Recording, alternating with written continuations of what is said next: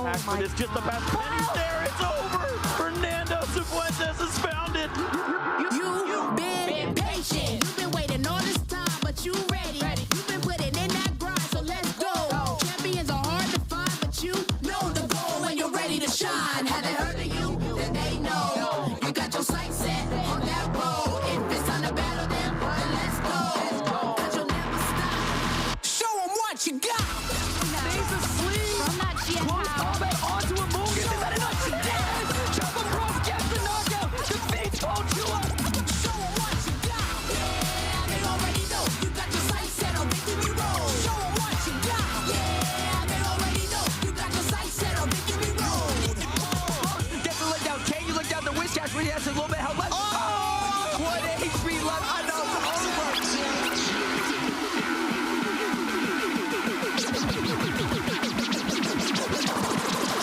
Show them what you got. Yeah, they already know. You got your sights set on victory road. Show them what you got. Yeah, they already know. You got your sights set on victory road.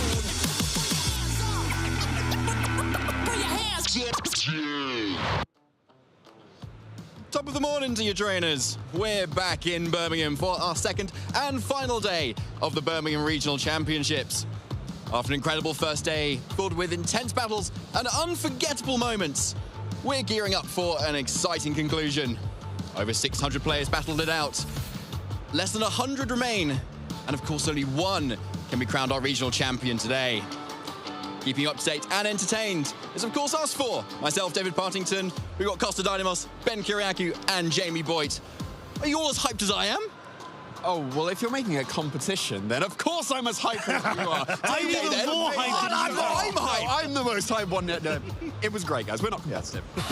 Day one was amazing. Day two, I'm sure, is going to, if not match, surpass it. It's going to be brilliant. Absolutely, people. Yeah, we had so many good matches, didn't we? And a whole variety of restrictions as well, which we're all repping today as well. I've got, of course, Zekrom, which I'm sure we'll see at some point, right? Yeah, maybe. Right, sure. Yeah, Maybe not. Might have to hold that out on classic that one. electric dragon that we see very consistently raging bolt. Well, let's talk about Koraidon over there. Hey, I was saying yesterday, All right. they've got the wrong weather setters. So yeah, Groudon and Kyogre, we saw them yesterday. This is the one, Koraidon. I believe in Koraidon. Okay. And we got Team Magma over here. So Yeah, well, I mean, we've got one Team Magma member. Okay. I've inducted Costa yesterday into Team Magma. He did, but then we had further what's this? discussions along the night, and I realized if you can't beat them, bring a friend that can, and that's why I've got Rayquaza over here to get rid of all the weather and end this discussion finally. You know what, Costa? Yep. My Groudon has Ice Punch. It can have all at once. I've got 2 restrictions. But yeah, who knows? We'll see how that goes. 9 Kyogres, by the way, in day 2. 2 Groudons, and of course, no Rayquazas. But let's not talk about that third one. No, exactly. I'm sure everyone's saving Rayquaza for EUIC. Naturally, yes. Yeah, exactly. Well, when is EUIC? Well, we've got a calendar to show you exactly when that is, and it will be our next EU regional event here. See, there's Birmingham, and then followed by London there. But of course, we've got San Antonio over in the US in between that. Absolutely. I mean, look at all of those events we still have to go. It feels quite sad looking back at all the events we've already had, all the regional championships, and of course our Latin American international champion won by European Marco Silva. And now we have to look forward to our EUIC coming up very, very soon. And of course, leading up to not just the North American internationals, but of course, what all of our trainers are vying to qualify for, the World Championships in Anaheim, California. They certainly are, and it's going to be an amazing Worlds event because we're not even sure what the regulation is going to be for that. So even if it involves restricted, still a lot of intense practice will be very beneficial across these regulations set G events. Costa, any particular events that you're excited to see? I mean, I definitely am excited to see. I think it's around the Utrecht region where we're going to be starting to disembark from Regulation Set G. Obviously, that's still in the future. Loads of meta to develop at that time, especially with that huge milestone being EUIC, with that I know globally so many players are looking forward to. Yeah, 100%. And a lot of them obviously are trying to get as much championship points as they can so that they can get there. And of course, the structure this season is that it's no hard CP threshold that you need at the moment. It's just you need to be in that top 75. For instance, if you're in the EU or the NA region, at the end of the entire season here. But if you, of course, if you win this weekend, 350 is definitely going to help you out. And of course, the automatic invite to the World Championships.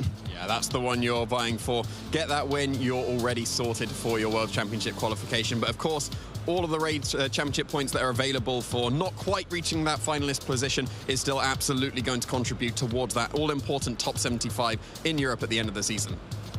And we've got plenty, yeah, exactly. So much, really plenty of CP like throughout the rest of the positions as well. So even though there are a few players who didn't make it in for today, a lot of the players who were just playing for day one and then maybe got a little knocked out have still come away with some championship points as well. So literally hundreds of people are coming away with points, but a few more might be getting some prizes as well. $6,000 for the winner is quite a lot. And we opened a few TCG packs yesterday, didn't we, actually? Yeah, we did. With those 108 boosters. Can you imagine? I mean, that is a real pack opening session right there. And of course, you know, it goes down the list as well.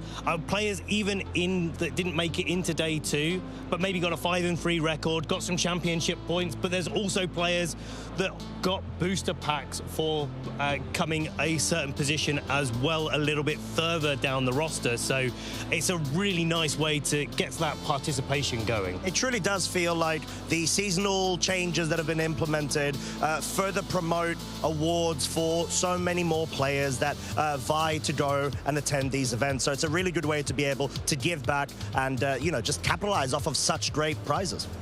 And let's see who might be in contention of those prizes, because we've got a few of our Day 2 Swiss players here to show you as well. Not quite all of them, but just a selection of them. Some of them you may have seen on stream yesterday, and some we might hopefully be able to feature today. And of course, we'll be featuring our champion probably multiple times too, but the question is, who is that going to be? So we'll have a look to see if there's any particular highlight players out here. Jamie, is there any that are highlighted to you? Yeah, I think the shout-outs to the 3 8-0s that we've had going forward into this Day 2, Selahach and Sturm, Calvin Foster and Flavio Del Pidio were all able to get that 8-0. Flavio Del Pidio also went undefeated in the last regional championship that we had in Stuttgart, and with an 11-0 record at the end of Day 2 as well, and is on his way to repeat that as well. It's currently 8-0.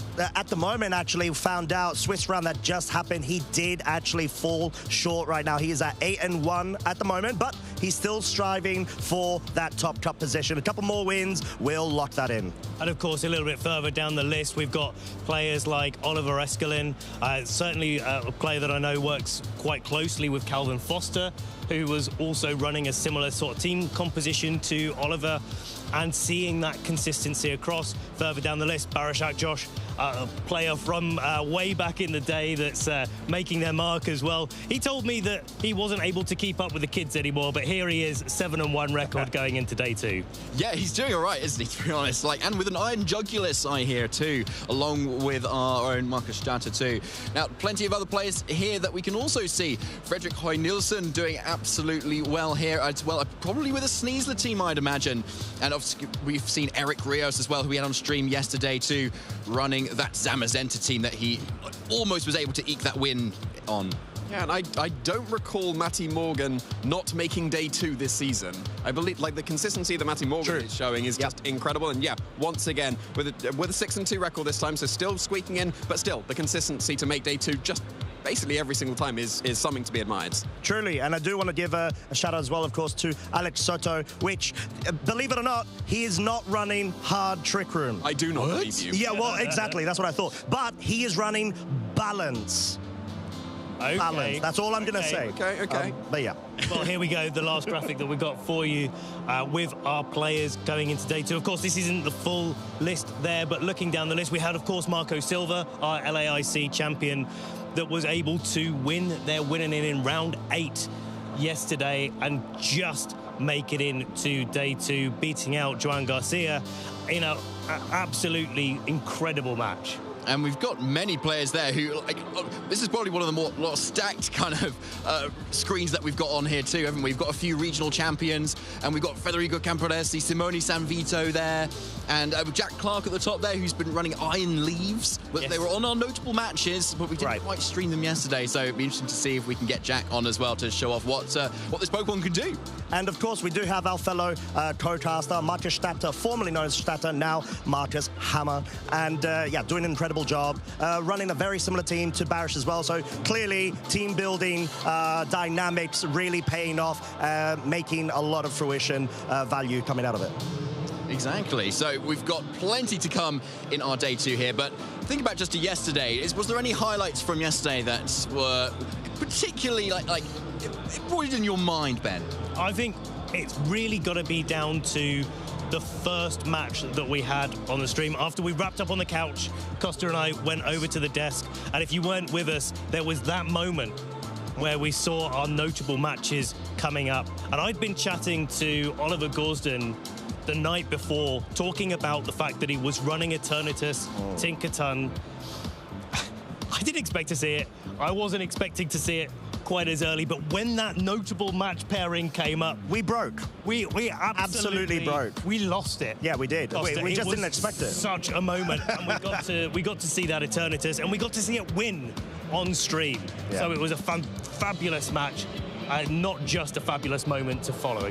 Yeah, a really good call out, Ben, honestly. I think one of my favourite matches was the one you and I are casting, Jamie, where we had a Calm Mind Calyrex Shadow Rider, run by Hippolyte Bonnard, against Alex Gomez's Calm Mind Terapagos.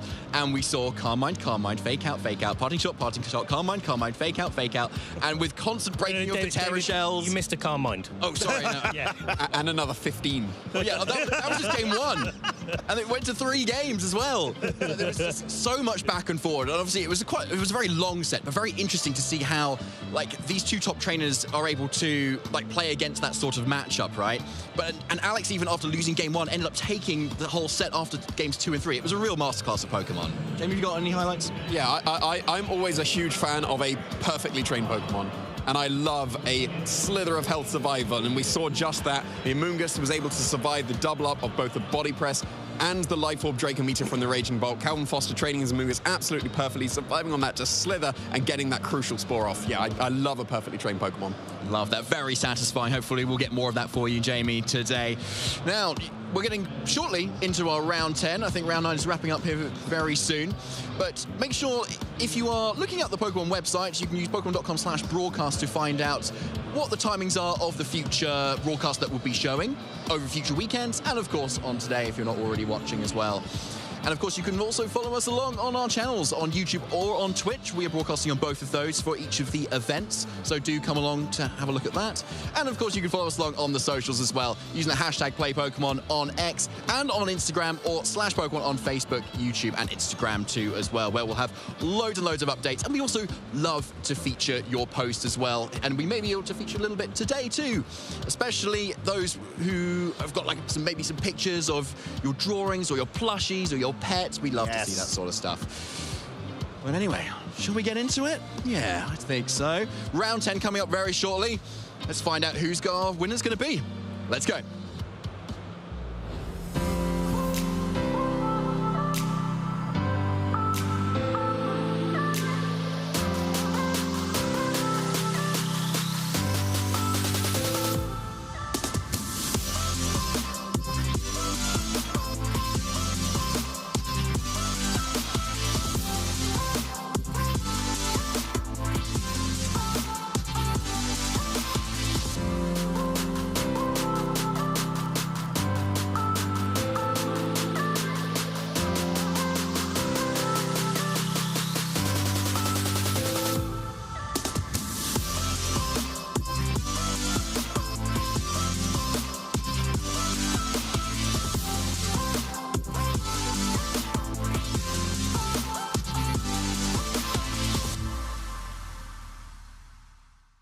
This weekend, the 2025 Regional Championships are bringing the electrifying action of Pokemon Scarlet and Pokemon Violet to the global stage. Top trainers from across the world have gathered to compete for a share of over $125,000 in cash prizes, travel awards, and the all-important championship points that could secure their spot at Worlds 2025 in Anaheim, California.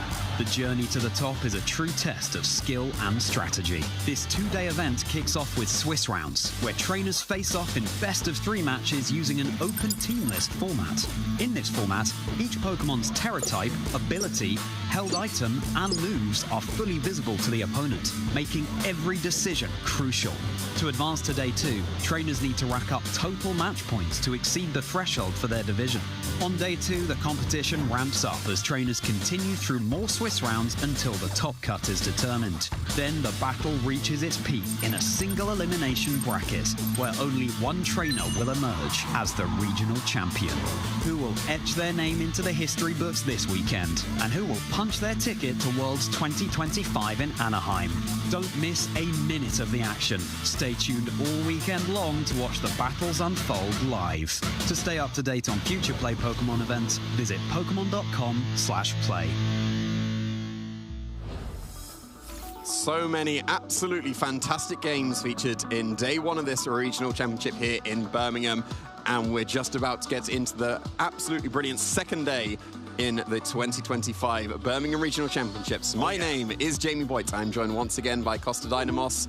And yeah, I'm so hyped for Regulation G to come back, purely based on just the matches that we were able to feature yesterday. Yeah, genuinely. And I think it's sort of what we've been speculating about. How much more improvisation is there going to be to actually take place? The fact that we're revisiting Regulation Set G, and it seems like still quite a few spaces and niche picks that you can actually opt in for. So we saw a bit of a variety of different restricteds. Obviously, the Eternatus that just kicked off Day 1 in such a eruption-like state. And yeah, that generally speaking, we did see that, you know, a couple more improvisations with common archetypes from Worlds have also been further improvised on. Yeah, it was really interesting to see what people were opting into. Like, we've had our World Championships. We saw Miraidon won.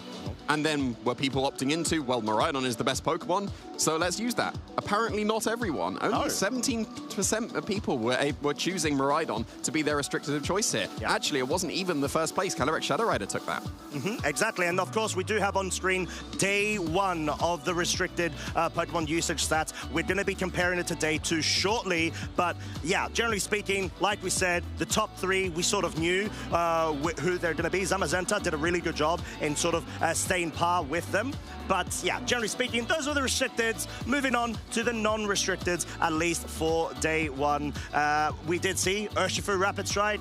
You know, just usual suspect being there, number 1, followed suit and very closely by the Rillaboom and the Incineroar as well. I mean, those are classically paired together, right? Yeah. Like that's been a combination of Pokemon that we figured out very early and lots of people have been sticking with.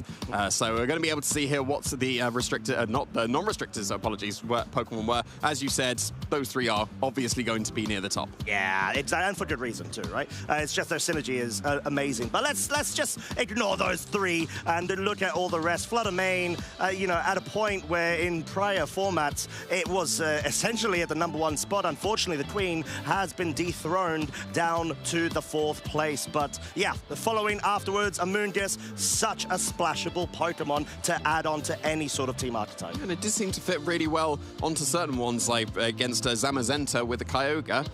The Amoonguss was able to redirect Body Press as a way to keep the Kyogre safe, and it's resisting that very nicely. So I'm not surprised to see that in the top 5 of these non-restricted. I don't think there's anything too surprising here. No. Like these are all Pokemon that we know they're good. Yeah. We know that they fit onto a lot of teams, and it's no surprise to see them consistently doing that. Yeah, and all of I think there's 5 of the 6 World Championship winning team members, of course, on this graphic as well.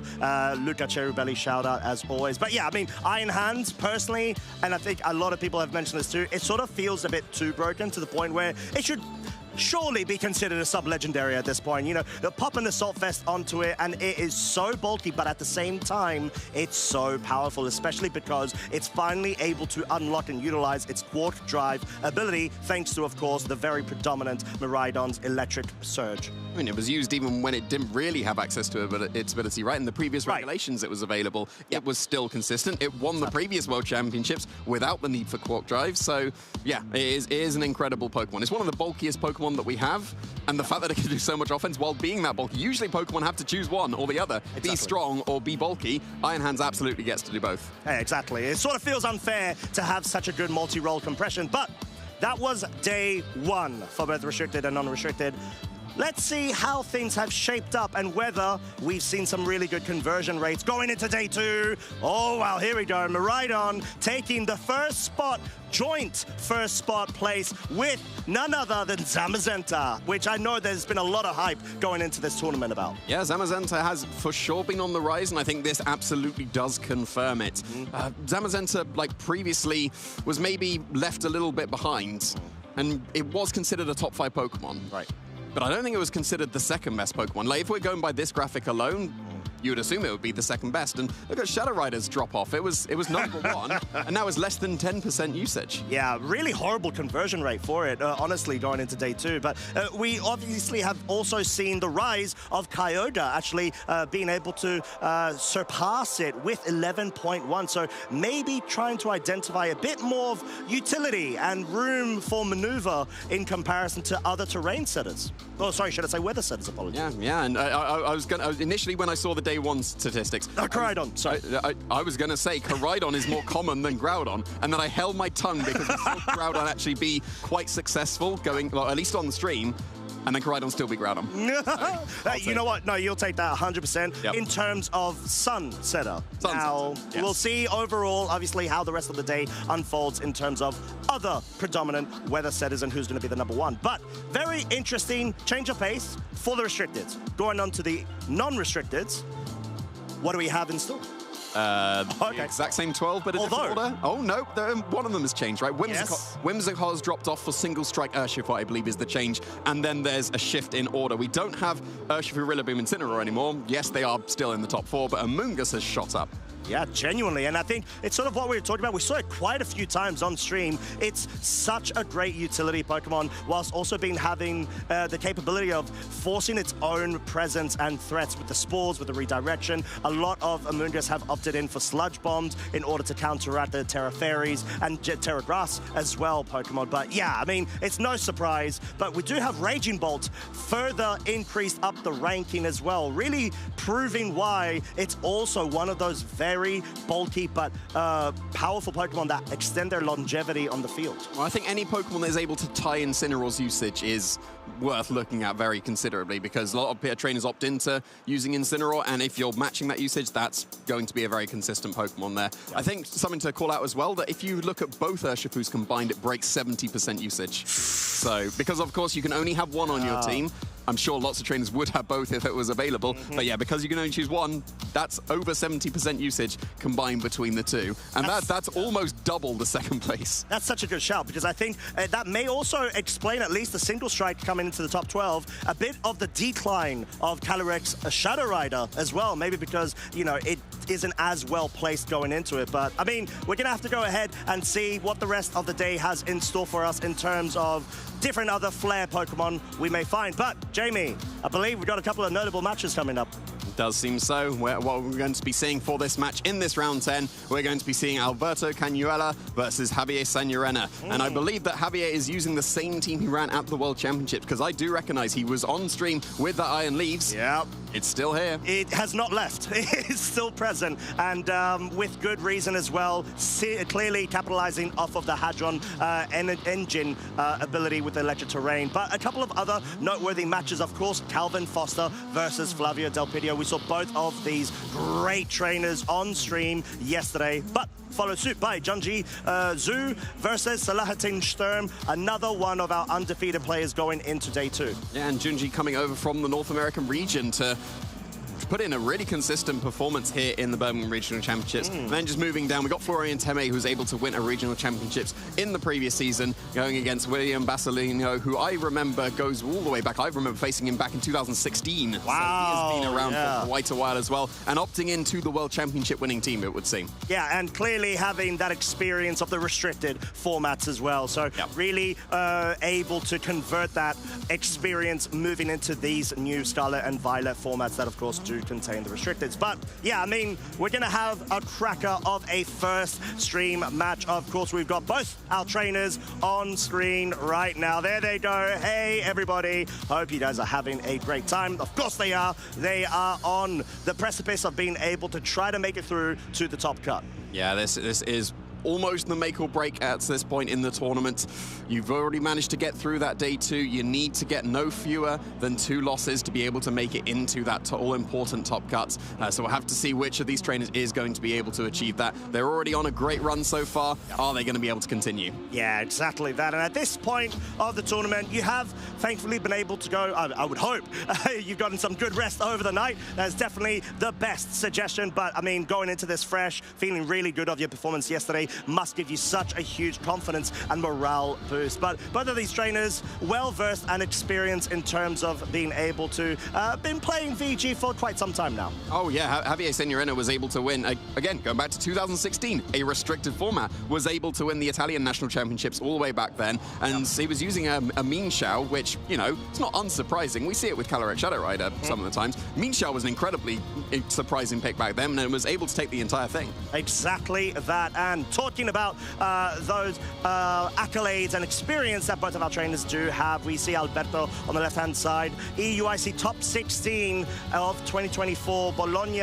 special top 64, as well as World's top 64, all in the season of 2024. So really coming off a strong previous season, going into this, getting the top 128 in Stuttgart just before the vacation time and in the new year. But Javier, look at him go. He's just got such great accolades as well. Yeah, it's very much a veteran player for Javier. As already mentioned, he won the Italian National Championship back in 2016, almost won the Latin American International Championships in 2017, just a year later, just falling short there, but still a fantastic showing. And then 2017, top 4 at a regional, obviously going to be trying to match that. But loads of Javier's accomplishments were like such a long time ago, and then I believe he took a bit of a break and then came back a couple of years ago and is still putting on a fantastic show. Yeah, he's definitely been giving it a shot in past season, because I remember I've had a chat with him as well, and he's like, okay, well, I'm feeling much more better to the point where, you know, I've been able to free up some time and actually start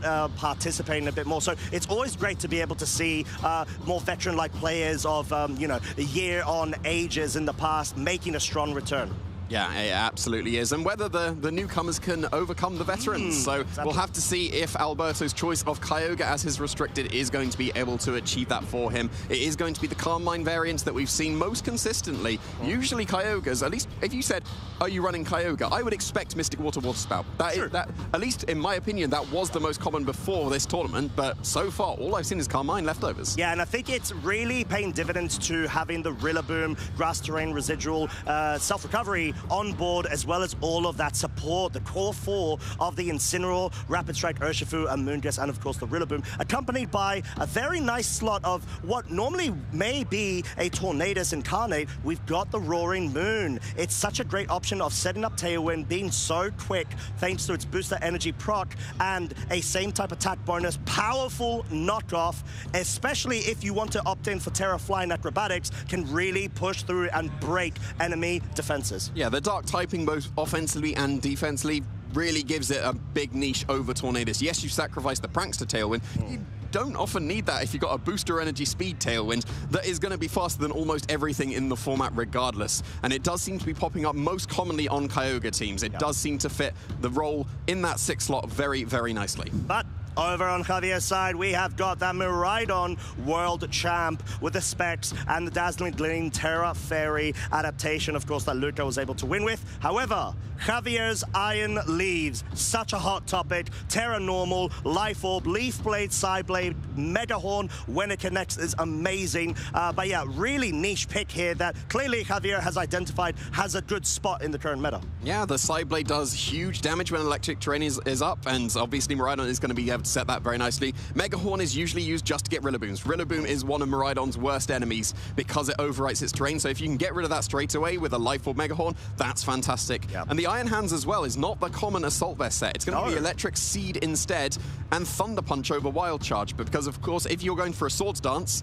and you want to be setting up and be incredibly bulky, especially with Electricity. You don't want to sacrifice your HP with Wild Charge. Yeah, it is very innovative, but we are getting things started. Game 1, turn 1, we've got the lead. We have got Javier rocking the Miraidon and Incineroar, maintaining the electric terrain versus Alberto's Kyogre and the Amoonguss lead. Well, the electric terrain's immediately going to help out this against this Amoonguss because there's no spores available into the Miraidon, and of course, because you've got Miraidon on your team, that frees up the Assault Vest on the Incineroar without its classic safety goals, so it's going to keep that safe. There could just very easily be a Rillaboom waiting in the back for Alberto to be able to overwrite that. Rillaboom is almost certainly going to be brought against a Miraidon, so even though the Miraidon and the Incineroar seem safe, you might need to go for a fake out just to stall out for this initial turn. Yeah, but you would expect Alberto to be able to repay in kind with perhaps a bit more of a conservative play. Double protect may be the option. However, we've already got a terrestrialization on the field. It's going to be Javier's Incineroar opting in for the Ghost Terra, perhaps trying to make sure it can Terra outside of its weakness to the water typing, but there it is. The double protect wanting to scout out play from Alberto's side. Yeah, seems a little bit preempted there from Javier. With the safe double protects from a fake out, you both stall the fake out and get to see what the Choice Specs Miraidon is locking into. In this case, my Spanish is not great, but I recognize the Draco Meteor. I can work that one out. Yes. So Draco Meteor, of course, if you went for an Electro Drift or a Volt Switch, that's a very easy, well, I'm going to terrestrialize into the Grass type and Kyogre and resist that. But now, Draco Meteors, that's going to be the safe mid-ground play. I say safe mid-ground play. The Amoonguss is Terra Fairy, and it could very easily just go for that terrestrialization to soak up a Draco Meteor. Javier is playing it a little bit safe here, just in case that is the option Alberto went for. Yeah, and sort of showing off the veteran-like hindsight of being able to respect that potential outcome. However, we've got a switch out from Alberto's side as well. It's going to be the Kyogre for the Rillaboom. Now, bringing in the grassy terrain, will be able to place very nicely against that Urshifu Rapid Strike and even have the priority via the either fake out or even the grassy glide. But Jamie, Amoonguss is terrestrializing. Yeah, and that would have completely soaked up any of the Draco Meteors that would have come out from this Miraidon. But now the Miraidon is waiting safely in the back and might just be coming straight back in because the Incineroar is immediately pivoting out, the thing it loves to do. Lovely rotation play here, and it's such a great way to be able to not only bring in the Miraidon, but you also have the Incineroar safeguarded to the point where it could just come back in straight after in the subsequent turn. And it immediately overwrote the grassy terrain. Beautiful. Because, yeah, there was the Spore from the Amoonguss. So immediately overwriting, Rillaboom's always a great switch into Miraidon because you reduce the damage output so significantly because Miraidon relies on that electric terrain for the huge damage, but the benefit of the electric terrain is stopping the spores. And we said, Rillaboom can switch in at any time and stop the spores, but no, if you U-turn immediately back into your Miraidon, no more spores available for you. And that's the beauty of being able to have pivot users in conjunction with your second slot switching out, or maybe even double pivot at the same time, which things get very tricky for your opponent because of the element of you being able to sort of interject in the middle of the turn and make live decisions. But gonna switch out of the Amoonguss for the Kyogre and the fake out going into the Miraidon, preventing it from moving as the Surging Strikes will be focusing down on the Rillaboom, and because the rain is in effect, it will put it within range of getting KO'd in the subsequent turn. So, electric terrain is still on the field. Rillaboom has been stuck on the field as well. Yeah, it's in a very precarious position now. You obviously want to switch it out to be able to overwrite the electric terrain in the future. You don't have the option to U-turn anymore to be able to do that. That means you'll just have to hard switch potentially into the Amoonguss in the back or whatever the last Pokemon is. We do get the sneak peek. It is going to be the Incineroar. Being able to get the maybe extra fake out pressure in the future as well. This Miraidon still hasn't chosen what it's going to lock into, so we're going to be able to see what it's going to be going for with its choice specs. Okay, so the Rilla is going to switch out now in order to be able to preserve that terrain and change it furthermore in the next turns. But Incineroar, most crucially, being brought in right now, it may be subject to actually getting KO'd. So this seems like Alberto may be wanting to bait the Urshifu and the Miraidon, focus into that slot, get rid of that Pokemon, and bring the Rillaboom back in safely, fresh stun you with a grassy terrain as well. Yeah, and Incineroar joined the field, but it's gone immediately. A one-hit KO with that Choice Specs Electro Drift. And of course, you cannot protect in front of an Urshifu. If that was a Surging Strikes into the Rillaboom slot, of course, you got that KO on the Incineroar, and then it got redirected into this Kyogre, doing a very respectable chunk of damage. The rain from the Kyogre itself is coming back to bite it with that damage coming from the Surging Strikes. And that's sort of the great utility of being able to have a Pokemon like Urshifu Rapid Strike. You're able to completely take advantage of your opponent's modes, especially if, for example, they go ahead and they do bring that rain with the Kyogre. So you always have to bring it, essentially, if you've got it on your team versus that archetype. But we have got Rillaboom back on the field, Fake Out online. We've got the grass terrain, of course, most importantly, being able to perhaps make Javier consider about switching that Miraidon out as well. I mean, whenever Rillaboom's on the field, you want to be switching out that Miraidon very, very easily. Can do so because you've still got all 4 Pokemon available. Yes, the Urshifu is threatened by something like a Grassy Glide, but it feels safe to just go on the offense here because, yeah, the Rillaboom went for a Fake Out into the Miraidon instead. And we are going to see the Surging Strikes, of course, pick off the Rillaboom. So the way that Javier has been able to play this game has been quite high level, already having a 4 versus 2 advantage and gonna be able to guarantee, if the Miraidon switches out at some point, the electric terrain availability. But we have a Calm Mind setup starting to actually go through on Alberto's side, perhaps hoping for the redirection of Moongus in order to be able to either threaten a Spore or have a Rage Powder actually get launched in order to be able to get a furthermore boost. Yeah, the Calm Mind is very much necessary to try and claw back into the game for Alberto, but with the rain disappearing, that's almost like you've offset the rain disappearance, but you haven't actually boosted yourself. Right. So, yeah, the Kyogre, it might be able to survive one of the Electro Drifts now because we don't have the electric terrain. There's nothing stopping this Miraidon just switching out. And the Amoonguss is no longer a grass type. Whenever the Miraidon can go for its Electro Drift, neither Pokemon can resist. The Amoonguss will take neutral damage, and the Kyogre can't Terastallize into its grass typing to be able to resist anymore. So we do see the very safe switch out of Miraidon. At some point in the future, you'll just be able to Electro Drift, but you can still do fantastic damage with this Urshifu. Yeah, and I think Alberto may have to just try to hone in on getting a Spore going in order to be able to slow down the momentum coming out from Javier's side at the moment. Surging Strikes will focus down on Kyogre. Still, less respectable damage, let's say, in comparison to a Rain being available, but the most key thing here, I think, is going to be slowing down Javier with the Spore. However, prior to that, Origin Pulse will come out, deal very good damage onto the Urshifu 2-shot, while Spore will actually target down the Incineroar. So Alberto needs to be able to really try to find a way to be able to unlock this matchup whilst maintaining the longevity of this Kyogre on the field.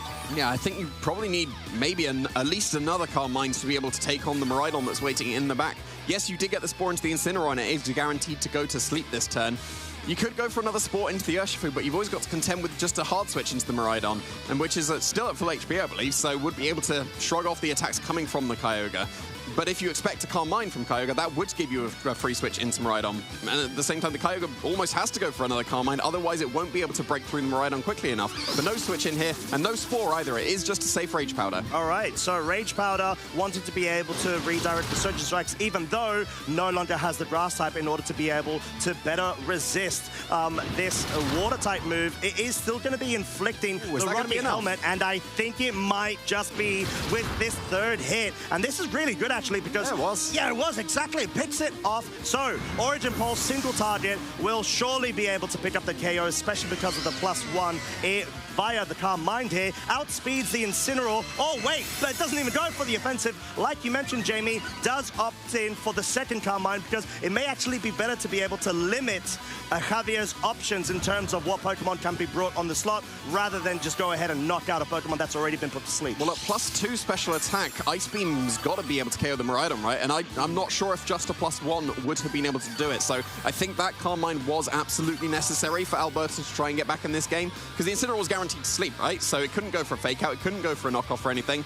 So you'd be very comfortable going for an Ice Beam. But here comes the Iron Leaves, which we were just mentioning, which happens to have a Grass typing that cannot be redirected by Rage Powder. So I don't think there's too much just stopping a simple Leaf Blade that's actually still boosted by the grassy terrain at the moment. Yeah. So that's got to be able to KO this Kyogre.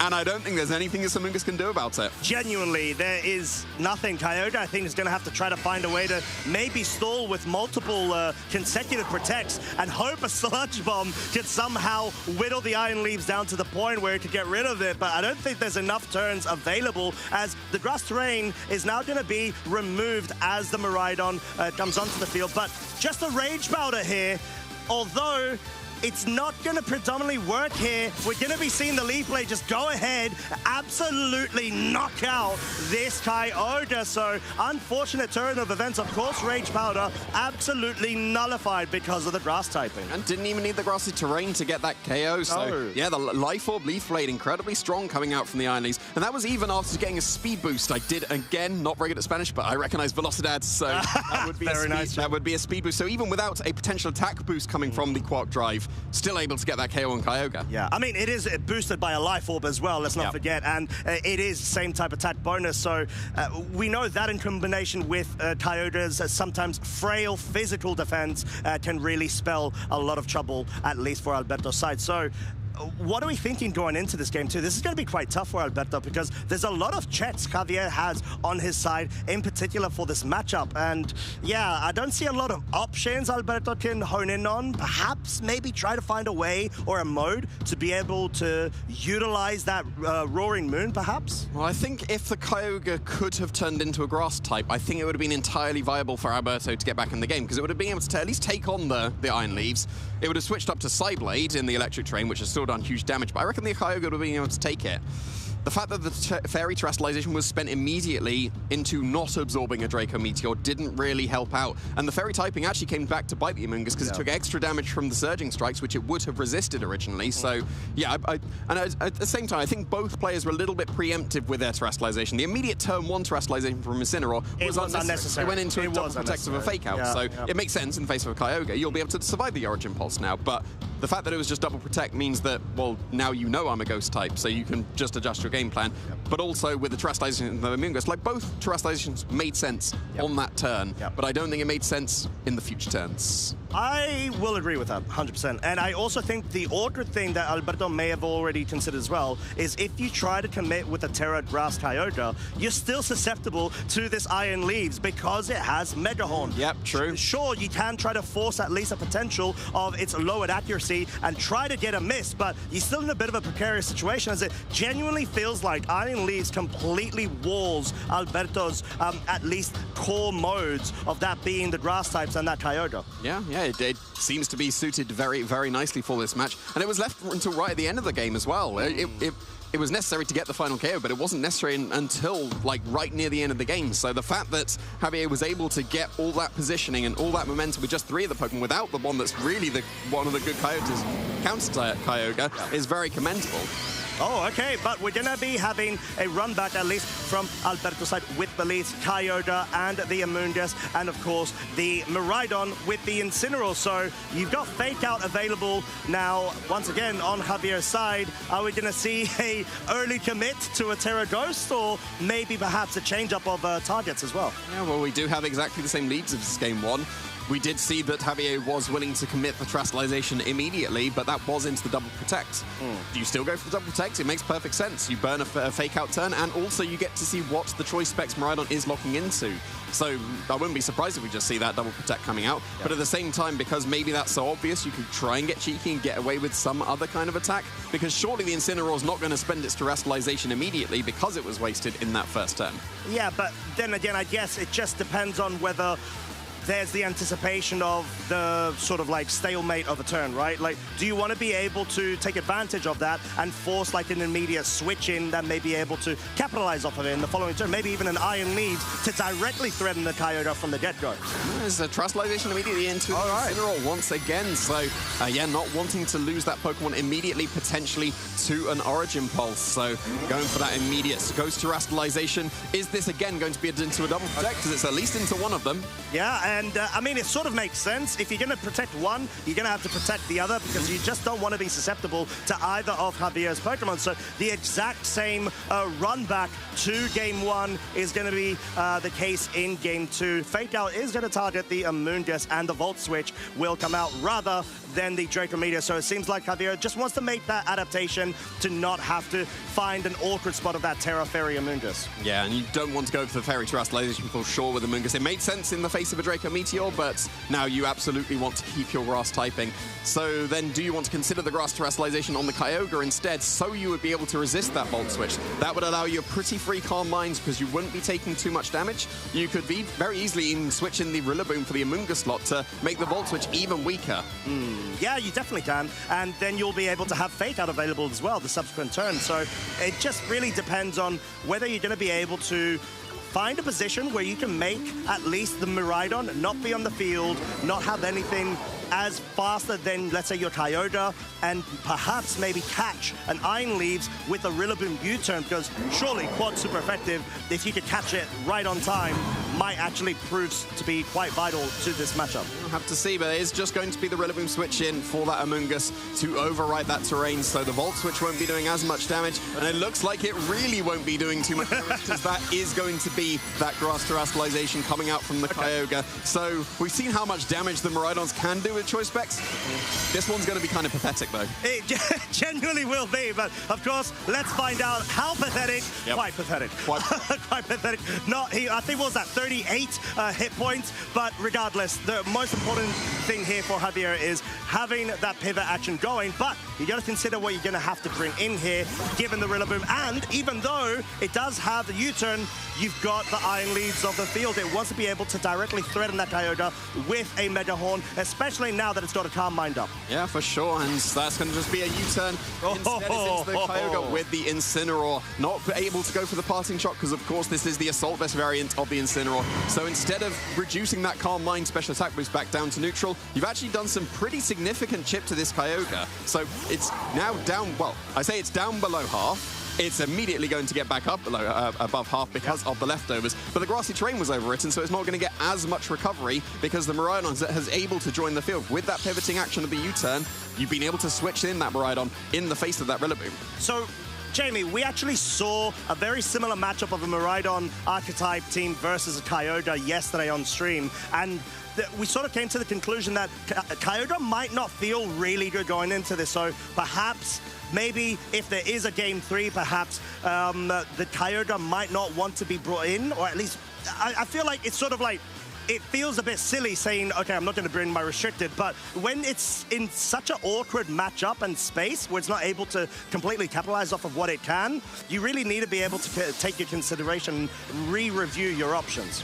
That's mainly what the Terra Grass is for, and it seemed like it was helping out with a Kyogre. Let's see if it is still going to be able to do that, because yes, you've got the Mega Horn available on the Iron Leaves, but Incineroar has switched in for the Rillaboom to get that Intimidate, and of course Kyogre is protecting itself, so it is going to be able to get that little bit of extra recovery for that. And that, look, I saw the word Mega, so I'm going to assume that was a Mega Horn into that Kyogre, so that makes perfect sense. But that is the Draco Meteor into the Incineroar, electric terrains up. That's easily going to be a one-hit KO into that switched-in Pokemon. That is so huge for this game, given the fact that Fake Out is no longer available to be able to hold off the onslaught of the Mega Horn focus from the Iron Leaves into the Kyogre. But when there's one Fake Out user that gets KO'd, another one surely rises, especially with this duo of the Incineroar and Rillaboom. Yeah, and now the Kyogre's in a much better position because you're facing down a -2 Miraidon that is now in grassy terrain, so the Draco Meteor really won't be doing too much damage. It really does need to switch out. And you've got an Intimidate on the Iron Leaves as well. That might allow the Kyogre to be able to survive a Mega Horn. It's going to be close, but maybe you go for the Draco Meteor at -2 anyway to try and get that little bit of extra chip, because the Rillaboom, it probably wants to be going for something like a U-turn if it can get that attack off into the quad-weak Iron Leaves. I think that might be enough for a KO, because I don't think Iron Leaves has the greatest of defense. Yeah, it's just going to really come down to whether Javier is expecting and trying to identify what the trade-offs are worth right here, because predominantly the Iron Leaves is really here for all the grass types, but especially that Kyogre in particular. But the Miraidon going to be safeguarded, brought in for the Urshifu as the Mega Horn does connect. Oh, just survives. Not enough because of the Intimidate, which will allow this Kyogre to go for Origin Pulse. I think it actually missed on the Iron Leaves, but it did connect on the Urshifu, and the U-turn is not enough. So all of a sudden, we've got both terrain users in the back, but most crucially, that Kyogre survival was major. Yeah, very, very well-trained Kyogre there. The Intimidate absolutely necessary for that survival. But yeah, the U-turn, it could have gone off into the Iron Leaves. It didn't do much damage to the Urshifu, and I don't think the damage is going to be too impactful that it did. So that could have been absolutely massive damage and maybe a KO because of the quad weakness into that Iron Leaves, because that's the Pokemon that can't be redirected by Rage Powder. Urshifu can be, and you've got the Rocky Helmet, so you'd be able to deal with that very, very nicely. But the Amoonguss can't help the Kyogre, and you don't even need to rely on Mega Horn now. Because it's in the red, you can just fall back to the 100% accurate Psyblade, even if you're not in electric terrain. That's surely still got to be enough for a KO as well. It feels like perhaps there's a moment of hesitation from Alberto, considering Javier's defensive potential play of the Protect on the Iron Leaves, but clearly Javier has been playing quite aggressively, and at this situation, there's not as much benefit to go on the defensive. You want to be able to at least have a new free slot coming in, and the Miraidon would have been that slot, so there's not as much of a loss because of that scenario. But Rillaboom is back on the field, will be taking the Psyblade. Honestly, absolutely sponging that damage because of the Intimidate drop, but combined with the close combat is going to bring it down to red as the Amoonguss is now freed up to be able to either go for a Spore on the Urshifu, which it does in order to once again slow down the momentum on Javier's side. But Jamie, I feel like Alberto's really running low in terms of resource management. Yeah, the resources are almost depleted here. The Kyogre is on such low HP and had to sacrifice its Calm Mind boost to be able to get that Rillaboom in to survive the combination of the two attacks. But that means now Rillaboom is in range of whatever attack maybe the Iron Imps would want to go for. I think it did roughly that much damage with the Intimidated Psyblade. So it would be close if that's able to pick up the KO. Of course, you can just fall back on the Mega Horn. It's a shaky accuracy, but that would for sure knock out this opposing Rillaboom. The Urshifu, I think, getting the Spore off into it instead of the KO, that was the smarter move, because you didn't give a switch in immediately into either the Incineroar or the Miraidon. Okay, and we actually see Miraidon being brought in. Really good green given the resistances, as well as, of course, now enforcing that electric terrain. Sleep of any shape or form will not be targeting that slot. And most crucially, you've got one of your main damage dealers on the field. The electric terrain quad drive speed boost, unnecessary, as the Iron Leaves naturally outspeeds both the Rilla and the Amoonguss, and will be able to pick up the KO on the former, as Sludge Bomb will try to get a bit of revenge for its buddy, but not even be able to pick up a poison, but at least sort of guarantees a two-shot if another Sludge Bomb's allowed. Yeah, and there's not much that can be done for Alberto now. The Kyogre's joined the field once again at too low HP. It's probably even in range of just a regular old Dazzling Gleam if the Miraidon wants to try and bypass any of the redirection that can happen. But again, the Iron Leaves is still a grass type. You cannot redirect it, so you could pretty safely just ignore this Amoonguss and go for a Psyblade that is absolutely enough to KO this Kyogre. You could go for the Draco Meteor to try and one-shot the Amoonguss, but I think that Javier has a path to victory that is just 100% accuracy here. Yeah, and I think given you've been able to play this matchup so well, sure, you definitely did have the advantage over on Javier's side, but you need to be able to play it through, and he's done that exceptionally well, as Rage Powder hoping to try to redirect. Maybe the Miraidon's targeting here, Psyblade, will not be enough to pick up a KO, even though it is super effective and life orb boosted because of the Intimidate drop.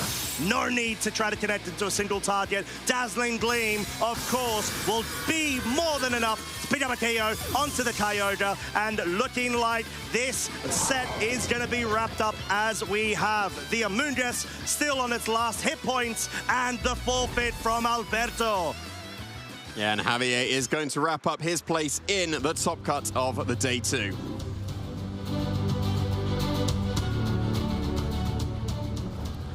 what a way to do it as well. Clearly identifying Iron Leaves has a good niche and a good spot going into this meta. I mean, Javier identified it back at Worlds in Honolulu, Hawaii last August, and is trying to stick to that strategy of saying, right, I really like this Pokemon. I just want to be able to find a way to make it work. So I'm quite curious to see what sort of adaptations, if any, he has made ever since Worlds. I think that, yeah, the Iron Leaves, like, seemed perfect into that matchup. It had all the tools, like, especially with the Mega Horn available to it as well. We saw how much damage that did to the Kyogre. Yes, it didn't quite get the KO, but that was all the damage that was needed, because then it was just in range of Dazzling Gleam, and then you ignore the Rage Powder. So, yeah, I think the Iron Leaves, really, really smart addition to this team.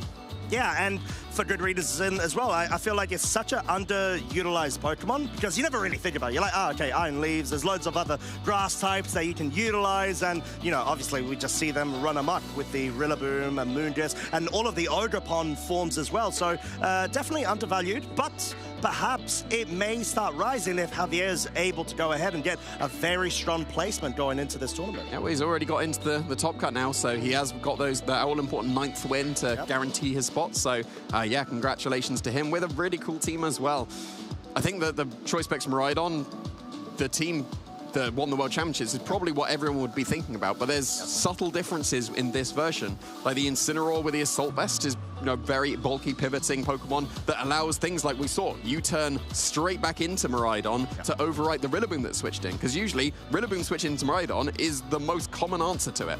So if you can immediately say, well, no, I'll bring back Miraidon, and here it is again, and I've got Electric Terrain in the face of Rillaboom, then it's absolutely brilliant. Yeah, especially because of the duality of having the Iron Leaves function both inside Electric Terrain as well as Grass Terrain. Yeah, it's such a unique niche or tool utility to be able to take advantage of, especially because those are the main two terrains that are at play.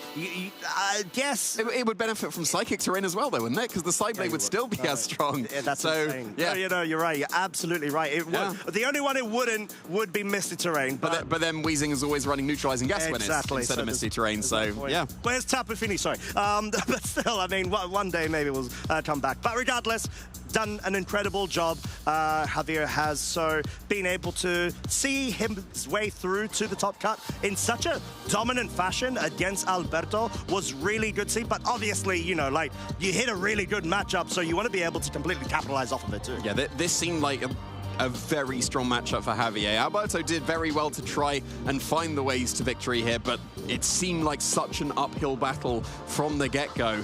Using the Terrestrialization to the Fairy, it would have been nice if he Rage Powdered the Draco Meteor, but you didn't manage to do that. And there you see, if the Draco Meteor is not being redirected, it picks up one-hit KOs, even onto Pokemon like Incineroar. So, yeah, I think that the Grass Terrestrialization made sense on the Kyogre, but as you see, Mega Horn still does so much damage, even if you Terrestrialize. I know, and I mean, that's sort of paying dividends to the Life Orb boost as well at hand. But, yeah, I think Dazzling Gleam, Miraidon generally actually going ahead and just completely wrapping up those games in such a great fashion, showing why it was so powerful back in August and why it still is today going into this tournament. I mean, a lot of people completely saw the value of what Luca brought, but even back then, I think the first iterations of Miraidon that we saw was back in Indianapolis regionals at the beginning of the regulation set, G format, apologies, where Rajan was able to go ahead and win and show why it's such a powerhouse and it actually has such a good spot in the meta. Yeah, I think the fact that we started with Miraidon is not good, let's not use it. Oh, it won the first tournament, but it was Specs Terror Electric. Yes, and now Discharge as well. With Discharge, and now it seems like almost everyone has shifted to this Terra Fairy Dazzling Gleam set as well. That was obviously what won the World Championships, was what was most common at the World Championships. I think that every single Miraidon I saw was the Terra Fairy Dazzling Gleam set. So it seems like the evolution of Miraidon was very quick and very brief. It usually takes a little while for us to be able to actually figure out a Pokemon completely, but it was 3 steps, like, nah, let's not use it. Yes, let's use it, but Terra Electric. Actually Terra Fairy. And then that's it. We were sorted. Yeah, exactly that. And just generally speaking, we know it's such a dominant Pokemon, but want to hear from Javier himself why he thought Miraidon was the pick. So we've got the interview ready, and let's go straight to it.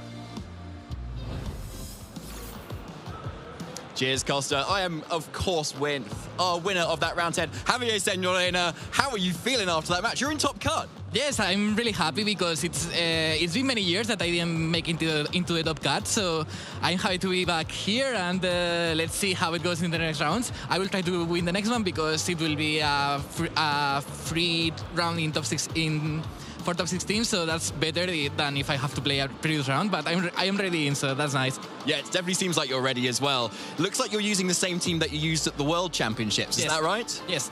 In the World Championships, I was practicing with a different team before taking the flight, and a few minutes before I took the plane, a friend of mine sent me this team, so I started playing it when I was already in Hawaii, and I think I didn't have time to learn how to use it perfectly, but it did pretty well for me in Worlds. Like, I started very well and I messed up, but I thought with more preparation I could do better. And so when this regulation came back, I keep using the same team, and it's going very well for me.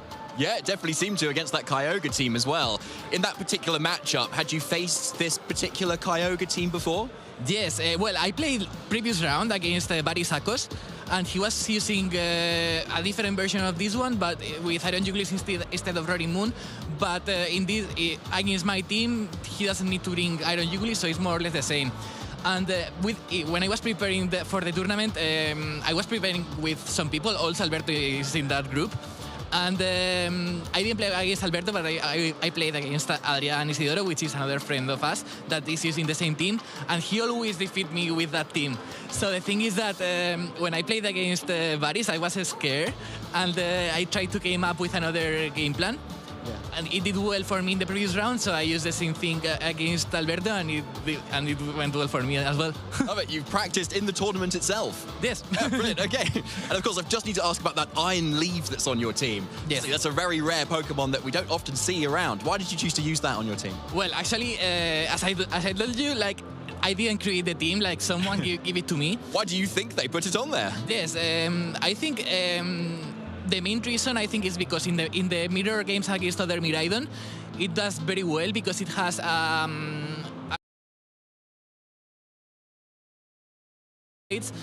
most of Miraidon archetypes are with Iron Hands, so it does very well against Miraidon. Also, it gets Quad Drive, so it's able to be very fast, even faster than the Miraidon, and being able to hit KO. So I think it performs very well with Miraidon.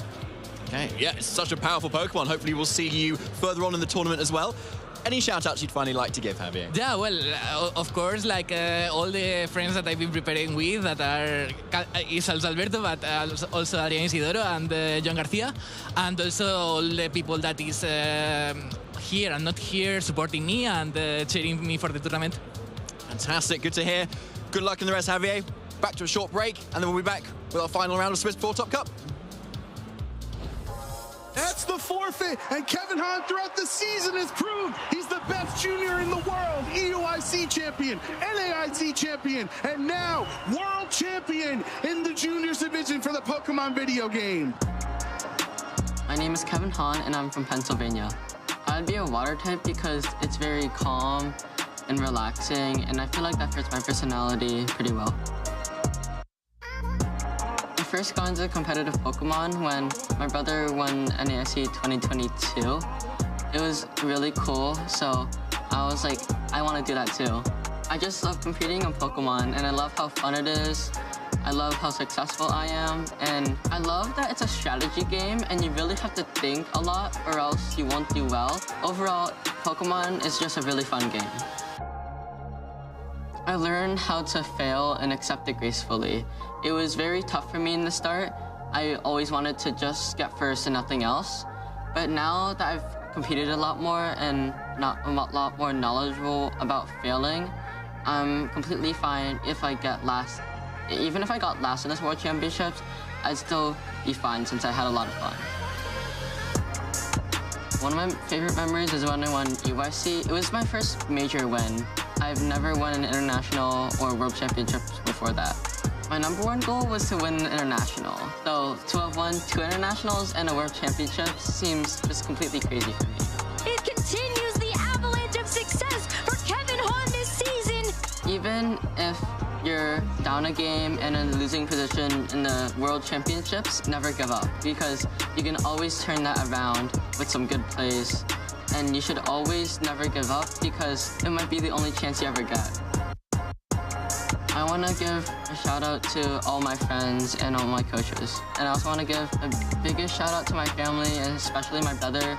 I wouldn't even be into Pokemon without him. He helped me be way more successful, and I always want to be more like him.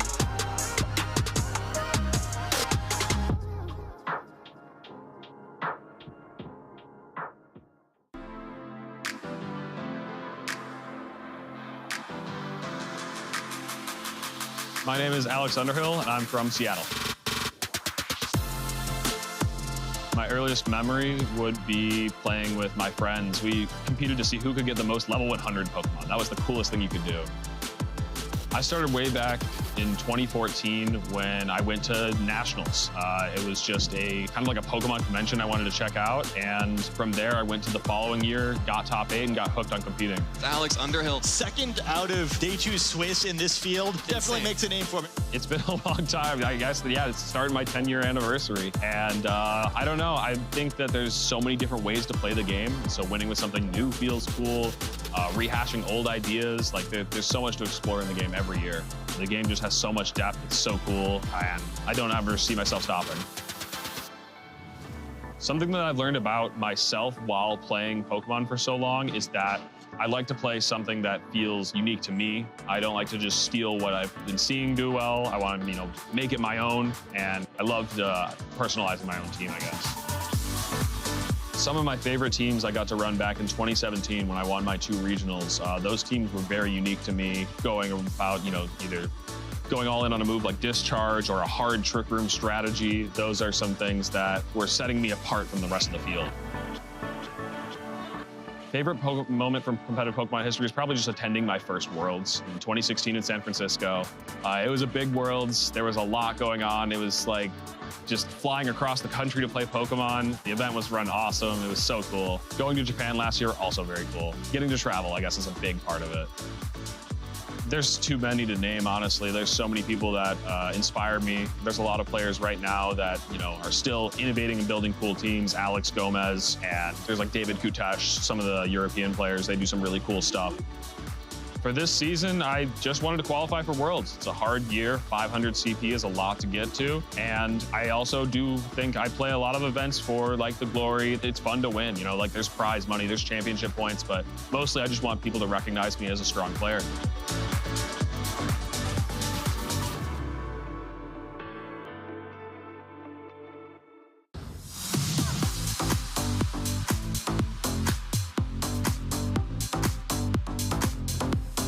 At least a couple of times a day, every day leading up to a tournament.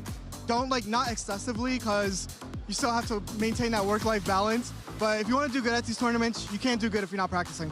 I frankly don't practice very much. I more do things to ground myself mentally. I do my practice before the tournaments, and then just between. It's just to regulate my mood. I think it depends. Right up before the tournament is definitely where I get the most practice in. I will slack kind of in between, but I try to practice pretty consistently.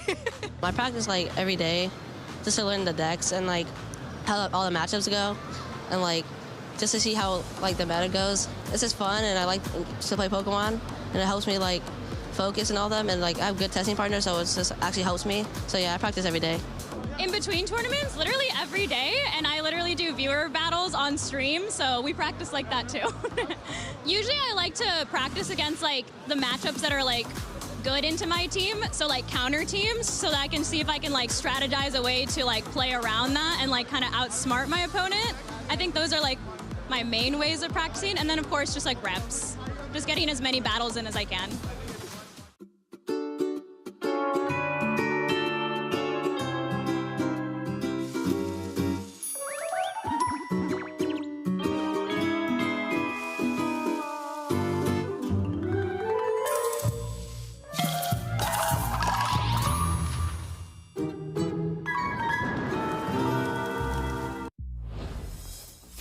Trainers, we've made it all the way to the end of our Swiss rounds here. Round 11 at the Birmingham Regional Championships, where 81 trainers have been battling it out, but we are so close to being able to find out who is going to get into that all-important asymmetrical top 32. My name's Ben Kiriakou, joined here, of course, on the desk by the wonderful, the fabulous David Partington. Oh my goodness, you didn't do both of those adjectives, Ben. One was fine. I was going to go for 3, but then I thought maybe that's pushing it a little bit. It totally is. Well, you're certainly pushing it with that ground on pin there, I'd say there. Like, we've not seen a lot of those yet. Lots of Kyogre representation, which I'm glad to see as one of my top caster predictions. And let me tell you, David, I don't know if you watched that last match. I assume you did, but Kyogre wasn't the call in that match. But Javier Señorita is a fantastic player as well. So even despite that, I think he would have still won exactly that. I mean, Kyogre has been having a great showing. The calm mindset, Origin Pulse Ice Beam tends to be the pairing with that, and that's been doing so well this weekend. So many of our trainers have been opting to use that set for just the amount of consistency. I do have to give it to Kyogre. It has got a lot of consistency behind it. And it's something of a set that's been popularized by Oliver Esklin at the World Championships as well. You got very close to getting to that top cut with that exact sort of team, basically. Yeah. With the calm mind and all the grass types supporting it. It's just unfortunately not done super well on stream itself, but obviously a lot of players have found success in it, and there's a few of them in day 2. And a few different variations of that team as well. Calvin Foster, Oliver Esklin running the version with Roaring Moon, whereas Barishak Josh and Marcus Hammond, formerly Marcus Stabter, are running an Iron Jugulus, where there was usually a Roaring Moon on that composition, just to change a few of the little matchups. I was speaking to Barris this morning, and he was talking about the reason for that change, and it does just make that Calyrex Shadow Rider Clefairy matchup just that little bit safer, where instead of having a knockoff that can get redirected, you've got a Snarl instead to slow that Calyrex Shadow Rider down. And I don't know if Roaring Moon can also get Snarl, but at least it can. Yeah, but at least Iron Douglas has a lot higher special attack. Yeah. So you're able to really pull that off. And obviously then you can then make the most of those Hurricanes, which can then not miss in the rain finally. So you'd have to rely on the really weak air slash. Until you see a Groudon matchup. Okay, yeah, until you see a Groudon matchup. But you're just switching Kyogre again. And then, like, sure, you'll hit anyway. You'll get the confusion, and then you'll get free turns. And yeah.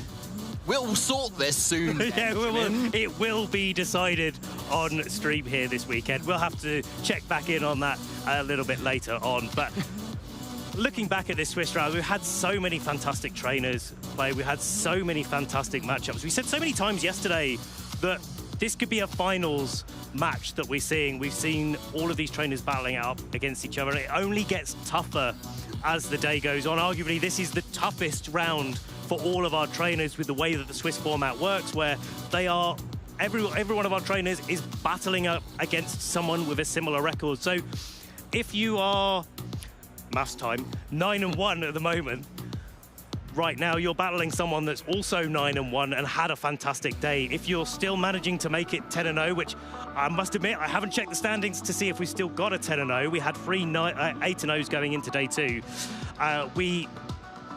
You would be playing against people that are undefeated as well. So it only gets harder as you go along. And of course, then we go into our top cut, where it gets even harder, because if you lose a game, that's it. You're out of the tournament. Exactly. And we have quite a top cut for you as well. It's most likely to be the top 32 players in that sort of bracket. And so the players with the slightly lower records will play an extra round to get into that top 16. And then we'll play from there with those top 16 that we have there instead. Yeah, so once we've the asymmetrical part of it means it's just a few matches to be played outside the top 16 bracket before we find out, of course, who is in that top 16 contention, who is in the prize money as well. That's a big deal. Everybody in that top 32 will be wanting it to just make at least one more win, just to sort of pay back a little bit for the journey coming here, and to get a little bit more out of the weekend. Of course, with more prize money, with more booster packs, also comes more championship points for our players trying to get into that top 75 on the way to the World Championships. It certainly does. And yeah, and then on the way to the World Championships, that's more prize money, that's more events, that's more CP, and that's more Pokemon fun, absolutely, for sure.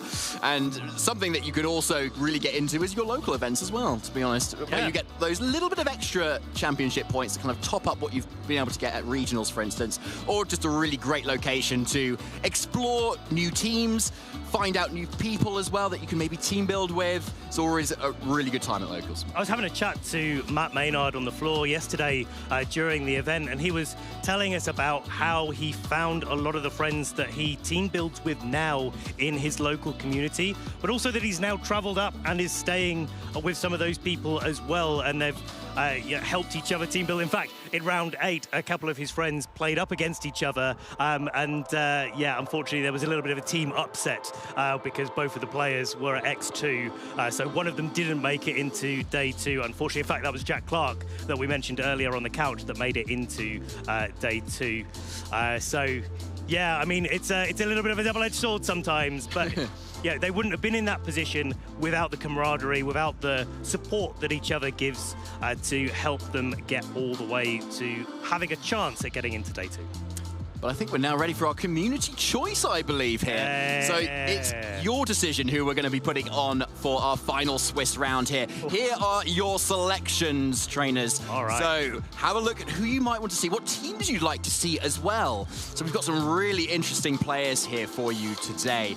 Taron Birdie versus Sebastian Blumers there, with really interesting Iron Bundle set over there. Obviously, as you've already mentioned, Markus Stadt, formerly, now Marcus Harmon versus Elias Truyens as well.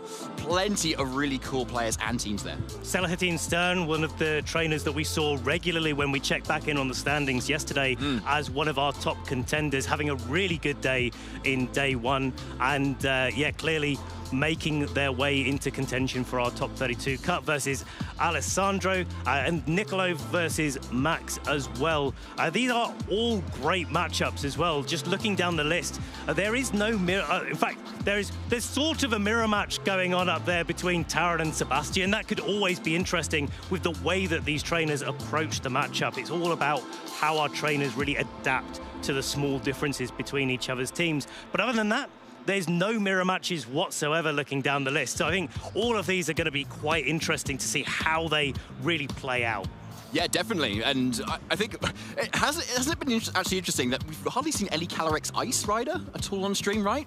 True. They really seem to have dropped off in the usage a little bit at the moment in our day 2 at Birmingham Regionals here. So that's quite rare to actually see Selahattin still going strong with that Ice Horse there. Yeah. But yeah, plenty of other cores that we're seeing here too. Obviously, lots of Instant and Rillaboom as well going around. But on the Zamazenta particularly, that Chiyu Chempao sort of core as well going around Zamazenta, that's starting to pick up a little bit too. And the Chiyu Fluttermane that goes alongside it, I think that's been a core that's finding quite a lot of popularity at the moment. The other thing, I mean, we saw it you mentioned it in the couch section, David, the Terrapagos mirror that we had with the car mines and the passing shots and the fake outs and the terror shells and everything going on, and how difficult it is to maintain a sort of small advantage for a long period of time to be able to finally eke out a victory in there. So good to see that Terrapagos is making its way, piloted by Nicolo there, with a little bit of a different core to what we usually see.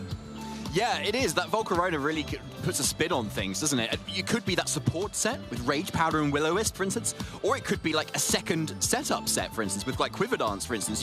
We don't know just off of that there. But yes, that could be a very similar matchup where you've got Calm Mind Calyrex, Calm Mind Terrapagos on both sides for that one, if you are hungry for more pro players, as we did yesterday as well. So, yeah, I honestly can't decide it. Please, community, give us that decision, please, because I don't think we can make it, honestly. There's so many great players there and great teams. Absolutely. And, of course, we didn't mention there are 2 regional champions in the list as well, in Taron Birdie and Marcus Hammond, Marcus Statter. And, if you want to see a little bit of a masterclass about how they approach the game and how they play, they are the ones to vote for. But I've just heard it in my ear, David. We have our results ready. We're going to be seeing the result of the community choice. Which one you at home wanted to see? It is Nicolo versus Max there, Terrapagos versus Calyrex Shadow Rider. I cannot wait to get into this. Excellent. Okay, this is really good. I'm really curious about that Volcarona as well, and the history of these 2 trainers too. Yeah, okay, so we definitely got that instant raw Rillaboom that's probably going to be coming to a lot of those matchups. But yeah, it's going to be those extra little Pokemon that might make the difference there. Obviously, we've got Urshifu's too. I mean, it goes without saying, doesn't it, really? I mean, look at all those Urshifus across the board. It's just Alessandro there, not running an Urshifu. Love to know a little bit more about that. Yeah, that'll be a really good thing to check in on if Alessandro makes it into our asymmetrical top 32. We'll have to check back in on that. Or if Stellar Team, having such a great tournament already, will be able to take the victory there. But of course, Nikolai versus Max, we're going to get that ready to go. But in the meantime, I mean, Terapagos versus Calyrex Shadow. Let's just talk about that for just a moment before we get into our match, because usually that's a little bit more in the Terapagos' favor because it's immune to Calyrex Shadow Rider. But Calyrex Shadow Rider players know that. They always have a little bit of a trick up their sleeve. Yeah, 100%. So there's a couple of ways that a Calyrex Shadow Rider can improve that matchup into Terapagos. And one is that Calm Mind, obviously, because you're suddenly boosting your special defense rather than if, say, you were Nasty Plot. And so you can take on those Terra Starstorms much better once those attacks start coming out. And the other thing is also running a Psychic move as well, such as Psyshock or Psychic, to be able to actually hit it for a damaging move that is the same type as yourself for that extra boost, rather than something like Draining Kiss, which seems to be the most common of the extra options on top of Astral Barrage. So it'd be up to Max as to what they've decided to do here, and whether it is that Calm Mind, whether it is that Nasty Plot. Be interesting to kind of see what that choice was, because obviously Nasty Plot has its own advantages. You could boost up much faster, start going for those attacks a little bit earlier. But what we've also seen a lot of Terapagos is that sometimes their only attack is Terra Starstorm. Yeah. And obviously that doesn't hit Calyrex Shadow for any damage, right? No, unless you go for until you go for that Terra Stella and take Terapagos into its stellar form. Actually, yeah, it takes me back to the North American International Championships last year in Regulation Set G, where Aurelian Sula was actually running a Choice Specs Terapagos and was able to pilot that all the way to the finals. And it's a completely different flavor of Terapagos to what we've been seeing more commonly this weekend, where trainers are really opting for Incineroar, Rillaboom, Urshifu, usually the Rapid Strike variant, to try to support that Terapagos getting set up. If it can get 2, 3, 4 Calm Minds up, get a substitute up. Well, Terra Starstorm is the only move you need. And sometimes during the game, you can take a real advantage with Terapagos about the decision for going for a Terra. Sometimes you have to play that a little bit defensively, but that just plays into Terapagos' favor when it goes for a Terra, because then it becomes super effective damage from that Terra Starstorm. Yeah, exactly. So you've got to really commit that Terra if you are that Terapagos, if you decide to do that. But a lot of Terapagos have decided to run Dark Pulse on their set as well, so that means they don't have to commit that Terra necessarily. Because if this is a Quiver Dance Volcarona, for instance, that could be a really nice option too into it. Suddenly you're getting speed boosts on top of any special attack or special defense boosts. And therefore you can actually outspeed the Calyrex, and with your natural special defensive bulk, you might be able to take it down. You can, but of course, that's also could be a slightly different set of Volcarona, but let's have a little bit of a check-in. We already said it, we're round 11. This is the last round of Swiss. Let's check in with the standings currently, our top 16 players that are still battling it out to make it into our top 32 asymmetrical top cup.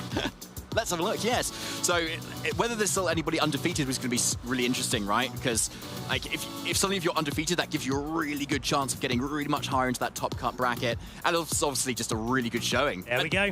Wow, there it is. Calvin Foster, 10-0, who we featured on stream yesterday, actually, being able to clinch it out with that said Kyogre Calm Mindset that they've been running. And a lot of players have this weekend. Yeah, previous World Championship top 8 position as well for Calvin. So he's a really well-seasoned player in the UK community. And nice to see, certainly a little bit biased from my end as well. Nice to see the UK community doing very well at this event. Looking a little bit further down the list, of course, a team-building partner of Calvin, Oliver Escalin, that we've talked a little bit about before. Regional champion Florian Tem. We've got a European international champion Flavio Del Pidio running that Groudon. Of course, here's Florian with the Calyrex Ice Rider as well. Yeah, so yeah, a restricted that I can't believe I'm saying this. We're not really seeing a lot of at the moment, but yeah, on a team like this, it makes a lot of sense. And with that Farigiraf as well, like instead of like maybe an Incineroar in that slot, for instance, is really interesting because you can then suddenly shut down all of those priority moves that are on so many Pokemon. Aqua Jets from Urshifus, Grassy Glides from Rillabooms, Fake Outs from Incineroars and like Rillabooms as well, Thunderclaps from that Raging Bolt as well. So where you might want to go in DD, for instance, instead to kind of block that, the Farigiraf allows you to set up grassy terrain, but still have that priority blocking with the Farigiraf. Yeah, I really like that call out. Another thing that I'm noticing here, actually, and I think this is across the tournament and across lots of different archetypes, is that we saw Luca Charabelli win the World Championships last year in Honolulu, Hawaii, with a Miraidon composition. And I don't think it's any surprise that we're seeing coming into this the double grass combination of Rillaboom and Amoonguss. Rillaboom shutting down the electric terrain that Miraidon likes to work with, and Amoonguss being another option to redirect and play a little bit more defensively into it. Maybe you have to take a Draco Meteor at times, but Amoonguss can shrug that off, certainly in grassy terrain as well. So, you know, across the board, we're seeing that double grass composition be really popular and really favoured. Yeah, like, I really love that team, honestly. But I'd really like to have a look at Oliver Esplin's team, just to make sure to see if he's running that team that we expect. Yes, there it is. There it is. Yeah, what he used at the World Championships only a few months ago there with the Carmine Kyogre that seems to have inspired so many people this weekend. I've been repping that from the start, actually. That was one of the first teams that I actually built in Regulation Set G. Oh. And I'm really happy to see that it's... Yeah, everyone was really more on the Water Spout and Mystic Water kind of sets. As they should be. The faster offensive versions of that restricted Pokemon, trying to actually be accurate with their water-type moves. But I'm glad Oliver is representing the Carmine Origin Pulse Ice Beam sets there. The Roaring Moon, of course, we talked a little bit about that in comparison to the Iron Juggius. But it's really showing the consistency of why it's important to carry on building with a team, because Oliver did great in the World Championships in Honolulu, now coming in with a team that he's managed to pilot successfully at that level of competition, then coming into the Birmingham Regional Championships. Yes, we've learned a lot of things since the World Championships, but Oliver's proving that time, that practice, that understanding of the team creates so much consistency here. Yeah, it does. And the Roaring Moon as well, I think, probably throws a lot of people off guard too. It's obviously very popular in previous regulations, like Regulation Set B, like C rather, and Regulation Set D as well. But not so much in the restricted Pokemon either. That booster energy and that like dark typing and that Tailwind, just massive offensive stat. It probably does get you a lot of KOs on a lot of teams that people don't expect. Now, another player on that list that we do need to check in on, that we featured on stream yesterday, of course, is Alex Gomez. And he is... a lot of his results across the years have been in restricted formats. He was the 2016 UK national champion. I think it was in Birmingham as well, if I'm not mistaken. It could have been in Liverpool, actually. I'm not quite remembering where that was held at this moment. But he's a player that's done... national champion in a format with 2 restricted. He's got a top 8 at the World Championships in another format that had 2 restricted Pokemon as well in a different season. And he's coming back here showing his consistency using restricted Pokemon with that Terrapagos. He was able to get a great win on stream yesterday, and taking a loss, as you mentioned earlier, David, in the first game, to come back and win the second 2 games just shows his resilience as a player as well. Well, I also just remembered about this set as well yesterday. It was really funny that Alex tried to bring Raging Bolts to all 3 of those games, and every single game it was either just like one hit KO'd or just did nothing. Like every single game. Raging who? Yeah, exactly. Jamie and I were like, surely he maybe changes it up this time. Maybe he brings the Urshifu and but you just didn't need it. You kind of won those games with 3 Pokemon. Yeah. Well, actually, that's something, a real characteristic of Alex as a player, because you see that with Eric Rios as well. They're both have the same sort of mindset and mentality. They both work together, of course. Is that they have done the preparation, they know exactly what Pokemon that they need to bring to a matchup, and they stick to it. You know, you commonly see Alex, and tell me if this is the case, because I can't remember from yesterday, that did Alex lead exactly the same in all 3 games? I believe he did. There you go. Yeah, because that's the thing that they tend to do. They know exactly what the best overall lead that gives them the most options for the matches. Maybe they deviate sometimes. Maybe they deviate sometimes. Maybe they deviate sometimes. But on average, you'll see both Eric and Alex both tend to opt for the same leads game after game after game, because they know what all of their different lines, all of their different positioning is, they can go from one place to here, or here, depending on how their opponent reacts. And that's something I always really look up to when I'm watching players like Alex and Eric. Here are players here at the moment now as well. We've got Max and Nicolo straight on the stage at the moment. So we really see how these players play out in this final game of Swiss and whether they can make it into top cut here. I mean, it looks like we've got some excellent memorabilia going on there too. I'm not sure what Pokemon are on that cape, if any there, but I'd really want to get a closer look at that. I've got to say, both of these trainers look really well composed for being in the last round of Swiss, and obviously having everything on the line as to who is going to be making it into our asymmetrical top cut, because it really does all come down to this best of 3 about whether or not your tournament life is going to carry on, or if it's the end for this time around, and you got to go back to the drawing board for the next time. Exactly. Oh, it's just a really colourful top. Look at that. That's amazing. That's brilliant. Like if you can't decide on a colour, pick them all, right? Yeah, I love that. I love that. Yeah, awesome. I mean, that's something that's definitely really important when playing our competitions. Is you got to be having fun while you're doing it, right? That's one of the most important things. Yes, it's a competition. Yes, the stakes are high. Yes, we all want to do great, but you got to have fun along the way. You certainly do, and I'm sure that these players have also done the same as well. Max, I believe, made day 2 at Lille, which is excellent, only a few more months ago, and Nicolo has made even more day 2s, including at EUIC as well, which is very impressive too. So I wonder if they've been practicing in Regulation Set G, or maybe a little bit last year as well, or maybe this is their first as well.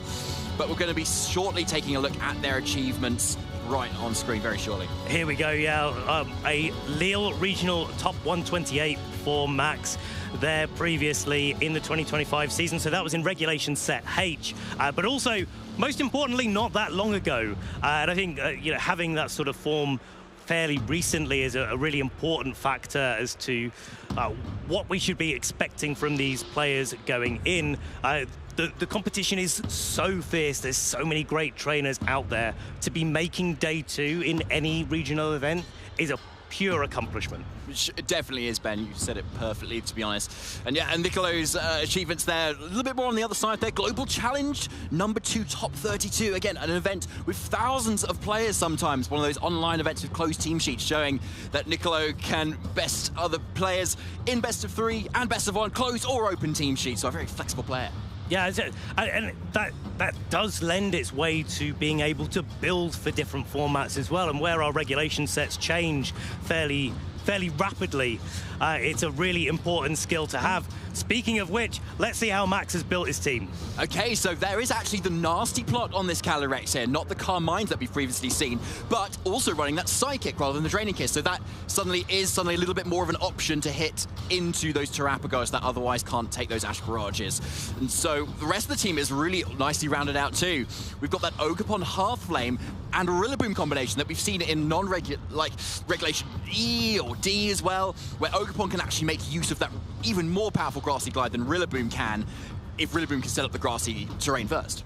And that extra bit of damage and the extra bit of priority that you have coming in from that does really help you along. And speaking of helping, I like the way that the Incineroar has opted, instead of having that damage control option in Will-O-Wisp, it's opted instead for a helping hand, so that the Life Orb Calyrex can get a bit of a boost, so that the Ogerpon, when it terastallizes into a fire type and gets the attack boost with the Embody Aspect ability, can really hit hard and really double down on the extra power that it's able to do. And of course, if you get a Grim Nay boost, well, watch out, traders, because a helping hand +1 Astral Barrage is going to be doing a lot of damage. Yeah, just look at that team. It's just hit hard and fast and go, honestly, isn't it?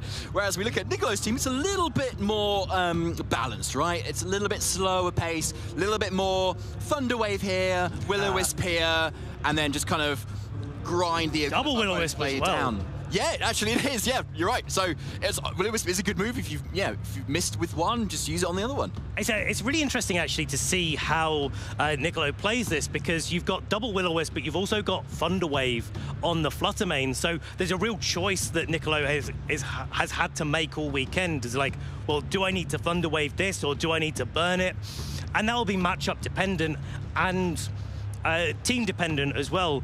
Even playing against something like a Zamazenta, and sometimes you want to slow it down, sometimes you want to burn it to make sure it's not doing quite as much damage. So I really like that Nicolo's opted to have different choices that he can make throughout a match to be able to control the game a little bit better along the way. And of course, it is that supportive Volcarona as well. Strugglebug acting just like Snarl to make sure that Terapagos is well protected on the special side, where Incineroar, with its Intimidate, is protecting it on the physical side.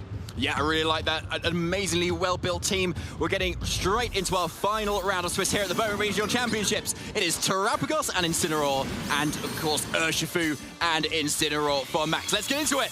Where there is one Incineroar, there is always another Incineroar hiding along the way, and these two are going to be intimidating each other.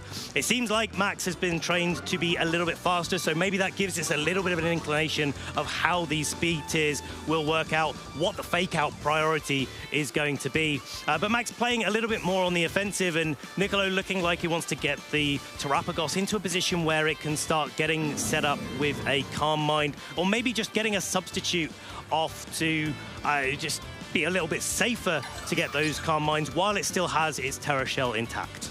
Yeah, I think it's a really good point, to be honest. I think with the Urshifu, you just offer so much damage instantly, and yet having something that's super effective in Terapagos is really important, especially on the physical side, Ben, as you were saying as well. So let's see how this turn plays out. It's Detect on the Urshifu. Obviously, faking out that slot is going to be pretty obvious there. It's a huge threat to either of these targets, so good call from Max there to be able to see that coming from this Incineroar.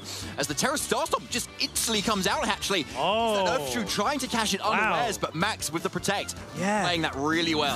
Love this play here from Max, just making sure that, one, the focus sash is preserved from the fake out or any other attacks.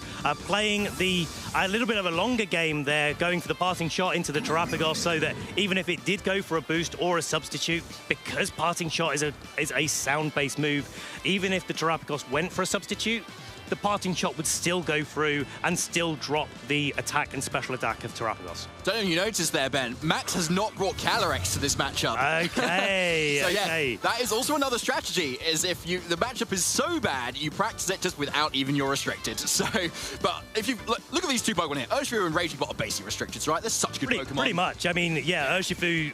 Incineroar is also kind of a restricted. Yeah, okay, really. yeah. If you want to get into this is a whole other conversation. Like, this is a whole other thing. Let's get back into the match. All right. So, Max bringing in the Raging Bolt, bringing two Pokemon onto the field that are a little bit more offensive to be able to try to break down that Terapagos early.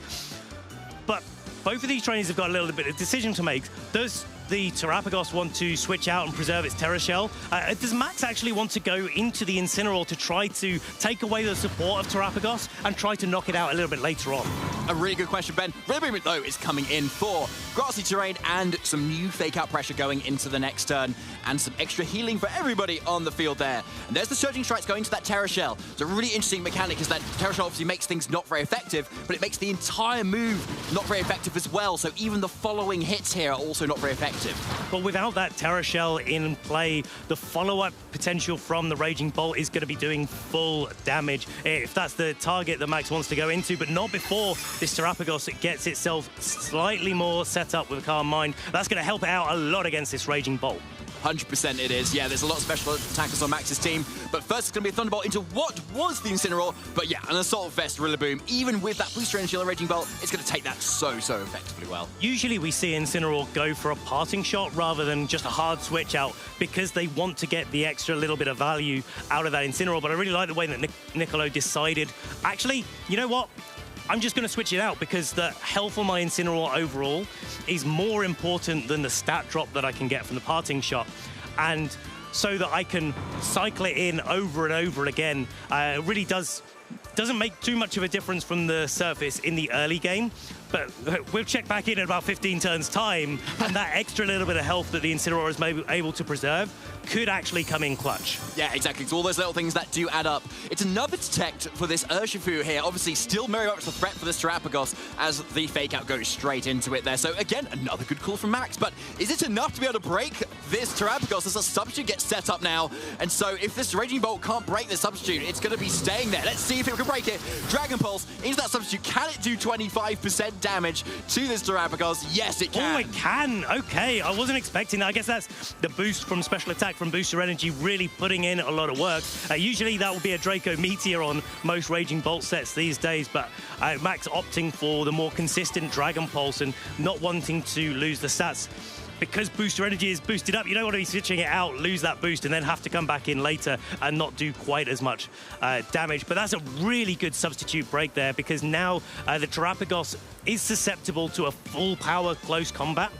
The Urshifu has been intimidated, so it might be that Max wants to opt into a Surging Strikes to make sure that damage consistency is there. And a follow-up from the Terrapagos, from the Raging Bolt into the Terrapagos, we know does about 25%, maybe a little bit more than that, and that could be enough to be able to pick up the KO here. So Nicolo's got to play really carefully in this position. Yeah, definitely. I think if you're Nicolo, an Incineroar switching is probably quite likely at the moment to be able to get that Intimidate off, because with Focus Sash Urshifu, it's not going to be able to go down in just one hit. But it's actually the Incineroar switch in from Max's end, so preserving that option for later, which makes a lot of sense because you want to reset those attack stat drops from the previous Intimidates, as you were saying, Ben. And of course, you also weaken this Rillaboom a little bit on your way in too. But it looks like Nikito's actually going to forgo the boost that he's got from that previous Carmine and actually get Incineroar back in. This is so... this is such a high-level game. These players are playing like 1 to 2 turns in advance here, where Max, knowing that the Terrapagos is probably going to retreat, instead brings the Incineroar in to make sure that the Urshifu is there for later down the line, and knowing that they can get that little bit of damage that they missed earlier into the Incineroar with a Thunderbolt. Look at that, doing nearly 70% damage to Incineroar. Yep, it's going to heal up a little bit from the grassy terrain, but that's a big, big hit. Yeah, that's a really big hit, and the Booster Energy really showing off how much damage Raging Bolt can do. A similar amount of damage to what a Life Orb would do, which is what a lot of players are running. But with the amount of attacks Raging Bolt has been throwing out here, it would be on a little bit less health than it would be otherwise, because it's obviously not Life Orb this time either. And with that Dragon Pulse, it can just continually pile on that pressure instead of forcing itself to switch out. It makes Raging Bolt such a strong piece of this puzzle, and probably why Nicolo wanted to fake it out as the Rillaboom goes for a U-turn, pivoting itself back out. We could see Terrapagos come in, Nicolo tried to get that HP recovery from the leftovers in the grassy terrain at the end of this turn. They both activate after the turn is resolved, of course. That's when grassy terrain and leftovers activate. So you get the double bonus for bringing in the Terrapagos here. And it's nearly at full health anyway, another Protect, and it might even get up to full. And interesting to see that the Rillaboom on Nicolo's end is faster than the Raging Bolt, so really good information for future games for both of these players. But yeah, a really good targeting for that parting shot there. As soon as that Terrapagos goes in, it gets weakened a little bit more, so that gives Max definitely loads of breathing room here. And Urshifu coming in and arguably one of the perfect times it can, unintimidated and threatening knockouts on either of these targets. And it's not even like Incineroar will be able to Terra away from being weak to the Urshifu Surging Strikes and be able to take that hit. Because it's taken so much damage from the Thunderbolt on the switch in, it's now down to the Urshifu to be able to knock out that Incineroar quite quickly. But of course, this is a game of pivoting. That Incineroar is probably not going to stick around for too much longer. The Terrapagos might not decide to either, because of the pressure that the Raging Bolt and the Urshifu are putting on. And I think it really is down to Nicolo in this game state. We've been trading blows a little bit. Max has had the better side of that coin for now. But because these games are long, there's an opportunity for Nicolo to just weave that cheeky little switch in, get a little bit of damage onto the Raging Bolt and try to get the Terrapagos into a position where it can go for a Terra, remove maybe grassy terrain, and be able to get a Terra Starstorm with a boost up onto Max's side of the field. It's going to be a close combat, actually, straight into what that was, that Terrapagos slot. So speaking of cheeky switch-ins there, Rillaboom instead comes in and takes that. Not super well, honestly, but Incineroar just drops that Thunderbolt. So Max is suddenly able to take out one of Nicolo's pieces that's been so useful for pivoting around, and it's probably the only way for this Urshifu to have its attack stat weakened, unless Volcarona's in the back. That's a massive KO, but also a massive timing issue there for Nicolo, something he's going to have to pivot around even more, because the grassy terrain leaving the field means that Max can safely double protect onto a fake out here if he decides that the Terrapagos getting a Carmine up or a substitute up isn't too much of a threat. And then the Rillaboom isn't in grassy terrain. The grassy terrain isn't priority. And so the Urshifu actually does beat out the Rillaboom without having to take any damage, without having to go down to its Focus Sash in the next turn. Yeah, I think it's a good point. And also, because there's no grassy terrain, I don't think that's right. Combat! It's not enough to pick up the KO on the Terrapagos. It's going to hang on. It's going to just about cling on, but let's see if it's enough. Oh! And an unfortunate substitute there. So Nicolo trying to make that call for that Urshifu, targeting around that Terrapagos, but obviously does not get it right, unfortunately, this turn. And a complete turn wastage on that Terrapagos. Max has really turned up the heat in this game one. You can see what Nicolo's going for there. He's thinking, well, the fake outs on the field, Max has been playing quite defensively around that. I'm going to take the opportunity to try and get a substitute up and try and claw my way back into this game. But Max has just dug his heels in and said, well, I've got the overall advantage. I've been able to position just slightly better than Nicolo the whole way through the game, and all of those little advantages have added up into a position where, do you know what? Now's the time. Now I can risk getting the fake out in the Terra Starstorm. I'm just going to be going for the offensive, and Nicolo knows that without the Terrapagos on much HP, it's going to be very difficult to come back, and Max takes our first game. Wow, in very convincing fashion as well. And interesting to see, actually, that kind of preserves a lot of information. So I respect the forfeit on there from Nicolo's end, because, yeah, you don't reveal to Max what your fourth Pokemon was, and therefore you can kind of still bring it and still offer a little bit of a surprise there. But also, Max also didn't reveal their fourth Pokemon. So as far as Nicolo's concerned, Calyrex Shadow was still in the back. So that could still be a little bit of a surprise for game two. I wouldn't be surprised if Nicolo's thinking that the Calyrex isn't in the back. I mean, Calyrex into Terrapagos is not necessarily positive. The fact that Max actually has Psychic is actually a big deal in this matchup, because you don't have the ability to say Nasty Plot or Calm Mind and Draining Kiss, for example, and try to keep the Calyrex Shadow healthy. Instead, you're going on the offensive with Psychic, and that doesn't do as much damage. Well, it does more damage than Draining Kiss does to a Terrapagos, but you're not getting the secondary effect of it. So I wouldn't be surprised if Nicolo wasn't expecting the Calyrex to be in the back, and probably why he was happy to just go for that Terra Starstorm in the early game into the Urshifu.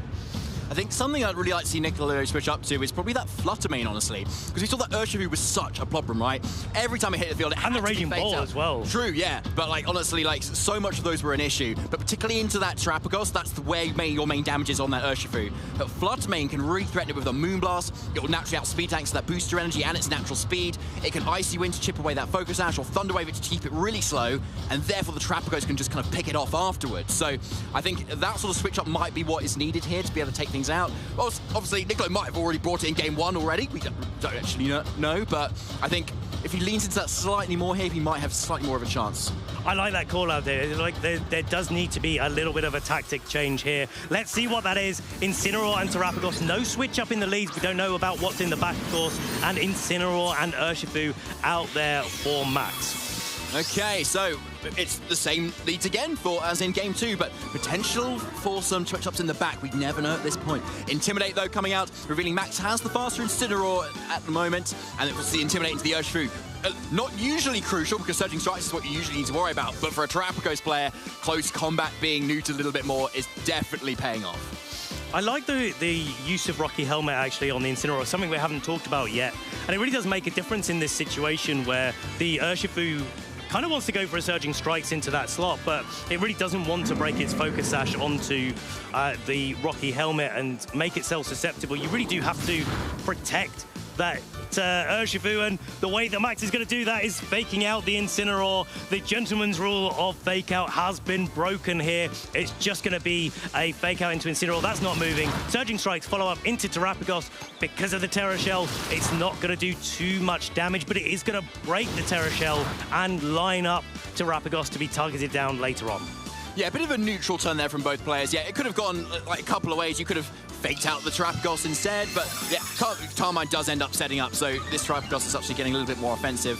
But yeah, a fake out could have gone into the Terrapagos instead, and you could have traded for the fake out into the Urshifu. But Max, with the faster Incineroar, gets to make that decision. Ooh! And goes for the fake out into the Incineroar to preserve the Focus Sash on his own Urshifu. I've just noticed the play that Max can go for because of the Helping Hand choice, because there's no Will-O-Wisp on the Incineroar on Max's side. Actually, Helping Hand Surging Strikes, it's more than twice as powerful as what we just witnessed there. the Carmine's going up. I really like that decision change from Niccolo to be able to go for it. The Terra Stella as well on the Urshifu. If the Terrapagos isn't going for a Terra of its own, okay, it's going for a Terra of its own. David, this is ramping up. I'm not sure if this Terrapagos can hang on or not.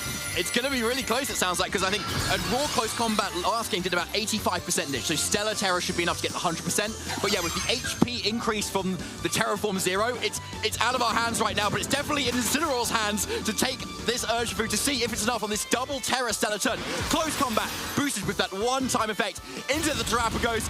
Let's see that HP go down. It hangs on! It hangs on! And it's going to be able to reply back with a Terra Starstorm. The Incineroar on Niccolo's side also hasn't moved yet, so this Urshifu could be down for the count. That would be such a crucial KO with how good it was in the last game. There it is.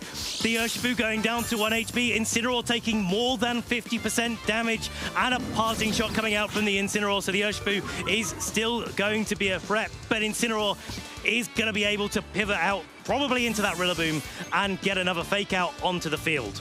Oh my goodness, that was so intense. But that Urshifu though is still on the field at this point. And like, yeah, 1 HP is not very much, but you've still got an Urshifu on the field, so you can kind of get around the fake outs and the grassy glides. Urshifu in the right position yet again would be so useful for being able to pressure down the Incineroar and that Terrapagos. So it's huge that it's the Urshifus survived, not only that Terrapagos. Terrapagos being a little bit slower as well, it's slightly less useful now, unless we see a few more fake outs, a few more pivoting around, a few more protects, and that health might start to come back. This is such a hard turn because Max has the opportunity to protect the Urshifu, bring in the Rillaboom, and just go for the... well, actually, it turns out he doesn't have the Rillaboom in the back, but Niccolo's going to be thinking about the Rillaboom coming in for Max's side because he brought it into the last game.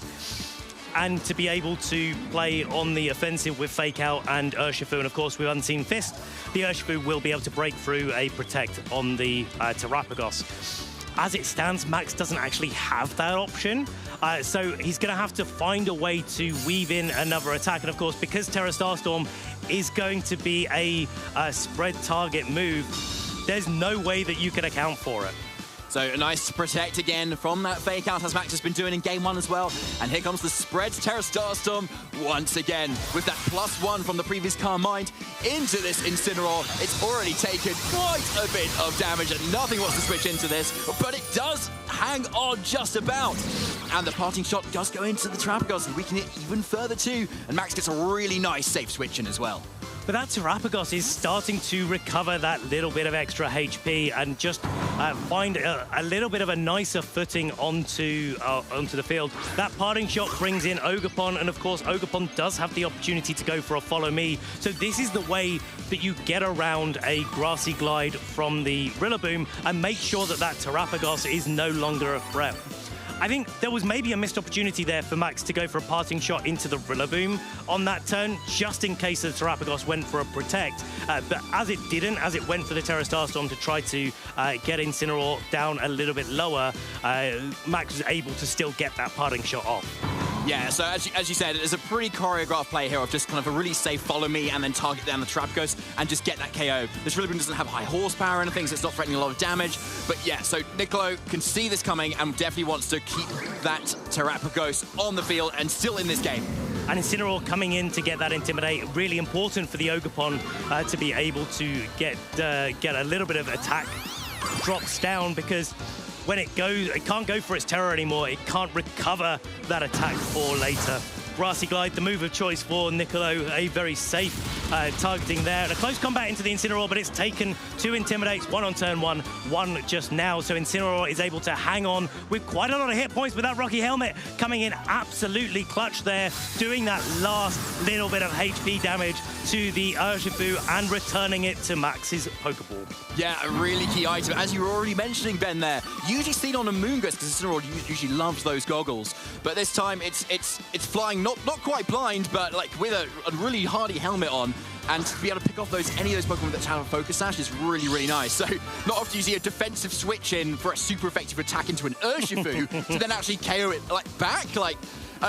It's a minor thing, but honestly, a major difference. I know, a major difference as well is the choice of close combat rather than surging strikes, because you would only get one attack of the 3 attacks of Surging Strike. So close combat, even at 2-, was still probably more damage to go for than just one single strike there. So yeah, I really like the way that Max is choosing his moves very wisely here.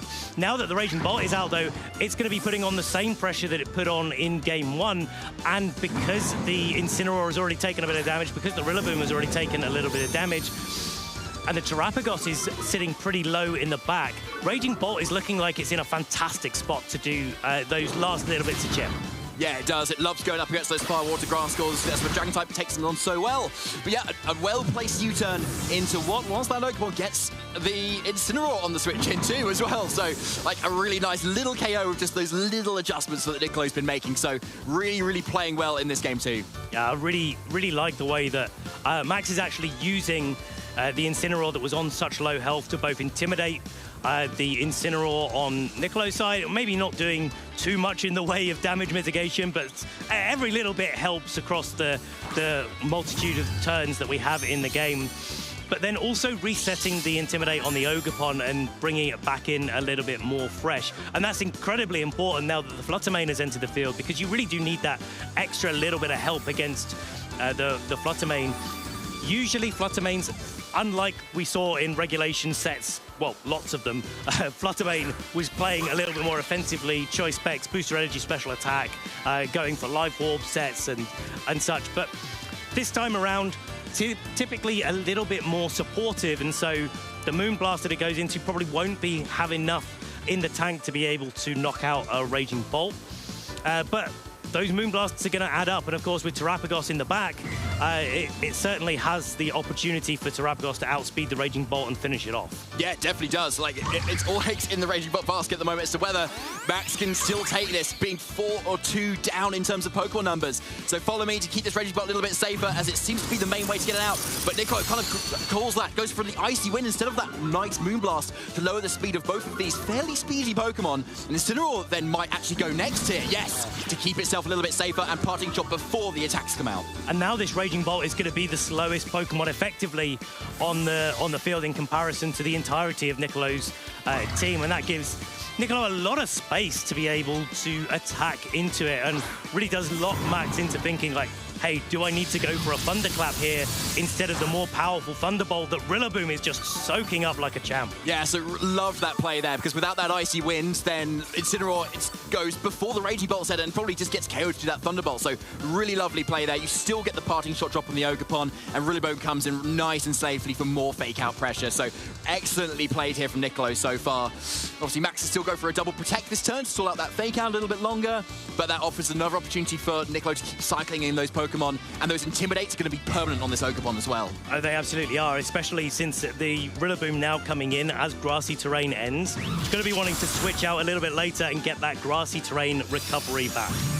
And there's the Moonblast into the Raging Bolt. Not quite enough for a KO, even without that Special Attack drop as well. That could be pretty big too, but there we go. U-turn. Because of that speed boost, yeah, like speed drop even without Rillaboom is still outspeeding, but again, it goes down to a U-turn. So many U-turn KOs.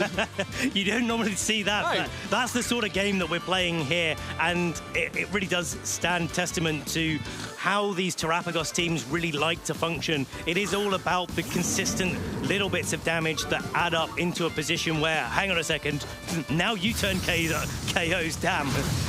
Yeah, whoa, look, this is an Ivy Culture from an Ogerpon Half-Flame into a Fluttermane, which has had like paper-thin defense, so, and yet it still takes it, so maybe showing the Fluttermane's a little bit bulky, and with all those Intimidates, it's really showing. So, yeah, what a turnaround for Game 2. Nicolo, 4 Pokemon versus the 1 for Max instead. Like, love this. So, but you can see, making the most of the time, having a little bit to think about it. I think the story of this game is like how Game 1 was really pretty much 4-0 to Max. He was able to get the early advantage and really maintain it all the way through the mid-game into the end game. Now, Nicolo showing what happens if that gets flipped on its head a little bit. We saw the training of the Terapagos as well, being able to survive the Urshifu's close combat. I think that's a wise thing for all Terapagos to be able to do, is like, you've really got to think about Urshifu quite early in your team building process when you're running Terapagos. So Nicolo just turning things on its head, showing what happens when the Terapagos actually gets a little bit set up and is able to go for a little bit of damage and then can trade evenly until the game is over and have it heavily in Nicolo's favor. Now, game 3, it all comes down to this. These trainers, both X and 2 records. An X and 2 record is required, I think, to make it into our asymmetrical top cup. So we've seen 2 completely different games. It's up to our trainers now to say, like, what am I going to do to be able to have the early advantage in this game 3? Well, I think what's definitely going to be different here is Max probably isn't going to go for that similar play where we saw the helping hand, Terra Stella, close combat. It was a little bit of a wasted effort knowing now that the Terapagos survived that attack and that it's not going to catch Nicolo off guard again, most likely, because we've seen it play out, right? So most likely we won't see that same sort of play again. And that means Max might preserve his Terra on for another Pokemon, for instance, without having to commit it onto an Urshifu that doesn't actually then make much difference of it. And they'd be picked off by that Rocky Helmet just to top it all off. That's all it did in that game. So if you can save it for something like the Incineroar, for instance, for going for that Terra Ghost to keep yourself safer from like neutral Terra Starstorms, or just ramping up the damage of the Pokemon, that could also help a lot. Game 3 here, round 11, the last round of the Birmingham Regional Championships this weekend. Let's kick it off. Same leads as game 1, same leads as game 2. Incineroar Terapagos for Nicolo and Incineroar Urshifu for Max. Okay, yep, same leads again, but still, every time we've had a game like this, it's been different every single time, and so it could be the same again. I think it was a fairly safe fake out plus surging strikes as what Max did last time, but you run the risk if you do that again of Nicolo predicting that and going for a Terra Ghost on that Incineroar to completely block it and still get the fake out on that Urshifu, and you get a free Calm Mind on Terapagos as well. So it's really tricky. Oh, did you see that? Galaric Shadows in the back. Galaric Shadows in the back. Okay, a very different game, I think, Ben. And I think this is Max's strategy, trying to change around to really try to knock out those support pieces that were proving to be quite difficult for Nicolo to be able to preserve the Urshifu for maybe a little bit later on in the game and come back and clean up the Terapagos in the late game. Let's see if that's exactly how this plays out as we're getting into game 1, turn 1 here. Terra Stella coming from the Urshifu, just going straight on the offensive. Okay, this is really interesting. This might be a Surging Strikes into the Incineroar if we can get into it there. Yeah, I think it's into the Terapagos. The extra damage from Terra Stella's Surging Strikes could put it in close combat. Terra Shell instead, so you have to kind of go into that first. Yeah, but it's a bit extra. The Terapagos only lived on a sliver after it terrored, so this extra little bit of damage from the Surging Strikes could take that Terapagos into a helping hand close combat range. Oh, I like it, Ben. Yes, that's so true, because, yeah, you still get the boost on the close combat afterwards, right? Yeah. Yeah. Okay, let's see if we see that going into the following turn as well. But Nicolo could obviously see that coming and maybe switch it out, but the substitute. Okay, that's the adjustment there coming out from Nicolo. This is a clever adjustment as well. Very nice. Knowing that could be a threat, knowing that actually the Calm Mind wasn't really necessary going into the first couple of turns of game 2, and actually thinking like, well, the close combat is the real threat here, not the Surging Strikes. And so Max trying to set up this helping hand close combat, and Nicolo saying, nope, we're not playing that game. No, exactly. So it makes a lot of sense, doesn't it? And then Detect on the Urshifu. This has worked out, I think, every single time that Max has gone for that, but it's a Calm Mind instead on Nicolo's end. So the threat is starting to build up again from this Terapagos, now behind a substitute. I do wonder if a knockoff, for instance, might be able to take down that substitute from this Incineroar, but Parting Shot, being that sound move, goes straight through that substitute instead and allows Max to pivot things around to see if a little bit more offensive pressure onto the Terapagos can force it down. This Calm Mind is really big as well, because we know that the Calyrex is in the back and the Raging Bolt is in the back as well. I think Nicolo's starting to plan for the Raging Bolt as early as physically possible, because getting that Calm Mind up, yes, we know that it's going to do a little bit more than 25%, at least enough to break the focus, to break the substitute most of the time. But because of the way that the speed orders work, where the Raging Bolt is slower than the Urshifu and Thunderclap's weaker than Thunderbolt, so not likely to be able to go for a Thunderclap to break the substitute with a follow-up of the close combat, the Calm Mind could be a really big part of Nicolo's strategy. It's something that Max is going to have to think really hard, and is thinking really hard about how they're going to be able to deal with. Yeah, that's a really good analysis there, Ben. But yes, here's Cataracts Shadow Rider, so maybe Max hoping to catch Niccolo a little bit off guard here with arguably one of the best restrictions in the entire format. But the slower Incineroar here, we've always talked about this. The slower Incineroar, yes, you don't have the advantage on the fake out turn, but for the double parting shot turn, you've got more information, and you can still get that parting shot on whatever has switched in as well. So really key turn for Niccolo here. And that Cataracts Shadow is going to be doing hardly anything to that Terapagos. And oh, this is such a nice position to be in, because the Fluttermane comes in and starts to threaten Icy Wind down onto the Urshifu and the Cataracts Shadow. That's important because the Icy Wind both breaks the focus sash of the Urshifu and makes it slower than the Terapagos, so that Terra Starstorm would be able to pick up the KO after the focus sash is broken, but also starts getting that Calyrex a little bit slower so that the Calm Mind boosted Terapagos can start targeting it down. And of course, yeah, you can go for an Astral Barrage on Calyrex to be able to try to knock out the Fluttermane, and you'd be successful. Get some Grim Neigh boosts, but that doesn't really go anywhere where the Terapagos is starting to target down your Calyrex with its own Terra Starstorm. Yeah, 100%. And even if just a Thunder Wave right now could be enough to make sure that this Calyrex Shadow Rider is slower immediately, rather than this Fluttermane potentially going down instantly without being able to get a second Icy Wind as well. But we are getting that Terra there, because if this Terapagos wants to hit this Calyrex Shadow Rider, it needs to go for the Terra Stellar, because its only attacking move is that Terra Starstorm. So now Terra Starstorm is that Stellar type and can hit for decent damage into anything in front of it, especially anything that's gone for the Terra. And we'll have to see, yeah, is the Icy Wind coming out onto the Fluttermane. Boosted speed, boost your energy with that speed control is something that our trainers are opting for very regularly in the regulation set G. But an Astral Barrage is going to reply, and of course, most importantly, the Urshifu is not on the field anymore, so it hasn't been affected by the Icy Wind. But look at that Fluttermane taking that hit. Yeah, from the parting shot, blowing that special attack earlier, that allows this bulky Fluttermane to survive. So Terra Starstorm comes out to both of these targets, but actually not doing a huge amount of damage there. Partly because the parting shot on Max's end earlier had gone into that Terapagos through the substitute. So actually just a neutral Terra Starstorm coming out there and showing just the actual bulk of Max's Pokemon. Yeah, like the parting shots and the Calm Minds are really important for the Terapagos, because it's not a powerful restricted Pokemon naturally, not like Calyrex that can come out of the gates and really steamroll a match with just an Astral Barrage, especially a Life Orb one like Max is running this weekend. Terapagos really does like those Calm Mind setups to be able to start putting a lot of damage on the board. Yeah, it does, and that's what the whole team has revolved around. And as we revolve this Rillaboom in with Fake Out and grassy terrain, it should be able to give the Terapagos a few more opportunities to get that up. But Psychic first into this substitute. It is +1 special defense. -1 special attack on the Calyrex. Exactly, so is it enough with that Life Orb? No, it's not. So substitute still stays up. So Terra Starstorm comes out again.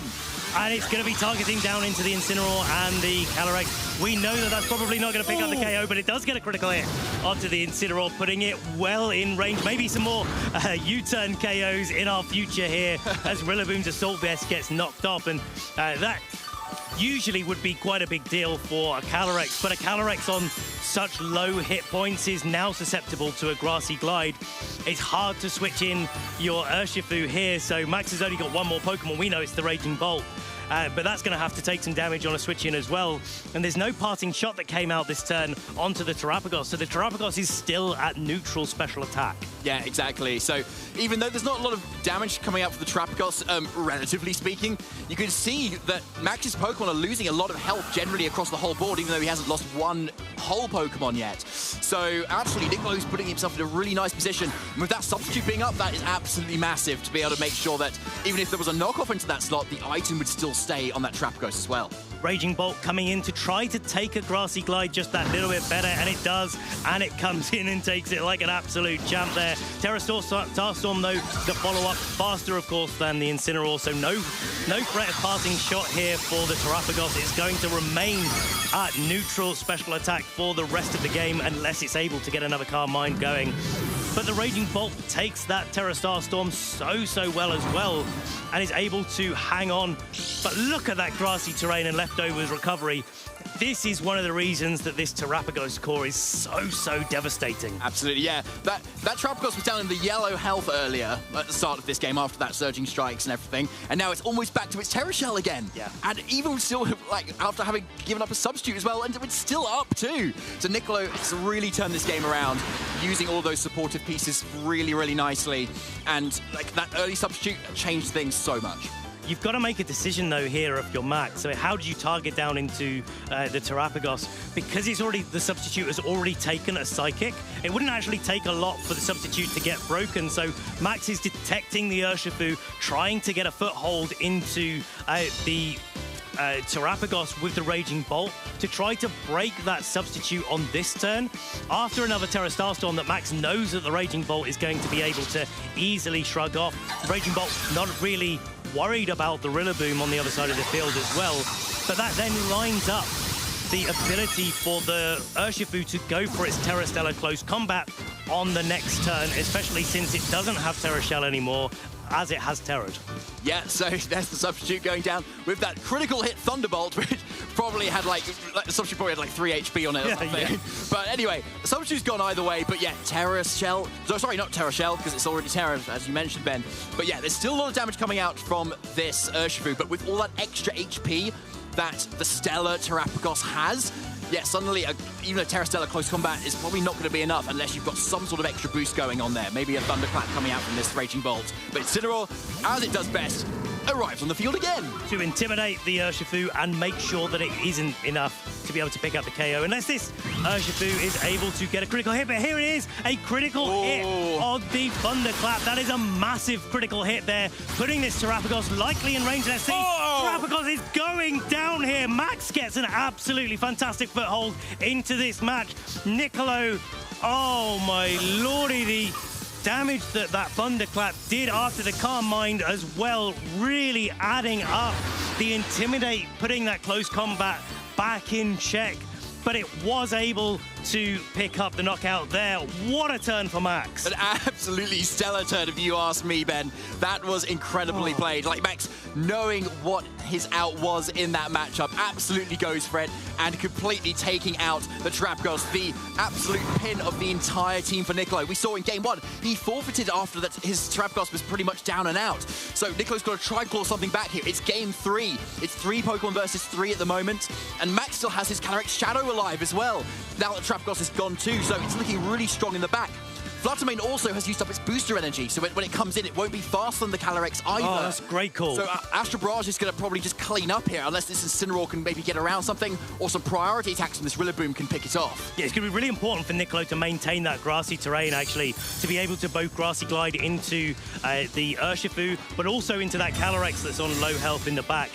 And I think that's what Max is thinking about right now. How do I make sure that grassy terrain is not on the field anymore? But also, yeah, no sense to risk the Focus Sash onto the Urshifu at this stage. And you do want to get that extra little bit of HP recovery from Raging Bolt. Just because Max has had an incredible turn there and managed to get another foothold in this match, it doesn't mean that this game is over by any stretch of the imagination. No, definitely not. If there's anything we know about Pokemon, it is that it's never over until it's over. We've seen the freezes, we've seen those critical hits already in this game as well, as to how some games obviously play out. So going to the next turn, this Raging Bolt's still looking so nice. A great bring into those classic fire and grass and water cores that almost every single team has. So offering a lot of damage into either of these slots here, and Surging Strikes into that Incineroar makes a lot of sense. You want to pick that off for your Calyrex to be a lot safer in the back, even if you're trading Rocky Helmet damage. Yeah, I think it's a really good trade to be able to make, because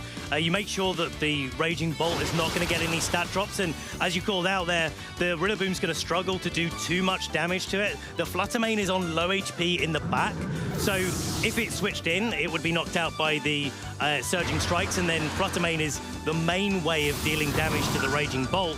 Woodhammer following up into Urshifu. It is the Terra option down for Max, and the Urshifu has left the field, but it seems to have done its job here. 100%. And the Fluttermane, we know, is probably in range of a Thunderclap here from the Raging Bolt. So it's going to be really challenging, I think, for the Flutter Mane to be able to weave in an attack, especially where the Calyrex is coming in. It's going to be faster. You called it out, David. The booster energy is no longer in play. It looks like Max is going to be making it all the way. Let's see how this plays out. I mean, there is a world where this Calyrex Shadow Rider isn't trained to be maximum speed, and Nicolo's Flutter Mane is trained to be max speed. If that suddenly happens, then it could be a slightly different game. But obviously, Max covering with Thunderclap will ensure that that is the case. Assuming he does that, unless Flutter Mane goes for a Thunder Wave, for instance, and gets full paralysis. So it's still not 100% out. It depends on the training of these Pokemon as to who takes this match. All right, David, let's see how this goes. Our trainers are really thinking hard, and you've got to. This is game 3 of the last round of Swiss. If you want to make it into cut, make sure you're doing everything that you can. It outspeeds. Astral Barrage is outspeeding Double it. It's picking up the double KO with the Life Orb, and it will be Max making it all the way into the asymmetrical top cut, winning the winning in here in round 11 of the Birmingham Regional Championships.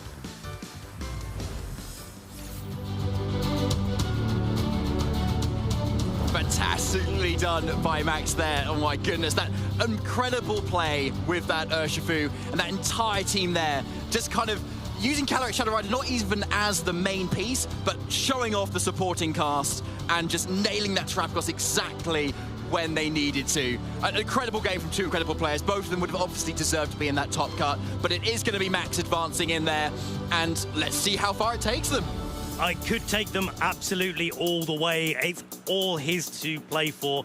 Every opportunity to play in the knockout rounds is a chance to make it to the next stage, and you've got to take that with both hands. And of course, we've got to give credit to Max here in that game 3, playing for the best opportunity that they had to be able to win the match. Even if the critical hit may have taken things in their favor, it wasn't necessarily needed for Max to be able to win the game. It just sped things up a little bit and put it very heavily in their favor, where if the Terapagos took quite a lot of damage, maybe ended up on a sliver, well, that Calyrex was still in the back. It's still got a Psychic. It's still got the ability to go for an Astral Barrage. It's still putting a lot of pressure on the field. And I'm sure Max had a way of being able to win without that. A shame we can't see that uphill battle, but, you know, with the way that it played out. But, yeah, what a masterclass in holding your nerve, just having the resolve to be able to make that call. And as well, going for the Thunderclap as well, not even the Thunderbolt, to be able to do that damage, calling that Nicolo was going to be attacking.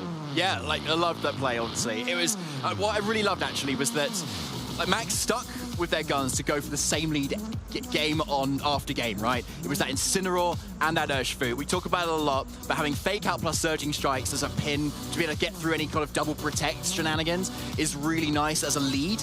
But obviously you want to be threatening into both the Incineroar and the Terapagos, because that's probably arguably the best way to support your Terapagos to set up Calm Minds. Yes. So if you know your game plans as to how you want to approach a Terapagos matchup, then like suddenly you know exactly what to do. And if your opponent hasn't played that matchup as much as you have, then suddenly you're on the advantage. And especially if you've got, say, another tactic in the back, you know your calcs with Terra Stella as well, which not a lot of Urshis are running now at the moment. Yeah. And like suddenly you're picking up those surprise KOs that can really put the spin on another person's game plan. And I think it's important to call out that Terra Stella or the Urshifu. It can be quite easy to go for a Terra Water. There's some Choice Scarf ones running around with a Terra Ghost to make sure that you can't fall foul of a Fake Out and play a little bit more defensively in that aspect. But being able to, at least one time, do that extra little bit of damage, and especially seeing the way that Max was acting in that game 3, trying to set up that Terapagos for the Terra Stella Surging Strikes into Terra Stella Close Combat after one Intimidate, committing into the Fake Out from Incineroar to Incineroar, knowing that Terapagos on Nicolo's side was probably going to be necessary, given that he was playing a Calyrex. You can't keep that Terra Starstorm a normal type move in that situation. You need it to be a Stellar type so that it hits Ghost types. And so using all of those little bits of information in the matchup to their best advantage. what I really loved about Max's team as well, generally, I know we've kind of already touched on it, but like, it's all those extra bits of damage that makes this team like just so good right now at the Birmingham Regional Championships, where we've had Regulation G before. Like, everything about each of these Pokemon is just puts a little bit of extra damage on everything. The Life Orb on Calyrex Shadow Rider, usually people are prepping for a Spell Tag or Focus Sash or Covert Cloak or something. Urshifu is that Terra Stella for that extra bit of damage. You got Incineroar for Helping Hand for an extra bit of damage everywhere as well. Yeah. You've got Booster Energy and Raging Bolt for an extra bit of damage everywhere. So if suddenly everyone's prepped for the tier below that, you're suddenly getting all those KOs. Yeah, and even if you're not getting the KOs with it, you're probably putting yourself in a place where Calyrex is picking up the KO, and you can start steamrolling with those Grim Nay boost. And especially, I think that's a really important factor when you look at Life Orb. There's a lot of trainers out there that are really prepping for Calyrex before any boosts.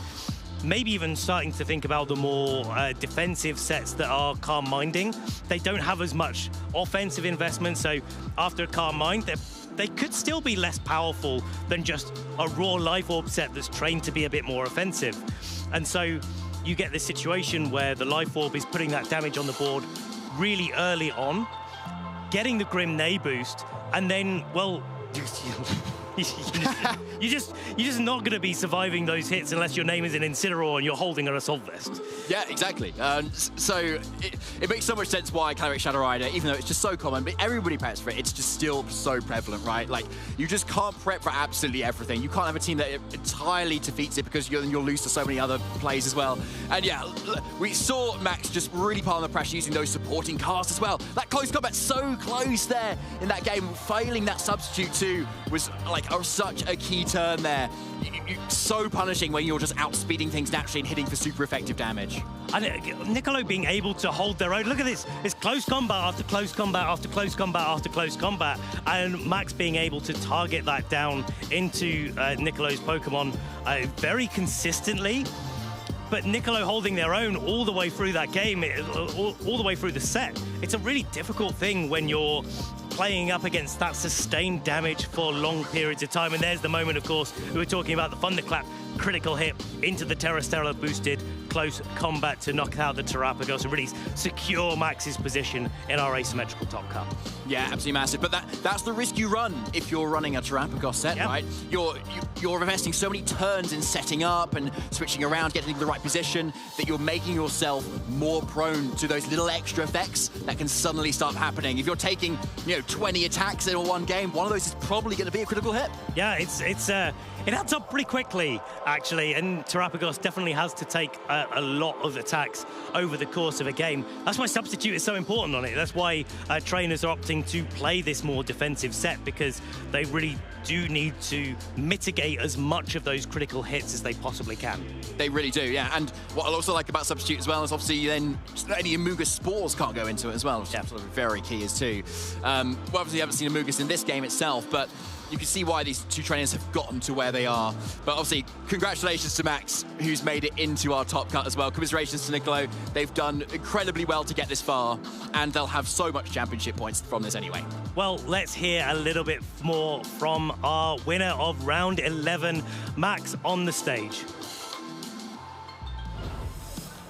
Thank you very much, David and Ben. Yes, we do have our winner of Swiss Round 11, Max Musumeci, in what was such a stellar performance in your battle against Niccolo. My friend, you are in top cut right now. I believe we're just chatting. Your first ever top cut. How are you feeling? I'm feeling ecstatic. I'm a little bit nervous right now, to be completely honest with you. That's okay.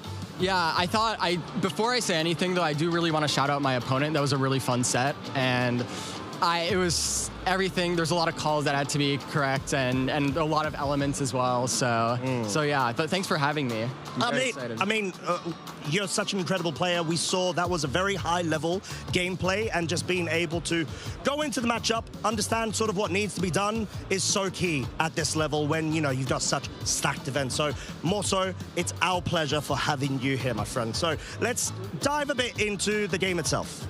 We saw game one. You're going into the matchup. What's your initial thinking when it comes to this? Is this a familiar matchup for yourself? Like, do you know the lines? Or what's going on there? Yeah, so I would say this is an unfavorable matchup, but I have practiced it, so I'm quite well practiced. There were some elements on their team that made it a lot more difficult, especially the Icy Wind and the Thunderwave and Taunt. We didn't get to see it this set, but if you taunt Incineroar, you can't Parting Shot, and that kills a lot of momentum, which is something that I was thinking of constantly. Yeah, so that would probably say the main things that I was thinking of in the set. That makes sense. And then obviously we saw that you were really focused on utilizing the Stellar Urshifu in particular. I mean, it was quite incredible seeing the survival, I think, of the Terapagos in Game 2. But generally speaking, Game 1, though, you looked like you were quite comfortable in order to be, even though it was quite marginal, but you found a way to go about it. So was that your main strategy going into Game 2? So in Game 1 and Game 2, the first thing to note is that in between Game 1 and 2, he didn't get to see my 4th Pokemon. Yep. So usually what I like to do between the set is change Pokemon, but you saw us in Game 3, but I didn't get to do that at all, so I just kind of went with it. The other thing I got to see was in Game 1, I'm thinking a lot about how he wants to play the set, and because he thinks it's probably a good matchup, I'm thinking, well, I have to make some calls, how he might want to play a little bit safe, because it's also his first time on stream as well. So there's a lot of things that were going through my mind, and kind of how to play the player a little bit, because you have to do a little bit of that when you're at this level, I think. And another thing I was doing was I was trying to like suss out a little bit of the Terapagos EV spread as well. I thought it was very bulky, but I didn't expect it to be that bulky. Yeah. Oh my lord! So I was a little bit surprised when it survived. Maybe that was something that he just calcs for and it always happens. Maybe it's a roll, I don't know. But it was really interesting, and it's something I need to keep in mind if I play any other Terapagos players in this tournament. Yeah, and I guess then you're able to take that newfound knowledge into Game 3, try to best adapt, and, you know, like, first of all, we do really have to give shout-outs to the Terapagos surviving helping-handed stellar close combat from an Urshifu. -1. -1. But, yeah. But still, the point stands. Oh, yeah. But I guess going into Game 3 then, was your approach a bit more different given that newfound info? Yeah, it was very different. The first thing is that I knew that I want to Stellar Terrasilize quite early on. It's part of my game plan anyways, but the thing is that when I saw that Terapagos lived Game 2 after the Leftovers recovery, I knew that I needed to do it a little bit earlier and just Stellar Terra, Surging Strikes, get that damage, make him know that I can KO his Terapagos anytime. To feel the pressure and the threat, right? Yeah, exactly. And another thing I was thinking of that I haven't mentioned yet is the Ogerpon pick. Typically, I like bringing it in earlier the set. And a lot of the reason is because, of course, you can redirect. They like bringing Fluttermane. I noticed you saw Game 2 and 3, it did a lot of work. Yep. Be quite good into that. But the reason why I ended up switching to Calyrex Shadow was because I realized at a certain point he's going to want to set up a substitute. And I wanted to do a play where I Psychic and then close combat. But then I realized that after Calm Mind, Psychic didn't actually break the sub, and I was getting really nervous at that point. And then I ended up critting Thunderclap, which I think mattered very much so. So you do think it definitely mattered. Do you feel like there were any lines at all outside of getting the crit? I was very far behind at that point. Okay. It may not have mattered, potentially, depending on their special defense spread, but if I had to guess, then it mattered. Yeah, you saw after my Urshifu got intimidated with Instinct coming in. I kind of expected that. I was like, well, we'll see what happens here with Thunderclap. I thought it would do less damage, to be honest, even with the crit. Yep. But then, so I was thinking maybe it didn't, but we'll never know. It's one of those things. But yeah, so yeah, that's kind of how it went.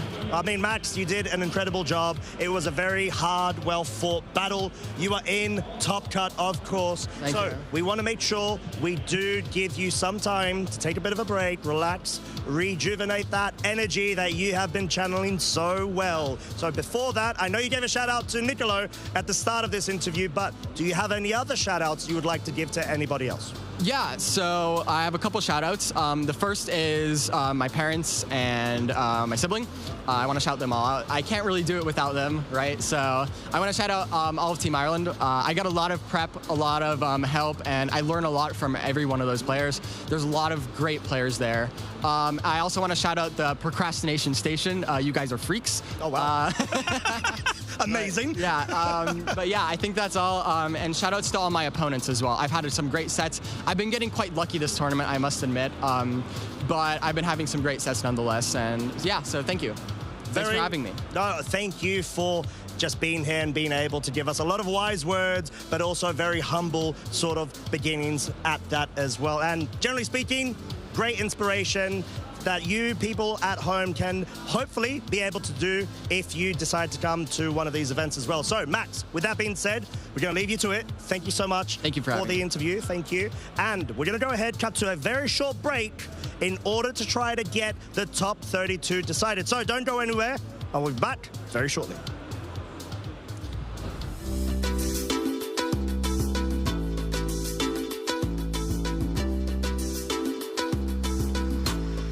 So I think what makes the difference between a great trainer and other trainers is consistency and persistence. I think the amount of time you put into the game makes a lot of difference. And actually today that's reflecting on my score. So I didn't put as much time as needed. So now I'm out of the day 2. So persistence throughout the years, and sometimes there's some setbacks that will happen and we will feel pretty down.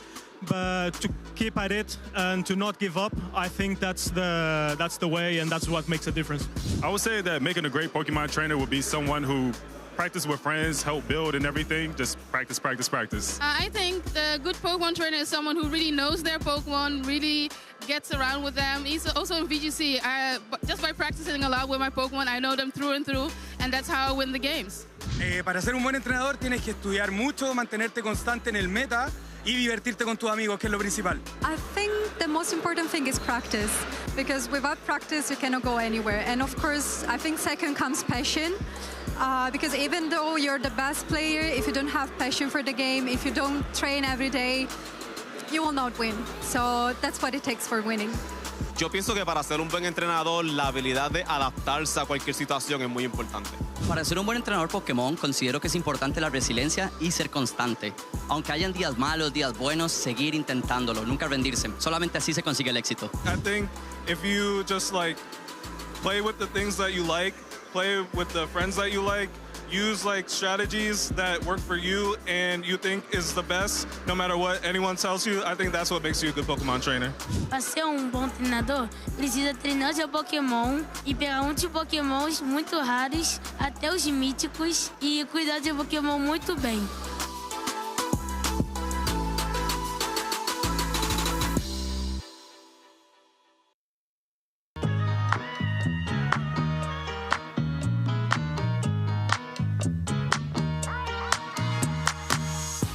Eu acho que pra mim as principais ferramentas pra você melhorar como um treinador seria ter vários amigos pra jogar, pesquisar bastante, entrar em grupos e treinar.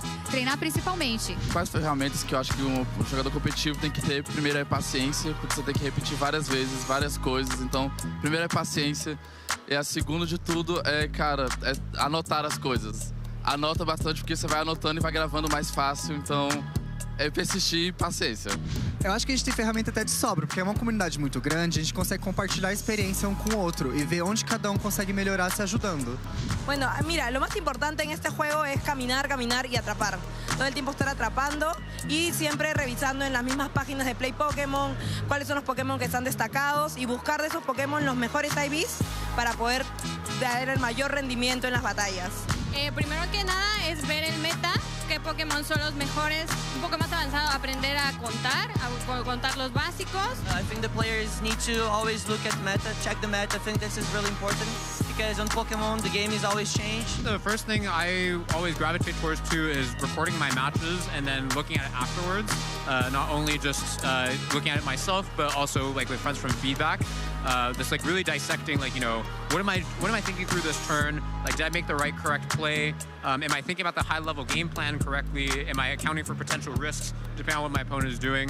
I think it's really hard to be stuck in the moment when you're actually playing, so looking at afterwards has been really, really helpful for me. In the game, you don't have a lot of time to think. You just do the best you can in the moment, but afterwards, when you can actually pause and slow down, you can analyze what is actually going on in the game. La mejor oportunidad que tienen es ver las transmisiones de los campeonatos regionales, internacionales y del Mundial de Pokémon. A pesar de que el meta puede llegar a cambiar mucho, no significa que no puedas ver cómo juegan otros entrenadores, qué es lo que están pensando, qué es lo que dicen en las entrevistas, ver cuál mindset tiene. Entonces, ve lo que piensan, ve cómo juegan, imítalos y supéralos.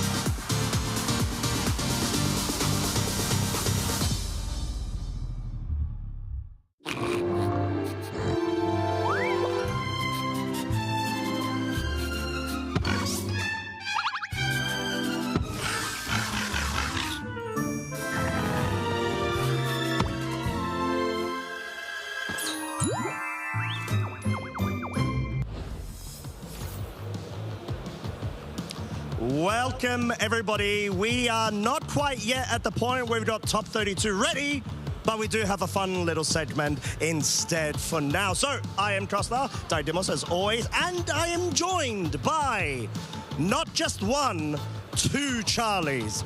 Charlie Merriman, Charlie Donnelly. How are you guys doing? Very well. I'm very excited to have met my shiny counterpart. This is Shiny Charlie here, I guess.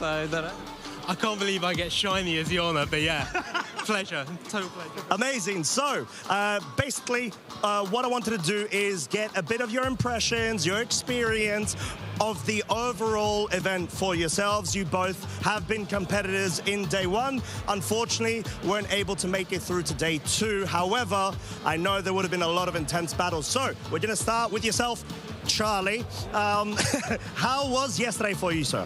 I'm not going to sugarcoat it, Costa. I brought Zacian and realised that it wasn't the call for this weekend. Zacian Regidrago. It was a lot of fun to play when you play well, which I was not. So it's a tough team. It is a tough team, and Zacian is just threatened by a lot.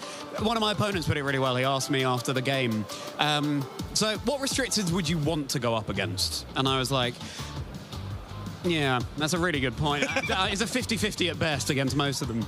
Amazing. Okay, well, 50-50, right? Win or lose, even odds. Okay, what about yourself, Charlie? Yeah, it was good. The first 4 rounds went pretty well. Then the tailwind ran out, and the afternoon we don't talk about. But I heard my friend non-shiny Charlie wasn't having a great time, so I couldn't outperform. So yeah. Oh my lord, so thoughtful. Thank you. That's how we roll.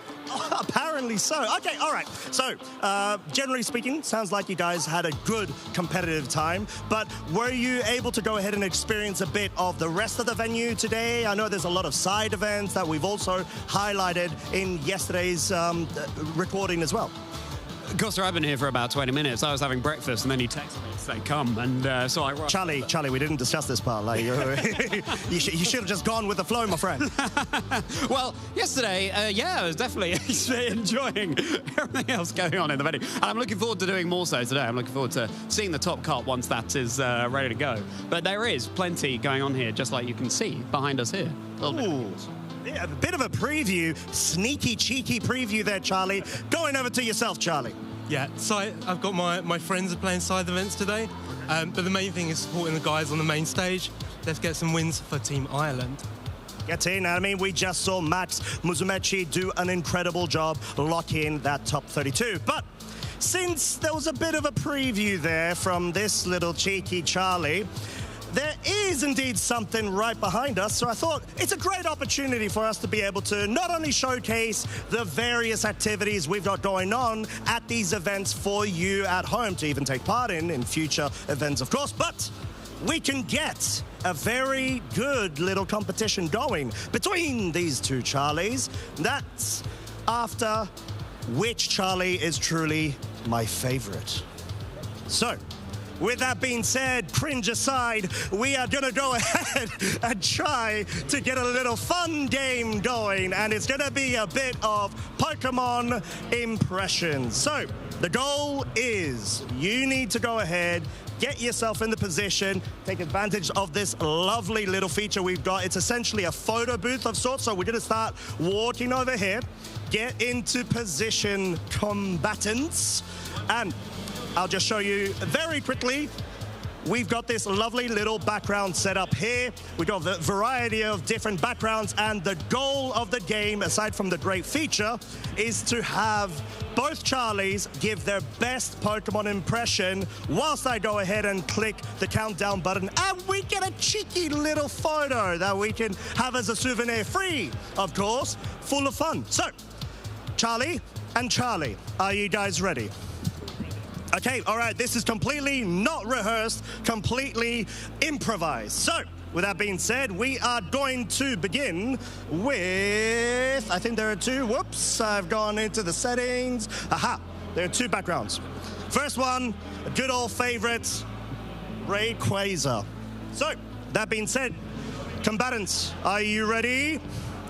3, 2, 1, and that's a fake out because there's a 5-second countdown. All right, I see a lot of vibing. I'm not sure what the impressions are at the minute. And the photo is being processed. Guys, you can chill, that was amazing performance. I'm not gonna lie, I'm a bit unsure what the impressions were, but we're gonna find out as the photo is already printing. So, I think we're going to try to give some initial guesses between you two as the photo's being produced. I'll start with Charlie. So, Charlie, it looked like... Oh, wait, no, sorry, the other Charlie and the photo flew down as well. Amazing. So, here we go. Which Charlie did which impression? I think this Charlie, Shiny Charlie, looks a bit bug-like. Perhaps, I don't know, like a Lurantis or... Yeah, it's definitely not Pheromosa. That's not in the latest games, right? So, okay. Everybody at home, try guessing as well in chat. It's not like I see your messages, but still, I have faith. So, Charlie, I'm going to guess Lurantis. What's the final answer? Very, very close. That is a Dragapult. How am I that close? That is not close at all, Charlie. But that, I actually see it now. You should have had the little Dreepies. Ah, it's okay. It was a good one, though. Right. Charlie, we... oh, to be fair, I think this is a really good impression. Not throwing shade at you, Charlie. But regardless, is that a Mian Shao? I feel like you've got the karate pose going, and it looks like you're very into it, unless it's a Medicham. Interesting. I'd argue that Charlie Donnelly is doing a pretty good Mian Shao because his hands in the game are like that. This, if I do it here. Okay. Lovely little line. It's pretty meta. It's very meta. Very meta. Urshifu, Rapid Strike. Nearly. Opposite type, not water. Dark. No, yeah. What? There is no other type. The opposite of water, I was saying, would be Grass. Sorry.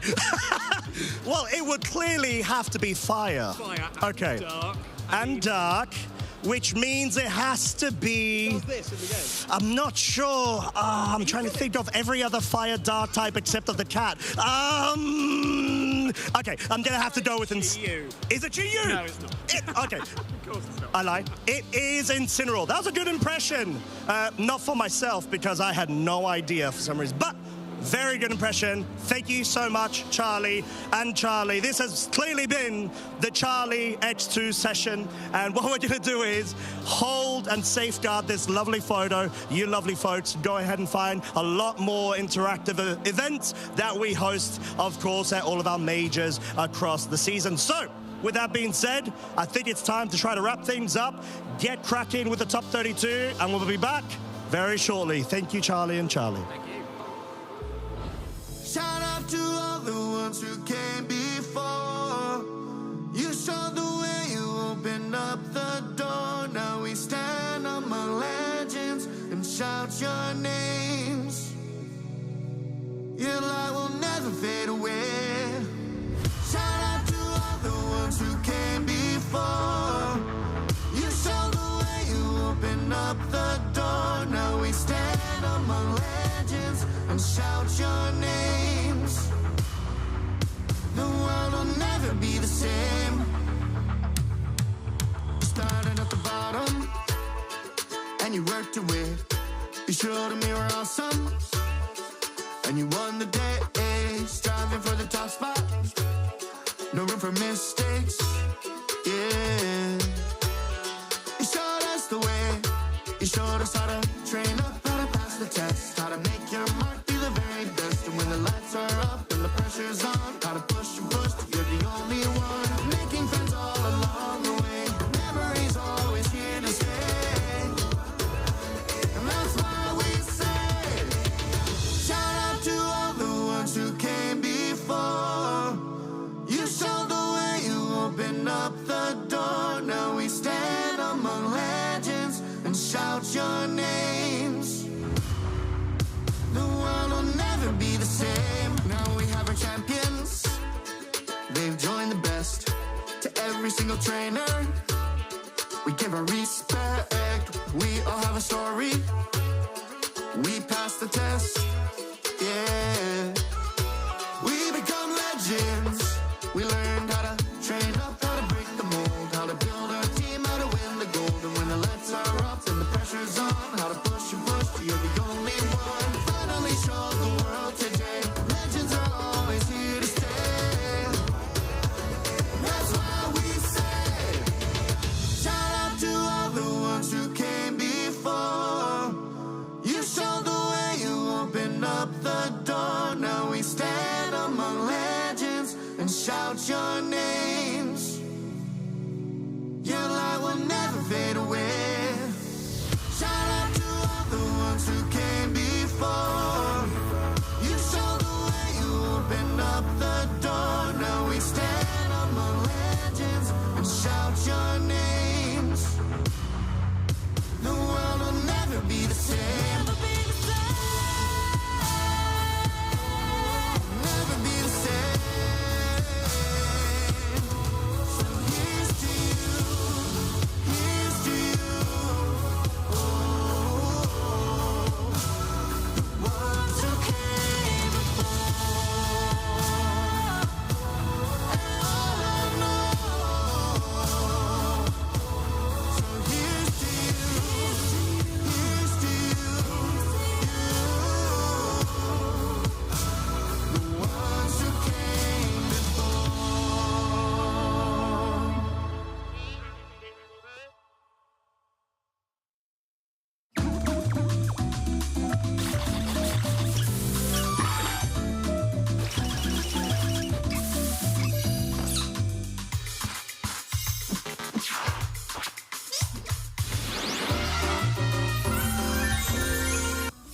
Welcome back, everybody, to what is going to be the top 32 coming up here at Pokemon Regional Championships of Birmingham. What are you doing? I've got my own impression to do here, Costa. You've got to...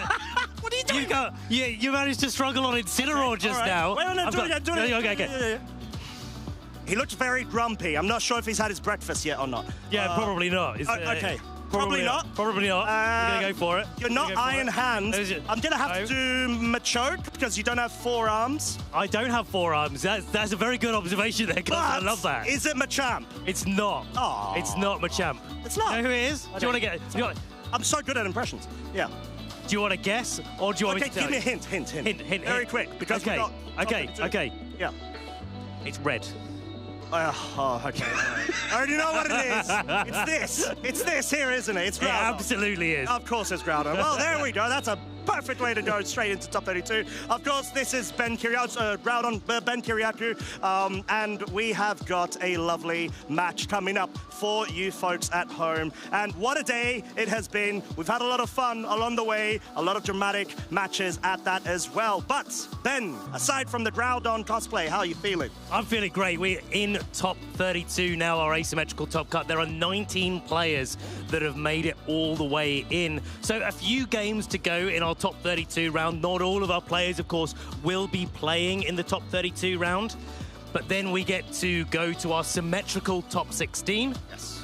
Before we knock out to top 8, top 4, and of course, crown our champion here in Birmingham. Yeah, very exciting times, of course, and it's going to be very exciting for the match that we're going to be featuring very shortly as well, because for both of our competitors, it is their first ever top 32 cut, and top cut generally speaking. So there's going to be a lot of nerves, but also a lot of excitement in the air. We've seen this before, players like Florian Tem coming into their first regional championships and being able to take it all the way to a win. It could be you, it could be anybody that comes to compete that is able to make it all the way, and the fact that we're able to showcase these players that have made it into our top 32 round. Yeah, okay, they're a little bit lower down the standings than maybe they wanted to be coming in, but I'm sure they're both absolutely over the moon to be here in our top 32. They genuinely are, and they are also on the stage as well, getting all primed and ready. We do have Wei Dane, who's going to be on the right-hand side, versus Gabriel Janso. It's going to be a fantastic match between these two trainers, and I had a little bit of a sneak preview. Oh, did you know? I did. Oh, that's why he did the... I'm a little bit smaller right now, but I'm going to be pointing at my pin here. I think there's going to be a Groudon in our future. Okay, well, very... I don't know, very resourceful of you being able to have a future sight as good as that. But okay, all right, Groudon, that's... exciting, and it makes a lot of sense because, you know, like we've said, there's a lot of Miraidons that have been running rampant, so Groudon with its ground typing as well as, you know, its general physical defensive prowess as well as offense is so good going into it. And yeah, we saw Flavio Del Pidio run undefeated with it yesterday as well. Yeah, going 8-0, and he is in, of course, our asymmetrical top cut right now. He's not playing because he managed to get quite a high standing in the 9-2 bracket there, so he was, because he was able to go undefeated, he's skipped around, so to speak, and he's able to just go straight into our top 16. Yeah, I mean, to no one's surprise as well, our 2019 European International Champion. But we have got another match right now, and it's on screen. We're starting off with Gabriel on the left versus Wei Dane. And sort of what we've been talking about, the fact that it's their first ever top cut, they're definitely going to be a lot of nerves, but there's also a bit of calmness to be found knowing that you've had such a great run, and this is already such a great achievement for both of these trainers. Sometimes when you've made it to the first top cut, you're thinking going into another tournament, hey, can I do it again? I've got to get further than I did the last time. You're really trying to improve that standing, but the first time round, you just got to be happy that you've made it all the way into that top cut, and everything else is a bonus. Of course, this is not just to get into the top 16, but this is also to be able to get into the prize money, the booster packs, more championship points. There is a lot on the line in this top 32 round. Here's the previous achievements of Gabriel and Wei on the screen. Only one apiece, but both in the 2025 season. Of top 32 for Gabriel in Stuttgart just a couple of months ago, and Lille a little bit earlier on for Wei, but both of these trainers have found some consistency in the regulation set H format. Yeah, clearly, and being able to convert that straight into the regulation set G as well with the reintroduction of the godlike restricteds. And yeah, I think being able to have pre-made homework to be able to review and reference because of the earlier format being the World Championships is so good to be able to allow for more niche pick Pokemon to appear, and those are on the screen. But it's not Groudon, it's Gouging Fire. It is, niche pick coming out here. Photosynthesis boosting. Usually the attack, but could be a little bit of a speed boosting version. Opting for no Protect instead. Oh no, Burning Bulwark rather than Protect. There, the signature move of Gouging Fire. Breaking Swipe.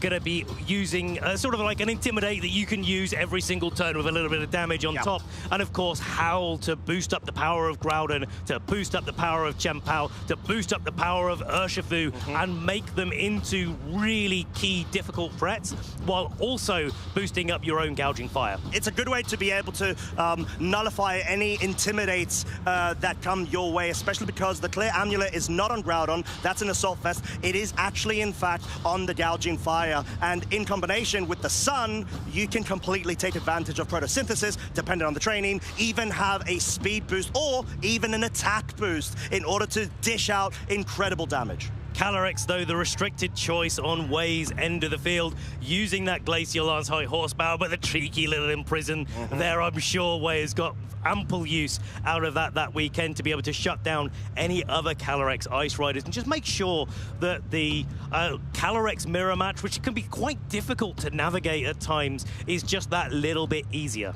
Yeah, and both of our trainers actually rocking the single strike choice banded Urshifu, which, yeah, much to what we've seen in the conversion rates going from day 1 to day 2, also parallels the drop of Calyrex Shadow Rider. And I think, generally speaking, it is so well placed to be able to dish out so much damage and be well placed because of its typing. I mean, there's a difference between these two Urshifu. One is carrying Poison Jab, the other is carrying Sucker Punch, and there's a Terra difference as well, Terra Dark versus Terra Poison. We'll have to see if that makes an impact, but just having that ability to be able to target down fairies again leads into this Calyrex Shadow as like, well, if it's a Ghost and Psychic type, I can hit it with Wicked Blow. If it's a Fairy type, which it typically likes to Terrasilize into, well, Poison Jab. That'll do a lot of damage as well. Yeah, very much so, especially with that choice band. But yeah, generally speaking, looking at the matchups, Ben, what are your initial thoughts? Do we feel like the Calyrex Ice Rider is better placed against the Groudon? But I guess we're going to find out because we got the leads. It's going to be put into a pretty good position right early on, supported by that Indeedee, of course, bringing the Psychic terrain onto the board. And here is the Groudon coming out. Its Assault Vest will stop it from being able to protect from any sort of Glacial Lances. But on the other side, because the Imprison is on that Calyrex Ice Rider, it in turn is not going to be able to protect from any attacks either. And of course, Groudon and Volcarona both have spread damage in Precipice Blades and Heat Wave. Yeah, and it sort of feels like the Groudon is, I would say, inclined to go for the Fire Terra in order to forego its weakness to the very powerful Glacial Lance because of the Ice typing. But then in turn, Calyrex Ice Rider has the Dragon Terra, so it can't avoid any Will-O-Wisp that comes into its slot, unless, of course, this forces a scenario where the female Indeedee feels more inclined to go for the redirection. You kind of like in this situation if you're a way to be able to protect the Calyrex and go for the Trick Room with the Indeedee. Will not be seeing, though, the Volcarona going on the offensive this turn. Instead, the Chien-Pao landing on the field, knowing that that Terra Dragon is a threat from the Calyrex, and instead wanting to boost up the ground-type damage from the Groudon and hit a big Precipice Blades down into Wei's Calyrex and Indeedee. Yeah, indeed, and being able to just maybe go on the offensive immediately after if this Calyrex Ice Rider wants to just go for damage and rather than go and set up the Trick Room, because this could very easily be a redirection, go for Glacial Lance because of the threat of that Volcarona, which in of itself is also a redirection option. And Terra Dragon does indeed come out, but it's also the Terra Fire coming out from the Groudon. Redirection from the Indeedee. going to be redirecting any single type attack moves into its slot, but Precipice Blades coming out, boosted up by the Sword of Ruin. It is Trick Room coming out from the Calyrex, so a bit of a defensive play on Wei's side, but getting that speed control set up and paving the way for something like a Mungus to come in the back to be able to put all of Gabriel's Pokemon to sleep. Yeah, and I think the Dragon Terror was forced because of the option of the Heat Wave that could not be redirected by the Follow Me from the female Ndidi, henceforth why we saw the Calyrex lock in so quickly. But Trick Room conditions are currently present. Chien-Pao and Groudon are most likely going to be the slowest moving Pokemon right now after this Calyrex. Yeah, indeed it does have a luring voice to be able to break a Focus Sash on the Chien-Pao and force the Calyrex to be able to get a little bit of a boost, but instead the Helping Hand coming out onto this Calyrex, it looks like it's going to be a high horsepower into the ground and Helping Hand. It's going to be enough to pick up the KO, boosted by that Sword of Ruin. Wow, and that sort of goes to show why it's great to be able to have a physical Pokemon in the face of that Chien-Pao's partner. Chilling Neigh boost, +1, Ice Cold Crash, does connect, does pick up the KO onto the Dragon Terror Calyrex, and all of a sudden, we've got both Restricteds out on turn 2. These trainers trading blows 1-for-1 at the moment, but Wei does have the Trick Room up on the field. It has got the sort of speed control advantage here, so it's up to these trainers, like, how are they going to navigate this board state? Chien-Pao is one of the fastest Pokemon in our format right now, and certainly one of the fastest Pokemon in this particular mirror, actually, if we take away Regieleki, of course, that has an option of coming. But that's going to mean this Chien-Pao is under a significant amount of threat.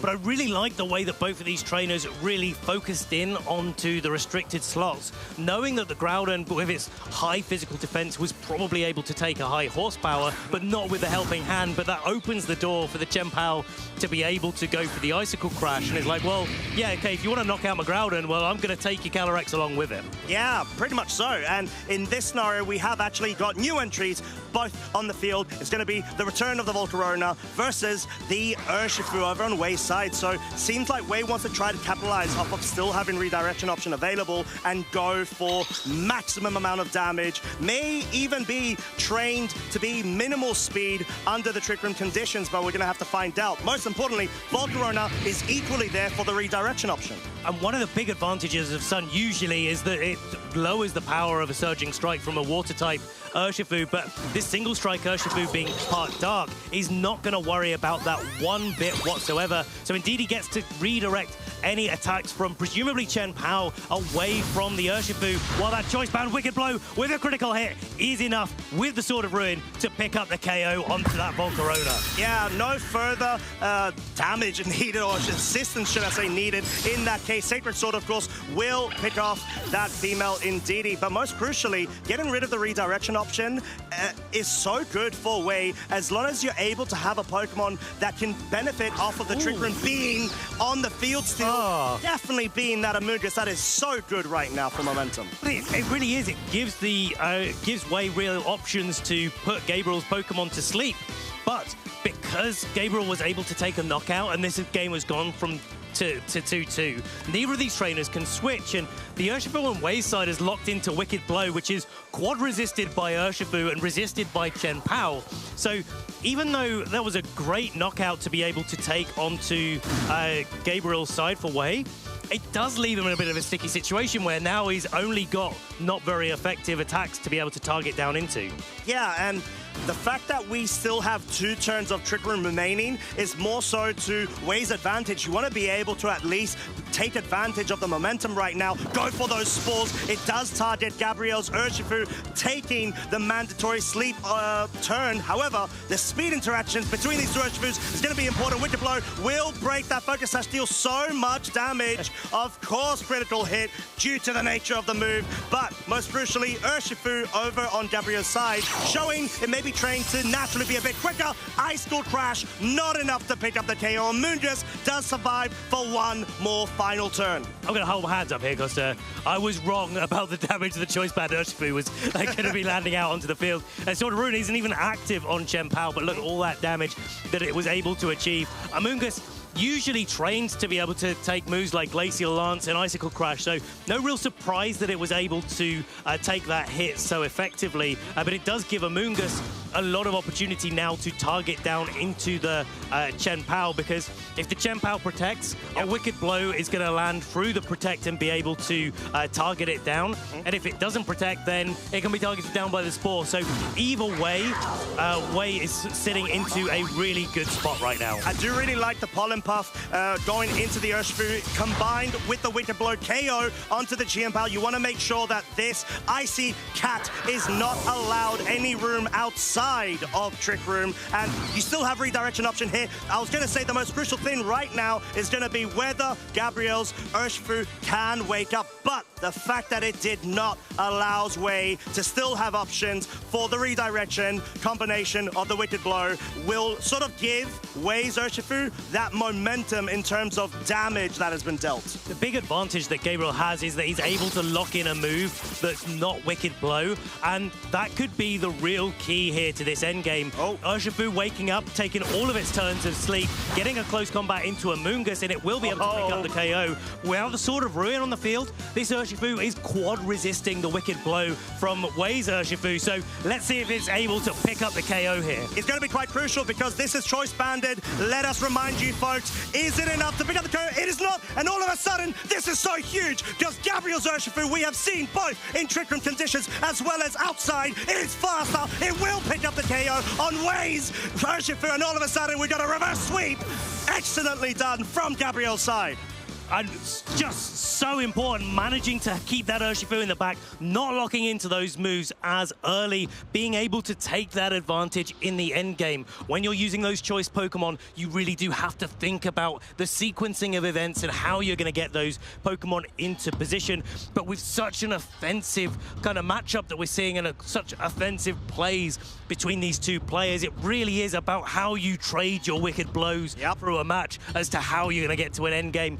Gabriel did that so fantastically in that first game, and now it's up to Wei to be able to change things round and try to flip the momentum and try to get into a slightly better scenario a little bit earlier on. Yeah, it sort of felt like if Wei had one more turn of Trick Room, then they would have been able to wrap up this game and have the advantage, but you want to be able to absolutely capitalize as many of your Trick Room turns as possible. Don't give any sort of room for Gabriel to be able to navigate around and, you know, end up in the position where obviously the sleep turns were so crucial, but the fact that it already burned off the first mandatory sleep, burned the second, and then the third one, it woke up, that was so key. And it's going to be quite interesting to see how both of these trainers go into that game 2 leads-wise. I think I do want to see a little bit of a mix-up from Wei here coming into game 2. Gabriel switched out the Volcarona in turn 1 next to the Groudon, and Wei had to commit the Dragon Terror to the Calyrex early on. I'm wondering if there's a way that Wei can lead, such that maybe with the Urshifu and the Calyrex put on a bit more offensive pressure off the gate and not have to commit that Terror quite so early and still manage to get up the Trick Room in their favor to be able to adjust into this game 2. Yeah, because both trainers definitely did utilize their Terrors very quickly, both turn 1, but talking about leads, we have got those in store for game 2. Calyrex and the female Ndidi once again from Wei's side, but a bit of a change up. Gabriel has opted to go for the Urshifu. We know it's a bit of a speedy one in comparison to Wei's, but most crucially, Groudon is not on the field, can potentially be safeguarded for a later moment in this game. Well, now that the Volcarona isn't boosted by the sun, maybe that can change in game 2. There's going to be a little bit of a tendency from Wei to go for a Terra Fairy, perhaps onto the Ndidi, boost up the damage of its alluring voice, of course, but also make sure that it's not taking super effective, in fact, taking resisted damage from both close combat, Wicked Blow, Sucker Punch, and U-Turn, the 4 options that this Urshifu has at Gabriel's disposal. That would mean that the Calyrex is able to get up Trick Room and only take a minor amount of damage in the grand scheme of things, and set up for that Ndidi Calyrex to be able to launch a full power Glacial Lance with a helping hand into the next couple of turns. And it is quite key to which move you go for if you are the Urshifu, because the U-turn can essentially be easily read, and maybe Wei can identify the Groudon being a Brilliant there and just go on the offensive. Don't even go for the Trick Room. But we do have the Terra Fairy being utilized on that female. Indeed, he wants to make sure that it foregoes any sort of weaknesses to this dark type Urshifu single strike. And the Volcarona, most importantly, may opt to go either for the Will-O-Wisp to try to cover for no redirection and just a Trick Room setup. However, can go for the Heat Wave to benefit off of the Sunder, whether that's just been set. Gabriel going on the offensive here, trying to boost up the power of the Fire-type moves for a little bit later, but in fact,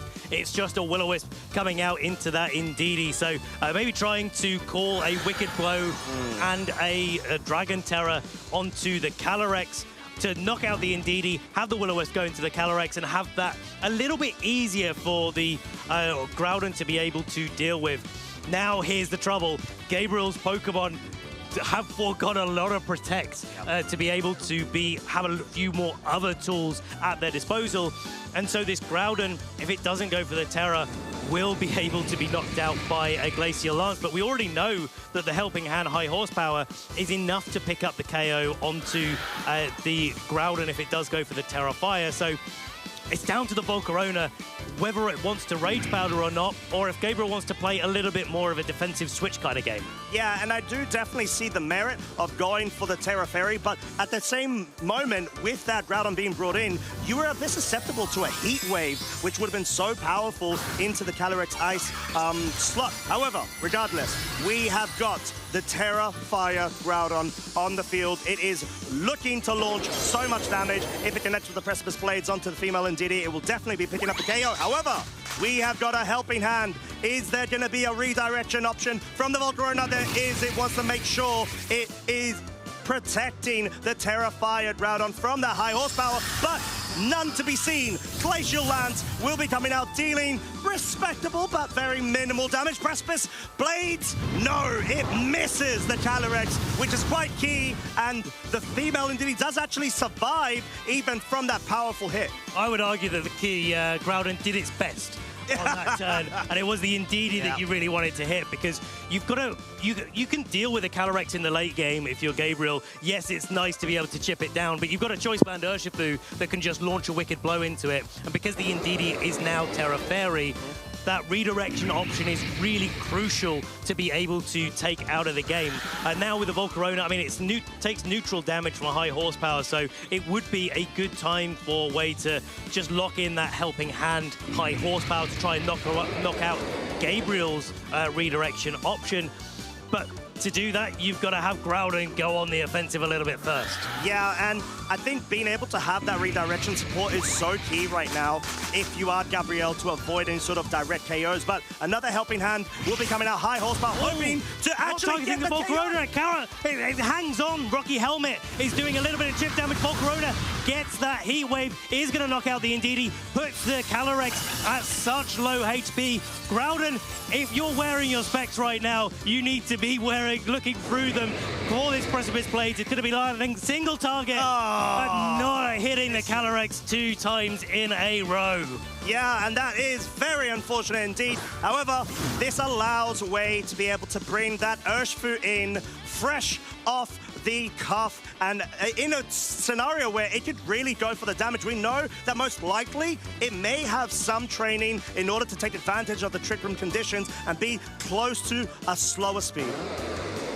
Well, we'll have to see if this Groudon can hang on, because a Glacial Lance will definitely pick up a KO on the Volcarona here. There's not really any risk for Wei to be able to go for that, because the Urshifu could be following up straight away with a Wicked Blow. The Calyrex might want to just go a little bit on the defensive here and try to make it to the next turn. try to avoid 3 Precipice Blades in a row is a little bit speculative, but here it is. Rage Powder followed up by the Glacial Lance. Volcarona goes down, and that Chilling Day boost is going up. Yeah, +1, of course, at the moment. It wasn't quite enough to pick up the KO with the high horsepower on the Volcarona, but Close Combat is onto the Groudon. Of course, like we said, this is a Choice Banded Urshifu. If you thought it dealt a lot of damage before, think again, it deals so much more now. And Gabriel is left with their final 2 Pokemon versus Wei's 3. However, Trick Room turns are close to ending, and we've got the final reveal of the Chien-Pao wanting to take advantage of Trick Room no longer being available. Yeah, this is a really tough spot for Gabriel. Wei has played this very, very well and taken advantage of the gifts that Groudon gives to us all with the Precipice Blades avoiding their really influential in this game because it allows the Urshifu to be able to just target down that Groudon. And it looks like even the Groudon was trained to be a bit speedy, or the Urshifu was trained to be really, really slow to be able to take advantage of that Trick Room environment. Now, Urshifu, because it locked into close combat this time, will be able to pick up a clean one-hit knockout on Urshifu on Gabriel's side, and there's no way for Gabriel to avoid that damage because it is Terra Dark onto it. Even if the Terra was available for Gabriel, it is Terra Dark onto the Urshifu, and then it can be down to the other two Pokemon to be able to knock out this Gem Power, but not even needed. +1 Glacial Lance coming out and just easily being able to pick up the KO on that Urshifu. Yeah, the final turn of Trick Room seems to now, of course, be available for Wei to be able to take advantage of, which wasn't the case in the prior game. And what do you know? It's a bit of a different result now. Wei has been able to force the Game 3 and doing so in such an excellent fashion. It really does go to show, like, you can position as well as you like. And I've got to hand it to you, Costa. Precipice Blades isn't 100% accurate.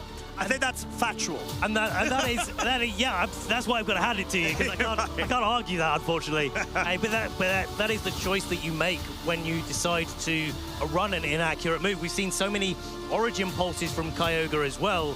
Moves like that are really, really, really good when they hit their mark, but sometimes they can be unreliable in a key situation. I think Groudon, as does Kyogre, gets around that by being able to stick around on the field, but because these two teams are trained to be so offensively orientated, it's so difficult to get those Precipice Blades after Precipice Blades after Precipice Blades. So I think Gabriel's going to have to be thinking about that going into Game 3. Does he have a different way of being able to knock out the Calyrex in that spot? Could he have launched a Heat Crash instead of trying to go for a Precipice Blades? Yeah, I think it really does, because when it comes to Trick Room matchups, the first turn prior to it being set up is so crucial. You want to be able to actually set the lay of the land in terms of whether it does get set up or not, or if you're able to start either whittling down the resources of the hard Trick Room sweepers initially, or perhaps even prevent them from being brought onto the field and sort of try to sustain any support Pokemon on instead in order to sort of like expire the additional turns that you have burned off. That's the thing, it's so difficult to get through a Trick Room set of turns if you don't have those tools at your disposal. These two trainers want to battle it out, though. We're going into Game 3. This is for a spot in our top 16, and it's a switch up there from Gabriel, bringing the Gouging Fire, bringing the Groudon in the lead, trying to put down that pressure early doors and remove the option for Wei to go for a helping hand. And of course, Wei sticking to what they know, sticking to the strategy that they've come up with, Calyrex and Indeedee. It makes sense. The pairing has such great synergy, but I did want to make a note. We saw the photosynthesis on the Gouging Fire actually boost the speed rather than the attack, so this may sort of give a bit of an inclination for Gabriel to perhaps set up a Howl in order to maximize the damage output of this Groudon, so long as it obviously connects, but most importantly, you just try to capitalize off of sort of diminishing factor of getting more damage dealt onto Calyrex that it can deal onto yourself. And it really depends on how Calyrex wants to act in this turn. Does it want to just be happy to set up the Trick Room and start trying to push that Urshifu onto the field? Maybe I want the Indeedee to get KO'd quickly, get the Trick Room set up, get the Urshifu on the field, and start really dishing out the damage? And how does Gabriel predict into that without taking too many risks? And that's why the Terrifier's coming out. Yeah, it makes a lot of sense. You just want to be able to minimize the risks as much as possible in order to benefit from all of the positives, as a second terrestrialization is going to be revealed. Of course, going to be the Calyrex Ice Rider into the Dragon Terror. Wants to make sure it foregoes the weakness to the Fire typing. This could be a Trick Room with Indeedee and a Glacial Lance into the both of these slots, going for the Terra Dragon just to avoid avoid being knocked out straight away by a gouging via Flare Blitz. Yeah, and the attack increase will benefit this Groudon's damage output because it connects with both the Calyrex as well as the Indeedee. Two-shot on both. Glacial Lance coming now, indeed indicating the female Indeedee is going for the Trick Room setup then. And it gets it. It's going to be the Glacial Lance putting on the pressure, but we saw that the Gouging Fire took less than 50% damage. That means Indeedee's going to have to think really hard about going for a helping hand and just trying to be able to boost that damage up that little bit further. But it's so hard. Now that the Howl is on the field, do you try to bank if you're way on the fact that Precipice Blades hasn't got perfect accuracy? And does Gabriel, knowing that helping hand is a real option, just double down into the Calyrex with a Stomping Tantrum, a high horsepower, should I say, and a Flare Blitz, knowing that it could be the way to knock it out consistently. And it seems like Wade doesn't want to risk anything right now, is switching the Calyrex for the Amoonguss. Really good way to be able to benefit off of any potential Volcarona that may switch in right now to have the redirection availability. I do really like that play from Gabriel, and maybe going on the offensive with a breaking swipe instead, hoping to pick up a KO onto the Calyrex, but no Calyrex is to be found. Alluring Voice did deal a critical hit damage, a bit of more chip onto the Gouging Fire, but most crucially, the Calyrex is still safe for Wade. Safe in the back with the Amoonguss for support. It's a really nice way to pivot into your defensive options. A little bit risky because if Groudon did go straight on to the offensive, it would have done significant damage to the Amoonguss. Probably not enough to pick up the KO. That's what my intuition is saying right now. But now the Urshifu coming onto the field and putting a lot of pressure on with Wicked Blow to be able to, we know, knock out that Volcarona in one. Gouging Fire's Burning Bulwark does not protect it from a Spore as well. So it's susceptible to this Amoonguss and Urshifu combination. Take away the redirection and be able to stop Gouging Fire being able to go onto the offensive in Trick Room. Yeah, I think that's a really good call-out as well. And no Burning Bulwark to be found regardless, because it's essentially pointless in that scenario. Spore does 100% of the time connect. Wicked Blow does too, but it does not. Oh, needed a helping hand. Needed a helping hand. Exactly, because of the female Indeedee we saw prior. Heatwave will go and pick up the KO in the sun onto Amoonguss and deal substantial amount of damage onto Urshifu. Not picking up the burn, but most crucially, this is Gabriel's strategy. You want to be able to start reducing all of the resource management that Wade can dispatch. Now down to the final two Pokemon versus Gabriel's 4. This Calyrex is in a lovely position right now to start getting those Chilling Neigh boosts, start getting those attacks down onto Gabriel's Pokemon and start whittling them down. Yes, there's a Fire-type Groudon in the back, but Gabriel's got to be really careful, and it's down to Wade to target down into the right slots. If the Fire-type Groudon comes in to take a Glacial Lance, does the Wicked Blow then follow on to the same slot to pick up the knockout? So I think you've got to be a little bit clever if you're Wade, maybe target down the Gouging Fire, knowing that that's going to be able to go down and redirect into the other slot with the Urshifu and knock it out. But Gabriel may be quite inclined to allow Volcarona and Gouging Fire to be able to go down this turn just to get the Groudon and the other Pokemon in the back in for free. Yeah, and it seems that is the case as Glacial Lance will be coming out. I think there was an attempt of Burning Bulwark from the Gouging Fire, unfortunately still being asleep. And all of a sudden, we see the Chilling Neigh activate and a sharply boosted attack stage from +2. Yeah, two Chilling Neigh boosts there and a Wicked Blow just to follow up the move of choice that Wade has decided to lock into there. And we know that the Groudon cannot protect itself because it's carrying the Assault Vest. We know that the Wicked Blow is enough to pick up the KO here, and of course Wicked Blow does go through those protects. So I wouldn't be surprised to see that combination, that double up with a couple of turns of Trick Room left. Let's see, one more turn of Trick Room left. Okay, that changes the landscape of the game because this Chien-Pao can go on the defensive and can go for a protect. It's now down to Wade to make sure that that Groudon gets knocked out this turn and some damage goes down onto the Chien-Pao. I think I don't 100% I wouldn't like seeing the Chien Pao going on the defensive. I would like to go on the offensive right now. Because the high horsepower plus 2 Calarette surely will pick up that Groudon, and the Wicked Blow regardless is going to bypass the Protect, as we do see the higher horsepower does finish the job on the Groudon. No Protect from the Chien Pao. You need to make sure you can pick up the KO on the Calyrex in order to then have the KO guaranteed onto the Urshifu outside of Trick Room conditions. Wicked Blow, like we mentioned and have seen, deals so much damage, but it's not enough. This Urshifu is locked in. Icicle Crash does connect, does pick up the KO on the Calyrex. So the real question right now is, will Sacred Sword pick up a KO onto the Urshifu now that Trick Room has expired?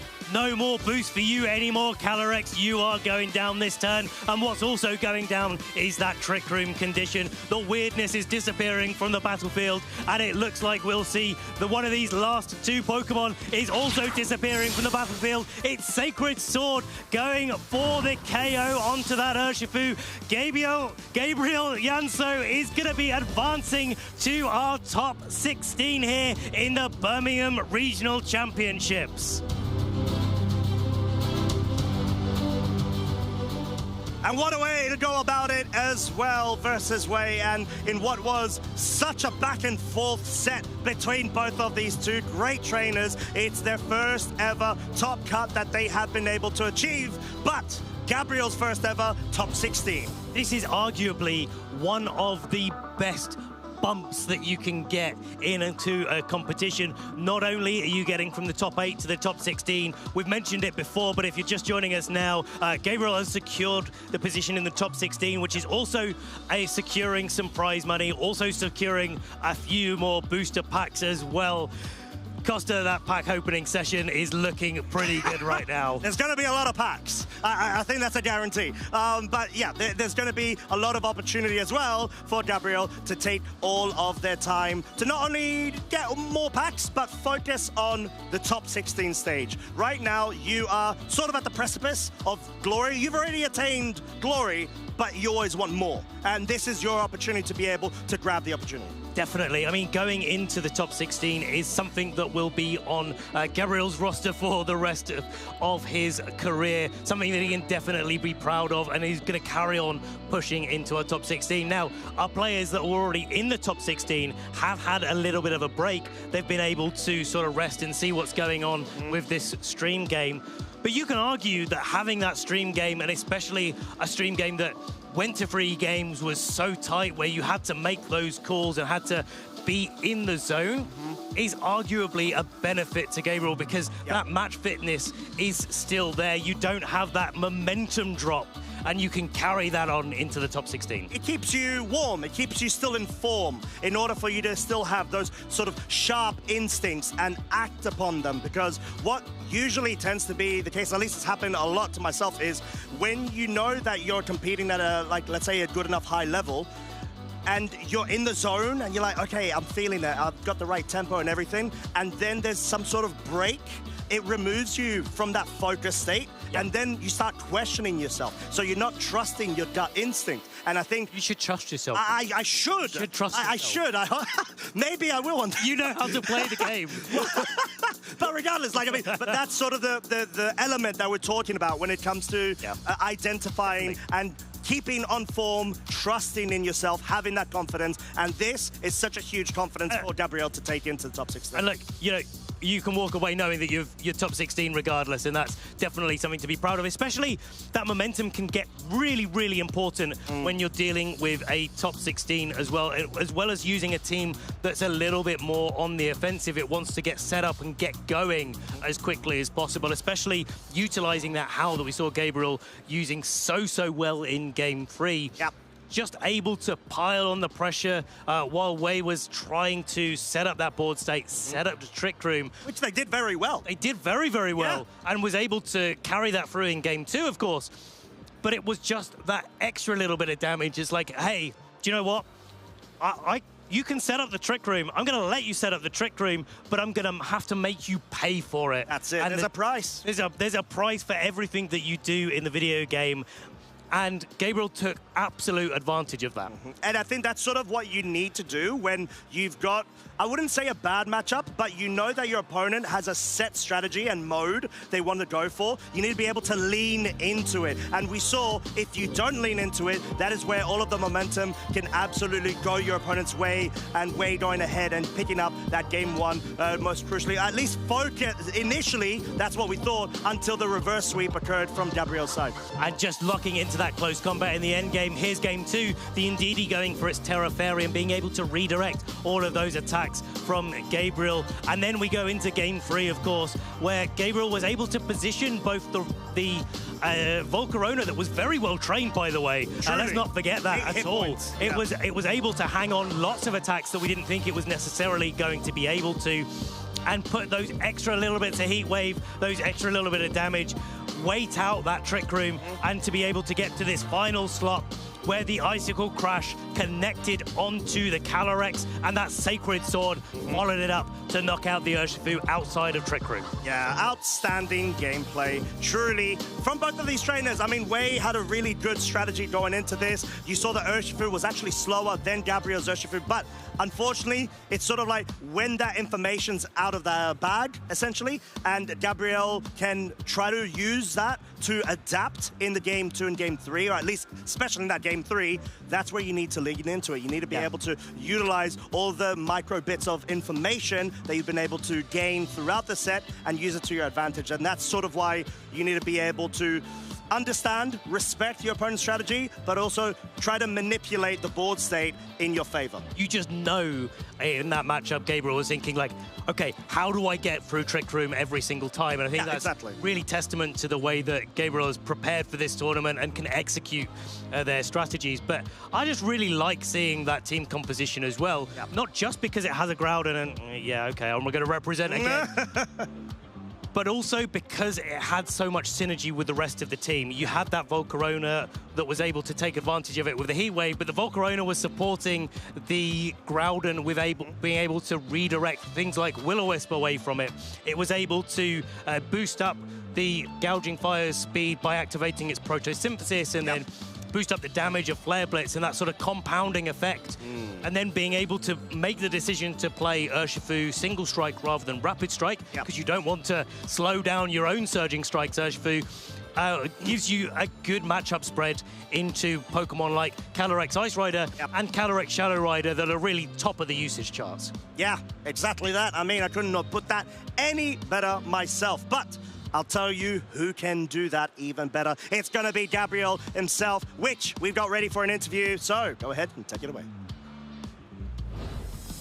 Well, I myself am representing what I believe to be the correct Sunsetter, but it would seem that Gabriel Lianzo was representing Groudon just like you, Ben, and is able to qualify for the top 16. Congratulations. How are you feeling? Thank you very much. I'm feeling great. Yeah, it was a really, really good matchup for this top 32 against Calyrex Ice Rider. So how do you feel the matchup is for Groudon versus the Calyrex Ice Rider? It's kind of tricky because I have to stall the Trick Room turns. So that's why I didn't hit the Indeedee. The game. Yeah, it was a very, very close matchup. The Trick Room was able to be stalled out effectively in that game 1. Not so well in that game 2 because of the Precipice Blades miss. Of course, that's one of the risks of running Groudon. Yeah. You have to rely on sometimes those Precipice Blades. So what made you choose Groudon going into this tournament? Actually, in last month, I prepped with Terapagos, but I saw that people was playing Zamazenta a lot. So at the last moment, I switched to Groudon. And I just like Groudon because it's old school and it's fun to use. Yeah, and I think the most common item that we've seen previously is Clear Amulet, but you went with the Assault Vest. So why did you choose that item on your Groudon? Yeah, because people don't use Incineroar a lot. What? Yes? Okay. And I prefer Assault Vest against Miraidon. It leaves Draco Meteor, and with Gouging Fire, I can howl and support my Groudon. Yeah, and you get extra coverage as well, which is really nice. And you had quite a unique pick in the Gouging Fire. A lot of the other Pokemon you had on your team, maybe the Volcarona as well, but Gouging Fire, I think, was the main standout on your team. So why did you choose Gouging Fire going into this tournament? As I told you, because I am a sole best in senior, it's pain to my team, so I need to howl to support my Groudon. And I think Ocean Fire with Clear Amulet does pretty well. Yeah, it did seem to. And you brought it into that game 3, getting those howls off, and then doing over half damage with the Precipice Blade. So that was a really, really good showing. Congratulations once again for making it into the top 16. Okay, thank you. Before we conclude this interview, are there any shout-outs that you want to give to anyone watching at home or in the venue? Yeah, I think my family is watching me. Also, my friends in Barcelona. And the Spanish community as a whole that is supporting me. That's it. Yeah, so again, congratulations on making it into that top 16. We'll be following you to see if you can make it even further, like the rest of our trainers that we'll be going to very shortly to find out who's going to be making it through the top 16 in this Birmingham Regional Championships. Don't go anywhere. Boys, there it is. That's gonna do it. And Dragonite proudly watching from the sideline as Giovanni Costa wins his first regional championship at the San Antonio Regional Championship. I got into Pokemon when I moved to Los Angeles in 2015. I was looking at a way to make friends. I was like, oh, I like Pokemon. Let me try this so I can make friends. And then just been playing ever since. I transitioned to competitive play because I'm a pretty competitive person, and being able to talk to people that's also competitive was sort of a way to share this love. What drives me to compete in Pokemon is honestly just to have an opportunity to hang out with my friends. I only get a chance to see these people a few times a year. It's just a really fun experience to be able to spend time with these people that I honestly love from the bottom of my heart. My favorite moment from Pokemon is my 4v1 comeback with my Dragonite back at 2017. I don't think anybody thought I was be able to come back from that, but Dragonite pulled through. It gets the knockout on Nihilego. It gets the knockout on Hariyama. Absolutely crazy. I could hear the crowd through the headphones. That's how loud people were. So, wow, what a comeback there. Oh, my man. Okay, Gio defying all the odds. Honestly, my #1 goal is to become the world champion. I top cut worlds back in 2016. Ever since then, I've been chasing being able to get to that place again. And it only gets more and more difficult every single year. And if I can get that one title, then I can say I accomplished what I wanted to with Pokemon. One of the things I learned very early on is I like to make my own teams. I like to just try my own things, and I think that has translated very well to other things in my life. If I were to give one advice to someone is always march by the beat of your own drum. Do what you think is right, and I think you'll be successful no matter what you do.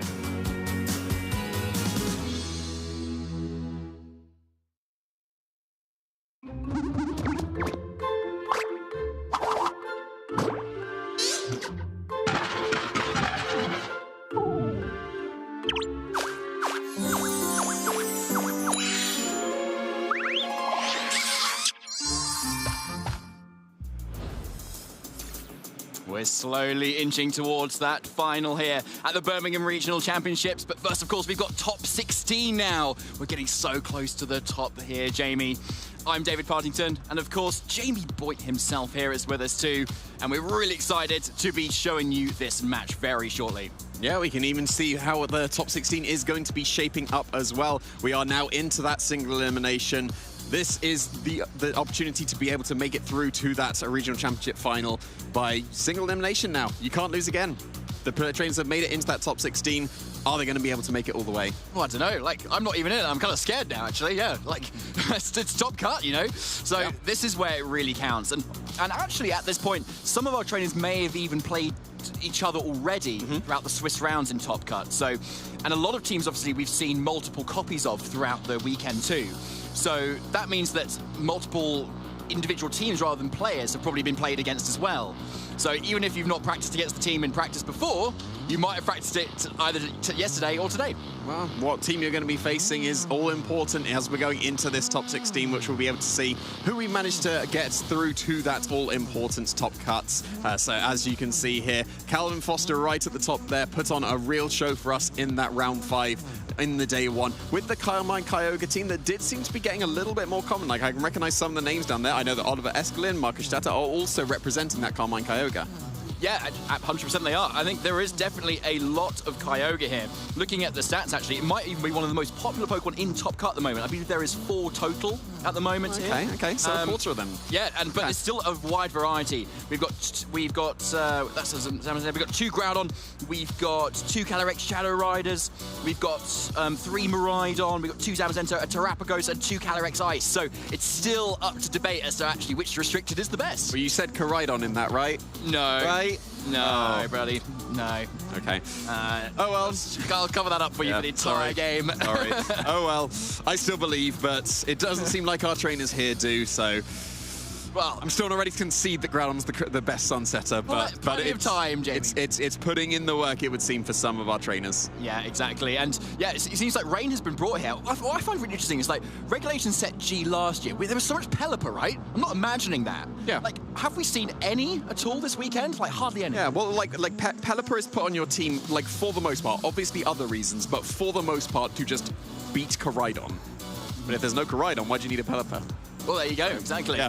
So, yeah. I guess that'll be it. That'll be it, but maybe things will change around for EYC. We'll just have to find out. But yeah, honestly, as often happens, what a stacked top 16 as well. Plenty of previous regional championships, multiple day 2s and top cuts for a lot of our players here.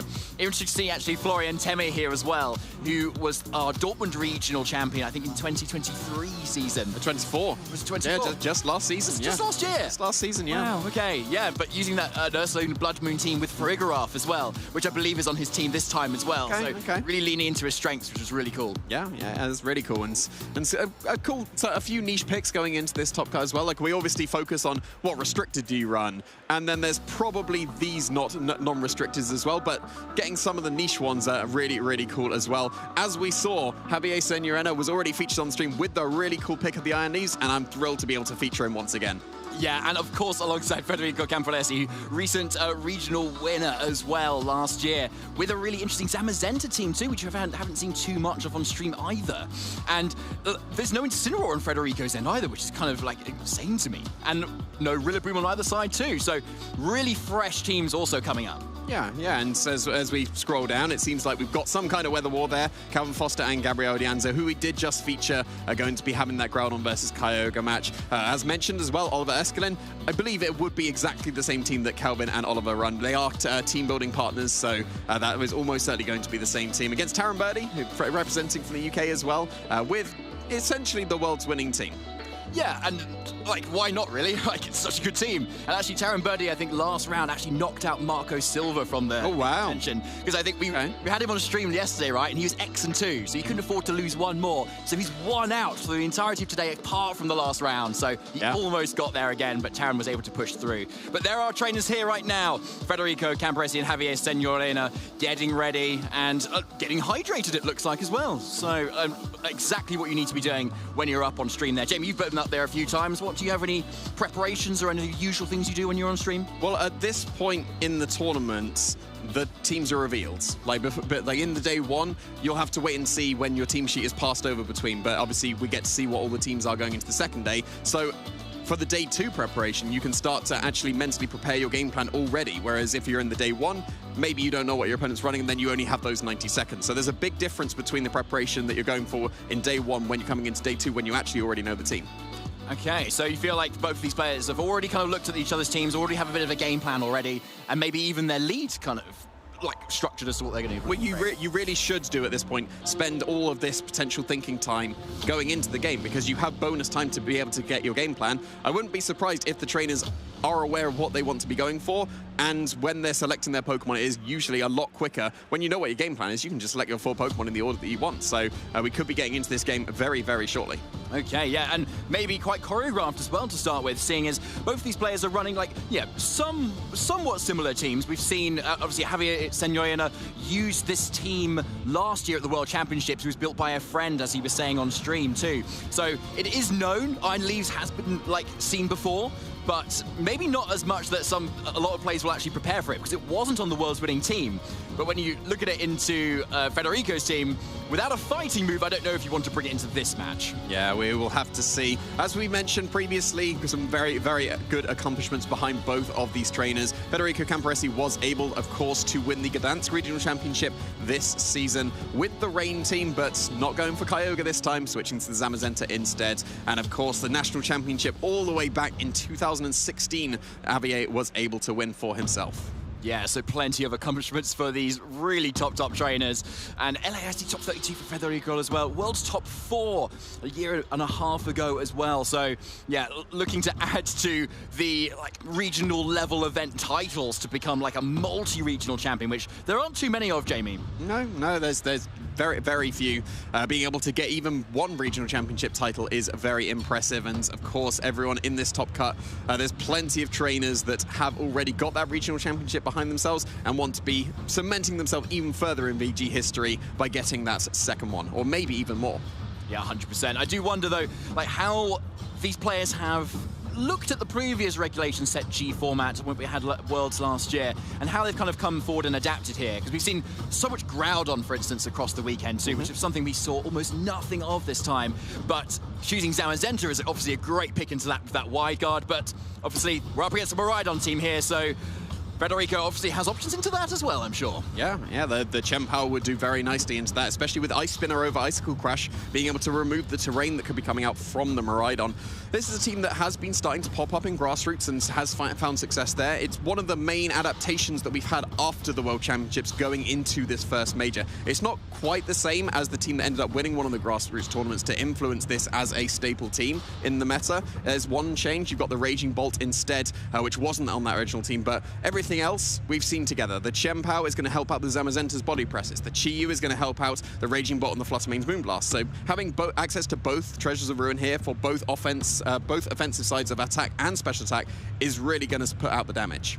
Yeah, double Snarl as well is really cool to see as well. Like when you've got such a hard-hitting, really fast team like with Fluttermane, Chien-Pao, Chi-Yu, you really want those options into Trick Room teams that also have that redirection capability with that Snarl too.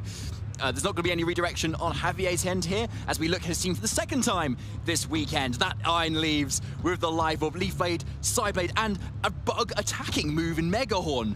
As you said, Jamie, before, really good into those other Rillabooms that otherwise would really turn off that terrain. Yeah, and even just Grass Terrors in general. Grass Terror is a good response to the electric type attacks that can come out from the opposing Miraidon, and then Megahorn covers for that very nicely. We've seen the Urshifu and the Whimsicott classically pair with Miraidons as well, and also Iron Hands, but it's not the classic Assault Bear set. It is going to be that Electric Seed Swords Dance instead, and opting for Thunder Punch over Wild Charge, so not going for the recoil, just trying to bulk yourself out as much as possible and get all of that recovery with Drain Punch, which actually becomes incredibly significant, especially so if you've got a Swords Dance boost behind you.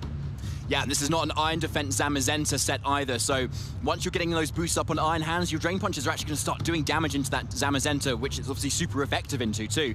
So we might see a little bit of a play around that. Otherwise, it's going to be mainly Miraidon that will deal damage into it, and there it is, getting led right next to that Incineroar, as Zamazenta also another restricted straight onto the field alongside that Chien-Pao. Yeah, it's not surprising to see Chien-Pao as the lead in the slightest, given that you want to be going for the Ice Spinner and get rid of the electric terrain, because Miraidon teams, they lead Miraidon a lot of the time, so immediately getting rid of that terrain will be incredibly useful. However, you've got the Intimidate down onto the Chien-Pao, so the Miraidon will definitely be able to live at least one of the Ice Spinners, even if it doesn't opt into its terrestrialization. We don't know the training behind the Miraidons and the Chien-Paos.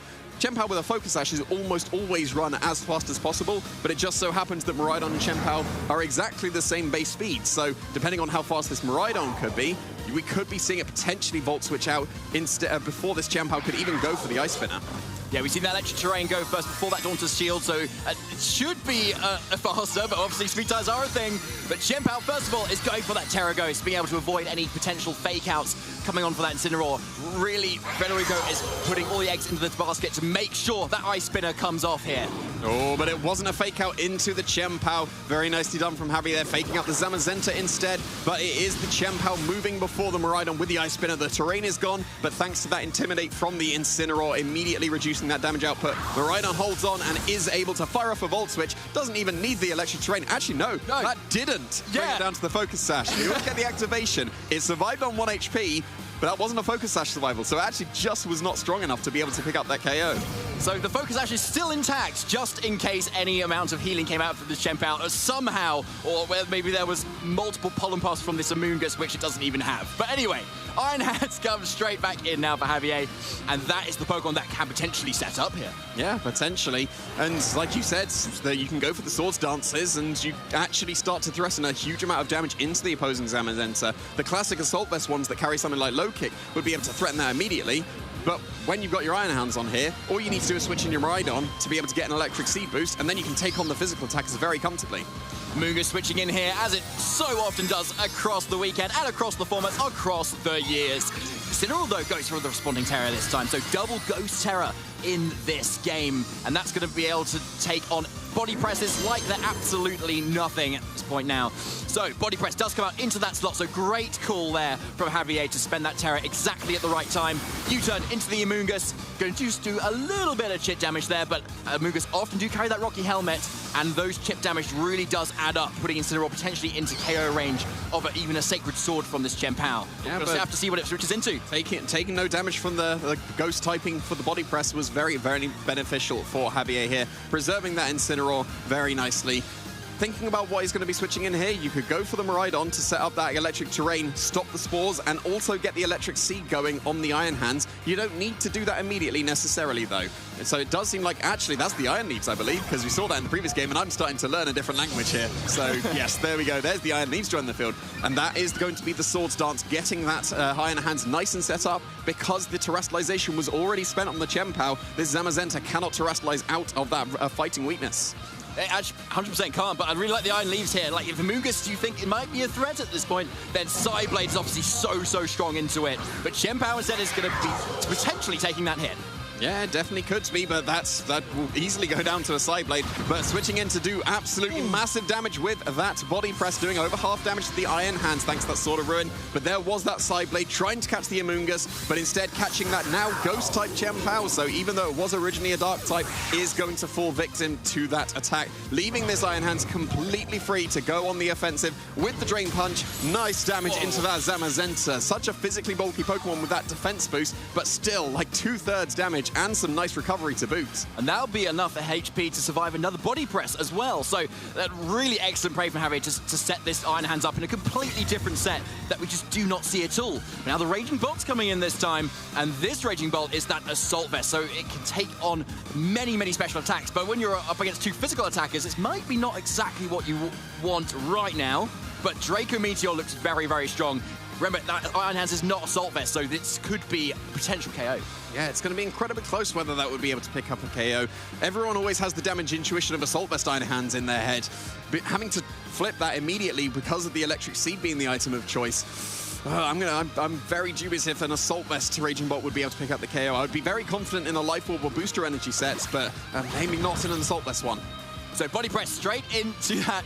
Oh, yeah, I was going to say that's a heck ton of damage for a not very effective move. But Psyblade first from this very fast Iron Leaves does not quite do 50% to this Raging Bolt, despite the Life Orb damage there too. But here's the Draco. Let's see if that's enough. It is, with a critical hit as well. Javier does not look happy with that either. And so all those boosts and everything are gone. Yeah, I have no idea if that would be able to pick up the KO. My instinct was saying no, because Iron Hands is an incredibly bulky Pokemon and you don't have the boost available from something like a Booster Energy or a Life Orb. So you do take the KO, but you're still -2 here. So at least the Miraidon can come in now and threaten very big damage. As well, the Psyblade did just under half. It is now going to get a 50% boost now that the Electric Terrain is on the field. So that Raging Bolt is in range of the Psyblade. However, the Iron Leaves is in range of a Thunderclap. So now we've got some mind games going here of, do you go on the offensive in the face of the Thunderclap? Do you protect or switch out in the face of that Thunderclap? I think just whoever gets that turn right is going to swing the momentum way in their favor. Yeah, there's so much that can happen here, right? Because you've also got the Miraidon that can just go for spread Dazzling Gleams as well, to be able to just pick off that Miraidon without having to commit to... So pick off that Raging Bolt without having to commit to a Draco Meteor. But let's see, it's not quite enough! And that... Virizion, I was going to say, Iron Leaves hangs on, and here's that boosted Psyblade, as you were mentioning, Jamie, is enough to pick up this massively powerful Raging Bolt and just go straight down. That Thunderclap was still even boosted by the Electric Terrain itself, but Iron Leaves does go down to that Life Orb, having done its job. But here comes Miraidon's Electro Drifting signature move, super powerfully charged into this Zamazenta, and that's enough for another KO. Yeah, that was a crucial survival of Iron Leaves there. Had Draco Meteor coming back to bite the Raging Bolt just a little bit, but that was necessary to try and get the KO on the Iron Hands, so almost a pin, as it were, given the fact that the Iron Leaves was able to survive that attack, even after having an electric terrain boost as well. So, yeah, this Amoonguss, it's not going to be able to take the game here for Federico. The Miraidon and the Incineroar will easily be able to clean up this game one for Javier. Amazingly played there. Javier taking game 1 so convincingly too, with that Iron Leaves as well. Again, I do wonder if Federico had this Iron Leaves Pokemon in mind when playing into this Miraidon sort of base team that of least did so well at the World Championships. And whether this has actually kind of thrown us a bit of a spanner in the works with that so hard-hitting offensive psychic damage from that Psyblade and just the natural speed that it has too. I think most people wouldn't be preparing for Iron Leaves because Regulation G tends to have a much more centralized meta than other regulations. You need to tend to prepare for fewer Pokemon. And that's where these niche Pokemon can come into play because the opponents won't necessarily have the practice against that Pokemon. So then they have to change their game plans completely on the fly going into the match. So the Iron Leaves really proving its worth already. It definitely did so in the previous match we were able to feature for Javier, and also really impressive in this one. So what do you think Federico has to switch up here to be able to take this game too, Jamie? I mean, like, or does he just stick with the same Pokemon and just play a little bit differently? Well, a key is always using your Terrestrialization effectively, and I don't think that Chien-Pao's Ghost ended up working out purely because the Fake Out didn't go into that slot. Yeah, and then you got KO to a Psyblade on the switch-in, so if you stayed as a regular old Chien-Pao, then you'd be able to at least switch in on that Psyblade, and then you don't get the KO on the Chien-Pao, you still have an entire Pokemon available to you, so keeping hold of the Terrestrialization, or at least using it in a more effective way, I think would just allow Federico to have a little bit more of a foothold going into this game too. Yeah, I think it's a really good call, especially with the Zamazenta having that Terra Dragon as well, which allows it to then resist those electric moves and be able to take on Miraidon's attacks a little bit better too. Obviously leaves you susceptible to that Draco Meteor, but if you can kind of protect around it, see what the Miraidon's going to lock into first, and then respond, you'll be able to much more lock into what you think is going to be safer. Yeah, and if they're going to lock into the same leads here, is not going to be the case. So Javier has switched things up, and so has Federico. So it's going to be the Fluttermane and Raging Bolt, a completely different lead coming out for Federico. Javier still sticking with that Incineroar, but it's going to be the Rapid Strike Urshifu instead of that Miraidon. Yeah, I really like the switch up actually. So, like, obviously, Fluttermane often just goes straight down to Resurging Strikes, depending on how it's trained as well. Often the booster energy is a little bit more bulky, so they can sometimes survive. But this Urshifu is that Terra Water, which could threaten much more damage. But first, it's going to be a fake out to that Raging Bolt. Yeah, so Raging Bolt's not going to be able to put on the offense here. Fluttermane absolutely will, because it will be easily bringing this Urshifu down to its Focus Sash with that super effective hit of the Moonblast. But this has opened up the Urshifu to go for whatever it wants this turn, and it wants to go for that Surging Strikes into the Fluttermane. Fluttermane has terrible defense, but looks like it might have been trained to survive this hit, because it does survive on just a Slither. A really crucial survivor there for Federico. So Javier does have that information for next turn as well. But looking at the ball state now, that Urshifu does have Aqua Jet, so it could just pick off this Fluttermane and still effectively get a one-hit KO, because Fluttermane still had only a chance to do one move. Yeah, and that would out-prioritize the Thunderclap that could have been trying to pick off that Urshifu as well, so that shouldn't be an option that Federico goes for here. It's almost certainly going to be an Aqua Jet into that Fluttermane if you do want to pick it off. And you can still do very respectable damage, even though the Incineroar is holding the Assault Vest. Radiant Bolt is a very, very strong special attacker in its own right, so would be able to do some very crucial chip damage to that Pokemon. But actually seeing a Terra into this turn 2 of game 2 of our top 16 here at the Birmingham Regional Championships, and it's that Terra Ghost again for Javier on the Incineroar here. There's no particular fake outs that it could potentially take here either, so we'll have to see the potential reason for that at some point. Aqua Jet does go into that Fluttermane, securing that KO there. Looks like Federico didn't maybe want to switch in anything to take that damage instead.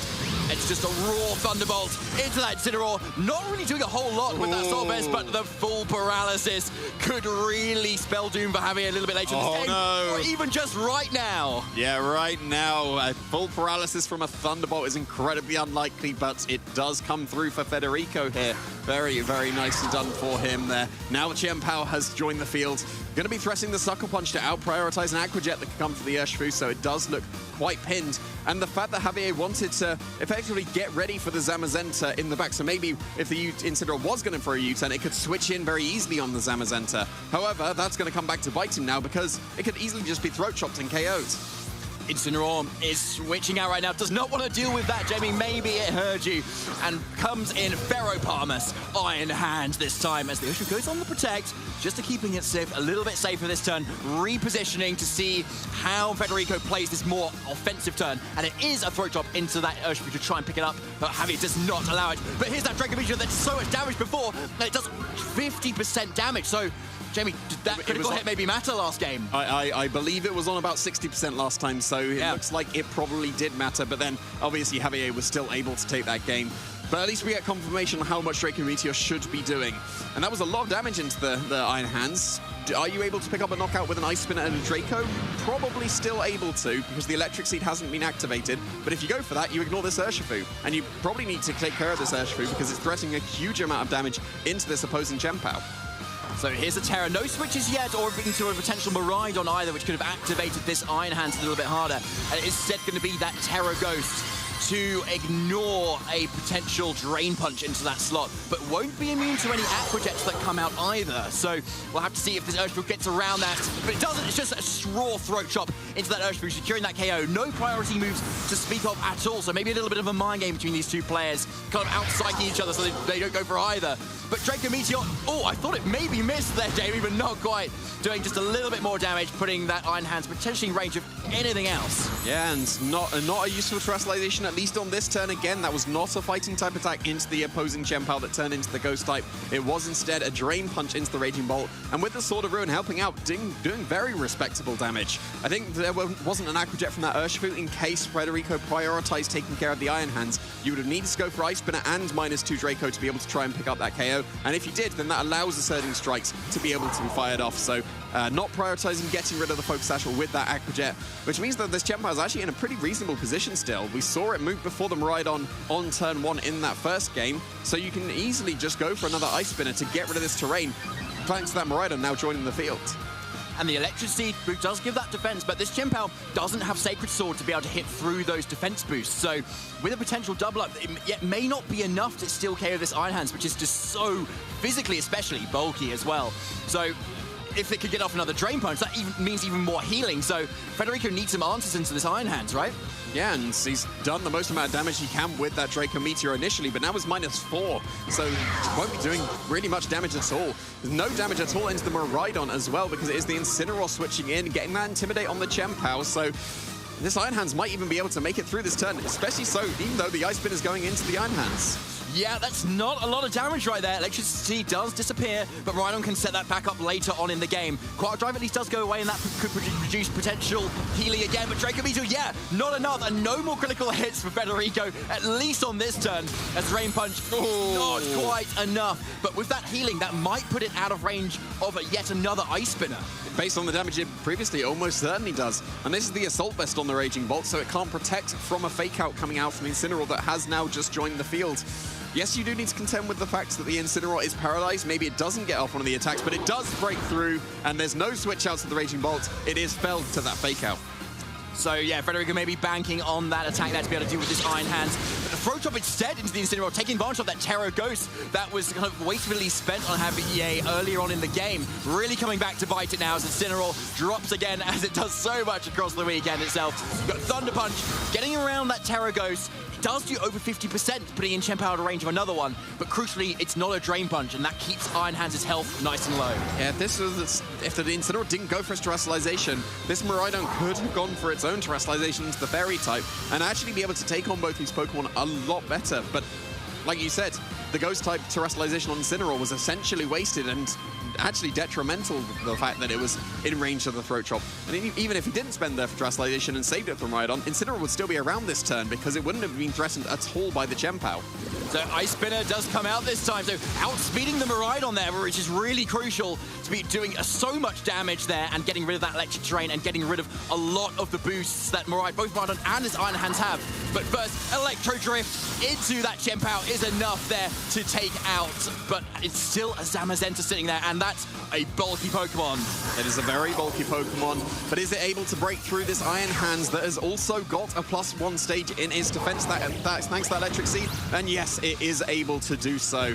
So depending on the speed training of the Miraidon, the Chien-Pao, if the Miraidon was actually run as fast as possible as well, it might have been a speed tie. And if that was the case, then you'd have been able to KO the Chien-Pao before. But now this is being a lot weaker Electro Drift. It's not at full power. Zamazenta is such a bulky Pokemon, able to survive that attack, respond back with his Body Press, and take us into that Game 3.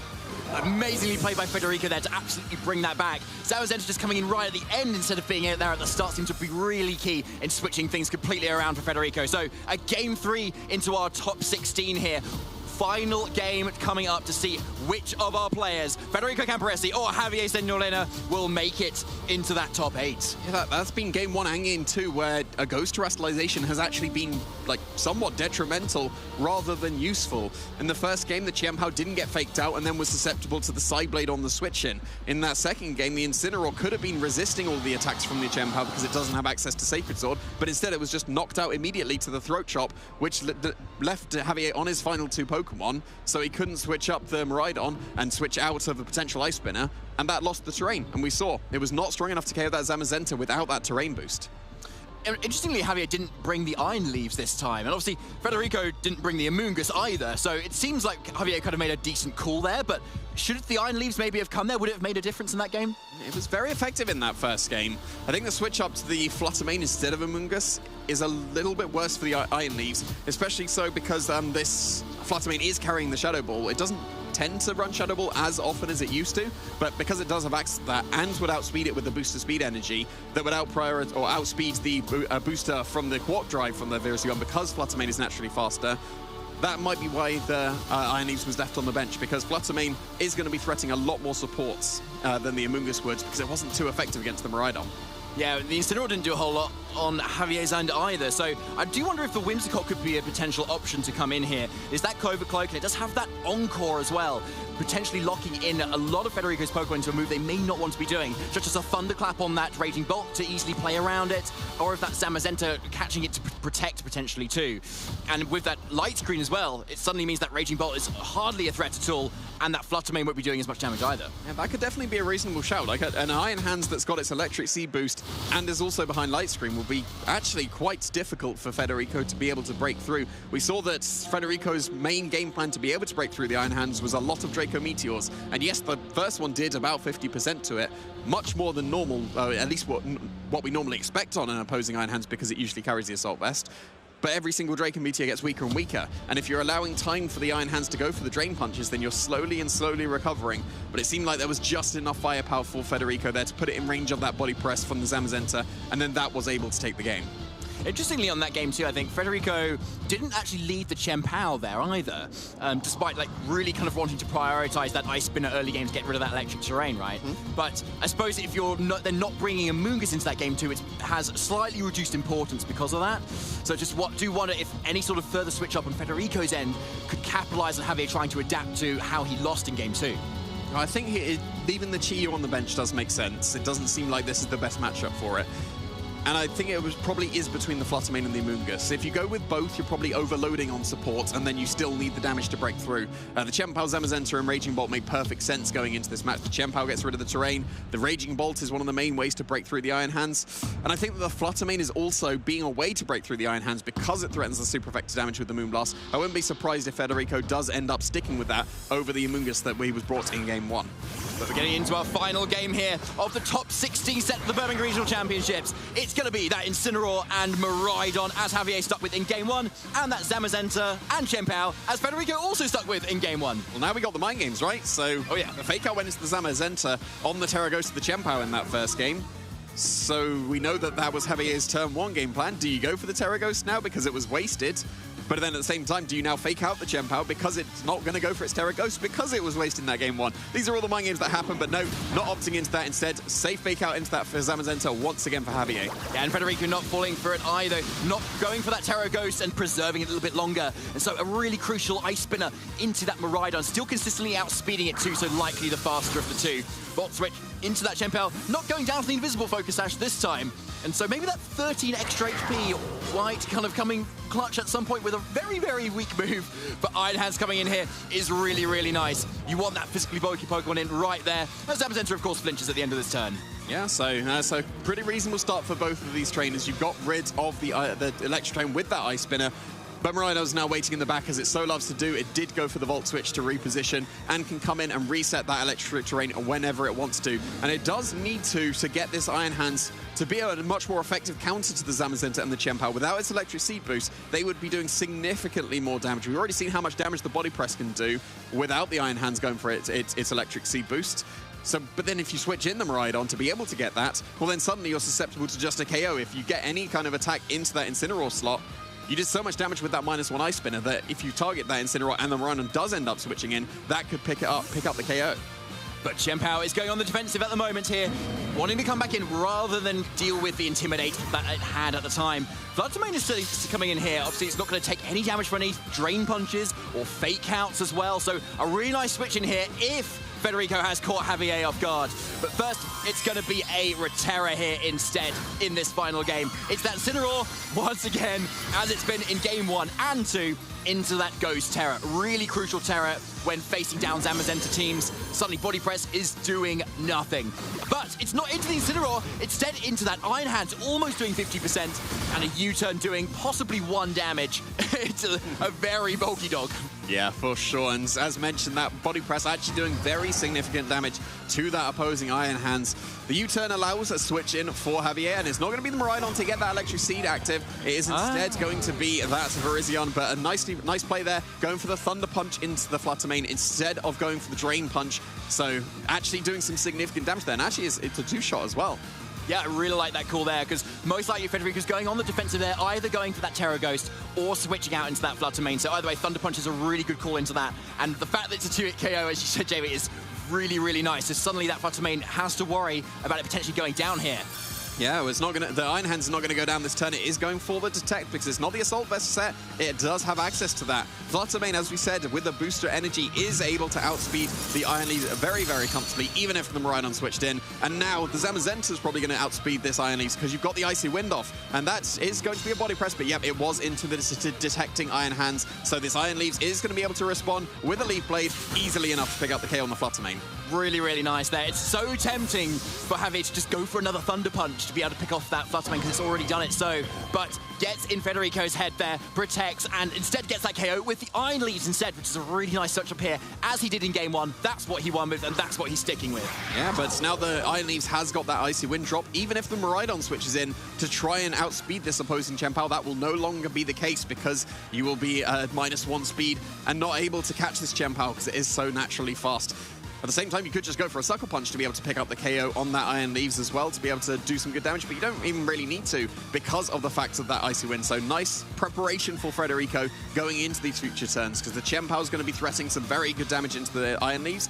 And maybe the Iron Hands is in range of the Body Press, because it did about 40-something% into that Iron Hands. With the Sword of Ruin helping, it might have picked up the KO. But Iron Hands instead not wanting to deal with that. Incineroar comes in, yeah. Looking, Terror Ghost Incineroar loves to come in here right now, intimidating both of these targets, especially with no fighting move on Chien-Pao too. It's not worrying about that too much, and most likely not a Dark type move into that slot either. So a potential very defensive play here from Javier. Let's see if it pays off. No! Wow! And a KO as well with a critical hit. Federico absolutely playing out of his mind in this game 3. Yeah, very, very nicely done there. I wouldn't be surprised if that's also a Body Press into the Iron Hands, just to cover for the Iron Hand staying in, because with the Sword of Ruin, that should be a KO. And then, of course, if the Incineroar switches in, you get some good damage into the Incineroar.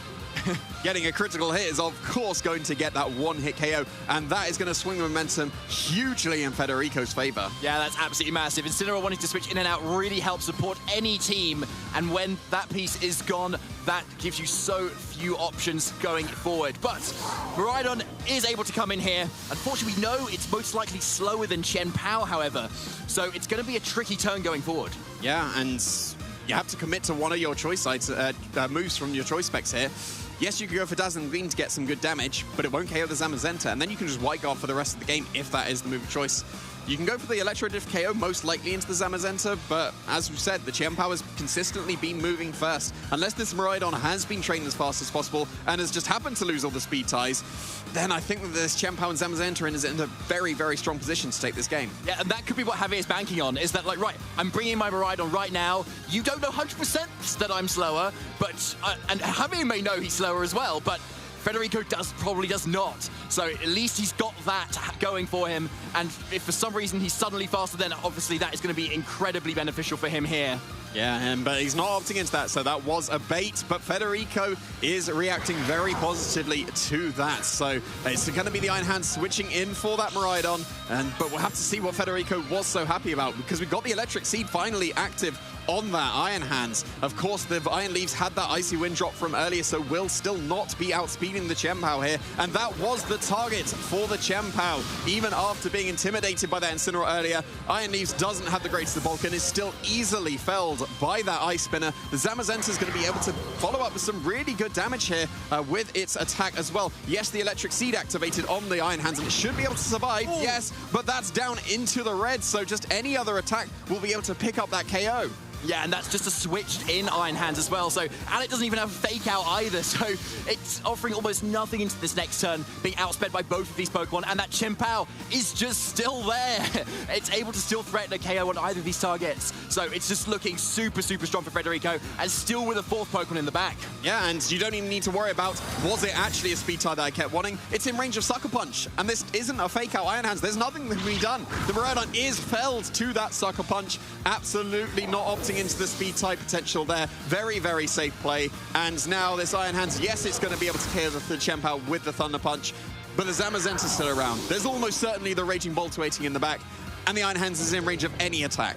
Pretty much any attack, and there's 100% accurate moves on Zamazenta's end with that body press too. And I think even if critical hit Drain Punch may not even be enough, it's not even boosted. Not even boosted, and yep, that is going to be the game. Federico Camporesi already winning a regional and is now in another top 8. Huge congratulations to Federico Camporesi for taking another win here. Expertly played as well with his Zamazenta team too. Like, really great set to see there, Jamie. That back and forth between the 3 games here of 2 really top trainers and 2 top restricted. That's exactly how you want to play it. Yeah, it is. Zamazenta seem to be on the rise, and I think we're seeing why. That team is very, very consistent. It's popped up, I don't want to say out of nowhere, but it is a team that's adapted past the World Championships. We didn't have that specific team before the World Championships, and now it seems to be very effective, especially in the hands of a previous regional champion. Yeah, exactly. And you could be looking at classic Zamazenta teams kind of run by Mikhail Kelch, for instance, who's done obviously very well, won a regional with it, top 4 worlds with it as well. And so you might see that's the gold standard of Zamazenta. And so maybe prepping versus that, really Rillaboom, Entei sort of stuff, but suddenly this comes out of nowhere. Well, you say nowhere, possibly not as well. But if you're preparing for that, and then this comes up, you might be losing. Yeah, and it seems so. Like, Zamazenta making it through to the top 8. We'll see what other restrictors are going to make it through. But yeah, Zamazenta really, really putting on a show. And it does seem like it's on the rise. I don't want to say people wrote it off, because there were some people that did believe in it. It won a regional championship back in the previous season. But it's definitely on the rise. Yeah, definitely. And you can see why, right? Those body presses are just doing so much damage. And into that Iron Hands as well, we were doing about 50%. Iron Hands is one of the most physically bulky Pokemon we know of, apart from Zamazenta itself, obviously. And so without being able to be intimidated, that consistent damage coming out from a Zamazenta, which is going to be able to take multiple hits too because of the natural bulk it's using to do the damage, is just so consistent. Yeah, it does seem so. Like 100% accurate moves is always incredibly consistent. You've got like the Ice Spinner on the Chien-Pao. Icicle Crash is a little bit stronger, but it does have that inconsistency as well. And Ice Spinner is able to get rid of Electric Terrain. We'll never know if that Miraidon was as fast as the Chien-Pao, but at least the Chien-Pao was consistently moving first every single time. If the Miraidon was as fast, there are a couple of turns where, well, I think on the first turn of Game 3, if it was going to move first and it was as fast as possible, the Volt Switch would have happened in Chien-Pao, and then the Ice Spinner goes into something else, almost certainly the Iron Hands. So I think the Iron Hands was also a really cool pick, and did put on a show for us in the 2 games that we went on to feature it. Yeah, and getting that Side-Blade KO on a Chien-Pao is not something you see every day. And yeah, that Draco Meteor from that Raging Bolt, obviously very key for Federico in that game, despite the fact that he ended up actually winning that set. Yeah, and we did get confirmation of how much it would do in that game too. But yeah, we can see how much damage the Troyspex Miraidon can still do, knocking out a Zamazenta in one shot. The adaptation with the Flutter Mane over the Amoonguss, a very nice one, able to survive the Surging Strikes and get that down to the Sash. Paralysis, this could have come into play, because this could have been a U-turn. We'll never know. But if it was a U-turn, maybe that repositioning would have come to help Javier. Yeah, as you're playing a full set, those extra effects are going to come into play at some point, right? So, like, even if there wasn't a full power, we might have got a full power later on in the game when the fake out came out instead, for instance. Oh, yeah, oh my gosh, the throat chop into that switching in Incineroar, Yep. that is what like separates Federico Camporesi apart from other players and what makes him such a great player. Yeah, and that almost certainly wouldn't have KO'd because of the Intimidate, but yeah, the critical hit, I don't want to say sealing it, but it did seem like there was almost no way back into the game after that critical hit. Yeah, exactly. Obviously, a huge call, and would have then prevented further like parting shots potentially coming out. But obviously, with this Incineroar being the assault vest set without it, wasn't going to make as much of a difference. But you can see why Chien-Pao's are wanting to run that throat chop with those sound moves, which are on almost every single Incineroar. Yeah, it does seem, well, not on this one. No, not on the assault vest one. Almost every Incineroar. But again, the KO, very nice. I think a lot of terrestrializations came back to bite all the players. Like in the game one, Federico's Terra Ghost was not effective for him and allowed a side blade KO. In the second game, well, again, you're susceptible to the throat chop, whereas if you didn't terrestrialize, Incineroar survives, probably U-turns, Hing comes from right on it, Terra Fairies and probably takes the game. And then in that game 3 again, it was a Terra Ghost and then switched in and got critical hit to the throat chop. So if it wasn't a Ghost, it would have easily survived that attack, even with a critical hit.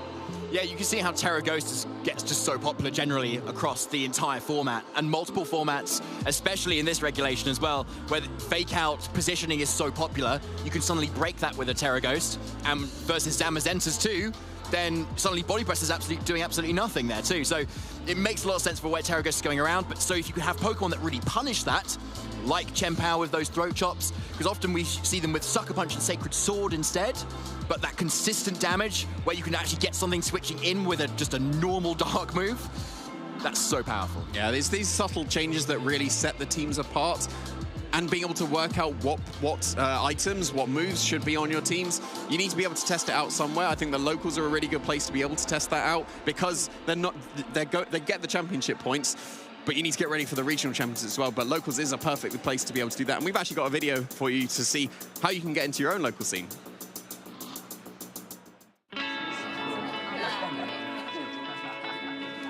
Hey, do you want to play? Yeah.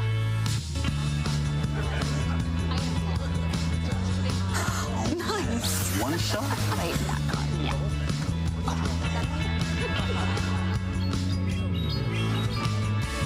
I'll use twin cannons. Great game, guys. Bye. See you next week. Come play at your local Pokemon League. I do love a local, Jamie.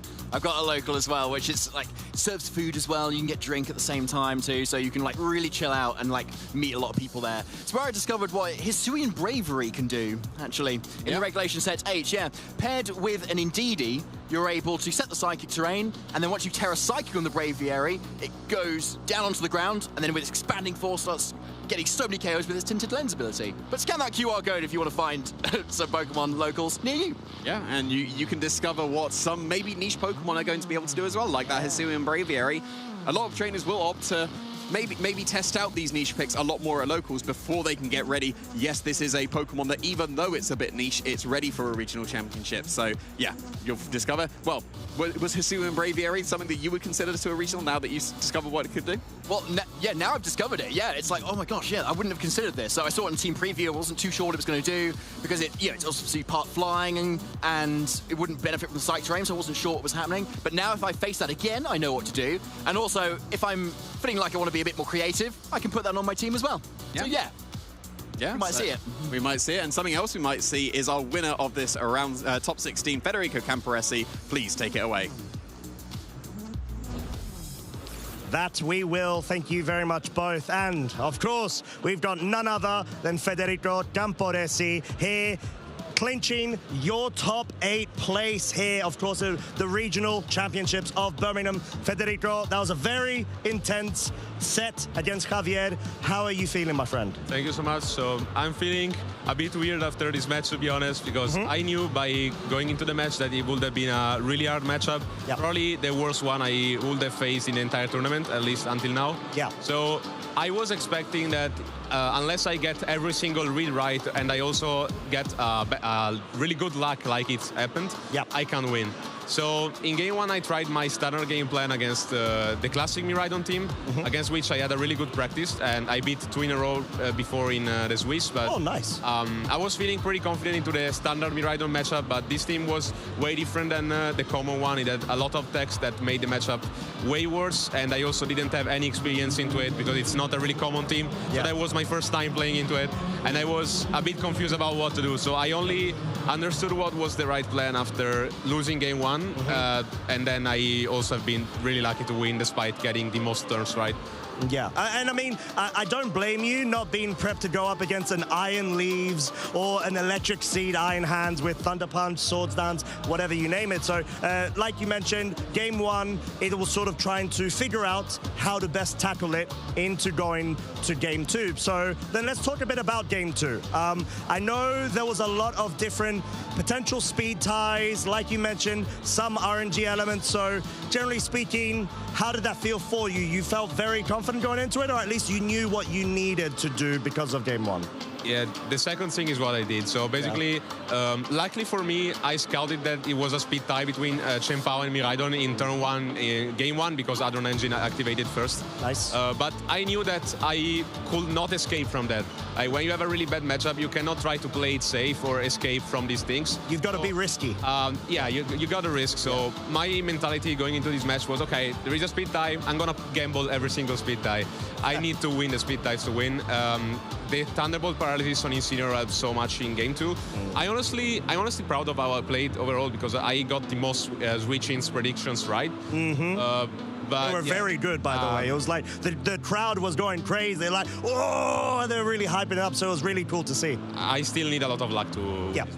No, understandably, and I mean, it's sort of identifying your win conditions, and I think you're such a well-shaped player in terms of the experience, the skills, your intuition and instinct to try to identify the correct board state and play for yourself. So we saw, obviously, the paralysis did come into effect game two, but then there was still a game three. And the way you went about it, it seems like you were very on form. You were very accurate with your predictions there as well. So did you feel like, aside from them working out for yourself, Javier had some different game plans going into it? So I feel like maybe Javier played a bit too safe. Okay. Because of course he was really confident about how good his matchup was. And that's something that the most players do when they have a really good matchup. They try to play it safe because they know that unless the opponent is going to read every single turn right, they're going to win. Okay, yeah.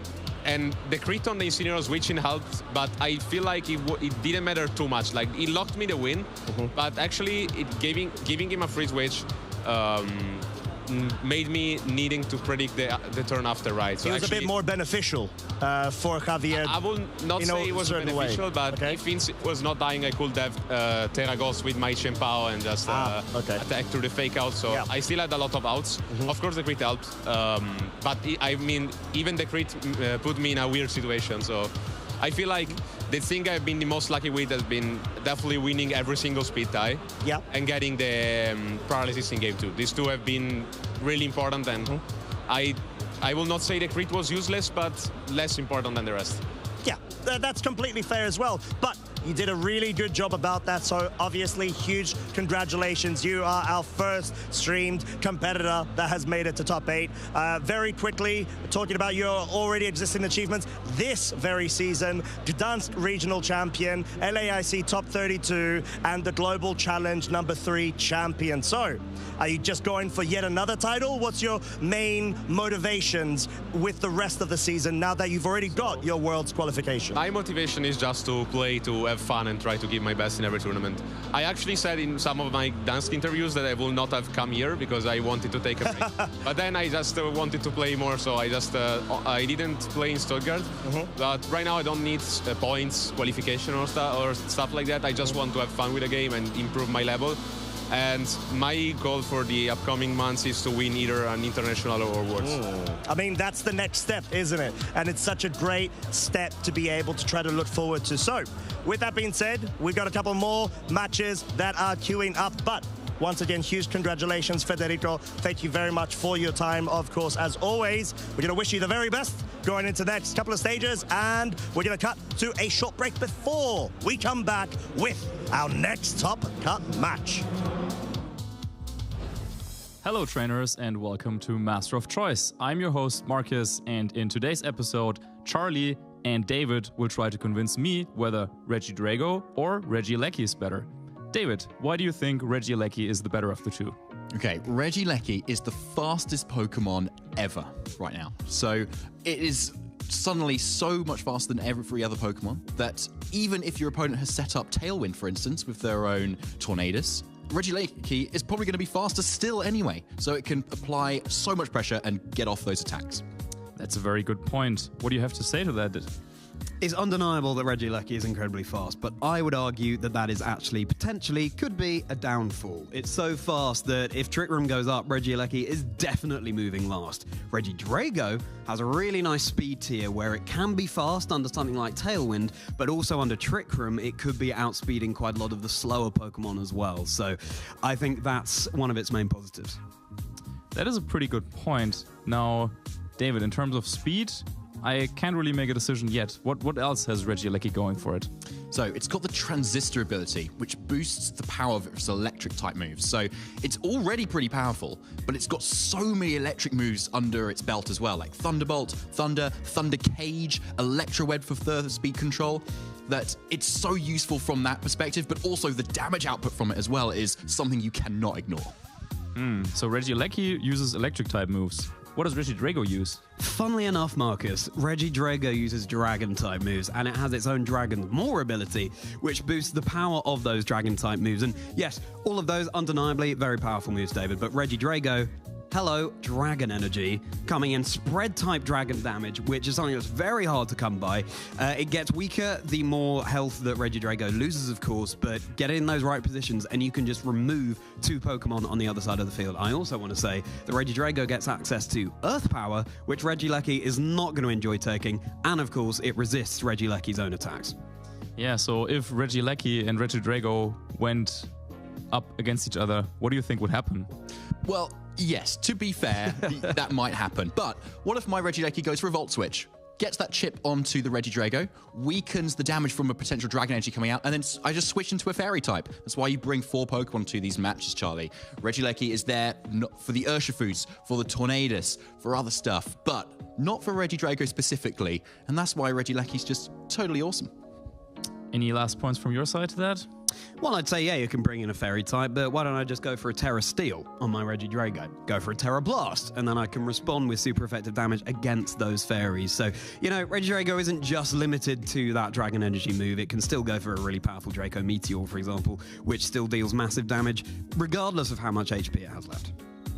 I have to say, very good points here on both sides. David, I really liked your points that you raised for Regieleki. However, eventually I have to give it to Charlie and the Regidrago. Congratulations, you win Master of Choice this time. Oh, thank you so much, Marcus. I'm over the moon blast, you could say, because Regidrago could certainly get over that moon blast with a Terra Steel. Okay, I'll leave it there. Thank you for that discussion, and we'll kick it back to the action.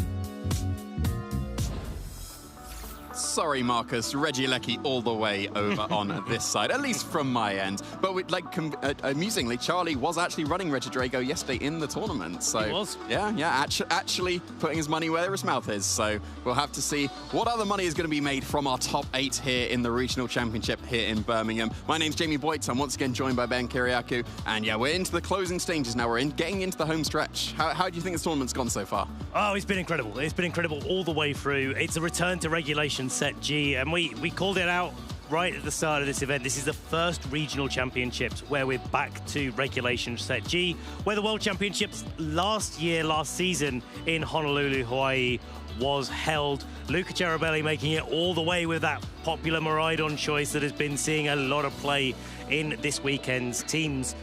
But we're seeing the innovation, we're seeing that second shot at Regulation G coming into the fore, and we've had such incredible games all the way through. Yeah, Miraidon, as you said, won the World Championships, but did not advance in that top 16 match that we were just able to feature. Federico Camporesi, a previous regional champion of 2 regionals ago, able to make it also into the top 8 here. So just absolutely fantastic consistency with a team that does seem to be on the rise. That Zamazenta wasn't the most popular pick in the previous Regulation G format that we had before the World Championships, but it's really on the rise. And I think that's one of the things that you've got to really think about when you're coming into these tournaments is like, well, we know something about Regulation Set G already, and so how do we adapt to that? And then how do we adapt to those adaptations? And those are the calls that we try. Well, we try to make. You've managed to make it successfully 3 times already and win regional championships prior. It was back in my day, though. Well, yes, absolutely back in my... Well, we get quite good at saying that between us, OJ. But that is really, you know, the calls that our trainers are making. And then how do you apply yourself? How do you make it all the way into where we are right now, into our top 8? So... should we have a little look at the bracket, Jamie? Yeah, I absolutely want to see where we are right now. We can see the trainers have advanced into this top 8. Wow, that's going to be Calvin Foster versus Alex Gomez for one of our top 8s here. That's an absolutely fantastic match. We were able to feature both trainers yesterday, and they really put on a show for us. Massively. I mean, Calvin was rocking the Kyogre and Roaring Moon composition that we've been seeing, finding a lot of favor. And Alex, of course, with his Terrapagos team, playing the slow, consistent game that he's so well known to be playing. Alberto versus William is a match we haven't featured either of these players. Alberto we did. Feature, but William we haven't quite been able to feature. There's 2 trainers yet. It's William and Jungji that we haven't been able to feature. Everyone else so far has been on stream. Yeah, Jungji flying over from the US, so going to be potentially taking one of our regional championships here, showing some great consistency against a previous regional champion as well, Oliver Eskelin, as well, using the same team as Calvin Foster, so the same Kyogre team has made it into the top 8 twice here. And known for making the finals of, I think it was the North American Regional Championships with a Kyogre as well, so something that Oliver really does lean into. And I've got to say, as the bracket disappears from our screen, Groudon does not disappear from our hearts, because Flavio Del Pidio has also made it with his Groudon into the top 8 bracket. And he was saying yesterday that Zamazenta is a good matchup for Groudon, and that is exactly what he's facing, as we just saw Federico Camporesi with his Zamazenta able to advance, and now taking on that Groudon. So all of these matches are absolutely fantastic, and I could not choose which one I would want to see. Conveniently, it's up to you guys to choose which one or which 2 we're going to be able to feature here. So please do go into the Twitch chat and tell us which of these fantastic games you want to be able to feature. Every vote is going to count here, so really do make sure you get onto the Twitch chat and see which of our matches that you want to see. How this works is we're going to be featuring, as Jamie said, 2 matches, so whoever wins will be featuring first, and whoever comes second, we will be featuring just after. So here we go. Calvin Foster, Alex Gomez, Alberto versus William, Oliver versus Jungchi, Flavio versus Federico. Who is going to be our match that we're seeing? Yeah, we've got previous regional champions here. I think almost all of them, like over half of them are previous regional champions. We've got Calvin, Alex, Oliver, Flavio, and Federico. Actually, that's 3/4 of them that are previous regional champions. So very, very impressive showing. William was able to get a top 4, I know, back in my day in 2016. Another veteran coming through here. And yeah, Jungji was also able to get a top 4 recently over in North America. So yeah, fantastic showing from all of these trainers here. Such consistent. Of course, the trainer that we haven't called out there is Alex, who, of course, is a 2016 national champion. He's come top 8 at the World Championships. He's done so well in the international championships as well. All of these trainers are no surprise to be seeing here. I mean, there's so many trainers this weekend that you think, well, yeah, they could be in the top 8. They could be in the top 8. They can be in the top 8. But it is about how it goes on the day, and all of these trainers definitely deserving of their position here. Yeah, and just looking quickly at the teams, look at the lineup of exactly the same 6 on the left-hand side 3 times. So I knew that Calvin Foster and Oliver Eskelin, their team-building partners, it's no surprise to see them using the same 6 and almost certainly exactly the same team. Alberto as well, using the same 6. It's what tends to happen a lot of the time. You see, especially in grassroots tournaments, these players like Calvin and Oliver, going for those sort of strategies. You see it in the local level events as well. They're testing grounds for these regional championships, absolutely.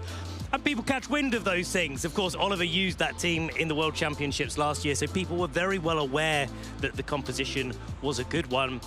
And we've seen it with other players as well, not just these on your screen, but others that have been there previously. So Yeah, I've got to say, a quick reminder, if you just joined us, do get into the chat and get voting. This is your community choice. Position 1 and Position 2 will be featured in our top 8 stream. Yeah, and I could not pick between these brilliant games.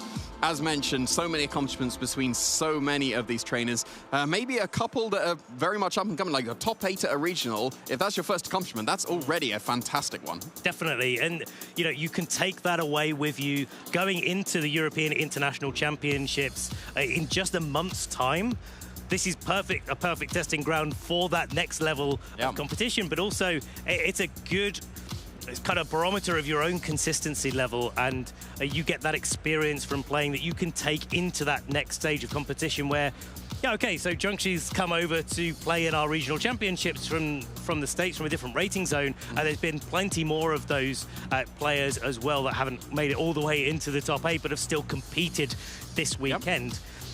And we're going to see just a lot more of that at the European International Championships. Yeah, this is like also good practice against like not European players, because that's how international championships work. Players from all over the globe are able to come to that tournament. So yeah, Jungji, I guess giving us practice against the North Americans just somewhat, but making a really deep run here. So actually like giving us a run for our money. Yeah, I wouldn't be surprised to see Zhengqi back for the international championships as well, but we'll have to see. But yeah, if you haven't already, I'm not sure if the poll is still live right now, but if it is, jump into Twitch chat and just get that last-minute vote in for the match that you want to see. We've got so many fabulous matches that we can cast in our top 8, but we can only choose to. JB and I can't make a decision, so it's down to you at home to help us with what we're going to be putting on the stream. Yeah, and any of these matches would be great. So just thinking about it, where was the Shadow Rider in that top 8? There was no Shadow Rider in that top 8, right? We had 3 Kyogre. We had some Calyrex Ice Riders. We had a Groudon, obviously. There's a Miraidon. There's a Miraidon. There's Amazenta. There's no Shadow Rider. There's no Shadow Rider. And that was the top of the usage charts going into day 1. It was, yeah. That was the restricted Pokemon that most of the players out there were opting for. Yeah. Fraud alert. Fraud alert. Maybe. No, I think it's still it's pretty good. It's still pretty good. But that does seem to be what a lot of trainers are saying. So what you have been saying, it seems like we are going to be featuring Gabriel Lianzo versus Alex Gomez here. So actually not Calvin Foster. It would seem that Gabriel was able to advance instead. Yes, a little bit of a mistake of the graphic, but don't worry, because it is still a fabulous match there. 2 Groudons now into the top 8. Gabriel we saw in round 11 of the Swiss not long ago, being able to win the win-in into going into our top 32. Yeah, so we've actually matched the Groudons and Kyogres here, so they seem to be on equal footing, and they're all on other sides of the bracket. So, well, Groudon has to contend with the Terrapagos that, of course, is able to turn off that Sun with its Terraform Zero. And in the hands of Alex Gomez, he's already shown how effective he's been with Terrapagos. So he brought Terrapagos to the World Championships, so it's clearly a Pokemon that he believes in. And Gabriel is going to have to play against that player with a little bit more experience, where Gabriel has their first top cut. Yep. Alex is a seasoned veteran, making top cuts in regional championships, international championships, national championships, locals, I'm sure, absolutely, but also the world championships, and making it into those deep stages of competition. He's absolutely no stranger to these high levels of competition. So it is potentially time for a little bit of an upset. Gabriel doesn't have any pressure on him whatsoever. All of the pressure is on Alex. Gabriel's already done the best they've ever done, and anything from here onwards is a bonus for them. They're going to be playing for it, of course, but it's down to Alex to show us why he is so consistent and has been across the years. Yeah, he's won multiple tournaments at this point, but I know he's vying for a regional championship win. Like, obviously a national win and an international win is fantastic. Yes. He's reached the final multiple times, and he hasn't quite been able to squeak through that final. I know you're smiling because I took him down in one of those finals. Yeah, you did. But he has reached the final multiple times. Again, that was back in my day. Back in your day. Back in my day. So, yeah, no, but I know he's vying for that regional win. He's been so close so many times, so I wouldn't be surprised. Like, if he ends up being the champion after this weekend, that wouldn't surprise me in the slightest. I mean, it's another little tick off the list, isn't it, really? I mean, you try at so many regional championships, especially when you are so seasoned and you're such a veteran and such a figurehead in the competitive community, certainly, a player that many players really do look up to. You really want to try your best at every single one to compete and be able to take that win, but it's so hard. It's so hard to be able to do, and the competition year on year just gets so much stronger. Every time I come back to compete, I see it. There is no easy rounds anymore. You have to fight for every win that you get. Oh, you absolutely do. Yeah, the level of play going like year on year is just consistently increasing massively. Like the difference between like Alex was able to win a national championship back in 2016. Yeah. And to still have the consistency to keep performing even through all of those years is just absolutely commendable. And it's one of those things. Pokemon is still Pokemon. You're still going to knock out the 4 Pokemon. We're still playing the double battle format. Yeah, to some extent, the Pokemon doesn't really change, but the feeling of every different regulation set, every different rule set that you play is just slightly different. The priorities change slightly, how important a protect is here or a move choice is there. And it doesn't click with everyone. It's really hard to find that consistency, but Alex is a player that really has found that consistency across the years, reinventing his own mindset over and over and over again.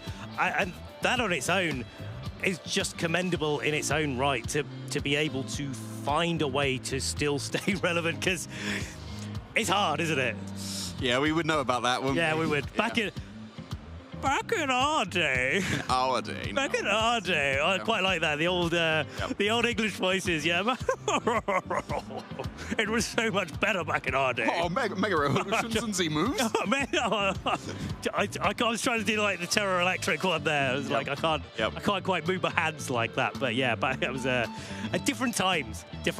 But bringing us back to where we are now, we're going to get our players set up and ready to go. Gabriel and Alex Gomez are going to be fighting it out in our top 8 bracket to try and make it into that all-important top 4 bracket. So if you're joining us, stay tuned. We are nearly ready for the action. Yeah, so as a believer in Groudon, how do you think Groudon would contend with a Terrapagos? I think favourably, actually. Even with the Terraform Zero? Even with the Terraform Zero. Now, the advantage to Groudon, big advantage, so listen up, kids. The big advantage to Groudon over Kyogre is the fact that it's not boosting up damage. It's a disadvantage as well, but it doesn't have to use the sun to boost up its damage potential. It has to hit its Precipice Blades. It does. That's a slightly different challenge, but it is ground-type coverage, which isn't boosted by the sun. And so Terraform Zero comes onto the field, the sun goes away, the Precipice Blades are still hitting just as hard. And the other advantage is that typically Terrapagos, and we saw Alex using that strategy, is relying on the Calm Mind to be able to set up. And Groudon doesn't worry about that whatsoever, other than having to take the damage. Now, Gabriel's running an Assault Vest, so that gives another little feather in his cap to be able to deal with Terrapagos, but it is that consistent physical damage that it really is going to make Groudon a little bit more consistent into Terrapagos than maybe Kyogre would be. Yeah, I think so. I would say that Koraidon is a very good matchup into Terrapagos. So I'm losing this argument. Yeah. It's not there though, Jamie, is it? It's not there. Point out the Koraidon in that top 8. And moving on. I still believe. Yeah, I mean, it's great, but you know, there is of course two top 8 players that we need to talk about. Gabriel is going to be one of them. He's rocking the Groudon. We saw him getting all the way into top 16 and now into top 8. But of course, Alex, that we mentioned earlier, is one of our players that we do tend to keep a little bit more of an eye on how he's getting on for all of the championships. He's a really great player to get on stream for multiple reasons. Not only the fact that he's an accomplished player, but he shows us time after time that there is so many win conditions that you can always strive to achieve. Yeah, but I think it's always impressive to see the up-and-coming players. Like, they have to take down these veteran players that we know are incredibly consistent. So Yeah, I always enjoyed like the up-and-coming player, the newcomer. However you want to phrase it, they're still getting their accomplishments. And it's your favorite phrase is yet. Hey, I have yet to say that word. Oh, wait a minute. But yes, yet is the thing, isn't it? It's they haven't had the achievement yet. Well, they could very easily do, as we can see Gabriel and Alex on the screen now. They are just getting ready to go into the game. We are so close. Yes, we are yet to get into this game, but I'm going to see how many times I can squeeze that word in now, because as you mentioned, it's one of my favorite words apparently, and I haven't said it yet. There's another one. Yeah, I love that, Jamie. Yeah, keep bringing it out. That's your challenge for this match. But we are going to have to focus down into our two players as they are getting set up and ready to go. And as we've said before, again, if you're joining us just now, coming back to the stream, it is a Groudon versus Terrapagos matchup. Yeah, so Ben has very boldly claims that Groudon is favored in this matchup. I'm going to play the devil's advocate and say that the Terrapagos, I think the Terraform Zero is going to be still somewhat impactful. Like, still being able to turn off the sun, that means that the fire type attacks, even though it tends to go for ground type attacks, that's still going to be pretty effective. And of course, you know, there is a Rapid Strike Urshifu on Alex's side that he's been using to great effect across the competition. It's one of his main damage dealing sources that puts on instant pressure. It's holding a Mystic Water, and so you do have this situation where if the sun gets turned off, the Groudon is Terra Fire on Gabriel's side, and that's always going to be weak to a Surging Strike. So there is definitely some merit to be turning off the sun.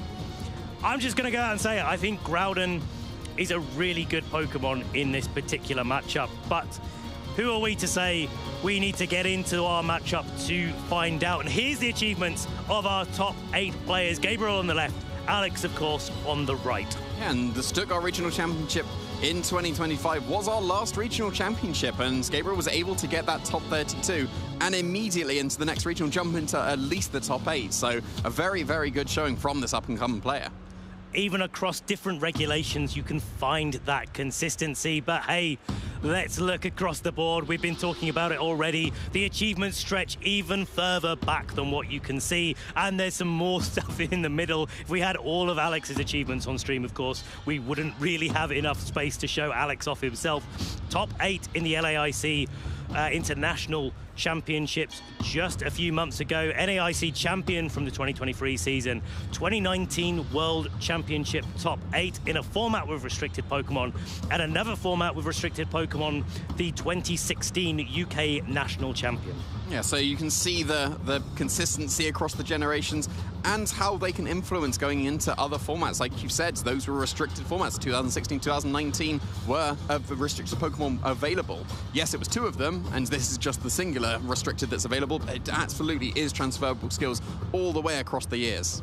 And we're going to get a deeper dive into Gabriel's team yet again. If you didn't see it before, you can see it on now. Groudon, Volcarona, Chien-Pao, Urshifu, Gouging Fire, Raging Bolt, and of course it is that single strike Urshifu backing up this team. Yeah, so that's a lot of damage that can come out from basically all of these Pokemon here. Usually the supported Pokemon don't tend to do as much damage. The Volcarona and the Gouging Fire are the main supports here, but you get the Sun Boost from the Groudon. Both of them are going to get boosted to their main offensive attacks. The Heat Waves from the Volcarona, the Flare Blitz from the Gouging Fire. Of course, it's Flare Blitz over Heat Crash in this generation because some of the restricted Pokemon are a little bit larger in stature. Just a little larger, yes. So Flare Blitz is the way more consistent option. For example, going into a Terrapagos, it's not a full power Heat Crash if you go for it with a Gouging Fire, whereas Flare Blitz will, of course, be at that full power. Yeah, it's a really good call out there as to why the Gouging Fire needs to take its recoil damage. And of course, there's so many Pokemon that can absolutely benefit from Gouging Fire's Howl. And Terrapagos is definitely going to have to worry about that. Here it is, Leftovers, Substitute, Terra Starstorm, and Protect, boosted up by the Calm Minds. That Terra Starstorm in its Terra Stellar form will be doing lots of damage to everything on the field if Alex is able to maneuver itself into a position where it can get some attacks off.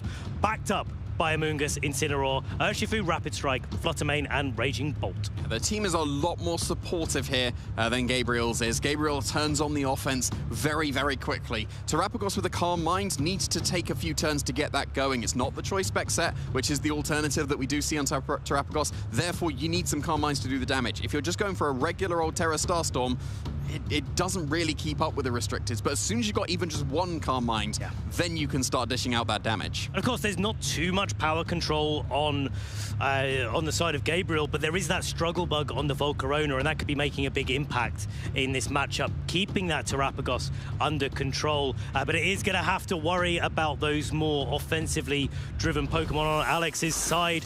We'll have to see how this shakes out, because Incineroar and Terrapagos are leading us out for Alex, and it is the Raging Bolt and Urshifu single strike for Gabriel. Yeah, and that's going to be a choice banded Urshifu here, not the Focus Sash one that we see so commonly.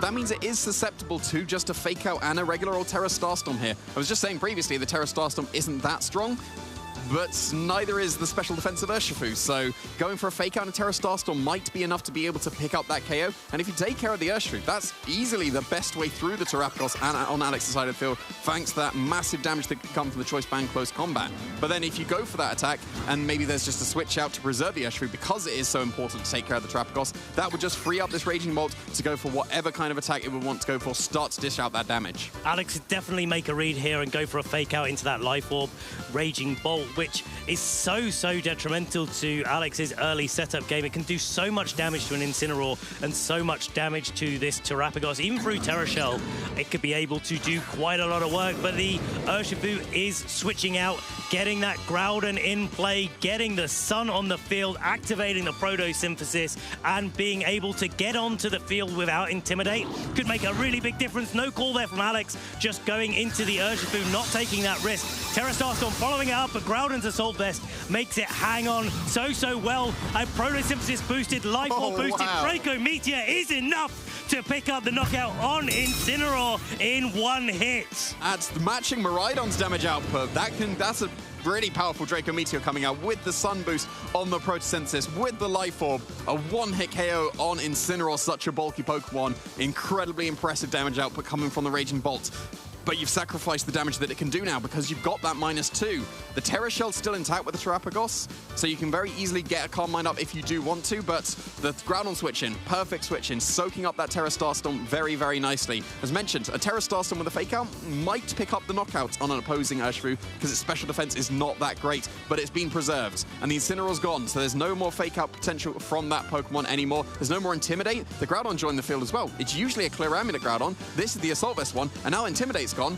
This is now a very effective item in this match. Urshifu rejoins the field, and it could be that Terrapagos wants to turn off the Sun so that the Urshifu is going to be at full power with its Surging Strikes, but that comes at a cost of Terra Shell from the Terrapagos. That makes the Choice Band Urshifu in the back even more important for Gabriel to preserve and get it in a position where it's able to go for the attack.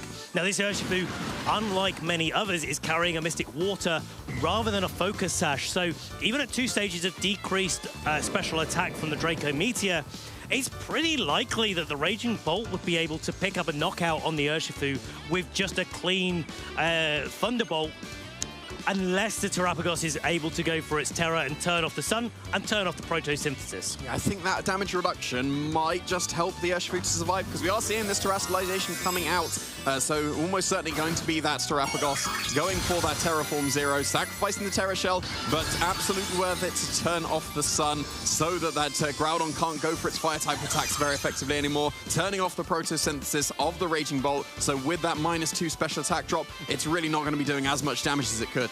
And it's going to be a close combat, not a Surging Strikes into that Raging Bolt. Alex realizing that the Raging Bolt is a key Pokemon to be knocking out because it's doing a lot of work to put pressure onto the Urshifu. There it is, the Precipice Blades going into Urshifu, going into Terrapagos, doing so much damage. Look at our boy Groudon go.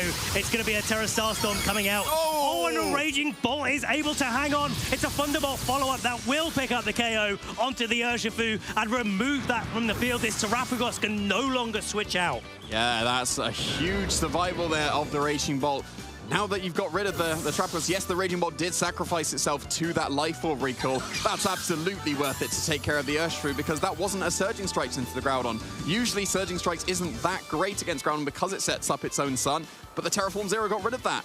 And yes, it was a close combat into the Raging Bolt, and as mentioned before, you need the Calm Minds on the Terrapagos to start doing the damage. Without those boosts, it just wasn't enough into that Raging Bolt. And the Fluttermane is joining the field for Alex, the last vestige of hope for him to be able to make a comeback here. Chen Pao coming in from Gabriel, and we're going to see the Fluttermane going for its booster energy and raising the speed. This is one of the main resources that Alex has to be able to keep the Urshifu in the back in check. But the decision to bring in the Chen Pao in this position does give a lot of options to Gabriel, because we saw that the Terrapagos was actually outsped by the Groudon in the last turn.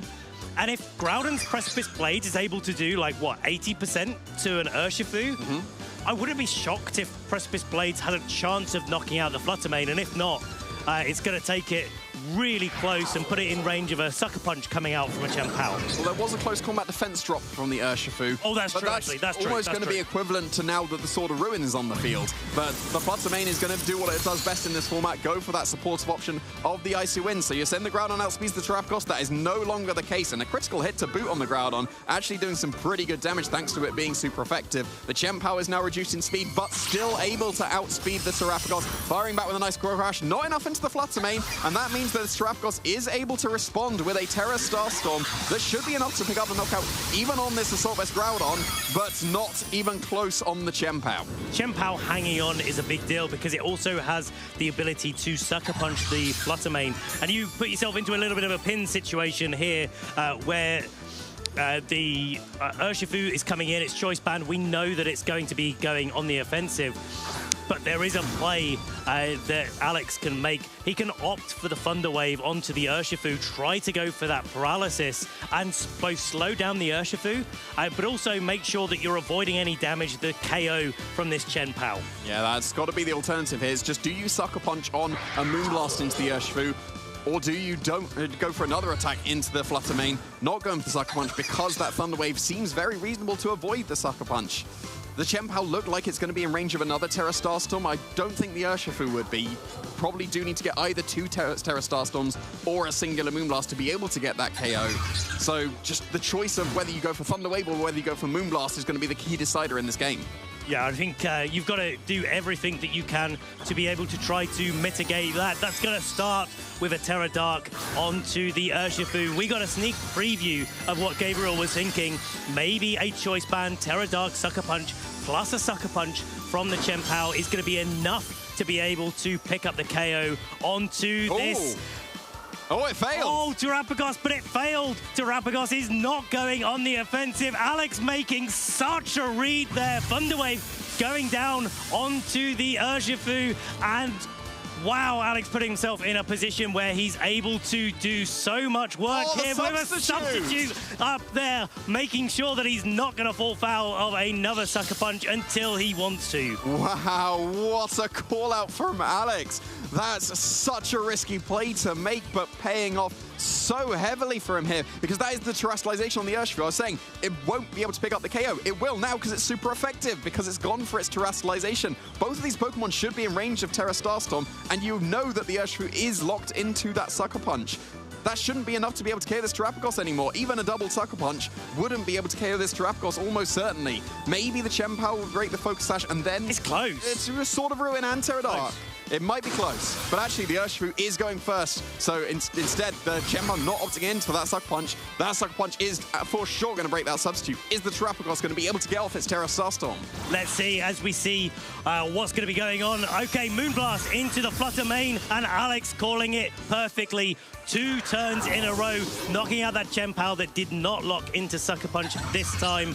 Playing the mind games, getting the Terra Starstorm going, and being able to put that damage down onto the Urshifu, and picking up a clean 1-hit knockout. Yes, what a play from Alex in that turn to go for the substitute. The Thunder Wave did avoid the Sucker Punch as well, but going for the double status into double Sucker Punch.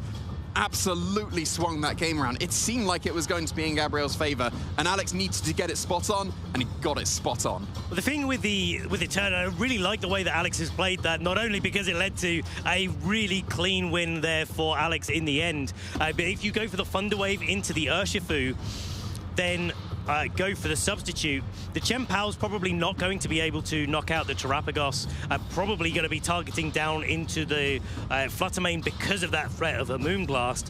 And so if the Urshifu goes for a close combat, then it just bounces off the substitute gets broken. You know that that's not a priority move anymore, and you can now double target into the Urshifu without having fear of a double priority move. So you can see all of the cogs turning here.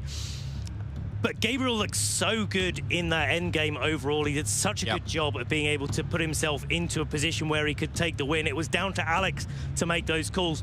Going into game 2, Jamie, what are you thinking as possible switch-ups for Gabriel to get into a little bit of a better position? I'm not sure he needs to. It seemed like he had a path to victory in that game. It did need to be a Sacred Sword and a Wicked Blow into the Terrapagos based on the play that Alex made, but I think he absolutely had the resources to be able to take that game. The Raging Bolt clutched the survival on 2 HP to allow that Thunderbolt and bring Alex down to his last 2 Pokemon, and then it seemed very much in Gabriel's favor, so I wouldn't be surprised if he is going with a similar strategy, because it did seem to be working out until Alex made that fantastic play. Do you think there's a call for Gouging Fire to be coming here? Well, you can get the Howls to get the boosts on a lot of physical attackers, actually, that he does have available on his side. So it does seem like it would be somewhat reasonable going into this game. You've got the Flare Blitz available onto Terrapagos, so if you bait out the Terraform Zero and then switch in your Groudon, Flare Blitz will actually do a really, really significant amount of damage. Yeah, I like that. This is like the ability to just bring Groudon just a little bit stronger.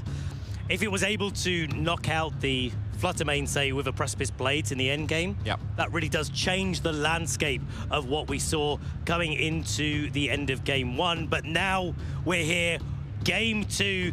Is Alex going to take it 2-0 and go into our top 4? Is Gabriel going to take us to a game 3? We will have to see with this Incineroar and Terrapagos joining the field for Alex's side of the field. And it is going to be that Urshifu and Raging Bolt once again for Gabriel.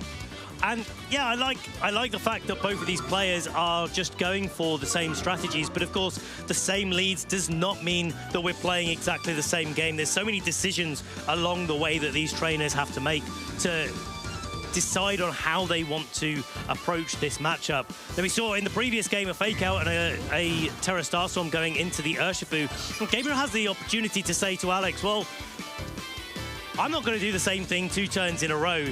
If you go for the Fake Out into the Urshifu and don't go for the Fake Out into the Urshifu, instead go into the Raging Bolt, predicting the Urshifu is going to be leaving the field, then the Urshifu could, in fact, get a big Choice-Banded Wicked Blow onto the Terrapagos and put it under pressure straight away. That's always the mind games that you have going into a second game with exactly the same leads. We saw how Gabriel responded in the first game, but stayed in the second game. So the Urshifu is going to fall victim to that Fake Out and will flinch, but it wasn't a Terra Starstorm to try and pick up the KO. Instead, the Terrapagos is getting set up with his Calm Mind, crucially as well, before the Raging Bolt was able to move. So now, if this Thunderbolt goes into this Terrapagos, and yes, it is now not very effective with the Terra Shell, it's doing even less damage. But it's still going to be doing, you know, enough damage for that Terrapagos to have to do a little bit of worrying about the health that it has remaining. Of course, it does have leftovers to make sure that it's just that boosted up a little bit more in HP. But a double up from Raging Bolt and the Urshifu is going to be potentially enough to actually pick up the KO here. If it does go for its Terra now, then it could be in a spot where it's got a little bit of extra HP, may be able to survive the turn and launch off a big, powerful Terra Starstorm onto both the Raging Bolt and the Urshifu, try to sort of clear the way to be able to deal with these big threats. but in doing so, if it's sitting on just a few hit points afterwards, it's going to be much easier for Gabriel to maneuver around. Yeah, absolutely would. I reckon with the Intimidate on the Urshifu, a Terraform Zeroed Terrapagos will be able to survive the close combat, and there are no switches here. He is instead going to be that terrestrialization coming out on that Terrapagos, so yep, it is going to be gaining all of that HP. Should be able to survive the close combat coming out from the Urshifu, but if it's just a Thunderclap to help out, that should push the KO over the edge. We'll have to see, because these calculations are very, very down to the wire, and to help things along a little bit from Gabriel's side of things, we're getting the Terra Electric to boost up the damage of that Thunderclap. Now, it does depend on whether Alex has gone for an offensive move or if he's decided to try to keep things boosting up. But no, it is an offensive move coming out. That is the Terra Starstorm, the only option Alex has. Here it is, the Thunderclap, taking this Terrapagos down to about 60% HP. Close combat. It is enough to be able to pick up the KO. Very, very nicely done there for Gabriel. Able to take care of that calm-minded Terrapagos that would have probably picked up a double KO here on the not very specially defensive Urshifu, especially because it dropped the special defense close combat and the now super effective terrestrialization on the Raging Bolt. And instead, it just has to be a regular parting shot into that Urshifu. Yes, the close combat is going to be even weaker, and almost certainly weaker again, as the Incineroar will join the field in the future to intimidate.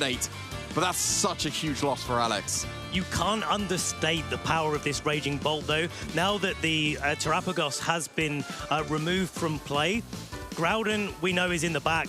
I haven't actually seen it. I just assume that Groudon's in the back, because why wouldn't assumption. Why wouldn't you bring a Groudon to a game, let's be honest? And that's going to activate the Protosynthesis with the sun onto that Raging Bolt. So we're going to get another situation where it's Protosynthesis and Life Orb boosted. But this time we're also going to get Terra Electric boosted, and that's something that the Urshifu that's just switched in is really not going to like to see. Yeah, not at all. And the Raging Bolts didn't Draco Meteor in this game yet, so a Thunderbolt or even a Thunderclap is almost certainly going to be able to KO this Urshifu. And again, it's not the Focus Sash variant, it's going to be the Mystic Water to be able to do the extra damage. That means it is susceptible to just a regular old electric attack from the Raging Bolt. Whether that is a Thunderclap or a Thunderbolt, maybe you could out-prioritize an Aqua Jet, or at least if they go for the Aqua Jet, then you can't go for your Thunderclap, but then they're also not doing too much damage. You really want to be close combating the Urshifu, right? Because it's almost certainly going to be in range. Maybe you can consider going for a Fake Out into the Raging Bolt and a close combat to start to put that in range as well, because this Urshifu is now down to, what, -3 at least. So it is locked into close combat. It'll do very good damage. It probably won't KO the Incineroar. It definitely won't if it's switching out. Not this turn. Urshifu going back to Gabriel, and Groudon coming in, setting the sun onto the field. Look at it there in all its glory. Activating, of course, the sun, activating the Protosynthesis on Raging Bolt.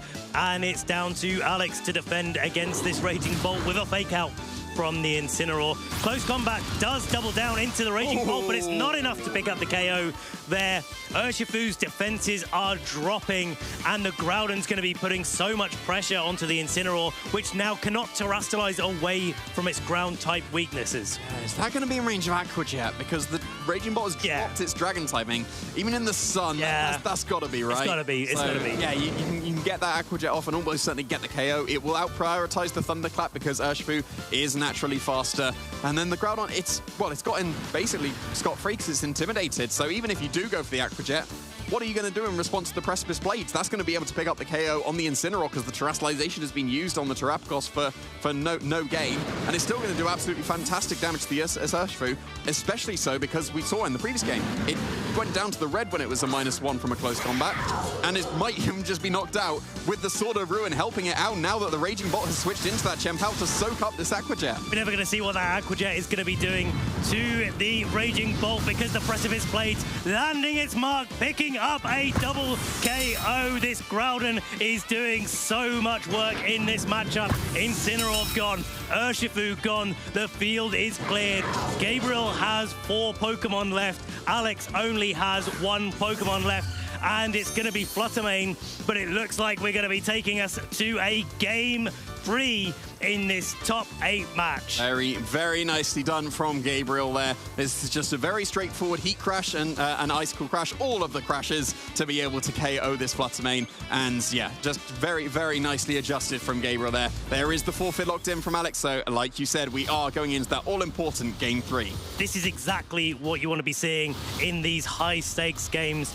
Players just adapting going into Game 1. The player that lost Game 1 finding a way to win in Game 2. And this is what we were talking about right at the start. Gabriel's managed to leverage all of the instant offensive pressure that his team piles on, where Alex needs that little bit of time to set up. And when Alex took that time to set up, it looked like he was going to be in a little bit of a favorable position. But Gabriel held firm with the Urshifu and was able to just get enough onto the Terrapagos to wipe it out from the field and make sure that Gabriel was able to take it all the way. Game 3, Jamie. Yeah, Game 3. Final adjustment for both of these trainers. What are you thinking?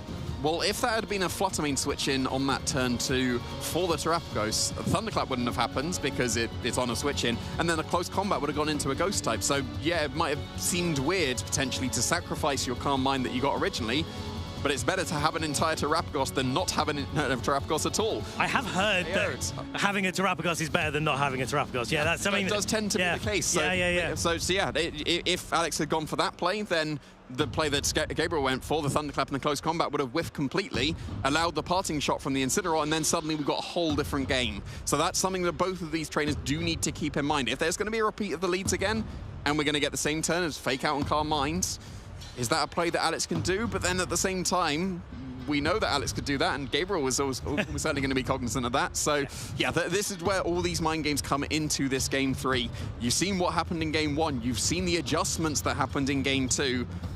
What kind of plays are we going to see in this Game 3? Well, that is all to be called. Of course, these players have been playing so well all weekend. It is either of theirs to take into top 4. Both are very clearly deserving of being in our top 4 and having an opportunity to make it all the way to the finals. We're going to have to see. It all comes down to this, trainers.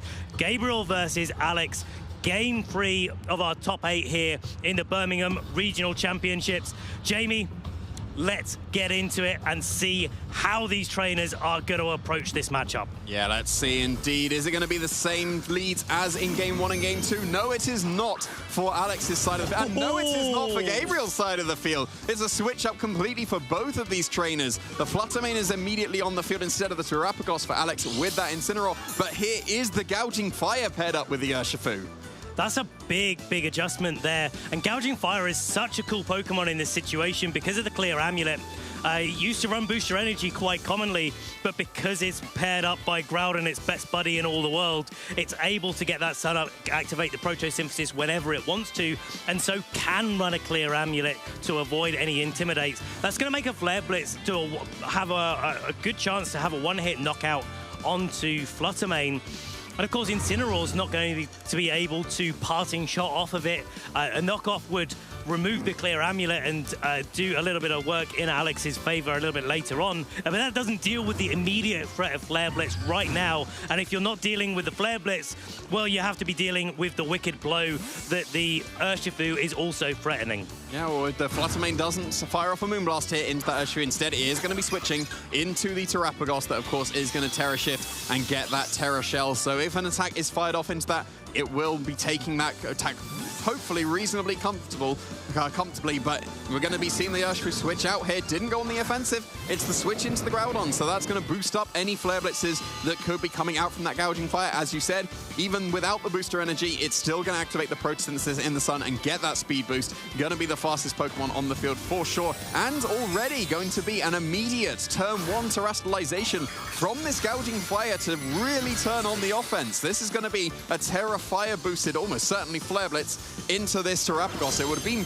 absolutely enough to KO a Fluttermane, but at least you've got the Terra Shell. Oh, no Fake Out coming out. No Fake Out. You got the Terra Shell on the Terrapagos very nicely to be able to, I'm going to say soak up, but I'm going to be incredibly wary until I see how much damage this actually does. Okay, That's a very reasonable chunk for a not very effective hit. Yeah, look at that. I mean, while it's coming out from the ground, and it could have targeted down into the Urshifu. That would have been really good for Gabriel, but getting the burn onto that Groudon could be absolutely crucial. But I think all eyes are on that Gouging Fire. It can go for a Howl, but right now it can just go on the offensive and go for damaging moves. Because Incineroar isn't putting on a lot of offensive pressure, the Groudon gets an opportunity to just go for Precipice Blades. Doesn't matter if it takes 2 to be able to knock out Incineroar. I guess first it's got to hit 2, but if it takes 2 to knock out Incineroar, that's absolutely okay as far as Gabriel is concerned. And Alex is going to really struggle to be able to reposition and remaneuver against these 2 big powerhouses, even if the Groudon is burnt, to be able to get the Incineroar back in and get the Intimidate going onto the Groudon. Yeah, one of the nice things, though, for Alex here is because the Terrestrialization has been used, if you do go for your Terrestrialization on the Terrapagos, the Terra Starstorm would turn super effective, and with the Groudon switching out, potentially preserving the Sun, that didn't get turned off. The Terrapagos did not go for its Terrestrialization, and then it would have been soaking up a Stellar Terra Starstorm, but nope, it's protects all around. It's a Burning Bulwark coming up from the Gouging Fire, and it is just a Protect coming from the Terrapagos, but it was not going to be anything coming into this Gouging Fire. A wasted Burning Bulwark instead. The parting shot into that Urshifu, going to be switching that Incineroar straight back out. Straight back out is... I'm just wondering what the option is, what that 4th Pokemon is for Alex in the back, because it's got to be doing a lot of work into... You need to wander no longer. It is an Urshifu. Yeah, there we go. And now that the Gouging Fire has opted for going for its Fire-type Terrestrialization, it no longer has the Dragon typing to be able to deal with the Surging Strikes that Urshifu threatens. And now the Terrapagos can Terra. And of course, really important to understand the turn order priority here. If the Groudon comes in on this turn, it will do so before the Terra happens on the Terrapagos. So there's no way this turn for Gabriel to be able to maintain the Sun and maintain the advantage that Gouging Fire has into this Surging Strikes. Yeah, and I think it's going to be really close if a Terra-Stellar Starstorm is fired off, whether the Gouging Fire is going to be KO'd, because it's got great physical defense, it's got fine special defense. And the Terrapagos, as we've said multiple times, it usually does want to get a Calm Mind boost behind it so that it can actually do the damage. But with it going in for its Terrestrialization here, it has gone for the Terraform Zero to turn off the Sun. That is going to be reducing the damage output from this Gouging Fire, because it is going to be turning off the Sun very nicely. And also it will threaten the super effective damage into that Gouging Fire. Whether that's going to be enough to pick up the knockout, we'll have to see. Well, it's going to be a breaking swipe going into the Urshifu, lowering the damage of a close combat that could be targeting down the Urshifu. But it's a close combat coming into this Terrapagos, and it hangs on! It hangs on with just a sliver of HP left. It's going to be able to get off a Terra Starstorm here.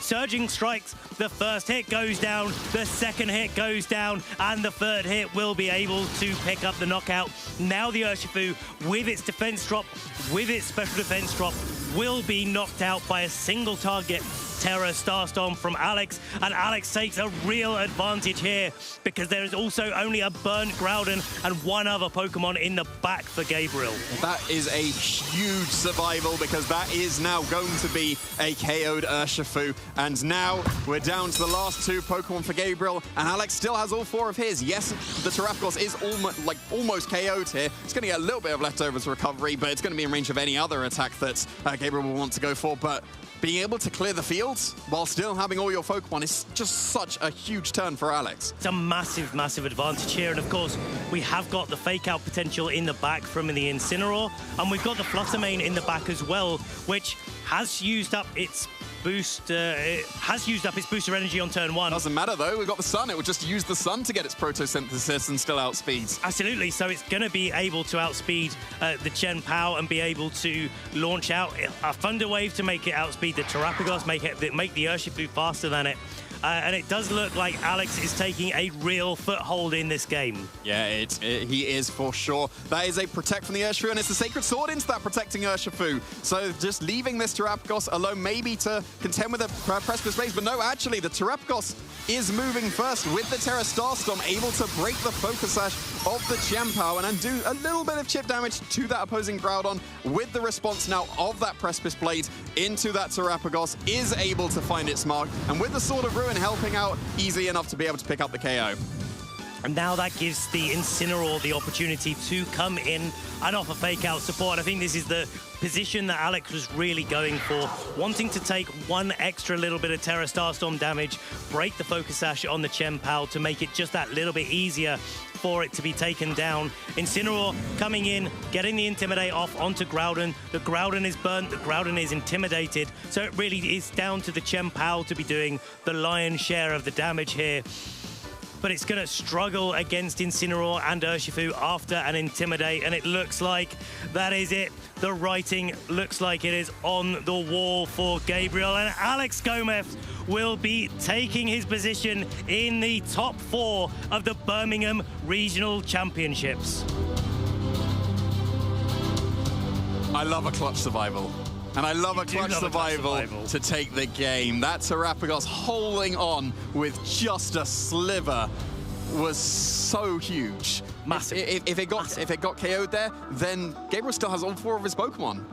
But now he's down to 2, and then that was basically just game over. Smart, just endgame from Alex there. Protects on the Urshifu, sacrifice the Terapagos. There was the forfeit there. That would have just been a fake out. The close combat can KO the Chien-Pao, and then you've got 3 Pokemon to be able to deal with that Groudon. You would be able to pretty easily clean up that endgame. Yeah, and see, like, you've got to call back in that 3rd game to that moment where the Will-O-Wisp went off onto the Groudon and just started to secure Alex's position. I think that was really one of the key moments.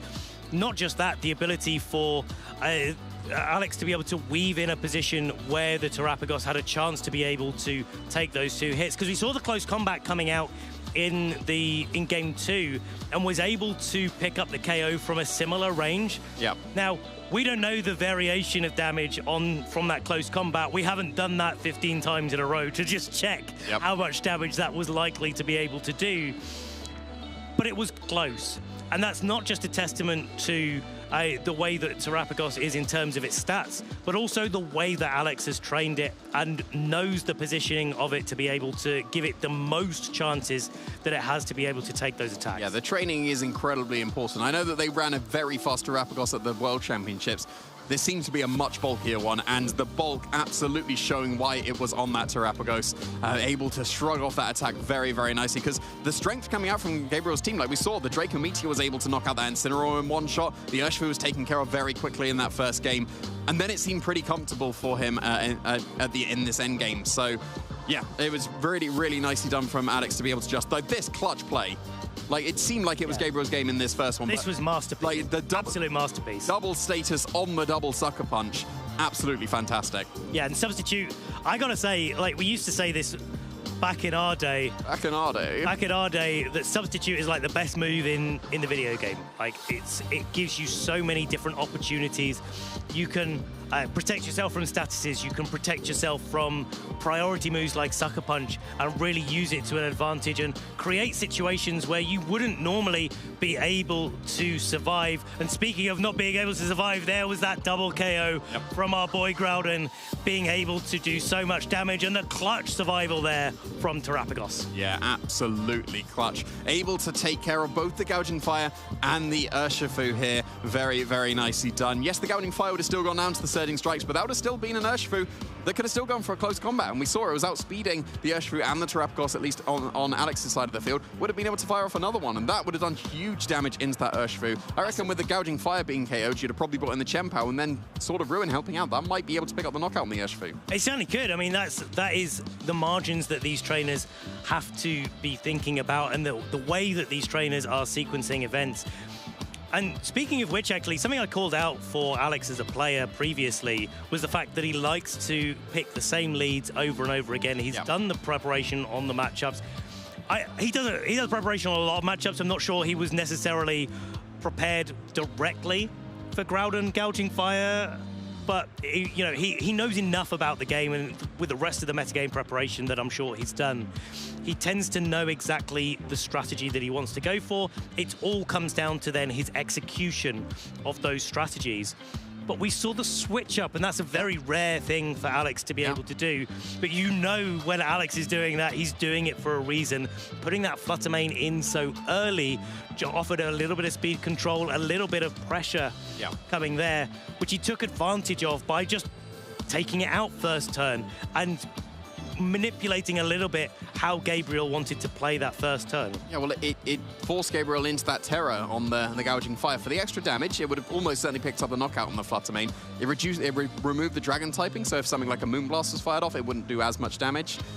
But then the fact that the gouging fire went for that terrestrialization, well, then suddenly when Terraform Zero activates, this Surging Strikes is easily a KO, whereas it wouldn't have KO'd the gouging fire if it still had its dragon typing. Yeah, that's a really good call out, actually. And I kind of wonder, what's your thoughts on this, actually, Jamie? Do you think that Flare Blitz would have been able to knock out the Flutter Main without the terrestrialization? Usually Flutter Mains are built to survive a Surging Strikes from Urshifu. Like, that's incredibly common at the moment. Would a Terrafire Flare Blitz be stronger than a Surging Strikes? I think it would be. That I think so. Yeah. I think Terrafire always picks up the KO. The question is, do you need the terrestrialization to do it? If you're switching in Groudon, I don't think so.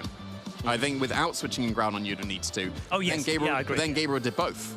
Yeah. He both Terrified and switched in the Groudon. So maybe only one of those was necessary, and he would be able to preserve his terrestrialization. Then it would have probably still gone down to the combination of Surging Strikes and Terrastellar Starstorm, but then the single target wouldn't have hit the Urshifu. Would it have been able to survive that attack? Might have been able to. Possibly. Yeah. Possibly. I think that's something that we maybe need to go and check in the background there. But as it stands, of course, trainers, we have Alex Gomez is going to be our first trainer that is going to be making it all the way into our top 4 here in Birmingham. So let's hear a little bit more from Alex about his experiences across the tournament and maybe a little bit about that Terrapagos. Thank you so much, Ben. Of course, I think we're going to hear a bit more about Terrapagos. Alex Gomez, you're in the top 4. Congratulations. Thank you. You've obviously been here before a few times in the top 4, but how does it feel to be here again? It's amazing. I think nobody believed in Terrapagos. Nobody. There is lots of Zamazenta, and I'm here in top 4 with Terrapagos. It's crazy. I think I can do it even if I face any Zamazenta. I feel really well. This matchup in top 8, I've never played before, and was kind of tricky because he had Gogging Fire, which I was expecting him to pick in game 1, game 2, and if we had game 3, which we had. But yeah, the game plan he made game 1, game 2, he let Raging Urshi. I was always, every time I was expecting him to lead Urshifu, but never the Raging Bolt. So he caught me off guard in both game 1, game 2. And yeah, game 3, he actually led with Gogging, which, in fact, Instant Terrapagos is better against Gogging Fire Urshifu. And I led Fluttermane. So that was like the worst case scenario for me, but yeah. But you still somehow turned that whole lead disadvantage around. How, as a top player, can you do that? Well, in game 3 when I saw the Gogging Fire and I led the Fluttermane, I think both my opponent and I realized that Urshifu and Fluttermane are our key pieces into the matchup. So when I saw Urshi going, I thought, I don't think he's gonna keep the Urshifu, because if I just fake out the Gogging Fire and Moonblast the Urshi's gone. And what I thought was, I can lose Fluttermane, so I said, okay, if he actually switches the Urshifu and I Wisp, the game is in my favor. So I went for the read. He actually switched the Urshifu and brought Groudon. I think the game was in my favor on that turn. Yeah, you played obviously so well there, and that mindset across all 3 games obviously changes as the game progresses too. So, it was a masterclass to see. So, Terrapagos, obviously. Why should people believe in Terrapagos? Well, I don't. You don't? No, I just believe in me. So it's to prove a point. I love it. Yeah, honestly, like, I played a lot of ladder this past week. It went really well. It went really well with Pagos. I was really, really confident. I had some accounts which were doing amazing, but I was really nervous because I knew in advance that there was going to be Zamazenta, there was going to be Coraidon. But I found out some lines which I could pull through against Zamazenta and Coraidon. So far I faced Zamazenta and I beat all of them. I haven't faced any Coraidon, but I think it would be tricky as well. So yeah, I think Pagos just needs to be played like at the highest level. If you make one mistake, like for example game 2, I went for fake out Calmine. That was a mistake. I can't do that because I'm playing against an hyper offense team, so I have to attack. If you make a mistake, you are done, and that's what happened game 2. So you had so many physical attackers as well, right? Exactly. So the Carmine boost doesn't make much difference for your special defense. Yeah. Yeah, okay, so awesome. Well, the rest of the top 8s haven't quite finished just yet, but we do know who your opponent might be. So it's either William Bastolino or Alberto Canuelo. Who? Alberto Canuelo. Ah, okay. Canuelo. So either Kyogre Carmine for Alberto or basically Miraidon. the Luca Cherubelli, okay. Who would you prefer to face? Well, I'm friends with Alberto. He's a really nice guy. I actually started coaching him like a year ago. Wow. And he made top 16 at International last year in London. So I think he's an amazing player. I would love to play against him. But I also don't want to defeat him because I would feel bad. So I kind of rather playing against William. There is also the Spanish against Italy rivalry, right? So yeah, it would be, either matchup would be really hype. Okay, that's really good to know. Yeah, and you always bring a hype match as well, Alex. Thank you. Any shout-outs you'd like to give? Yeah, of course. I want to shout out Sergio Ferra, who is right now casting this event, Antonio, Movistar Koi, my family, my girlfriend, my friends, all the fans who are at home, Ibai Necro. Thank you to all of you, and yeah, thanks to you as well. Hopefully it's time I win a tournament with this jersey. That would be awesome. Alex, thank you for sticking with me here for this interview. Cheers very much. And we'll be getting shortly into our second top 4. Don't go anywhere.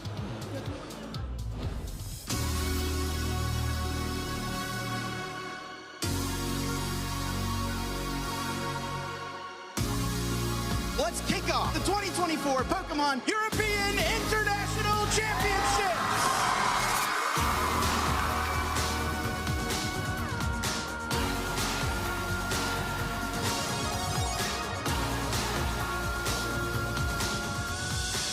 Secure Kabi-chans. Yes, they can! Yes, they can! They simply can't stop Fusion.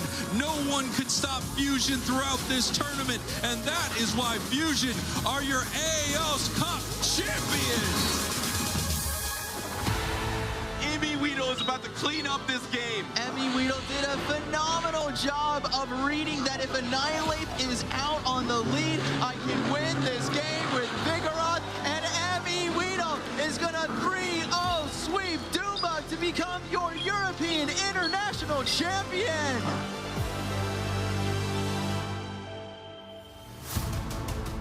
See the Mirage Gate accelerate this Hisuian Goodra, and with this Jet Energy, it can move into the active spot, and a final boss's orders commanding one of these 2 Pokemon on the bench to come up will clench the game out for Johan, and he becomes your Europe International Champion. Gabriel can find himself an energy card and one of those counter catcher. He can bring up one of these benched 2 prize Pokemon. Let's see if it's there. It finds both the counter catcher and the dark energy. The back-to-back international champion, Gabriel Fernandez, wins it all in Europe.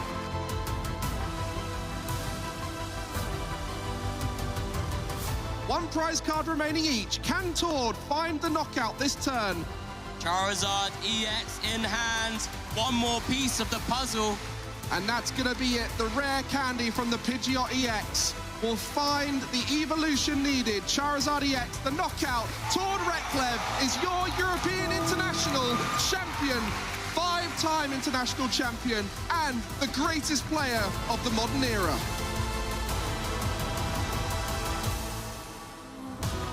Assault Vest variant. Ivy Kutcher coming out again from the Ogre Pond, picking up a huge knockout here, leaving the Incineroar. If it does outspeed this Fergar, if it's trying to go for the Trick Room, is going to be able to get the knockoff off, and it is going to pick up a huge knockout. Huge knockout indeed. But the battle is cancelled. We have our first juniors final in the EU 2024 Championships. Kevin Han. In with this play, drag the balls, targeting the Chien Pao. It is enough. It picks up the KO, and this Ting Lu has a lot of pulling weight. It has to do. It will not, and we see it's been locked in. Benjamin Polster is your champion of the European International Championships.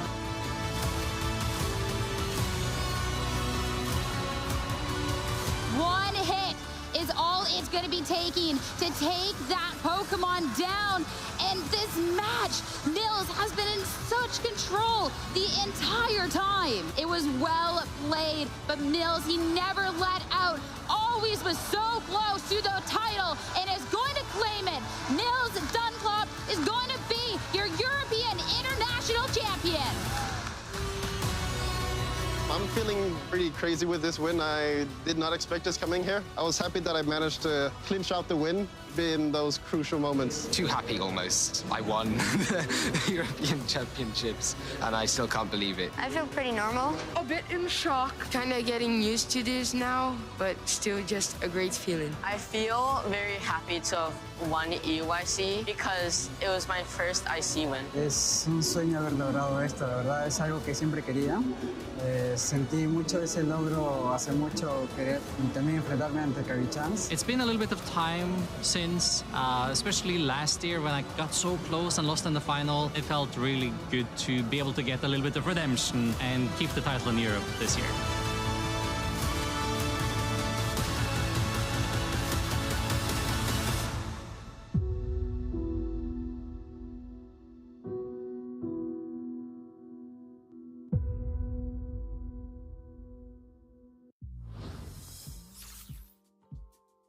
I'm Ben Kiriakou, and I'm here playing the regional championships. Oh, when did I start playing?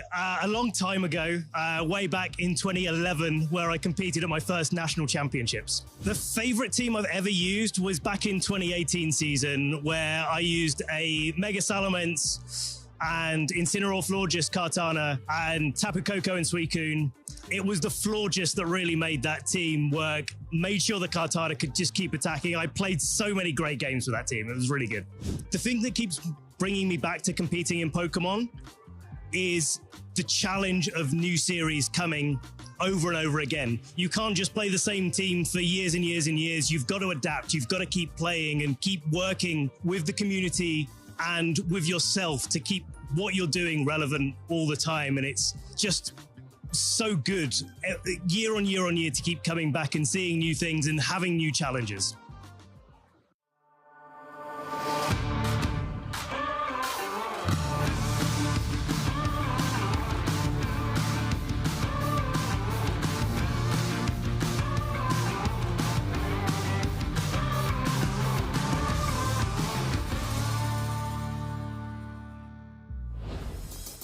I couldn't have said it any better myself. New challenges. I knew he was going to say it. Series after series after series. Of course you knew I was going to be doing that. My name's Ben Kiriakou, of course, joined here on the desk by Costa Dynamas. And Costa, we've been talking all weekend long about how good Kyogre is. It's made it into our top 4. What an amazing little fish. It does so much work on so many teams, doesn't it, Costa? I mean, come on. I mean, yes, it does. Yeah, Everything you said is valid. I've said it so many times as well. Except of that point. Have you not been listening to me? When did you put a Kyogre pin on, Ben? I put a Kyogre pin on Saturday morning, right at the start of this event. What was the impression that you did several rounds earlier? Kyogre. What? You are such a traitor. Oh, wow. Finally, we've converted him to Team Aqua. It's about time. Kyogre stands, rise up. So, we are here. There are 2 Kyogres, and there are 4 players remaining, of course, here in Birmingham. And what a way to be able to kick off an amazing day 2 with so many awesome matches, like world-class performance from both veteran players as well as newcomers, which has been fantastic. That's exactly it. We just got to feature Alex Gomez versus Gabriel, and Gabriel was a newcomer to the top cut scene. Alex, of course, showing his experience, making it into the top 4. Let's have a look at the bracket as it stands at the moment. The journey that our trainers have been going on so far. Look at it there. Alex beating out Gabriel, going to be facing down William, who was able to dispatch of Alberto in the last round with a 2-1 set. Yeah, and great representation as well from all of our trainers in the top 8. But of course, right now we've got 2 Italian players, 1 Spanish, and of course we have got Oliver Eskelin rocking Finland. And what a way to be able to go about it. Oliver, no stranger as well to high-level competitive play. I believe, if I'm not mistaken, was the finalist of the European International Championships of, was it 2019 or 2018? The year is escaping me. Because it was against Eric Rios in the finals. Yeah, right, exactly. Yeah, no, must have been, it was Rinya's son that Eric has been playing, so it must have been a little bit. 2022. Yeah, 2022. Yes, exactly. 2022. Yeah. So, Oliver, like we said, makes a lot of sense. He's going to be here, but accompanied by regional champion of Gdansk, of course, earlier this season, top 32 LAIC, and global challenge number 3 champion Federico Camporesi. He was obviously able to defeat Groudon, piloted by Flavio Del Pidio as a 2-0, only 2-0 in the top 8. Obviously, because, Interesting words. It's, Groudon's, not really that great, is it? Okay, well, we've got loads of footage, Ben, so don't worry about it. There's going to be plenty of opportunities to see those wise words you've been sharing. You can't fact-check me. Well, production can. Moving on, though. But yeah, we've got the final 4 players. This is where things get serious. They already have been, but with each stage, they get that bit more serious, more intense, and more nerve-wracking, as well as exciting, because to be able to reach this point at what has been a very stacked major tournament, the first coming back to Regulation Set G, is such an accomplishment. Especially after all we've learned, and we've been saying it all weekend long, but it does bear repeating. We already know what team won the World Championships last year in Honolulu, Hawaii. We know that Miraidon is something to be prepared for in this particular regulation set. And so trainers are finding a way to innovate and finding a way to adapt. And it really does come down to those adaptations. Everyone can go away and do their homework. Yep. If you played at the World Championships last year, you've probably got a bit of an advantage because you've played at that high level. It's true, yeah. But it doesn't mean that that's the only advantage that you can glean from it. It's about how you go from there, going back into Regulation Set G, and of course going on from here as well. This is going to be a very, very good tournament for all the trainers around the world to be able to look to for the advantages that Regulation Set G can come with. Yeah, exactly. And it's not only about having experienced the first coming of Regulation Set G, it's more so being able to take advantage of all of the footage we've got, all of our previous broadcasts with the entirety of last season. So it's equal game for everybody, and clearly we've seen 4 trainers come out on top this weekend. We have got them on screen. Oliver Eskelin on the left-hand side versus none other than Federico Camporesi. Both of these trainers are looking fired up. Of course, they must be. This is the first semi-finals. The first semi-finals of course, the Birmingham Regional Championships, and this could be the finals of any tournament across the international stage. This could be a world finals equally as well. The caliber of both of these players is absolutely top-notch. It cannot be understated enough. Of course, representing Kyogre is Oliver Escalin, one of the best restricteds out there, and Federico is going to be rocking the Zamazenta. And now we haven't seen lots and lots of Zamazenta on stream, but clearly it's been working for Federico. He's been able to pilot it so successfully. Yeah, and for good reason too. I think it's been one of the restricteds that have been so hyped up going into this event, where to the point of some people were questioning, okay, well, is it really just like fluff that's built up, or is it actually going to land the connection of being able to convert into what might just be its second major event title across the span of last season as well as this season? Yeah, Michelle Kelsch, that's not playing this weekend, but one of our top 16 on the EU leaderboards, was, of course, able to win at regional championships with Zamazenta and be able to represent one of his favorite Pokemon, and certainly a lot in the German community. People favor those, and a lot of them did take that to the World Championships. And now Federico taking up the mantle, so to speak, right, of the history of Zamazenta and piloting it so well. Yeah, exactly. And this is sort of like a battle of the titans. And it's sort of the best way to be able to kick off the revisit of this format with the restricteds. You see cute little plushie that, I'd say plushie, looks like a little piggy that Federico did have in his hand, but still will classify it as a plushie of sorts. But I'll tell you what is also classified, all of these amazing achievements both trainers have. We've already mentioned one Gdansk regional champion, but we haven't mentioned the other Gdansk regional championships. Consecutive years, 2024 for Oliver, 2025 for Federico. And now they're battling it out in Birmingham.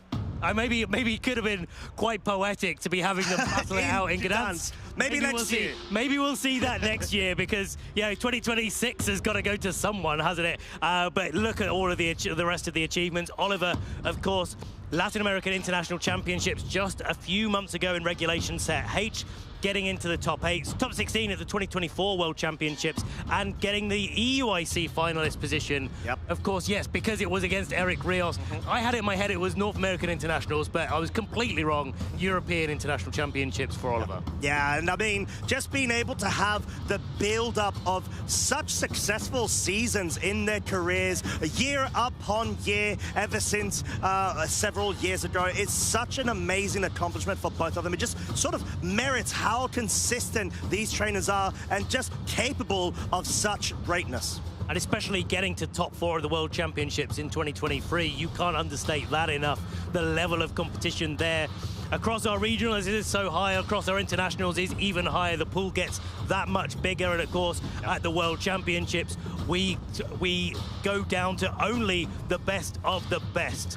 Yeah, and we do have the team sheet of Oliver on screen. It is going to be a very familiar team that we've seen previously on the stream. The Kyogre Calm Mind Leftovers set, accompanied by the Fire Water Grass and another grass core member alongside the Roaring Moon, which we were sort of speculating could have a really good splash because of its niche and typing, and also functionality with the multi-roll compression of the Tailwind / speed control, as well as that offensive pressure if it really wants to turn up a gear. But everything comes down to this Kyogre. This Kyogre does so much work in Oliver's team. All joking aside, Costa, it is really one of the key pieces that Fire Water Grass core of Incineroar, Rillaboom, Urshifu is trying to protect or take advantage of while that Kyogre gets set up with a Calm Mind.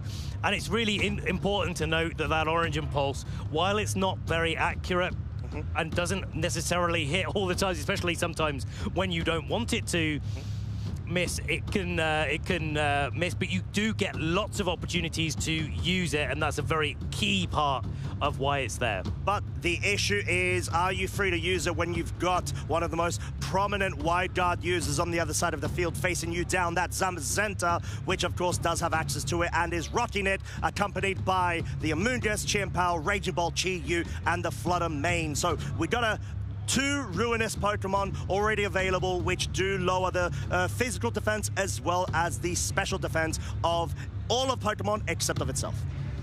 And that's that Chen Power is going to do a lot of work with the Zamazenta to put pressure onto Kyogre. It's great in its own right. The body press is so difficult to be able to neuter because it works off the defense stat. That Intimidate that Incineroar likes to put down on the field is not going to be as effective. Yes, as we are kicking things off, our first semi-final, game 1, turn 1, we have got Oliver leading with the Incineroar and the Amoonguss versus Federico's Zamazenta and the Flutter Mane. So already we're kicking things off. Fake Out is available, however, we do have a Ghost type on the other side of the field, which may run amok with its pesky moves that it has available, Taunt and Icy Wind as well. Yeah, this is Oliver trying to slow things down right off the bat, go for the Incineroar and Amoonguss lead to really try to get the status conditions spread onto the Zamazenta. Whether you put it to sleep or you burn it, both things are a good prize.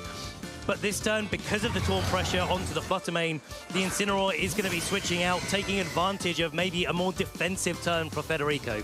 Yeah, just wanted to be able to go ahead and bring in that main damage sweeper in the subsequent turn, as the Taunt does target down that Amoonguss. Body Press will deal so much damage onto the Kyogre, guaranteeing a 2-shot, while Sludge Bomb focuses into the Flutter Mane. Does not pick up a poison, but at least may have wanted to put it within range if the Kyogre was unharmed. That's a really risky Body Press into the Incineroar, because one of the main ways that Oliver's team composition likes to deal with Zamazenta is going for the Terra Ghost on the Incineroar and allowing it to land a Will-O-Wisp into the Zamazenta to stop the damage of the Body Press. Right, exactly. But we have got the Moonblast focus onto the Kyogre, maybe looking to try to scout out for a double up, but no, the Body Press will be targeting the Amoonguss instead, perhaps maybe even fishing for a special attack drop or put it within range, but Sludge Bomb will be retaliating, and now 1 out of 2 time chance apparently to pick up the poison, and Flutter Mane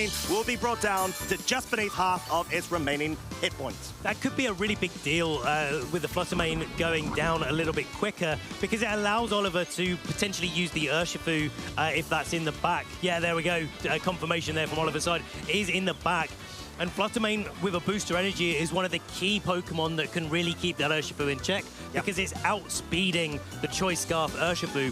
Once the Flutter Mane is removed from play, then it's able to do a little bit more work. And I think that's why we saw the Moonblast in the last game, to cover that switch in. Yes, as the Incineroar is back on the field, it will be getting another Intimidate drop onto the Zamazenta, lowering its damage output of the Heavy Slam if it so chooses to go for it. Shadow Ball will be putting the Amoonguss potentially in range, or it would have if there weren't an Intimidate with a Heavy Slam, but Body Press does pick up the Incineroar. Critical hit, I'm not sure matters at all in this case. No Terra Ghost to be immune to. The Kyogre slot felt like it may have just well been pinned in that scenario, as Sludge Bomb with the poison's enough to get rid of the Flutter Mane. That's a really big KO there, a key KO for Oliver. He's had to lose the Incineroar to be able to get into that position, but now Amoonguss gets to shrug off the Taunt. Body Press is not very effective into Amoonguss, and so now Oliver's in a slightly better position to be trying to go for the Spores into the Zamazenta. Heavy Slam probably not enough to pick up the KO here, but now the Federico being able to reveal the Raging Bolt, and does have to worry about the redirection from Amoonguss being able to stop any Thunderclaps going into the Urshifu. But if you're redirecting the Amoonguss and Zamazenta's putting it down even lower turn after turn after turn, then you're not being able to deal with the Zamazenta, and then you still got a Raging Bolt to deal with. So a real uphill battle here for Oliver. Yeah, and you may well just be inclined to just focus down on the Amoonguss, and maybe if you're given enough room to be able to focus down on the Urshifu the subsequent turn, but Close Combat will be bringing that Raging Bolt down to about half of its HP. So powerful of a move. Focus there, but Body Press, because of the drop of the defenses via the Close Combat, picks up and guarantees that one-hit KO onto the Urshifu. Draco Meteor is going to connect. We'll focus on the Amoonguss, and it's a double KO for Federico. Huge profit from this turn. Only Kyogre in the back to be able to deal with the 3 Pokemon that Federico has left at his disposal. This Kyogre has already taken a body press. The Kyogre lost more HP than it has remaining at this point in the game. Oliver knows that and is locking in the forfeit there. Federico has won this first battle, and let's just talk about that taunt on the Fluttermane and how pivotal, how influential that is to how this matchup goes down. It was so important to be able to limit at least one of both the Incineroar or the Amoonguss with a taunt. You either lock down the Will-O-Wisp or you lock down the Spore. And I think in that case, Oliver may have tried to go for a read prediction of the taunt going into the Incineroar, perhaps considering Federico valuing the burn status onto the Zamazenta more than the sleep. And you could have also gone down another line of staying in with both and hoping that the taunt goes into at least one of them and to free up the other one, perhaps. You could have done, yeah, but you get a little bit of a consolation prize there. Exactly. But the Zamazenta equally could have just gone on the defensive, gone for a protect. Yes. It's all risky plays there. And I think Oliver's really got to find a way to get into a slightly more... I was going to say aggressive position, but I don't think it's quite the right word. A position where they're putting on pressure. Yes. Right in the early game, because Incineroar or Amoonguss is great to slow down the pace of the game, but only if those status options are available. Yeah, you can't be letting this Zamazenta run wild because you can see how much damage it's able to deal because of that same type attack bonus of the body press in combination with the Dauntless Shield of +1 defense. But we have got the change-up from Oliver's side. It is now the Kyogre on the field as the lead, and maybe more inclined to be able to actually go for the Terra Ghost if felt like perhaps threatened by the body press.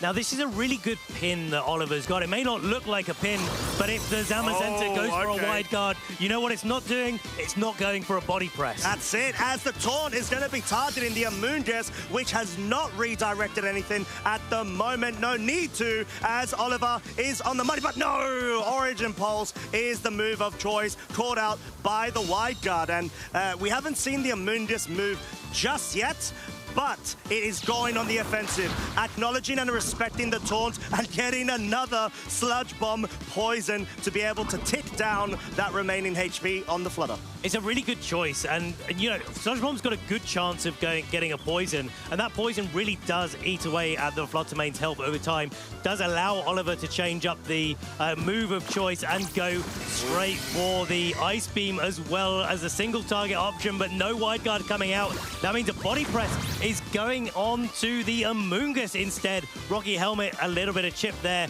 and the Origin Pulse goes off. Oliver makes the call.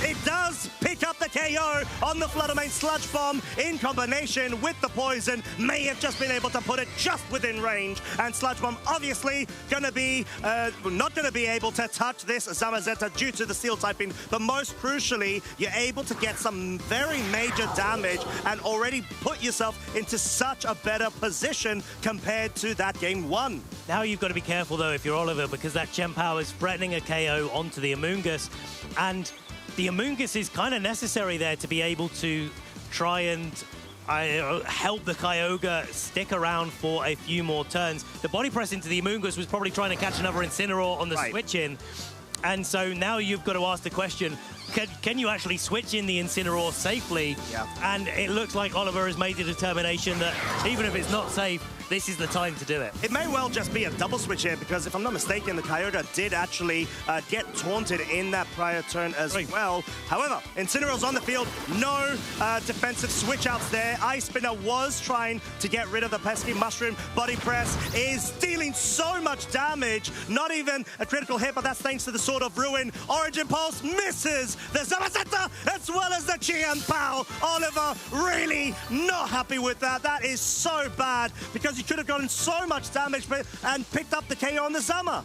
Yeah, that could have been, and taken the Gem Pow probably down to the Focus Sash, if not very, very close. So, yeah, absolutely clutch survival, but it really does come down to this Urshifu as to be able to pick off some of these threats. And now you've got the Fake Out in play, because this Gem Pow is not running a fighting-type move. The Incineroar is going to be feeling much more comfortable to fake out the Zamazenta instead of having to fake out the Chien-Pao. Lovely switch in of the Urshifu to take that ice spin off, of course, dealing very pitiful amounts of damage, but most crucially, you've got your mode set up. Oliver has got Urshifu in the rain, and it has Choice Scarf. It wants to start picking up KOs left, right, and center.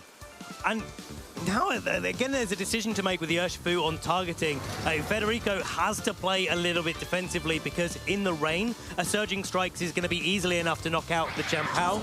Because the Zamazenta's taken so much damage, it's easily going to be in range, of course, of a Surging Strike, even if it goes for its Terra Dragon. Yeah. And so you've got to really hone in on what Pokemon that you want to defend. It turns out for Federico, that is the Zamazenta. Yeah, and it's most likely going to be the Raging Bolt in order to be able to resist those powerful strikes coming out from the Urshifu. But on the same time, Oliver switched things up as well. Incineroar has been put back onto its Pokeball in order to bring back into the mid towards end game. Surging Strikes, even though that Raging Bolt is very bulky, it is also resisting. It takes so much damage, deals essentially half of its HP's worth, whilst allowing the Chien-Pao now to go for the Throat Chop, deal some respectable chip damage onto the Amoonguss, but at the cost of its Focus Sash. And the little bit of chip damage there on the Chien-Pao is actually really, really big.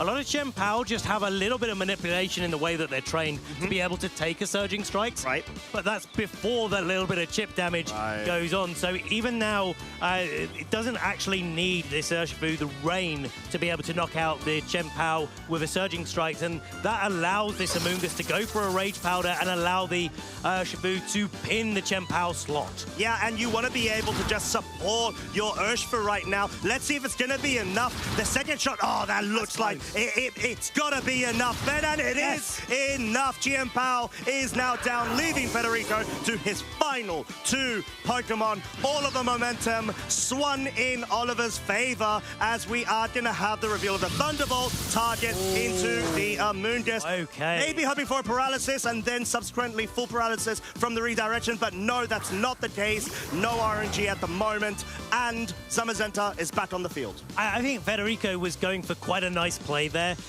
maybe thinking that Oliver was going to get confident enough that the Thunderclap's too dangerous, and so was going to go for a Spore and try and take advantage of the damage-dealing move there, but no, it's going to be just a Rage Powder coming out. The Thunderclap is, of course, failing. There's a Surging Strike going into Zamazenta, and it is knocked down for the count. Definitely is, and I think what Federico's out there was essentially Oliver's misplay. He was having to bank on it and hope that redirection wasn't selected in that slot, but seems like Oliver just playing to his time and ease because he knows he's able to round this one up. A 4-0 in that game 2. Incredible comeback, forcing us into a game 3. We've seen this time after time after time at this top level of competition. One player takes a very early lead, plays a very, very convincing game 1, doesn't seem to struggle at all, and then the game 2 goes completely the other way. And if you didn't know that game 1 happened, well, you could think that the matchup was in either player's absolute favor. So it really does come down to the decisions that they made. Maybe there is a little bit of a swing in the matchup as to who has a little bit more opportunity than the other. But it does, at this level of play, even out the field because of the skill of both of these trainers. And I do truly love these sort of interactions because it's sort of like each of the trainers have gone back to the drawing board every time, but now it's a culmination of both of their adaptations, you know, and it really creates such a viscerous level of mind game fields that they have to try to navigate in order to reach that safety and the finals. Well, let's get into this game 3 here in our top 4 at the Birmingham Regional Championships. Amoonguss and Incineroar coming out for Oliver, and a complete switch up for Federico with the Chi-Yu reveal and the Raging Bolt. Wow, okay, so wanting to be able to completely capitalize off of a potential, I would say non-offensive or at least some form of idle-like state from Oliver, more so around board control, because that's what Oliver's trying to successfully do. But Federico, on the other hand, coming straight out of the floodgates with pure offense. The Chi Yu is putting on a lot of pressure onto that Amoonguss. The Raging Bolt is actually putting on quite a bit of pressure to the Incineroar, but most notably, because both of these Pokemon are holding a Choice Scarf and an Assault Vest, neither of them are able to protect from the Fake Out. Yes, as we're actually going to see the Raging Bolt switch out in favor of the Amoonguss, perhaps wanting to capitalize off of any sort of defensive play from Oliver's side. Overheat, unfortunately, will be met with the Protect on Amoonguss' side. However, the Incineroar is free to try to get that cycling going. Sure, it's not going to matter as substantially onto an Amoonguss, although the Amoonguss does carry Sludge Bomb, so it'll further reduce its damage output, but most crucially, it will get that pivot action going, and then in turn, bring the Kyogre, bring the rain, even though the Overheat has been locked into from the Chi Yu. I love seeing Kyogre at this high level of competition, coming in such a good place to be able to take advantage of the fact that that Chi Yu is locked into Overheat. And in the rain, I would be very surprised if it was able to pick up a one-hit knockout onto this Amoonguss now. So a really powerful turn there for Oliver, taking advantage of the no protect pressure that Federico has put himself into with the leads that he's chosen in this game 3, and really capitalize on it, really taken advantage of it here.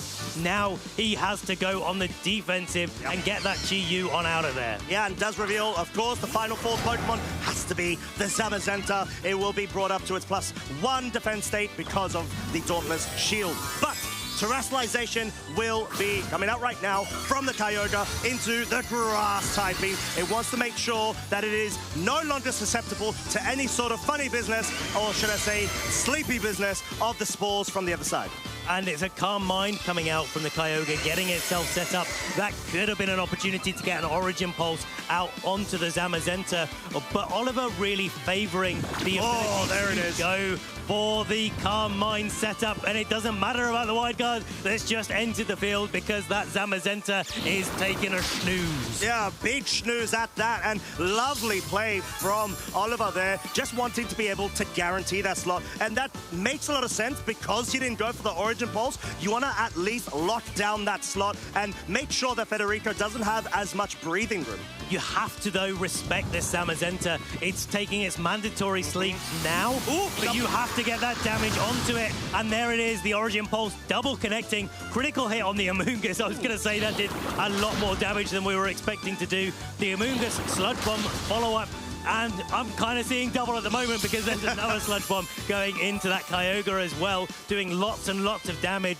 And now putting Federico in a position, or sorry, putting Oliver in a position where Ice Beam actually probably picks up all of the KOs. You don't have to rely anymore on the Origin Pulse. Yeah, you don't, but then again, there's always that chance of the Zamazenta waking up, going for the wide guard if you feel like a bit risky. You're like, no, I want to go and get a bit greedy, go for the double KO because I could identify it. But then again, this is Oliver. I can see you doing that. I probably would, to be completely honest, but that's why I'm behind the castle desk, and Oliver is right there, but we're going to have to see and find out. Really prime position for Oliver, though.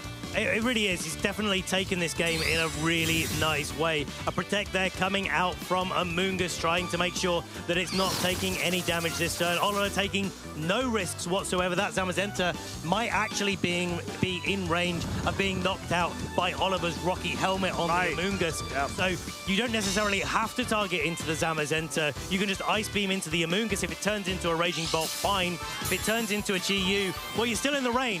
And, okay, yeah, you're a Terra Grass, and Chi Yu's going to have a super effective Overheat on you, but with that Calm Mind, Oliver's done a great job of setting up for that scenario. Yeah, genuinely has, and at least this is sort of to the point where, sure, you didn't get that slot targeting correct. Ice Beam was met with the Protect from the Amoonguss, but with every given turn and moment, you're able to get some more recovery onto the Kyogre. So you're not necessarily hating this scenario, but you need to make sure you don't run out of the rain turns just yet and capitalize off of that additional damage output that it provides. The one benefit that Federico has on his side is that there is an Assault Vest Raging Bolt. And Raging Bolt is so bulky, it would be able to take some of these hits and start to try and reply back. A Draco Meteor would still do quite significant damage to the Kyogre, even though it's at one stage of increased special attack. Right. But Federico has to position it into a setup where it's able to deal with that. And the first stage of that is Chi-Yu coming in to try and take an Ice Beam. Ooh, Zamazenta does not wake up. That may have been a wide guard, but it seems like it actually is confirmation of the priority of the Rage Powder following suit immediately after. Origin Pulse double connects and will pick up the Zamazenta and the Chi-Yu. And all of a sudden, all in one turn, we've got a 4 versus 2 advantage on Oliver's side, even though the Raging Bolt is still, and I think, going to be the main key that Federico has to dig deep with in order to try to bring this back. Oliver keeping his composure and just clicking the button that he knows gives him the best chance overall of success, knowing that there was that Chi-Yu in the back and knowing that he needed to find a way to weave in an attack before those fire-type moves were proved to be quite a lot more dangerous while the rain has stopped being on the field. Now Raging Bolt is in such a bad position. It is Oliver Eskelin that will be taking his way into our finals here at the Birmingham Regional Championship.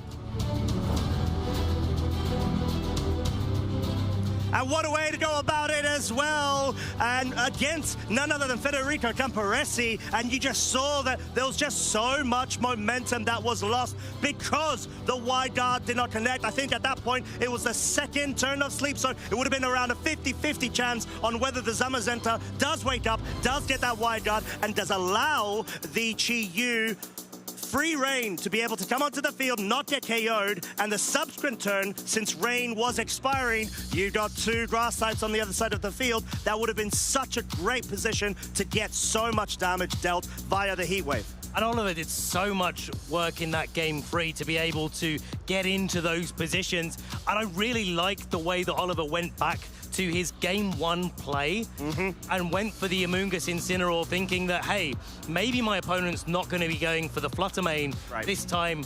If my opponent allows me those status conditions, allows me the ability to go for a parting shot with Incineroar, then I can take full advantage of that. And neither the Flutter Mane nor the Zamazenta was in the lead, and Oliver really did such a great job of capitalizing on that as well. Because the temptation is for a fake out. The temptation is to go for a score there. But actually, the more consistent play is, hey, hang on, I can see what's happening here. Neither of my opponent's Pokemon can protect. That gives me the opportunity to pivot in my Kyogre for free and then to be able to get myself set up. It's sort of that ability that we talk about that world-class players tend to have and display all the time, reading through the lines. And at this point, you want to be able to not take any sort of initial instinct jumps. You want to be able to analyze them, think about the board state and what makes the most sense. And yeah, I would say what doesn't make sense is how powerful this body press was. Absolutely picking up the Urshifu. But yeah, I mean, Zamazenta, class Pokemon, but unfortunately has been knocked out of this tournament. Yeah, I mean, look, all of the damage that it did, it was so threatening with its body presses, but in game 1, it did so many knockouts. In game 2, it was able to be just boosted up and put a lot of pressure on the field, but Oliver was still able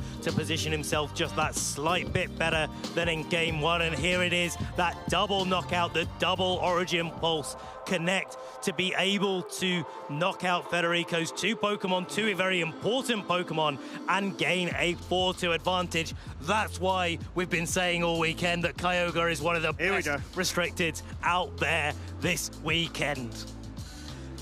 You haven't been saying it. I have been saying it. That's all I'm going to say. Who has got the Kyogre pin right now? Who gave you the Kyogre pin right now? Who has got the Kyogre pin right now? Okay.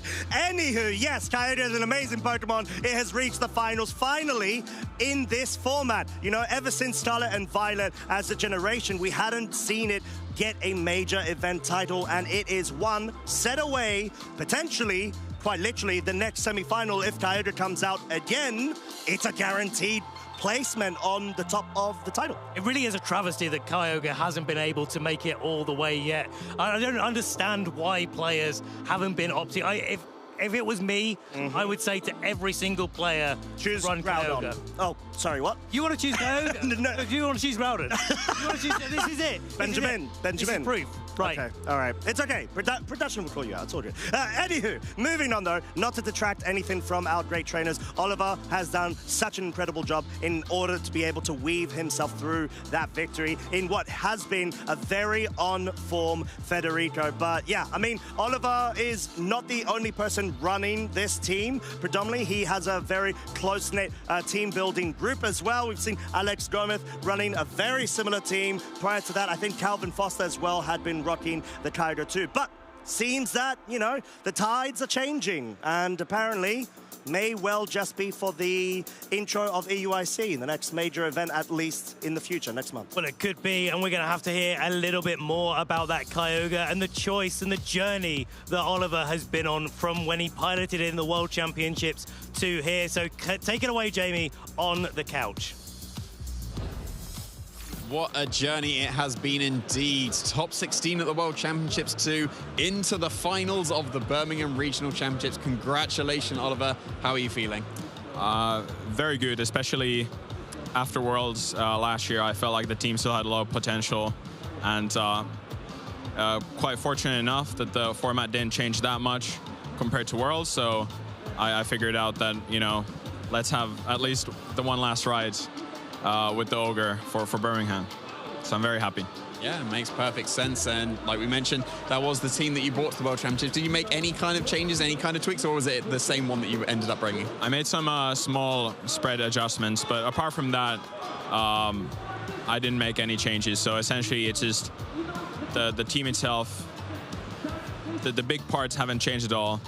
And I feel like the biggest thing sort of carrying the team through and my run as well is the fact that I'm able to carry all that experience over from Worlds Prep to this tournament. So going into Birmingham, I didn't have to put in as much work as I usually do for tournaments. Makes perfect sense. And so going into that matchup, you're up against a Zamazenta. How do you generally feel the matchup of Kyogre versus Zamazenta is? So usually the matchup is quite tricky. It's never really straightforward. So you have to really focus around like being able to pivot around Instant and Amoonguss, find yourself into a good position, and obviously Fede's Flutter Mane, unfortunately for me, had Taunt and Terra Grass, which is able to bypass the Amoonguss's Rage Powder. So being able to shuffle my pieces around the board was quite hard, considering that one small change, but I feel like game 2 onwards, I sort of figured out what I perhaps needed to do in order to remove it earlier, so that I'm able to execute my normal game plan. Yeah, it makes perfect sense. Yeah. And it was a very good adjustment going into that game 2 and game 3. Even in that game 2, there was the double miss of the Origin Pulse that would have, of course, sealed it immediately, but then you were still able to keep your composure. How do you keep your mentality going into a turn like that, where obviously you would have just immediately won, but then the double dodge? Like, how do you keep your composure? So, especially with Kyogre, it's just running the Pokemon. Its main spread move is 85% accurate. So that's the first drawback. I feel like whenever you're going into tournaments, you sort of have to have an expectation to always miss some Origin Pulses. In some cases, they happen in a very, very clutch situation where you can't afford to miss one. Fortunately, though, there are a lot of matchups where missing one Origin Pulse isn't the end of the day. But obviously, on the other hand, there are some matchups where you need to hit all of them. But in this case, I felt like I was able to mentally prepare myself to obviously miss some Origin Pulses. It's also the way I went out from top 16 at World Championships, so learned my lesson there as well in that regards. And I still felt like, due to a very good early lead, I was able to position myself quite comfortably, so I felt like the game was still in my hands if I made the right choices. Yeah, and so you've made some very, very solid choices. We've got one more game to go. It's either going to be against Alex Gomez or William Basilino. Do you have a preferred matchup that you would want to face in that final? Not necessarily. I feel like maybe Alex. I mean, he's quite decorated of a player, so always playing against him probably will result in a good match. And but other than that, nothing really sort of, no real personal preferences necessarily. Yeah, be ready for anything, right? So, exactly. Yeah, absolutely. So congratulations once again for reaching another regional championship final. Just before we let you get that preparation in for that final match, is there anyone you want to give a shout out to? Yeah, so carrying over from World's Prep, I want to shout out James Katsaros and Gaetano. They played a very, very huge role in making the team, and obviously that has sort of affected this tournament run as well. So I want to shout out them. I also want to shout out Calvin Foster. He made top 16 with the same team. We've been working together. Very happy to see him perform well. Always very proud of him. And then lastly, probably I'd want to shout out obviously my family and everybody watching back home and cheering for me. I really appreciate it. It means the world to me. Yeah, and we really appreciate watching you compete. And we're going to be able to do it very shortly, but we need to know who you're going to be going up against. Is it going to be Alex Gomez or is it going to be William Basilino? Stay tuned to find out. Bye-bye. Andrew Zhang will win his first ever regional championship in the Masters Division here in Louisville. My name is Andrew, and I grew up in Ohio. I actually started pretty late by VGC standards. I didn't buy a Pokemon game until Scarlet, actually. Once I played the game, I grew in love with it. I found out about VGC, and it took off from there, and I haven't looked back since. This season, my #1 goal was to qualify for Worlds. I knew that it was going to be harder than last year, and then last year I didn't actually make it, so knowing that in a more challenging season, I still made it to Worlds definitely gives me a confidence boost going forward. One of the biggest lessons I think this game has taught me was actually learned over this weekend of Louisville. I've heard a lot of good players say that taking early losses at a regional were like fine and you just have to bounce back, but I really didn't believe them until this weekend. After my bad start, it was just stay alive and trust my team. The first few times that I was put on stream, I was definitely super nervous, especially the first time at Indy. My nerves was like literally skyrocketing. It definitely does get a little easier from then on, but still nothing compares to the emotions I felt today. I think I've learned that when I can really focus and play the game without distractions, I can beat anyone. As cliche as it sounds, I think people getting into VGC should do two pretty simple things: battle, have fun, and watch other people battle. That's the way that I've improved the most. Usually, I do best when I play the game and not the player. Obviously, that doesn't always work if you're playing someone really, really good. Recognizing when I'm behind and have to play accordingly is still one of my biggest weaknesses. Like from ahead, I can spot win conditions, but from behind, I still have a lot of improvement to do. I think that finals was definitely the most exciting match, but I think my hardest was against Wolf. We both recognized that our best game plan was to bring 3 of the bulkiest Pokemon on our teams and just play long games. An iconic matchup against Wolf, which lasted, I believe it was like 54 in-game minutes. Just trying to navigate that was really challenging, but in the end, super rewarding. The first people in this community that I felt like really believed in me are Toller Webb and Aaron Traylor. They're like first top players that I met in this community, and they've been super supportive. I had some really good coaches to help with my growth. Sempra and Triple Cross really helped me understand the game more. Without all of those people, I wouldn't be where I am today.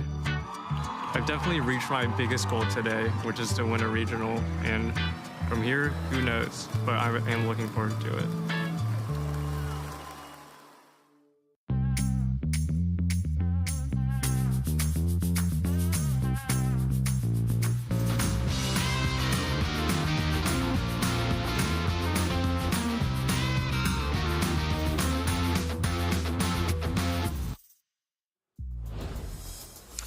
One finalist determined, one more that remains. And of course, that means we have got our semi-final here at the Regional Championships of Birmingham readied up right now in tow with both our trainers, I myself, and Costa Dimos, joined by the ever so lovely David Partington, who are going to be guiding you lovely people through it to the point where we're just going to find out which restricted is the best one, at least over this weekend.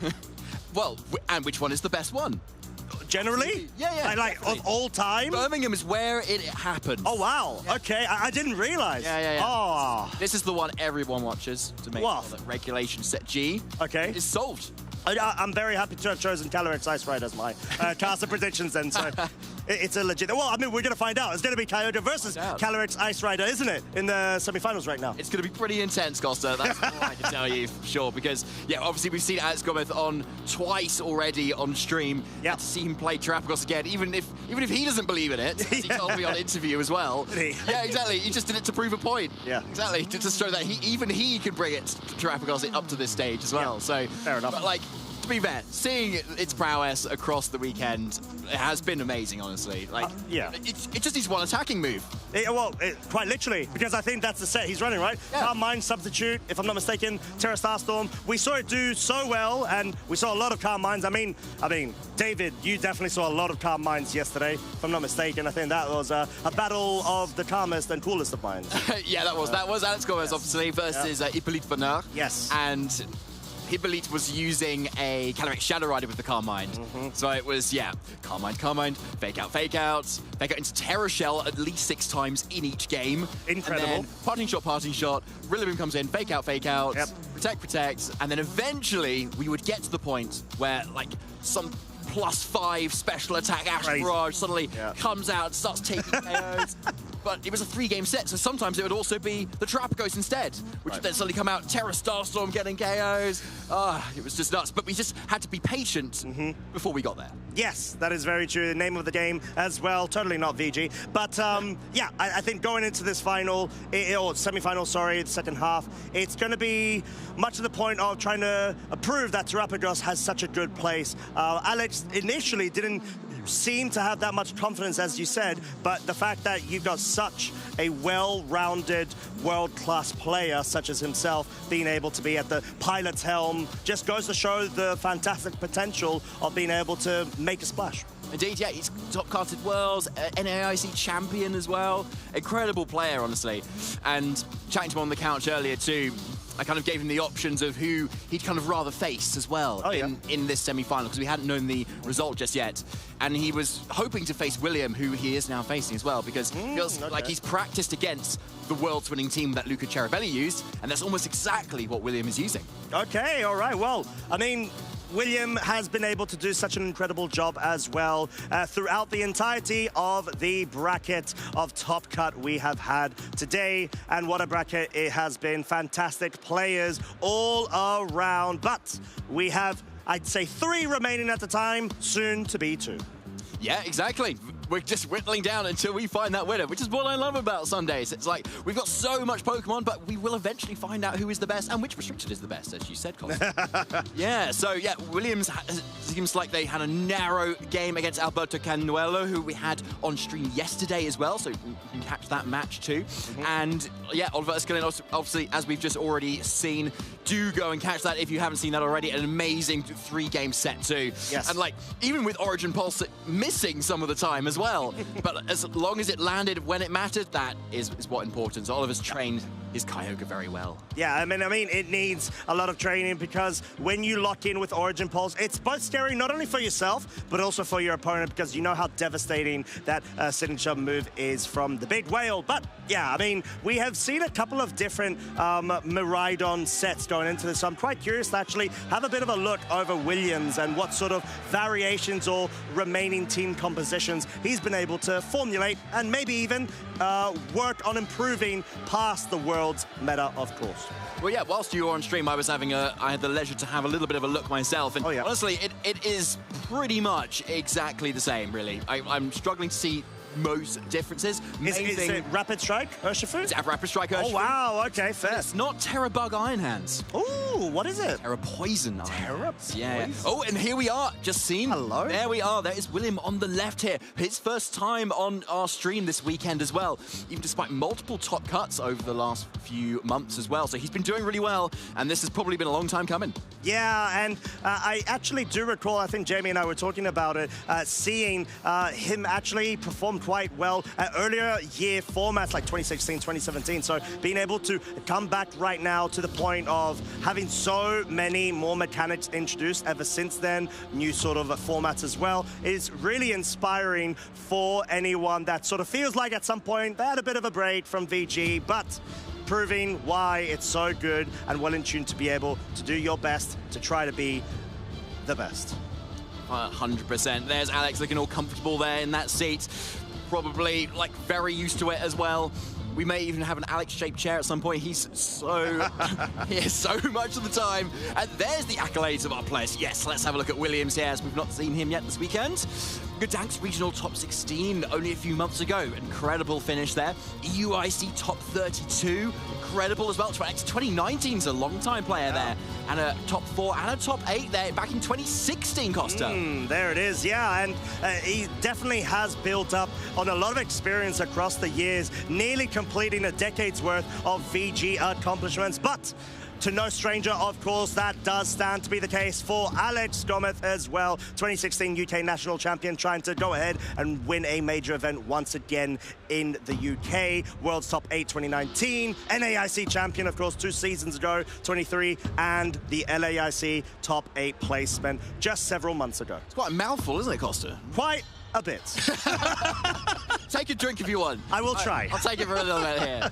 Okay, yeah, so yeah, obviously Alex, long-time player, as you were saying, Costa too. So yeah, looking to add to that. And who can blame him? Once you've got that taste of victory, I would guess you'd probably want a bit more after that too. So here on the screen for you is Williams' team.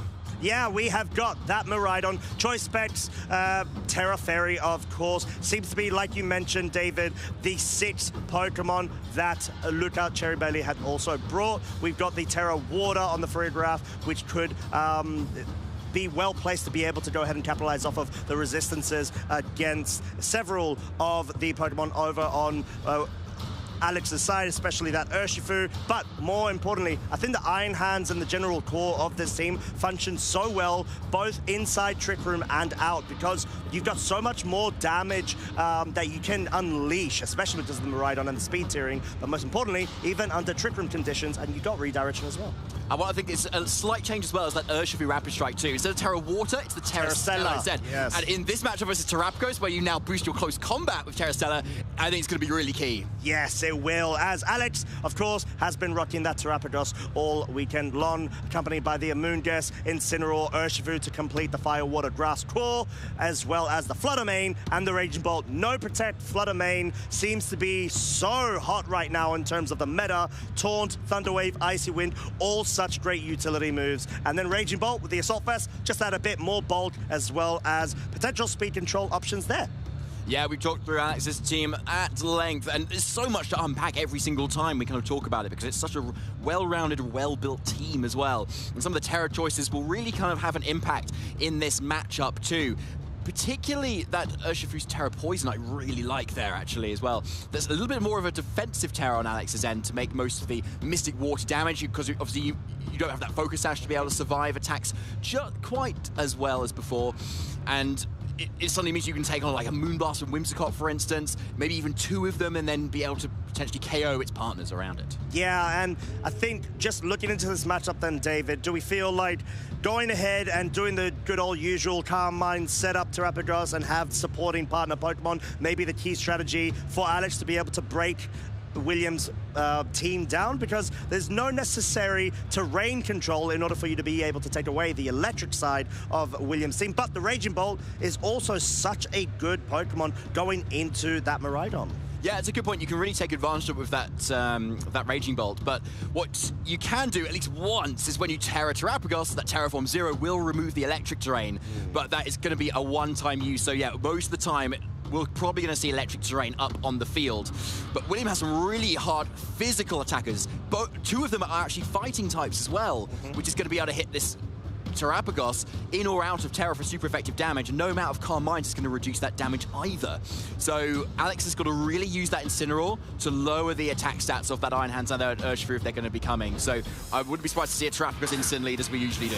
Ooh, as we do get the reveal, over on Alex's side, it's going to be the Terrapagos and Amoonguss versus the Miraidon and the Ogerpon Hearthflame. You've immediately got redirection as an option, but more importantly as well, Mold Breaker, if you do not terrestrialize the Ogerpon, is a good way to be able to break through the resist of that initial Terra Shell ability. Yeah, I love that shout-out, Costa, actually, because Terrapagos is usually feeling pretty safe after one attack. But yeah, if that is an Ivy Cudgel, then yeah, not so much this time. But Miraidon is the Pokemon that will likely be going first here, so you can't exactly, like, Ivy Cudgel and then go for the big, powerful attack from Miraidon. Miraidon actually has to attack first instead. But yeah, with Amoonguss on the field, it's not offering a lot of Spore, but obviously can protect that Terrapagos. Ogerpon does have that option for the Follow Me to be able to redirect any sort of Spores, but it looks like Terrapagos is going on the protection, which makes a lot of sense because Amoonguss is a pretty bulky Pokemon. Yeah, not wanting to be risky at this point, and followed suit by the Amoonguss doing the exact same. I think just a very safe scout to see which move this Miraidon has actually locked into, and it does seem to be the Volt Switch. And more curiously, we do have confirmation that Ogerpon was looking to try to target down that Terrapagos. So yeah, again, fairly safe Volt Switch into Terrapagos here. You're going to get a lot of damage off of it, even through that Terra Shell, and then Miraidon comes out safely, and so you can always bring in that electric terrain just in case Terrapagos goes on the offensive and goes for that Terraform Zero. Now, you could do that instantly this turn if you were Alex, and then get a Spore into whatever Miraidon is switching into, but Ogerpon still has that Follow Me to be able to redirect it just in case of that play. But I don't know if you're Alex, you probably want to just start setting up those Calm Minds, not spend your Terra just quite yet, because you've still got a little bit of wiggle room. You could take the hit, Calm Mind up, and suddenly you're taking on Miraidon's attacks even better further on later in the game. Yeah, and it's sort of the way of being able to try to handle this sort of board state when initially you just look at the leads and it feels a bit passive from Alex's side, so you just want to be able to capitalize off of any sort of setup as soon as possible. But Terrestrialization is going to be utilized from the Terrapagos, able to go into its stellar form and of course get rid of the electric terrain. This is a one-time use per game Terraform Zero in activation. It will reduce the damage output of the Miraidon with that Volt Switch. You can see the chip damage essentially that has been dealt onto the Amoonguss. However, the most crucial thing would also be wanting to guarantee any sort of form damage right now. So yeah, now we can see that because it's a Volt Switch, so it's happening like after any sort of terrors have happened. Right. William can potentially see that Alex is trying to go for a Spore this turn, having removed the electric terrain. So yeah, switching in Whimsicott is really safe here, just in case one comes out here. But of course, Ivy Cudgel following up versus the Amoonguss, it might just be... Oh, and it is! Wow, what a double up there as well. Most importantly, avoiding any sort of Spore focus there. So like you called out there, David, such an excellent switch-in of the Whimsicott. Terra Starstorm will be dealing a critical hit onto the Whimsicott, guaranteed at least for now. Its damage HP has been dropped beneath half of the range, but what a turn of events. I think just being able to focus and pick up the Amoonguss whilst avoiding any sort of weird issues of somehow the Amoonguss surviving the Ivy Cudgel is such great premeditated thought from William's side. Yeah, it really is, but it's kind of good that Alex didn't go for a Calm Mind there, right? for instance, because that Whimsicott would have come straight in and encored it right into that, preventing it from doing any offensive presence of damage before it even switches out. So the Terra Starstorm being kind of, it was soft, sort of locked into here. Right. I mean, it keeps it slightly safer this time and actually threatens the KO on the Whimsicott itself. Unless, of course, the Whimsicott goes for Light Screen this following turn, allowing it to survive yet another attack. And with the Covert Cloak on the Whimsicott, it's going to be immune to that fake out from Incineroar too. So it will be able to get off some sort of move this turn. Ogerpon now a little bit intimidated, is probably feeling like it wants to switch out as well into something else at the moment. But again, because the Terrapagos hasn't really set up very much, it's still fairly safe for William to start pivoting around a little bit more. But on the Terrapagos' end, do you want to start boosting up things at some point, because that is the whole point of the set. Yeah, exactly that. As we do have Iron Hands now arriving on the field. Encore has actually been targeted into that Terrapagos in order to make sure no calm mines have been set up. Terra Starstorm just going for the general chip damage right now. Still respectable and able to put Whimsicott within the range of a subsequent follow-up. However, parting shot in order to get that pivot action going, and really, crucially, able to lower the additional damage output of this Iron Hands, especially when it has its quad drive further boosted because of the electric terrain that we sort of discussed, David. Now can come back onto the field as long as William's able to position the Miraidon in safely. Now, this would have been a really good opportunity for Alex to actually start setting up his Terrapagos, right? Because you've got that parting shot onto the Iron Hands that came in, and you've still got Incineroar on the back that you can then switch it again for another Intimidate, and that would have been the perfect time to start setting up. But obviously, Terrapagos is now stuck doing Terra Starstorm. Yeah. So it's still not going to do a whole lot, as you saw, to this Iron Hands. So an easy light skin can come up from William at the moment, and to be able to then try and use the damage from this Iron Hands, which can probably one-hit KO the Splutter with a Heavy Slam and still do so much damage to that Terrapagos, especially as it's terrored and no longer has the Terra Shell. So it's going to do a maximum damage it will be doing into that exact slot. Yeah, and I think you identified as well earlier, David, the fact that you've got that one-time utility of the oh my lordy, the Terrapagos Stellar Form Terrestrialization in order to get rid of the electric terrain. You want to be able to capitalize off of that completely with those boosts. And right now, just not doing as much damage really puts it into an awkward spot where Alex may feel like he has to perform any sort of form of a switch here. But I guess the Incineroar being brought onto the field further reduces the damage output of the Iron Hands. But then in turn, William trying to be that one step ahead, brings that Ogerpon back in and does set up a light screen in order to reduce even the damage even more from Alex's side. 100%, exactly, it makes sense.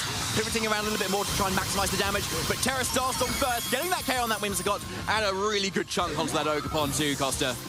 Yeah, and at this point, you got to really start to consider what are Alex's lines going into this. The Amoonguss is down. Sure, you do have the Flutter main. However, I think the booster energy was already utilized, if I'm not mistaken, in that prior turn. And it really puts it into even further of an awkward spot where it's not going to be able to most likely outspeed the Miraidon, but it's going to have to depend on the training. Although, we do have Miraidon, talking about it, back on the field, electric terrain also activated. Yeah, so William's been quite cautious about switching it directly in to take before it takes too much damage. So now there is the safe switch in here, so it can safely lock into something before it goes for an attack. But obviously, Incineroar's come straight in. And what does Incineroar do? It fakes out stuff and switches back out again. So yeah, a fake out is a really safe slot there because then Alex, feel free to get away with something on that Terrapagos. But with a Terra on this Ogerpon half lane, it's going to be taking extra damage from a Terra Stellar Starstorm. Yeah, it will. So it's going to really have to try to take advantage of this scenario of having two main damage sweepers on the field, that being the Miraidon and the Ogerpon. But, of course, like we mentioned, Fake Out is going to stop one of them in their tracks, and that being the Miraidon. Ivy Cudgel, I don't think is enough, even a +1, because of how bulky this Terrapagos is. However, Light Screen being set up will most likely guarantee the Ogerpon still safe passage into the next turn. And it does! 23 hit points remaining. Yeah, great call, Costa. Yeah, I wasn't sure if that was going to KO. Oh, not honestly, but yeah, that's some really nice training there. And there's the Encore ending actually on the Terrapagos too. But yeah, Fake Out has happened to Miraidon, but then that still gives William the freedom to choose the move on this Choice Specs Miraidon. So this Terrapagos is staring down a potential KO depending on what the Miraidon locks into here. But Protect is now an option for Alex. Yep. Whimsicott is off the field, so it can't be punished with an Encore when it comes back in. But if we see a Protect and maybe switch back to Flutter main, you can get Incineroar back in at some point, and you can kind of start the cycle whole again. But as you mentioned earlier, Costa, the Flutter main has used up that booster energy, so likely now this Miraidon is going to be faster than this Flutter main for the rest of the game. Yeah, and it seems like the commit for the Protect on the Terrapagos has been chosen. However, Electro Drift going into that Incineroar slot, wanting to guarantee the KO. What a surge of power from this restricted Pokemon. One-hit KO, and of course, will guarantee all the time a KO into that slot because of how powerful Hadron Engine Multiplier is, combined with the Choice Specs and the ferocious power of the Electro Terrain, further boosting even more. Yeah, it was a really nice target there because you aren't too worried about the Terrapagos. It's not too boosted up, so even if a Terra Starstorm came out there, Miraidon's most likely surviving the turn. And even if Oakapon goes down, you still have Iron Hands to bring in for more fake out, etc. But yeah, now Fluttermane's in here. This Fluttermane does not have Protect. And Electric Terrain, I believe, is still up as well. So you still be able to, like, pretty much get a KO there. You've got Electro Drift to be able to do that with. So there's still so much power behind it. And Terrapagos, because it's already protected, is now susceptible to an Electro Drift into that slot as well. Right. And Fluttermane is the other thing which we're not too sure on in terms of how it's trained. It could even be slower than this Oakapon now the booster energy is used up. It depends on how much we've got. I would say it likely outspeeds, but like with Iron Hands in the back, it's looking pretty good for William right now. But it actually outspeeds the Miraidon. Doesn't quite pick up a KO on the Oakapon, and still, given the scenario, I don't think Terrapagos has enough in the tank to be able to at least get rid of the Miraidon. It will, though, be able to do so on the Oakapon, dealing respectable amounts of damage, or at least most importantly, the KO onto the Oakapon. However, that introduces a free-up of a slot. The Iron Hand is waiting in the back with bated breath in order to come in after the disastrous amount of damage that has been dealt onto this Fluttermane, because yes, that is yet another one-hit KO. Fluttermane down and out. Ring that bell, you could say. And Iron Hands will be slowly coming in as well. Terrapagos, though, is still looking fairly healthy here. If Alex can stall out the rest of this Electric Terrain, then suddenly the damage boost from both Iron Hands and Miraidon are going to be dramatically reduced. And we might possibly be able to see an endgame that Alex can squeeze something out with a few critical hits. But with Assault versus Iron Hands, it's going to definitely be an uphill struggle. Plus, this Iron Hands has double fighting moves. It's got Drain Punch and Low Kick. So any Drain Punches it throws out, it's going to just be healing back up again. So I think at this point, Alex really does need to rely on a bit of luck. Yeah, I think so. Getting a crit on the Miraidon is the first step, I would say, and then also getting a crit on the Iron Hands is another. But at this point, you need to have consecutive crits whilst not getting KO'd. And because the Miraidon is still on the field, the Iron Hands are too, there's just too much firepower available from William's side, even though the light screen did just expire. That is true. That's a factor that we've overlooked slightly here now. So both of these Pokemon are going to be taking a lot more damage. And so, yeah, this Miraidon might just go down to a Starstorm, like, without any critical hits. So we'll just have to see how bulky this Terrapagos is. No one protect there for more leftovers recovery, unfortunately. Yeah, hoping to go for that additional recovery. Seems to maybe have been key there, and a win condition Alex identified, but unfortunately did not come to fruition. William Basolino will be winning this Game 1 in what was and has been such a high-level, intense match. Certainly has. So, must be feeling very, very good right now. Like, this is Luca Cherubelli's Worlds team, right? It's doing so well. And it's just taken Alex, like, to a point where one more game will take him out of the competition. So, Alex really needs to decide what he's going to do here, because there was no kind of, like, massive calls in that set, really, where William was mostly... could play that mostly safe throughout most of the game. I think the Oakapon lead was really key. I think if Alex had led it Incineroar instead, which he often does, that it would have been a completely different match. Oakapon's like would have had really neutered attack. You could fake out as well. But because the Moongoose was there, Oakapon was so freed up to really threaten that slot and redirect any spores as well. So I think William really won the lead in that scenario. So the question is there any switch up on either end? Yeah, I think that's a really good shout as well. The Incineroar is such a trusty Pokemon, especially when you've got the Fake Out available as well as that Intimidate. Oakapon, like you mentioned, was just given free reins essentially to choose which role they wants to be able to work on, either that being the redirection or the full offensive. As we saw, this Pokemon, because of the multi-role compression that it's got, it's able to sort of act as redirection in the first half of the game, whilst also being able to be brought back, terrored into its Terra form, and then just dish out +1 damage too. But I guess right now, Alex wants to be able to find a way to not get subject to an encore, to get Calm Mind set up, and to be able to at least make sure that he's got enough redirection or at least disruption support alongside the Terrapitos, whilst not, I would say, losing the value of when you decide to terrestrialize. Yeah, I think you hit the nail on the head there, Costa. I think Alex needs to just look at his options and maybe come up with something slightly different. Like, I don't think the Pokemon he brought were a problem necessarily. It was just in terms of what was led and what was brought in and what sort of time. So I would like to see that Flutter Mane do a little bit more though, because as we saw, even without that booster energy, it's actually still faster than the Miraidon, which is massive in this matchup. Being able to get those Icy Winds off.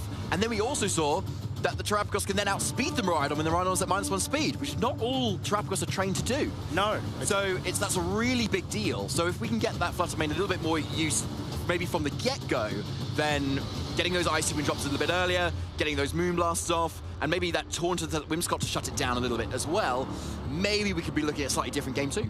All right, well, talking about game 2, we will now see the lead from both our trainers. Are there any sort of change-ups? At the moment, there is not from Alex's side, and it doesn't seem like that is the case either for William. Both of them going for their trusted leads. We've got Miraidon facing down the Amoonguss and the Terrapagos alongside its buddy, old pal, the Ogerpon Halfling. Yeah, best buddies, Miraidon and Ogerpon. Like, we haven't actually seen many Ogerpon in the top cut, honestly, but that's another story.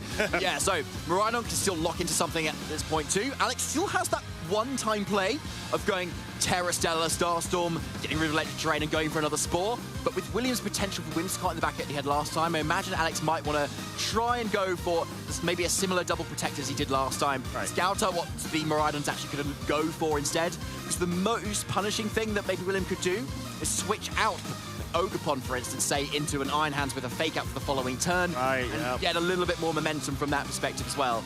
But switching out your Ogerpon when there's a Moose on the field is quite a read to make. So imagine maybe some sort of defensive play from Alex. Yeah, but then again, you wouldn't expect the terrestrialization to come out so offensively from Alex based on how he played in game 1, unless he really felt so much pressure and his back against the wall where he had to. But that would more so perhaps be in the point where there's a Calm Mind, unless I'm about to eat my own words, and we do actually see it. We do have confirmation it does. It's just completely ignoring everything I'm saying. It's just going for it. And I think want to be able to at least get rid of the terrain maybe allows you more room to be able to take that damage much nicely. So the Electric Terrain is absolutely gone, so this Volt Switch is not going to do a whole lot. So, oh, okay, well, take that back. Sorry, it's a Miraidon with choice. Sorry, Miraidon. Sorry. Okay, so out it goes. And into what is the question? Yeah, because that Amoonguss didn't stay on the field, though, so we're not getting a Spore this turn, obviously. So the question is, what is it going to go for? Because, yeah, if William goes into Whimsicott and this set up from this Calm Mind, for instance, then that's a perfect position for this Whimsicott to have taken advantage of. Yeah, and we do have Ivy Cudgel, even at -1 of its attack, still doing reasonable chip damage. And like we mentioned, and like we saw as well in game 1, the lock-in to the Terra Starstorm in order to not fall short because of that on-call threat in the subsequent turn. But yeah, seems like very similar sort of strategy being employed by William, and it's working out quite nicely. That Terrapagos has lost so much of its hit points.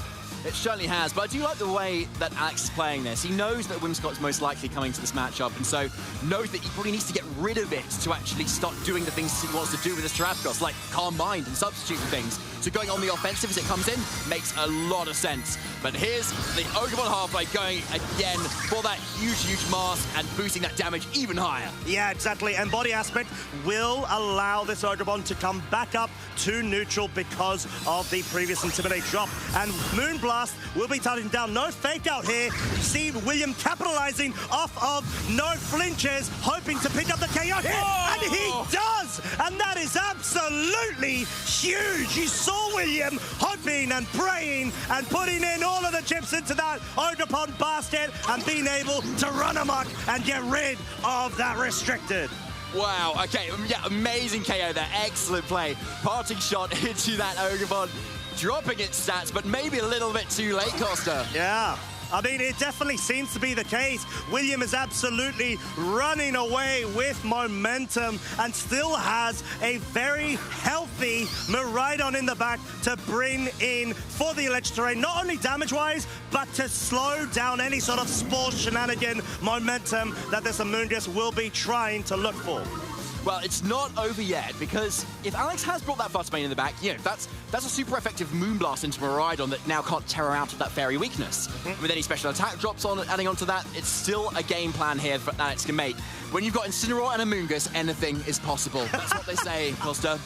My friend, you're not wrong. The amount of finals these two have been able to reach is outstanding, but they are having to really dig deep in order to be able to bring this back for Alex, as William has got, like we mentioned, all of the momentum. And talking about that, we've got a very speedy, flashy bike that has been able to run onto the field as well with his Hadron engine and nullify any sort of spores. Tailwind has been set up, however, maybe in order to allow Pokemon in the back to outspeed the Fluttermane that may be in the back for Alex.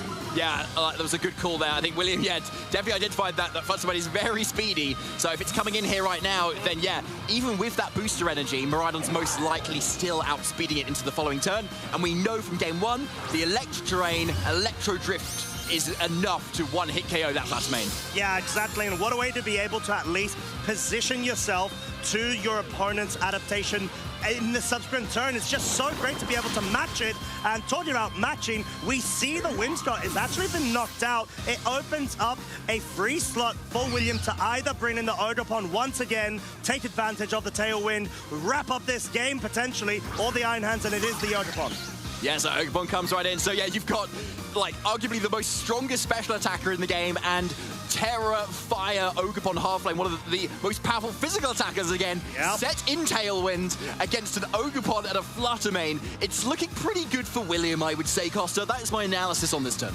Absolutely. I think it's a very, very well put point, because William has just been able to completely capitalize off of seeing 1 or 2 turns in advance what Alex's strategy is going to be, and completely meet that expectation and actually surpass it in what has been an absolute enjoyable way of board state management. And Fluttermane feeling so scared, actually switching out for the Incineroar. And I think Alex is really trying so hard to be able to get himself out of this precarious situation. Intimidate coming down onto the Ogerpon is going to help things a little bit, though. The question is it still enough for Amoonguss to survive? But a Draco Meteor comes out into what was that Fluttermane slot. So an excellent call from William there to be able to hit that really hard. It's Ivy Cudgel, though, into that same slot, too. Okay. It's securing that KO onto that Incineroar, bringing Alex down to 2 Pokemon left. Yeah, that is such great targeting. It makes so much sense because Fluttermane does not have Protect. Sludge Bomb, this little mushroom trying so hard, can't even pick up a poison in order to hope and pray. And this Fluttermane now coming back in on the field without the booster energy and without a lot of options either.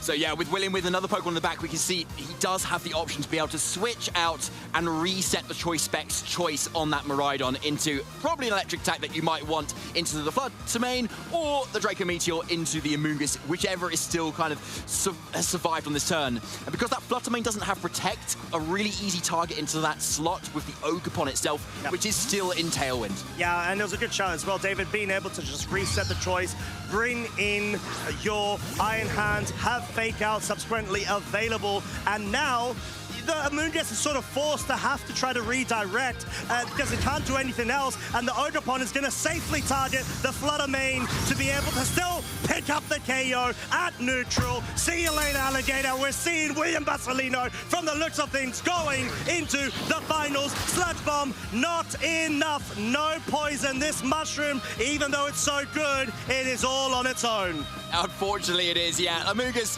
is sticking around. It's seen the world, and it's going to see a little bit more of it with this little Protect here.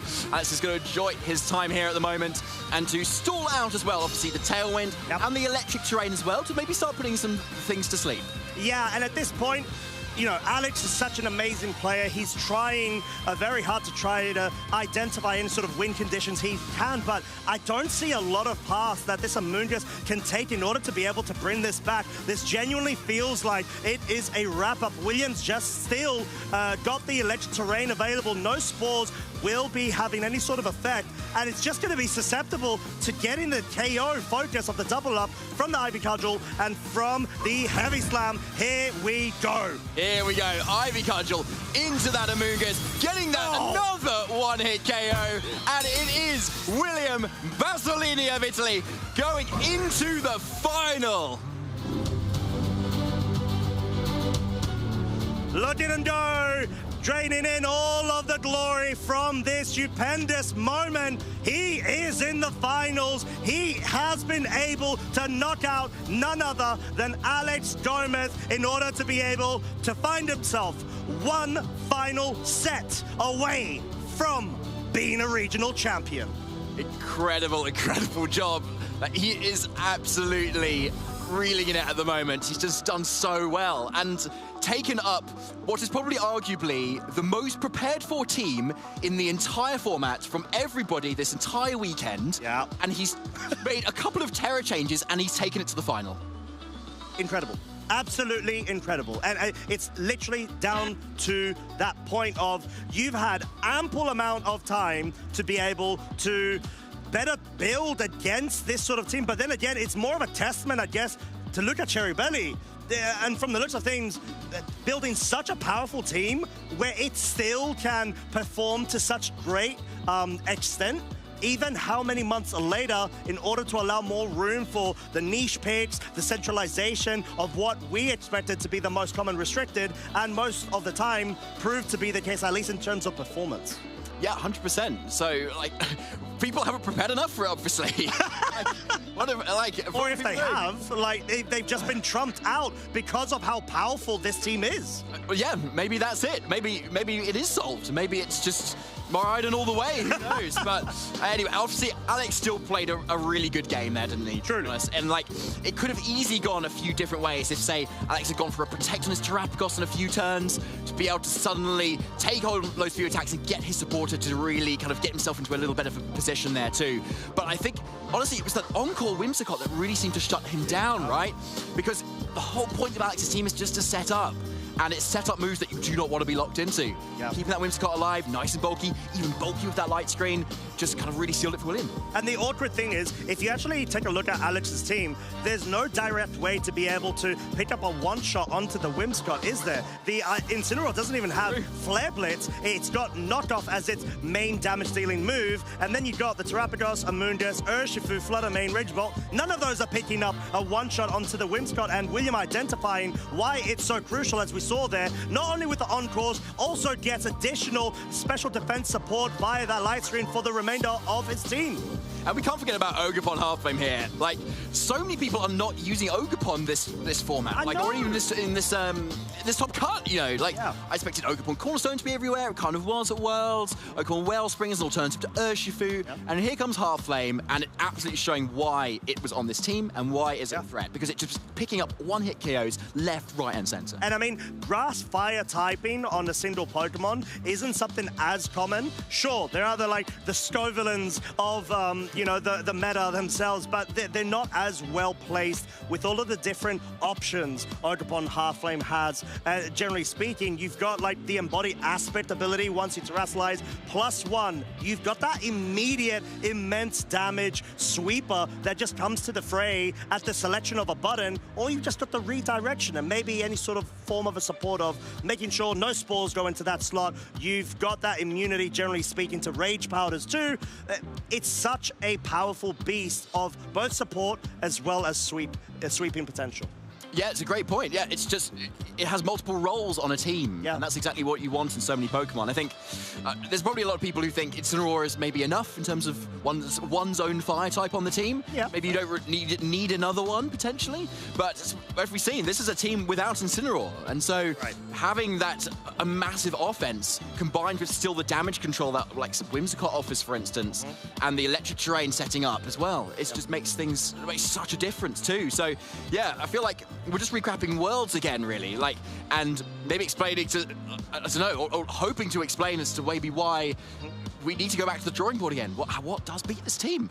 I mean, there are definitely going to be some form of standout niche picks and counter teams, but the fact that we haven't been able to see them as prevalent, not only in just day 2 generally, but more so in the top cut, is sort of a testament to allowing this Miraidon team to just run wildly and freely to the point where everything else that's been designed to allow you progression into day 2 just hasn't been well shaped to the point where it counter teams this team in particular. There may be some lines you go for, but it's nothing that's been built directly to be able to beat it flat out.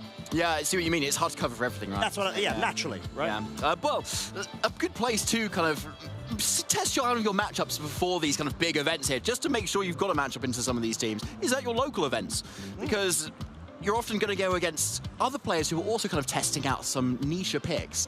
Therefore, when you go into those major events, you're suddenly a little bit more aware of some of the surprises that might start coming out. Or even inspired as well. Yeah, or even inspired. Yeah, it's a great point. And a really good opportunity to practice open team sheets and a best of 3 format as well. Yeah, exactly. And do we have a lovely video for you to be able to get a bit of a feel of what we've been talking about and perhaps even build up a bit of the courage or excitement to be able to take part in your own attendance at one of our local events.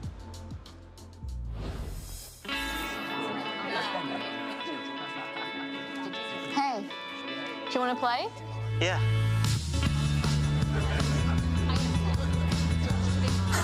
Nice. One shot? Wait, that gun, yeah.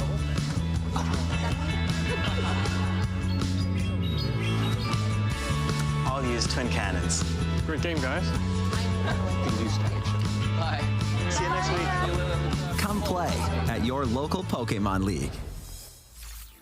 There you have it. I mean, there's so many great opportunities for you to be able to go ahead and make sure you just scout out, if you're interested, of course, in not only VG, but all of our other games that we have on show over these sort of major event weekends that we got available competitively, to give it a shot, you know, test out the waters. It's such a great opportunity to be able to, like we said, dive a bit into the meta, get familiar with your fellow like-minded community members too, and it's just, generally speaking, such a great time. Yeah, it really is.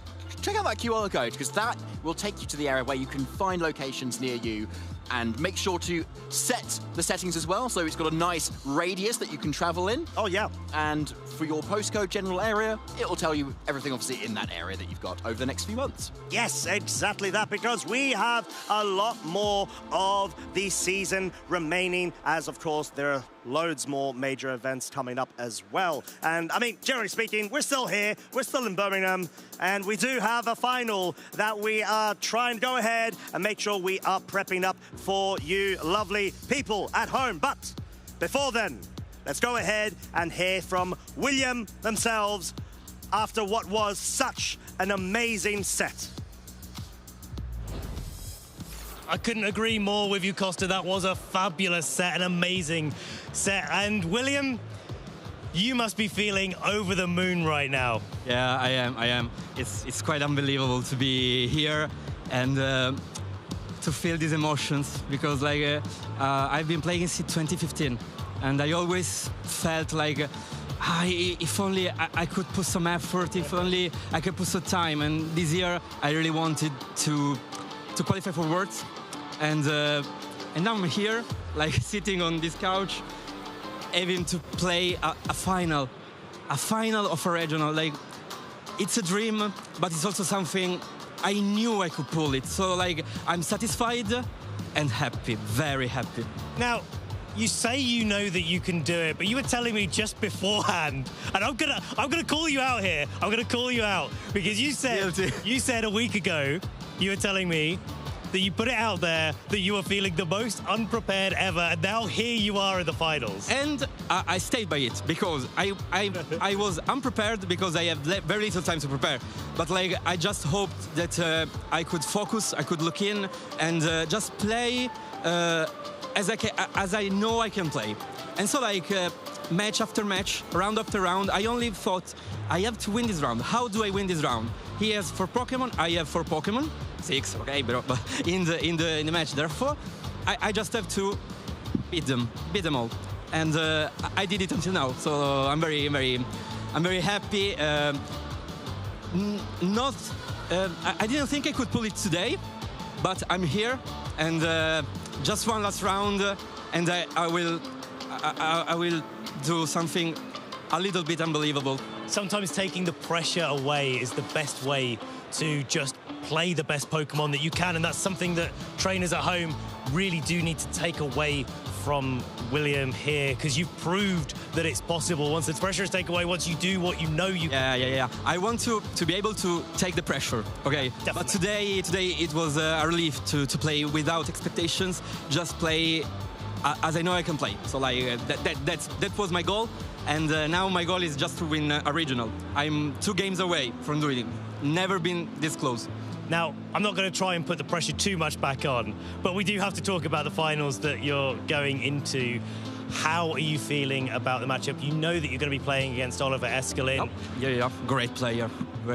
Brilliant player. Yeah. Very, very high accolades. It's a pressure match. Yeah, it is, but I feel like he's an underdog, but I'm the underdog here, because he's a very famous player, a very great player. And so I just hope that the pressure will take him down, friendly, obviously. And I think I can pull it. I can do it. I don't feel inferior to anyone in this game. Like, there are 3 or 4 players that I think are totally better than me. The other are often better than me. Yeah. But today, as I'm focused today, I think I can beat everyone today. Yeah, I just bet Poké Alex. Like, Alex Gomez is one of the best player ever in Europe, and I played just like versus everyone else, like against everyone else. Like, he has 4 Pokemon. Yeah, that is it. At the end of the day, that is exactly what this game is all about. Just finding that way to win and doing. It's a puzzle. Sometimes. Yeah, it absolutely is a puzzle, and it doesn't necessarily matter who is at the helm of the other team. Now, you said you've got some shout-outs. Your team, your family. Yeah. Back at home. First of all, mamma, papà, nonno e Isabel. Vi voglio bene, ne manca una. It's Italian. I love you. Just one more. And then I have to thank a lot Luca Ceribelli, which is my friend and current world champion, that helped me a little bit with the team. Simone Sanvito, who also helped me a lot. And then, for the first time, I can mention La Baita, which is my group of friends. Like, we have this meme that the first one who will ever go to streaming have to mention La Baita. So if you also can say hello to La Baita, and every other person of the Italian community, which is fantastic. Like, we are a big family. Very much so. Sometimes there are problems in family, but like there are no great problems, and I'm really proud of the Italian community. And I'm obviously forgetting someone, but it's emotion. I love you all. If you know me, you know I love you. But sorry, I just can't think of any. I will give you a pass this time around. William, thank you so much. You've done so well this weekend. We're going to let you get prepared for the finals. Trainers, do not go anywhere. William versus Oliver, our Birmingham regional finals will be up in just a few moments, so stick around. We will be right back. See ya. Hi, Pokemon trainers. David Partington here, shining a spotlight onto some of the best items being used right now in the Scarlet and Violet era of VGC. Let's take a look at the Assault Vest. This item boosts a Pokemon's special defense, but prevents them from using status moves. Status moves are more supportive moves that do not deal direct damage, such as Will-O-Wisp or Rage Powder. Although you probably won't miss them, because the Assault Vest is perfect for Pokemon who like to make use of attacking moves that also have a supportive function, such as U-Turn to pivot out, or Snarl for damage reduction. In particular, Iron Hands makes great use of the Assault Vest. It patches up its low special defense stat, making it extremely bulky all round, and still enables the use of Fake Out to support its partner on the field. Always remember that with the Assault Vest up your sleeve, you'll always have a highly functional garment for your Pokemon to wear at your next event. We're here at the Birmingham Regional Championships, where I've been able to catch up with Vikram and Rishi about what their local scene has been like. So, Vikram, tell us a little bit about your local scene. Yeah, it's really friendly, and everyone's always inviting, and it's a really good place to test out your teams. Okay, really good to hear. And obviously, you guys have met each other. How did you meet? We're actually from the same background from India, so we knew each other from meetings and functions that we go to. And one time when Vikram was practicing Pokemon at a function, I caught on and I got really intrigued by it. So I started playing Pokemon, and now I've got to this point. Excellent, amazing. And now I heard that you kind of regularly go to locals both yourselves as well. Have you met anybody else through those locals? Yeah, I've met a lot of people that I know today, and I'm still friends with today. Like Aaron Lee, who's currently 7-0 in seniors.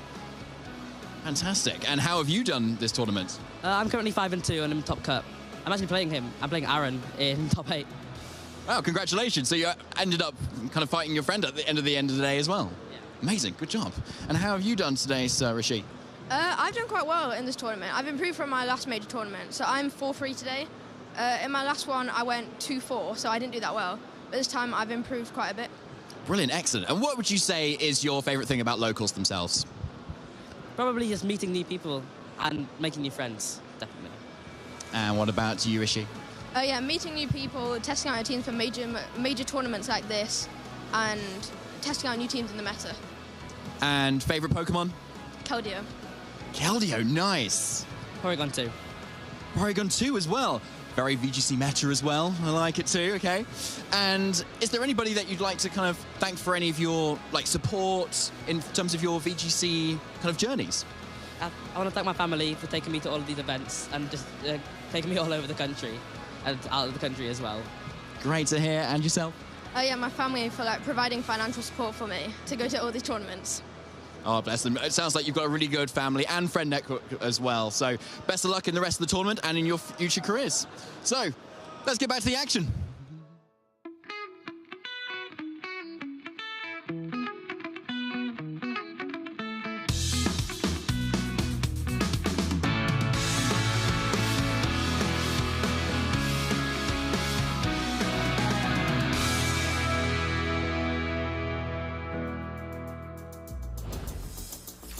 It was great catching up with Vikram and Rishi there, our seniors who did very, very well at that tournament, and hopefully they were able to go on to get that championship point. We'll have to catch up with them at some point later today as well. But here we are. We're at the end of our Sunday, pretty much. But we've got one more thing, actually, haven't we, Jamie? The final. Just the final. Just the final. Just the final. The most important part of the tournament, of course. We have gone all the way through our 600+ players down to 2. We need to cut that in half and find out who is going to be our Birmingham Regional Champion. We certainly will, exactly. And it's either going to be William Bastelino or Alex Gomez-Bernal. So let's see how they got here. William was able to take down Alex Gomez. That's such a good point. Yeah. Oliver Escalin was able to advance into the final as well. Yeah. A previous regional champion back in the 2024 Gdansk region, and may be able to get one for himself in this 25 season as well. Whereas there's William Bastelino, who's very much a veteran player at this point. I remember all the way back in 2016 facing him in a regional championship. Wow. And finally, after that top 4 that he got in that tournament, he's finally got through to actually getting through to the final. And Oliver is also obviously a regional champion too. And so looking to add another one after winning one so soon last year. Yeah, it's pretty recent. So they go back-to-back seasons with a regional championship win. That would be incredibly impressive. We got very close at the beginning of the season. Matty Morgan almost repeated, but then got second place in our very first tournament in Dortmund. Oliver Escalin has at least reached the final. Is he going to be able to get that accolade of multi-time regional champion? Well, that's a good question, because it's Kyogre versus Miraidon, right? Yeah. So you might think that's a bit of an uphill battle, but I'm sure Oliver's prepped for the world's winning team, right? Yeah. Maybe unlike everybody else so far that Williams decided to defeat, but it could have been those slight adjustments that Williams been able to make, and of course chatting with Luca Cherubelli, one of his friends himself, as Ben was able to establish too. Yeah. That seems to have made the difference to the new meta. Yeah, the new meta, we had some kind of adjustments after the World Championships. We did have our break of a few months going to the Regulation H format, but back we come to Regulation G. And the World Championship winning team is still right up there, reaching the finals. So really, really proving why it is one of the best teams in the format. Yeah, 100%. Like, and it's easy to say, right? Like, Costa and I were discussing this too. It has so many options into everything that you could ask for. And that Encore and Whimsicott seems to really throw a wrench into a lot of people's plans if you're trying to set up in front of it. Because obviously this team is very hit hard and fast and with kind of minimal setup, really. And your choice specs on your Miraidon, right? And setup could really slow things down a bit, especially if it's a Calm Mind boosting special defense. And so Whimsicott will just completely shut that down. Question is, can it do it versus this Kyogre team, which is also set up? Yeah, this Kyogre is the Calm Mind variant that has been picking up in popularity a little bit. We can see there on our screen, William Basilino on the left and Oliver Eskelin on the right, our two finalists. Yeah, Miraidon versus Kyogre. You would expect there to be it to be Miraidon's advantage, right? Yeah. But Kyogre's made it through to the final. It must have faced some Miraidons on the way because it was one of the most common Pokemon, only just not first place in that day 1 usage, and then actually still pretty common in that day 2. So there's got to be some kind of game plan for Oliver because he's so experienced. He brought this team to the World Championships and got top 16, so he must know his game plan against this kind of team. Well, there is a Rillaboom right there as well on Oliver's team, so probably Miraidon's #1 enemy, shotting off that terrain, being able to take on those electric attacks really, really well, and supporting the rest of the team with Fake Out too. And if that wasn't enough, Kyogre could just be a grass type.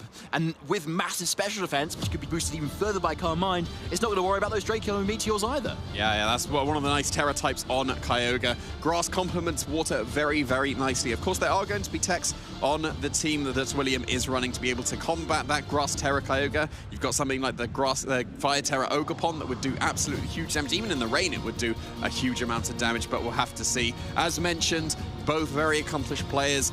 William going all the way back to 2016, getting a top 8 into a top 4 at 2 different regional championships. Incredibly impressive. Has now surpassed that and has made at least the final. We'll have to see if he's going to get that one step further, skip past just finalist and get champion. Yeah, he's just so close that he's 2 games of Pokemon away from doing that. But of course, Oliver has exactly the same situation. Look at those accolades that he's got there. EUIC finalist, Gadax Regional Champion, of course, getting it all the way there that time, as you were mentioning, Jamie. LAIC top 8 also last year, and of course, World's top 16 with the exact same team he's running this weekend. And that just gives the experience to him, right? So I don't know what Team William ends up bringing to the World Championships. I wouldn't be surprised if it ends up being this World Championship winning team that we do have, because of course, there are a lot of Italians that do come together and work together and build teams together. And as you mentioned, Luca Cherubelli, the world champion, would have given some advice to William. So I wouldn't be surprised if this is basically the same team that Luca was able to win. You got the same 6 Pokemon. You still got the choice of the Rapid Strike Urshifu over what seems to be picking up in the Single Strike variant on these team of 6 as well. Yeah, and you might argue you might want actually the Single Strike version preferably over that Rapid Strike for Oliver's team, because pretty much half the team at least is either water or grass and will resist the water moves from Urshifu. So we might not see it as much for this round anyway, but obviously Iron Hands is there, Miraidon's there, and Ogerpon with Wood Hammer is definitely gonna do a lot of damage. Yeah, it's been doing a lot of damage in that previous round. We saw it go for its terrestrialization, get that embody aspect, get that attack boost, and do a huge amount of damage. That's basically what this team is designed to do. You've got a few supported Pokemon, but the Pokemon that are there to hit hard really do hit hard. 100% there. So thing is, what is Oliver's game plan versus this, right? Because he's obviously probably come across it at the World Championships himself. So using that Kyogre and using that Calm Mind is going to be something that he's going to be really thinking about a lot. But he could run into the same issues that Alex Gomez had in that top 4 set, where he's kind of reluctant to ever really Calm Mind in front of a potential Whimsicott coming in. And because the Whimsicott is Covert Cloak, you can't just fake out safely into it and then get a KO on it either. No, you wouldn't be able to, so we might not be seeing any Calm Minds, even though that might be the way that Kyogre is actually able to take on this Miraidon. We will have to see what the game plans are going to be, because we are jumping into this final. Make some noise for your finalists as we're seeing the Rillaboom and Kyogre led out for Oliver in the face of the Miraidon and Ogerpon for William.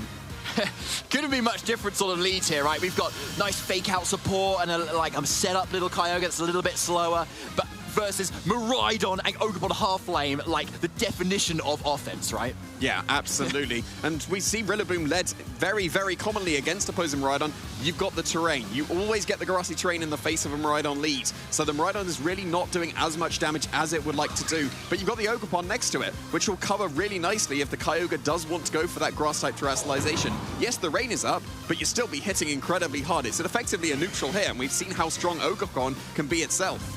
And here's a Terra straight out of the gate. Turn 1 in our Masters Finals here. It's that Kyogre going into that Terra Grass. Really crucial for this matchup versus the Miraidon teams. Allowing this Kyogre to most likely survive any attack from it here, bar a very powerful Draco Meteor. But first, it's that Fake Out into the Ogerpon, preventing any grass. All 5 moves coming out there. But the Draco Meteor into this Assault Vest Rillaboom is not enough for a KO, allowing this Rillaboom to stick around just that little bit longer. Kyogre, Origin Pulse, it's missed before. It's going to miss again, that Miraidon. But most importantly, that Ogerpon takes a big chunk of damage. Yeah, that was a lot of damage into that Ogerpon, but that's the shaky of accuracy for Origin Pulse, and already a turn 1 miss is incredibly unfortunate for Oliver. But he was saying in his interview, you can sometimes afford to miss those Origin Pulses. Yes, you don't want to in a regional championship final, but it would have been a resisted hit into the Miraidon. I would argue that the more important hit is into that Ogerpon, because now it's in range of a second Origin Pulse very, very comfortably. Although you have committed your grass terrestrialization immediately, it's going to be pretty good against this Miraidon that's now gone for the Draco Meteor. That was the smarter choice to lock into in the face of the grass terrestrialization, but you're -2, and you don't have your electric terrain. You probably do need to be considering switching out that Miraidon to be able to reset that special attack drop, to be able to reset the electric terrain. But then if you switch out something, there's no other Water Resist available on William's side of the field, unless it's the Whimsicott available. But anything that's switching in here, as the Miraidon is switching out, oh, that's going to be the Iron Hands. It's a bulky Pokemon, but Origin Pulse is a really strong attack. Let's see if that is the case, Jamie. Oh, double switch it looks like, actually. Ogerpon getting out of there, too. Versus the Urshifu coming in instead. Maybe predicting a little bit more of a defensive play from Oliver this time. Drum beating straight out here, though. A really interesting choice on Oliver's Rillaboom even. Straight into that Urshifu, doing a massive, massive chunk of damage as it comes in. Origin Pulse double connects this time, KOing that Urshifu before it does anything. And that Iron Hands, yeah, definitely bulky, but still doing a big chunk of damage. That was incredibly respectable damage from an Origin Pulse into one of the specialist bulky Pokemon we know when it's carrying that Assault Vest, that Iron Hands. Almost half damage, but as mentioned, Miraidon is able to immediately join back onto the field, and the grassy terrain is overwritten.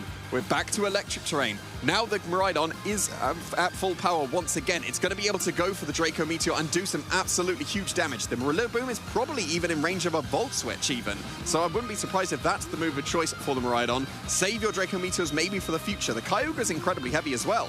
You've got Low Kick available on this Iron Hands. That would do some absolutely massive damage, while you also have Fake Out pressure. So actually, what's wrong with just a Fake Out into the Kyogre and a Volt Switch into the Rillaboom? I don't see any drawbacks to that. No, same, yeah. And if Rillaboom dares to switch out, at least you've got Miraidon in the back again, just in case if Rillaboom comes in to reset into the grassy terrain. So, yeah, that's why Miraidon Choice Specs Volt Switch is just like the set you run with Miraidon, right? Because it's defensive and offense at the same time. So Rillaboom does indeed switch out here. Oliver realizing that that grassy terrain is a really key opponent to reducing the damage of this very threatening dragon here. And Amogus is a great switch into protect from Kyogre there, as from a potential Fake Out plus double play. But yeah, there's that Volt Switch. So what do we think we're going into here, Jamie? Yeah, well, we've already seen it. It has to be the Ogerpon, because the Urshifu was taken care of very, very nicely on that second turn. The Ogerpon's going to be coming in the face of an Amogus. That's pretty reasonable for it. Usually you'll be able to threaten huge damage with the Fire-type Ivy Cudgel, but you've got the Rain up. I'm not sure that Amogus is in range. Oh, it might be after this, though. So, yeah, maybe slightly there, and a little bit rocky helmet chip back there. So, a slightly spiky helmet did probably about the same amount of damage as a giant Iron Hands' leg into that mushroom, because that's not the heaviest of Pokemon. But Ogerpon coming in here is still really nice for William. Rain is still up, but it will run out at some point, too. So if William can kind of stall it out a little bit and preserve that Ogerpon, he might be able to use that Ivy Cudgel to even greater effect. Yeah, and maybe to the Pokemon waiting it in the back for Oliver, because he still hasn't revealed his fourth, and he's able to have done some really significant damage to the Pokemon that's on the field for William at the moment. The Iron Hands might be in range of an Origin Pulse. It did just under half damage, and Iron Hands is just under half health, but it's not taking Origin Pulse this turn at least. It is immediately switching out back into that Miraidon.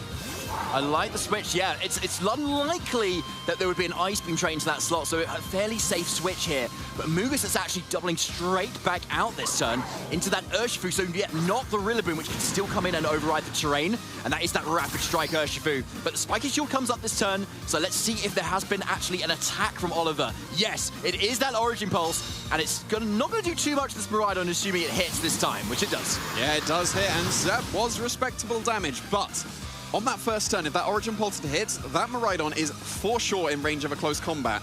After just one Origin Pulse, that's going to be really close. But then the Ogerpon has Follow Me, so you could go for the Follow Me to keep that Miraidon safe from any of the attacks that the Urshifu will want to go for. At the same time, you really want to be turning on the offense into this Kyogre. It's just sat on the field for the entirety of the match. Yes, it did go for its Grass Terrestrialization to keep it safe from the Miraidon, but it hasn't actually really been threatened at the moment. William's just been taking the damage and pivoting about and targeting not the Kyogre, and it's been free to go for these Origin Pulses. That's what Oliver was talking about. Yes, he did miss the first one, but he's been given so many opportunities to land more and more. So I think we might be able to find out this turn how much Ogerpon Heart Flame can do. We found out last game it was picking up so many KOs against Alex Gomez's team, and here it is. But it is in the rain, but this is into a Kyogre. Oh! But there's the Surging Strike straight into it, with the Choice Scarf able to outspeed, and that is absolutely denied. Yeah, that's a completely wasted Terrestrialization from that Ogerpon. We won't know for now how much damage that Ivy Cudgel would have done to that Kyogre. Instead, that is a KO'd Ogerpon, and that's respectable damage still into that Kyogre with the Choice Specs Volt Switch. But now this Iron Hands is going to have to take an attack from this Kyogre. It might be the Ice Beam, because that would have been able to knock out the Miraidon from the range it's at. And if that's the case, it would survive. But if it's Origin Pulse, that's going to be in range because it's now single target. 100%. And now William is down to and it was! There we go. Origin Pulse, single target, and it connects. And Iron Hands does go down. I mean, I think even with a miss there on Kyogre, I think Oliver still has so many pieces there to be able to protect from the potential fake out next turn, and to see to what the Miraidon was going to do to be able to reposition, right? Yeah, you still had the Rillaboom waiting in the back to be able to overwrite the terrain. You still have the Amoonguss as well. Like, Oliver still has all 4 Pokemon here. Yeah. Absolutely fantastic showing in this first game. I don't really see a way back for William for this Miraidon. Yes, it is such a strong Pokemon, but if you lock into Draco Meteor into the Kyogre, that probably KOs with the electric terrain, but it won't if a Rillaboom switches in. And whenever you want, you can just get your Rillaboom in. You can fake out. You'll overwrite the grassy terrain. You'll be able to Spore again. Even now, the Surging Strikes without the rain will still be doing very respectable damage. The Kyogre was just allowed to sit on the field the entire time. That Volt Switch happened just as rain finished, and Kyogre was allowed to just attack and attack. And we've seen the damage rack up. Yes, there was the initial miss of the Origin Pulse, but that didn't really matter because so many other Origin Pulses were able to connect, and so much damage was allowed to happen. Yeah, and that's the beauty of Origin Pulse. If you run it on a bulky Kyogre, you're going to be sitting around for a little bit longer. So yes, it means you're likely to get a flinch, or no, not flinch, you're likely to get a miss, but it means you're also going to hit most of them, and it's overall going to be consistent enough that it's so worth it. Yeah, it's absolutely worth it. Oliver is just playing 100% safe here. He has an absolute path to victory. The Protect on the Kyogre, you could have just gone for the Ice Beam, but if a Draco Meteor kept getting critical hits, that could have been a way back. As mentioned, there is the critical hit on the Dazzling Gleam, which would not have been enough to KO that Rillaboom, but because that did end up happening, that was a KO. But it doesn't matter at this point, because the Miraidon has locked into Dazzling Gleam, it's not going to be able to deal with this Kyogre in the slightest. Yeah, it's 100% accurate, but this Kyogre also has 100% accurate Ice Beam, which it's so good at using into Miraidon, which can no longer Terror. So yeah, Oliver definitely has this game 1 in hand at the moment. The question is, what can William do for game 2? Attack the Kyogre. He ignored the Kyogre for so long. Oliver's able to take this first game with Kyogre just going for Origin Pulse and Origin Pulse and Origin Pulse, and there was nothing to stop it. So you need to start doing the damage. Oliver was perfectly content to immediately Terrestrialize into the Grass type. It wasn't even necessary. Didn't take any electric type attacks until like turn 5 when the rain finally ran out. So yeah, I think William needs to start prioritizing this Kyogre. It is obviously the main damage dealer coming out from Oliver's side of the field. Yes, Urshifu will be able to do a lot of damage, especially so when you're in the rain, but you've got to start dealing with this Kyogre quicker. I feel like William bringing the Urshifu was maybe a little bit of a mistake there, because we saw there was so much grass type there that obviously it just went down in one turn as it kind of came in, but it's just not a lot it would have then been able to offer in future turns either. If that had been a Whimsicott going in there instead, Light Screen maybe would have been able to go up and suddenly take on those Kyogre's attacks, which were just constantly coming out. And so I think William definitely has something in the bag here. And what I also liked is that Oliver had a Carmine Kyogre, never went for Calm Mind, didn't, just in case, say, Whimsicott came in to punish it with Encore, but it didn't need to, it just kept clicking Origin Pulse. Yeah, and it is very, very respectable damage even without a Calm Mind. I think that's one of the main things that a Calm Mind Kyogre has over a Calm Mind Terapagos. Terapagos ends up starting pretty weak, but then the Kyogre already has that Rain boost on top of it, giving that multiplier on the Origin Pulses, so it's able to do the damage. It's able to get those 2-hit knockouts that some of the other Pokemon aren't able to do. It was able to KO the Urshifu on the switch, and with a really nice drum beating into the Ogerpon, by the way, which would have done almost nothing. So very, very nice play from Oliver to take the initiative in that turn too. Yeah, really, really well played. And I think from that match, we can really see that Oliver had probably practiced this matchup quite a bit too. Yep. He knew exactly what to do. He terrored it just instantly and knew that that was the play to go forward from there.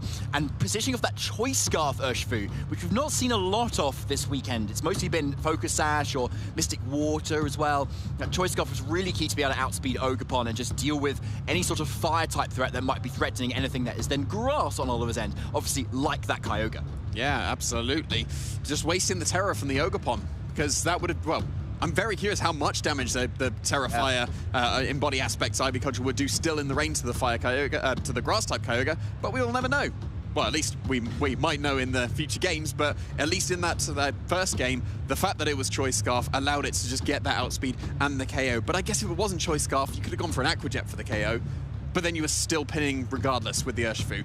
It may seem odd to bring Urshifu into a Miraidon matchup, but it actually worked very effectively. Yeah, it did. Like, it was exactly what Oliver needed to be able to outspeed exactly what he needed to. And without a Whimsicott to set Tailwind, or a Farigiraf to come to even set Trick Room, Urshifu was just let free on Oliver's end to be able to outspeed exactly what it needed to be able to pressure those KOs and make just those ends games a little bit cleaner. Yeah, it does seem so. I think your call out of the Whimsicott is an entirely reasonable one for William. The Urshifu is a very strong Pokemon, but the fact that it was just immediately dealt with, something like the Whimsicott would have been able to switch into that Origin Pulse and that drum beating. It would have comfortably survived, and I think the Light Screen might be a very, very good shout into this match because of the fact that Origin Pulse was just clicked over and over again. Light Screen would really reduce the damage output. It would. So the question is, I suppose, does Oliver make any adjustments at this point, anticipating William to maybe make adjustments? I don't think it really needs to, because this has got to be the matchup that you practiced, right? Because it's the world's winning team. Surely. Must have your matchup there. So, yeah, we will have to see if there's going to be any adjustments as we're about to get back into this game. People in the venue, please show your support for William and Oliver. Let's start to get into this Game 2 of the Birmingham Regional Championship Final. Okay, let's see who we're leading out here. It's that Miraidon and Ogerpon versus the Amoonguss and the Urshifu as well. So, slight little switch up here, especially on Oliver's end. So not actually directly leading with that Kyogre here, which I quite like, because I think if William was seeing that Kyogre lead initially, then he might have switched up leads to be able to deal with it this time. So Oliver sees at least if William was going to make any adjustments, sees probably not, but with that Urshifu U-turn, he might be able to switch things out to get that Kyogre eventually back in. Yeah, if this isn't the U-turn, then the Urshifu is really under threat on this turn. Obviously, a Woodhammer would do huge damage and ignore any Rage Powders that could have come out from the Amoonguss. Obviously, a Wilt, which is absolutely going to KO a Choice Scarf Urshifu, probably even 4 of them. So, yeah, you're almost certainly going to see the U-turn here, and that is exactly what we're seeing to start off this game. So U-turn and really good chip as well into that Ogerpon. We saw it take multiple hits last time for it to eventually go down, and that's going to be probably really crucial for later in the game. So the Rillaboom coming in too, as it always wants to do in front of Miraidon, and should be able to take any of its attacks from this Miraidon if it goes for that particular slot. But now Amoonguss is free to potentially spore this turn as well into either of these slots. So the question is, has Oliver gone for it? But if William again has a Whimsicott in the back, like he did versus Alex, the Spore might not be able to go off in either target. Oh, but it's not. It's the Iron Hands instead. So if this is a Spore into that slot, it is going to sleep. But it's Ivy Cudgel from the Ogerpon. Is it going to be strong enough at full HP? Oh! It is! It does pick up the one-hit knockout on the Amoonguss. Absolutely clutch, because that could have been either a Sludge Bomb for huge damage into the opposing Ogerpon, potentially picking up a KO, or it could have put the Iron Hands to sleep. But no, it is immediately taken care of. I feel like a lot of Amoonguss can actually survive that hit as well from a non-Terran Ogerpon. I expected it to. Yeah, so that's really interesting that William's Ogerpon is able to get that KO. He's probably trained it to be very, very strong to be able to kind of push the boundaries of those damage calculations. But Kyogre's in here, Jamie. So this is what Oliver's good at, is using that Kyogre to pressure so much damage. Yeah, now this might be a little bit of an awkward turn because, yes, Rillaboom has the faster fake out, but then if you go for Fake Out into the Iron Hands to stop the Trader Fake Outs, you've got the mind game of do you go for Woodhammer into the Kyogre, or do you go for the Ivy Cudgel expecting a Terastallization? So it might be a little bit awkward here for the Ogerpon, which move of choice you're going to be going for. You could very safely go for the Ivy Cudgel into the Rillaboom to try and start taking care of that. But I don't think that would be able to pick up the knockout now that the rain is active. That's probably what was necessary for the Amoonguss on the previous turn, because obviously the Kyogre was left previously, it was left in the back, and without the rain that was a KO. But I think that with the rain on this turn, Rillaboom, if it is targeted by Ivy Cudgel, should be able to survive. I think what we saw, though, this turn is that William locked the Ivy Cudgel into that Kyogre slot. Ooh. Not with a Terra, though, so it might not be getting any KOs, especially with the rain up, but it's still probably a lot of good damage if it's allowed to come off at this point. So first, though, is that U-turn. Seeing that Rillaboom naturally outspeed that Ogerpon is quite something. Wow, it switches out, which makes a lot of sense with the drum beating potential. But Rillaboom is out of there to come back in at a later point to reset the electric terrain when Miraidon comes back in. Urshifu coming in there could be dangerous, but there is that Ivy Cudgel. Great call from William. Inzeko and doing 50%, not even terrored as well, Jamie. Origin Pulse, though, does get the KO in return. Yeah, it does, but this Iron Hands is able to shrug it off reasonably comfortably, so it's able to respond with a low kick, and Kyogre, being as heavy as it is felled to that attack, bringing Oliver down to his final two Pokemon. That is a lot of damage from that Iron Hands. It's not even boosted by the electric terrain either, because the grassy terrain is up too, so showing off why low kick is a really nice choice, especially in a restricted Pokemon format. You're so much of the time you're getting that 120 base power move, and that's exactly why you use it. Yeah, it is for sure. And now the terrain war's been won, right? Yeah, but here comes in the Urshifu. Obviously, you don't want to bring in the Miraidon as the Rillaboom's coming in. So the terrain war's been won. Oliver's down to his final two Pokemon. And then whenever you want, whether that's from one of your Pokemon being KO'd or immediately whenever you want to, you can switch in that Miraidon, overwrite the grassy terrain, get that electric terrain, and then do huge damage. That would allow the Draco Meteor for sure to KO the Rillaboom. Obviously, Urshifu would go down to any attack that the Miraidon would want to lock into. But you still got to contend with this Urshifu and this Iron Hands as well. At least you've got fake out pressure on this turn with the Rillaboom, and we've seen it be incredibly speedy. If that Rillaboom is run as fast as possible, and an Urshifu's prioritized attack over speed, it can actually outspeed it. Only just, but it could. It's good. Remains to be seen if we will find that out in this session here. Miraidon actually going for the hard switch straight back in, preserving a fake out for later with that Iron Hands in the back. So electric terrain going up here. It does put this Miraidon at potential risk of going down, but it is just a fake out to the Miraidon. It's a really good call from William there. Surging strikes as this Urshifu is likely to put it in range of whatever grassy glide this Rillaboom might be able to go for later. And so there's those three hits. Not quite doing 50% there, just because it is that just Choice Scarf and not a Mystic Water. Hitting all three times as it's so good at doing. But here's a close combat. It's that Rillaboom, and with a critical hit, it is able to get a one-hit KO. Yeah, that's a very, very nice critical hit. That's got to seal the game now. This Urshifu is not going to be able to get the 1v3, especially so that Miraidon's still in its Dragon typing. It's absolutely going to be able to resist the Surging Strikes. We're just one Electro Drift away from going into our game 3. We don't even need that. We're throwing in the towel for Oliver's side of the field, and here we are. 1-1. This is what we want to see. Game 3 of the Regional Championship Final. Game 3. Oliver Escalin on the cusp of taking a second regional title, and William Bastolino already has achieved his highest placement at a regional level event and is so close to actually taking it as well from Oliver. Both one game away. Yeah, so close now. This is the moment. We're not down to the final match. We're down to the final game to determine our regional champion. That was a very, very solid adjustment from William going into that game 2. I think that the Kyogre being left in the back, the fact that the Ivy Cudgel KO'd the Amoonguss in one shot, that's unexpected to me. I feel like Amoongusses usually are able to survive that attack, so maybe Amoonguss has prioritized special defense in this case, because usually the rain is keeping it safe from that attack.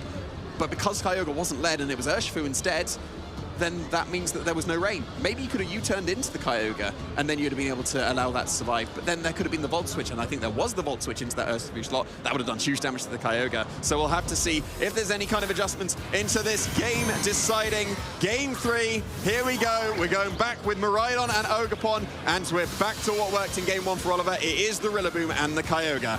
Back to game 1, but definitely not the same game here. Both of these trainers have played against each other already across these 2 games, and that means the first options they would have gone for before are going to be expected, right? And so going into the second game, do you still go for the same thing? Do you switch it up this time? But it looks like Williams absolutely decided, and Oliver, a very, very quick lock-in, and there is the Terra coming out instantly. And of course, it is that Kyogre going for that Terra Grass.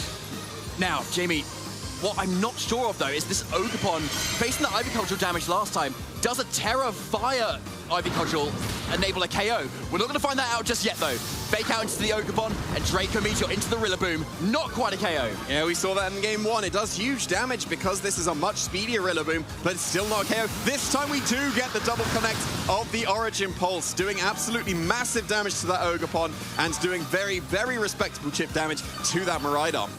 So yeah, Williams still does have the option of just going for the Terrafire Ivy Cudgel into this Kyogre. And yet it did 50% last time with the same sort of stat distribution. So if William thinks he's able to get it because you've got Terrafire and then you've got the +1 attack from Embody Aspect, it might potentially be enough for a KO. Unless Oliver has Incineroar in the back to Intimidate, which he's never bought in the game, there's not a lot stopping that. No, there's not a lot stopping that. It would have to be a Protect if this is going to be the double up, because that is the Terrestrialization into the Embody Aspected Fire-type Ogerpon, getting that attack boost. Is that going to be enough to allow a KO into this Kyogre if it does not protect the stone, which it did not? That is a Choice Specs Draco Meteor doing very good damage to that opposing Kyogre. We saw it do 50% previously, but no, the drum beating, because remember the Rillaboom is incredibly speedy. That puts the Ogerpon now slower than this Kyogre. It needs to connect this Origin Pulse, otherwise it will be KO'd. Something is dodged, and it's going to be the Ogerpon. The Origin Pulse! That means it survives this turn, and is able to fire off the +1 Ivy Cudgel into this now Grass Terra Kyogre, and that is enough to pick up the KO, and the Restricted is gone on turn 2 for Oliver. Kyogre, the Whale, is defeated on Oliver's end, but it's not out just yet. Oliver has some very strong Pokemon in the back, and we've seen how this team across the weekend has been able to bring things back despite the Kyogre not even being here on the field. The rain is still there, Kyogre's presence is still there, and Urshifu Rapid Strike is here, threading a KO into either of these slots at the moment, and this Rillaboom has that priority Glassy Glide too, so it's definitely not over yet. Looking in the back, William does have that Iron Hands, which is pretty bulky, which could take some attacks. Yeah, and I think after the Origin Pulse as well, that Miraidon's got to be in range of close combat, right? So maybe you go for the close combat here, and the fact that the Ogerpon is now only a Fire type and not a Grass and Fire type, was this damage from the drum beating going to be enough to get that KO onto the Ogerpon? Because it did a reasonable amount of chip, probably around the amount of HP that the Ogerpon does have. It's going to be incredibly close, but Miraidon's not taking a close combat if that is the move of choice for the Urshifu, because that's the double switch coming out. The Miraidon's replaced with the Urshifu, and the Ogerpon switched out to the Iron Hands. So the Iron Hands coming in does prevent the opponents from doing some moves next turn with that fake out, giving Urshifu definitely an opportunity to break through any protects that might come out from the fake out itself.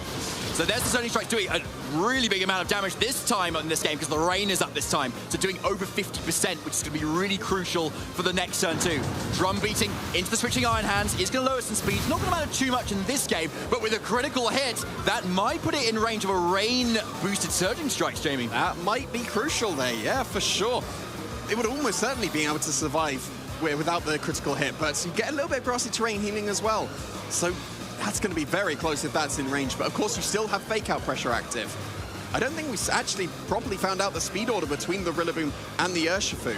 You could go for the Grassy Glide, of course, because there is grassy terrain, but there's always the threat of them Rhydon switching in to overwrite that. But because of how fast this Rillaboom clearly is, it's got to be near max speed, if not max speed. And that means that you can only just outspeed a Urshifu that's prioritized attack. Has a William prioritized attack in this case? Well, it doesn't matter on this turn. If Rillaboom is keeping itself safe, we've got that Amoonguss once again switching in. Yep, Amoonguss doing it what it does best. That little mushroom coming right in there. No fake out. It is the Surging Strikes, though. Yeah, that's a lot of damage on that same hit there. Oh, okay, that's not quite. That is not quite enough. But 7 HP is enough for this Iron Hands to survive. And William gets away with getting an attack off on both Pokemon. Close combat into the Urshifu, doing a really good chunk, putting it in range of anything right now. What has William locked into on this Iron Hand is the Heavy Slam into the Amoonguss. Helmet. With another critical hit. But the Iron Hands is gone because it was at such low HP. That's the Rocky Helmet recoil. Going to be able to take care of the Iron Hands. The Urshifu got away with it. It could have been KO'd there to a Drain Punch in combination with the close combat, but no. Oliver still has 3 Pokemon available. That means he wasn't forced to switch in the Rillaboom here and lose the terrain war. We've still got that war going on. Exactly, but the Rhydon can just come in here, and even though Rillaboom could then switch in, it has to switch in. That's the whole thing, and then that means Rhydon is free to just go for an attack. The question is a Choice Scarf Surging Strikes enough to get this Rhydon? I don't know if it is, because obviously it's a resisted hit, but it's still in the rain, and maybe with a combination of Amoonguss potentially redirecting away any sort of attacks, we might be able to find a way to get the damage off. I think that might be the decider in this game, because if you don't KO the Miraidon, it's getting a KO. Like, even Volt Switch will probably KO the Amoonguss from this range, so maybe you go for Dazzling Gleam, a Volt, it doesn't really matter. I think you just need to survive the Surging Strikes. But with the Rain Boost, that's going to be so close. We already saw it be so close on the Iron Hands, and it wasn't able to clutch it out. But yes, the Rocky Helmet was able to.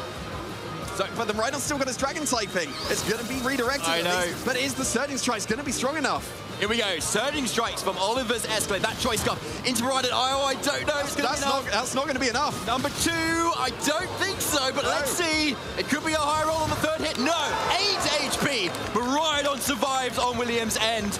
It's that Dazzling Gleam. We know he's locked into that. And that means Urshifu's going down. That means Amoonguss is chipped potentially into a KO range of William's own Urshifu. Yeah, the Amoonguss has got to be in range now. Like, you're in the rain. Kyogre set the rain for this Urshifu. Yes, this is Rocky Helmet, and this is going to be recoil. But that's only going to do it in 2. You only get 2 rounds of Rocky Helmet. So now Oliver is forced into his final Pokemon. The Rillaboom always wants to switch in against the Miraidon, but it doesn't want to switch in against the Miraidon with still 2 partners remaining. William is looking perplexed. He's looking confused. He's looking like he might be on the cusp of winning this. Rillaboom obviously comes in and then gets the grassy terrain, but it can only target 1 Pokemon. It's taken damage as well. Here it is. It's Assault Vest. It's bulky, but look at that. There's an Ogerpon in the back. There's an Urshifu. There's a Miraidon.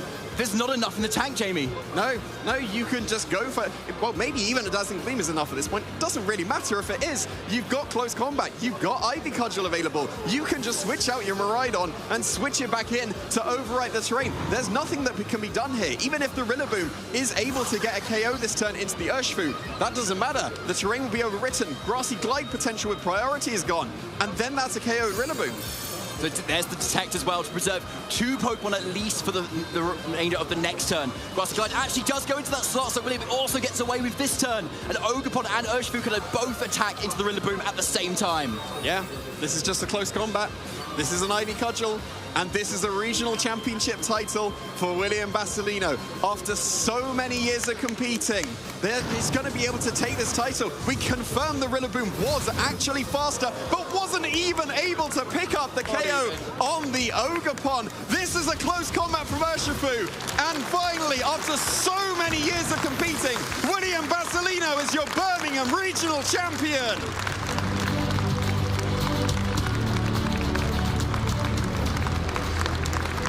William Basilino, where have you been all our lives? Amazingly played. He just takes the world champion winning team, the team that everybody prepared for, and proved everybody wrong, took it all the way, and even defeated another regional champion to take his first regional win. Congratulations. Yeah, absolutely fantastic. You can see what it means to him. just after so many years of competing, getting a few top cuts very early on in your career, and then just the results weren't happening. Suddenly, the result has happened, and he is now a regional champion. He's got his World Championship invite, and he is now in the annals of history. Certainly is. What a player, honestly. And, like, prove me wrong as well. He brought that Urshifu to all those games as well. I was like, oh, no. Oh, you were It was rubbish. Yeah, bring the Whimsicott. No. but it's every game, and he took, obviously, 2 of those games very decisively as well. So, yeah, yeah, it's amazing, isn't it? It's amazing. Like, it's fantastic. Yeah, if you just keep trying, you really can just get there eventually. And at the end of the day, yes, you're playing so many amazing players, but they've got maybe more accolades than you at the time. But at the end of the day, it's 6v6. You're all level 50, and you just got to play the Pokemon in front of you, and that is what William did. Yeah, he did an absolutely fantastic job after very convincingly losing game 1. Like, that was very dominant for Oliver, and it seemed like, well, okay, theoretically, Kyogre loses to Miraidon, but look at the game plan that Oliver has. But then the adjustment coming out from Marillion was absolutely fantastic. Yeah, and I think what was so key in that was that Ogerpon, right? It was able to take on so many hits, and still with that fire-type damage, despite the rain, despite Kyogre being a restricted Pokemon, it's still able to deal all the damage it needed to. Too strong. Look at it. It was just popping off every game, and also in previous sets for William. Yeah, it was very, very strong. Of course, we can't forget there was that Origin Pulse dodge. That was huge. Yeah. Like, because that would have been a KO'd Ogerpon. Suddenly, Kyogre is still around, very healthy. But, yeah, it was absolutely clutch. Like, things like the critical hit as well on top of that with this Rillaboom. That wouldn't have been a KO otherwise, so lots of things going into William's favor. Of course, if you're running the Kyogre, Origin Pulse can miss. And as Oliver was saying in his winner's interview in his semi-final, sometimes it can miss at just the wrong moment. Yeah. That was exactly the wrong moment. But Oliver must be still so proud to get another regional finalist. Is falling off. Because where's the Shadow Rider, right? I just assumed there would be 4 of them or something. Yeah, I know. well, people claim that Shadow Rider is just the best restricted, and there is a very solid argument for that. But where's the numbers backing it up? Yeah, the numbers don't look good, Jamie. Yeah. I'm not going to give you exact specifics, but yeah, it's not looking good. But so this means that Koraidon is as good as Calyrex Shadow Rider because they had an equal amount placing in the top 8. I think perfect logic. Do not dispute. I think you'll find that people not in top 8 would disagree with you there. Those of you still got prize money and CP, but that remains to be seen. But yeah, actually, do you see all the Urshifus there though? Urshifu is still well, when we saw the usage in day 2, there was 53% usage for Urshifu and 17% use for Urshifu. I'm pretty good with numbers, so I believe that's correct. And combined, that's, what, 71% usage of Urshifu? Yeah. Whichever variant, because of course you can only use one. And that was almost double the second place usage, so I'm not surprised to see Urshifu so common, because we know how good it is. Like, the ability to break through Protect with critical hits is incredibly strong. And that's probably why we didn't see a lot of Ogerpon generally this weekend either, because Ogerpon Wellspring is often an alternative water types for a lot of Pokemon's, or a lot of players' teams, because you've suddenly got that redirection, and that's big special defense with the Embody Aspect boost too. But yeah, obviously breaking through Protect is a little bit too strong, and having that fighting type offense is obviously really good into the Terrapagoses that we often find, and the Zamazenta to kind of crit through, or even, I mean, what else have you got? Like, what else do you need, really? Like, Urshifu. Yeah, Urshifu does very, very nice things. Lots of damage. And just going back to the Ogerpon, you mentioned about going with the Wellspring. You don't really see that too often. I think the Cornerstone was on the rise, and we didn't see any, did we? It was on my cast predictions because I thought it'd be on the rise. I know, like in previous regulations without the restricted, it was, well, do you run Half Flame or do you run Wellspring? Now it tends to be in Regulation D, do you run Half Flame or Cornerstone? Well, it's only Half Flame. So I guess it's Half Flame. So by next week, Ogerpon's gone? Or it's Teal Mask time. Ogerpon Teal Mask. I do have a place in my heart for Teal Mask. I know, you've had a good run with that in the past, Jamie, I do know. One singular good run is all it needs. And it's nice. But I think we are ready for the interview with, of course, our finalist and our winner there. Take it away. Over 500 players kicked us off at the start of this weekend at the Birmingham Regional Championships. we whittled that down to 81 that made it all the way into day 2 before we went into our single elimination rounds to find out who we were going to be crowning the Birmingham Regional Champion and punch their ticket, of course, into the World Championships in Anaheim, California this year. It's been an absolute pleasure and an honor to be featuring both players that have been veterans of the game and, of course, those that have been coming and making their first Top Cut appearances here in Birmingham, showing us why they deserve to be a contestant here at the top level of the Video Game Championships. Well, without further ado, let's get this winner's ceremony underway. We have a trainer who is no stranger to the top stages of competition, getting a top 16 finish in the 2024 World Championships using a similar composition. He's a previous regional championship. Give it up for Oliver Eskelin.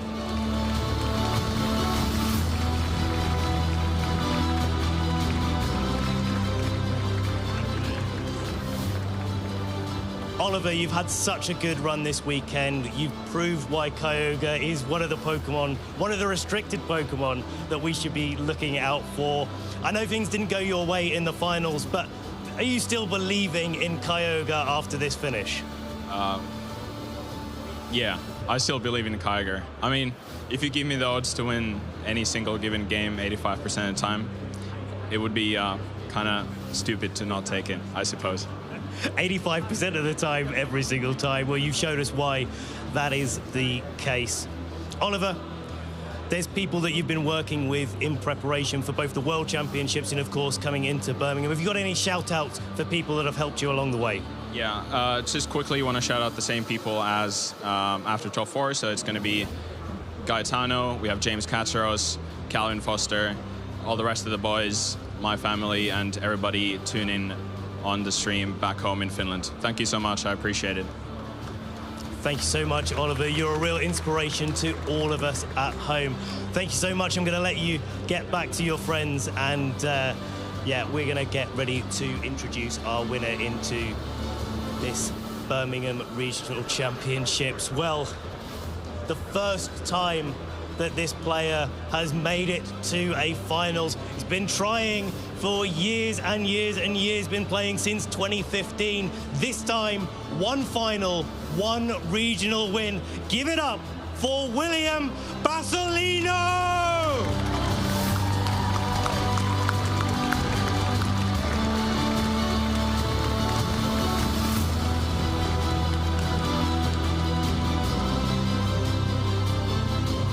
Enjoy it, William, because you said that you could do it and you have achieved it this time around. Congratulations. How are you feeling right now? What is going through your mind?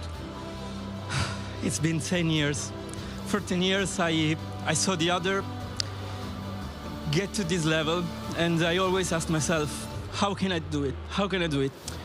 And I just put the effort in. I just believed in myself, and this is incredible. I want to shout out one person specifically for this one, and it's former world champion Arash Romati, because he was the first one who believed in me. And it's incredible that... Take your time, take your time. And he always cheered for me. He always said, you haven't won a regional because you played so little regional. Do one season full, you will win that regional, and I did it. So Arash, grazie per tutto. It's just one of the best days of my life, and I think I deserved it. The final, I didn't deserve to win because of the obvious miss, but I think the 10 years I craved for this moment just came in clutch in that specific percentage, and so I'm sorry for Oliver, but he's a strong player, and he will get another win. So like I'm happy this one it was for me. At the end of the day, we all play Pokemon. This is the game that we accept when we come into things. Sometimes things go right, sometimes things go wrong. It's been right for you this weekend. You're looking down at a regional champion trophy. Congratulations. I know that you've had some shout-outs already before. We did that on the couch a little bit earlier, but for those that may have missed it and tuned in for the finals, give us one last set of shout-outs. Ok, so last shout-out. Menziono la baita perché voi avete creduto in me come tutti gli altri e siete fantastici. Like, you're fantastic. And also I want to shout out my family, mamma, papà, nonno e Isabel. Vi voglio bene dal più profondo del cuore. E ce l'ho fatta! I made it! You absolutely did. Enjoy this moment, William. It will be yours forevermore. But that's not it for this weekend, trainers. We have a little bit more to go. We're going to be getting wrapped up with a post-show in just a few minutes. But before we do, for one last time, Birmingham, give it up for your regional champion, William Barcelino!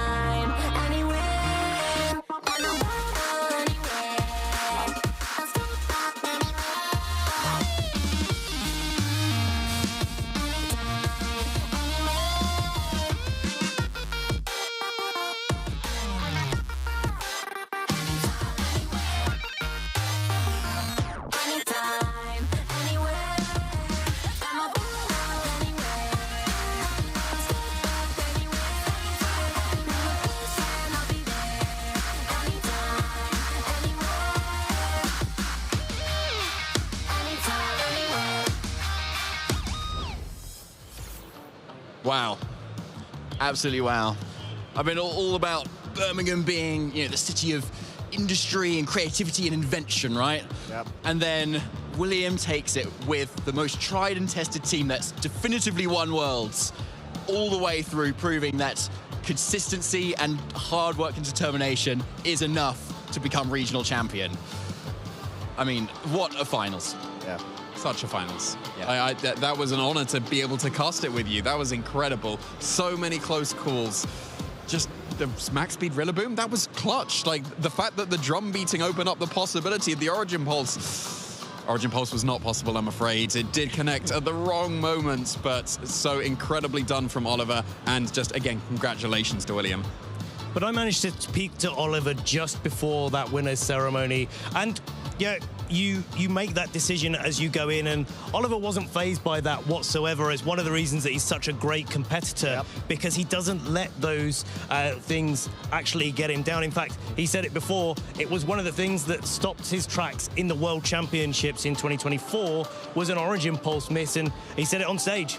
If you have an 85% chance of winning every single game that you go into, you'd take that every single time. Exactly, and it's a really good point, because if you're running such a bulky Pokemon, chances are you'll have another shot at it. And even if it's a spread move too, like, maybe you missed the one that didn't matter as much, but as it happens, William shone through that time and was able to, with that Ogerpon, really show off its power and really prove that Ogerpon is still very relevant right now. Oh, yeah, and I mean, with what has proven to be a well-oiled machine of a team, you know, carrying on Luca Cherrybelly's archetype and showing that if it's not broke, it doesn't need to be fixed, unless maybe you just change a tear or two. Yeah, exactly. Well, we're going to have a look at where we can place William now on our champion leaderboard of the 2025 season. So he's locked up that world's invite as well. So there he is on the right-hand side there. Holding a Volcarona of all Pokemon too. Very lovely. Nice. Like that fire type, despite all the rain here, especially in the UK as well, he is definitely shining through. Yeah, I think that we're having players that have been playing for many, many years and finally breaking through. They're beating the veteran players at the moment that are already consistently getting results. Like Nils Dunlop is very accomplished, Federico Camporesi is very accomplished, but then Davide Moralia, Eden Batchelor, William Basilino are all players that had been playing for so many years, and then this is their breakthrough season. This was the moment for their regional championship win. And it just proves that you can do it year after year after year. You can compete and improve and just find your footing. At one point, there's going to be something that really just clicks with you. And sometimes you've just got to do it on the day. Yeah, I mean, you just got to show up, right? And you need to make sure that you put all of those years worth of it. Showing up does help. Well, it does. It's proven consistently. But obviously, after coming back from so many years worth of, you know, like effort and, you know, experience, generally speaking, seeing them come to the fore right now in so many more paces of new mechanics and interactions that have been introduced with the new generations of games is really quite an inspiration, I would say. Well said, Costa. Absolutely well said. And if you're at home and wondering where you can try and do the exact same thing, or maybe just kind of follow along at the future events that we've got, here's our EU calendar as well that you can also check out to see whereabouts in the EU region that we will be going to next. And of course, next month is the European International Championship in London. Yeah, and this was our last chance to influence the meta, and apparently it's, well, let's continue to use the World Championship winning team. So it was the team to prepare for. Not everyone was ready for it. You've got to be ready for it in EUIC, right?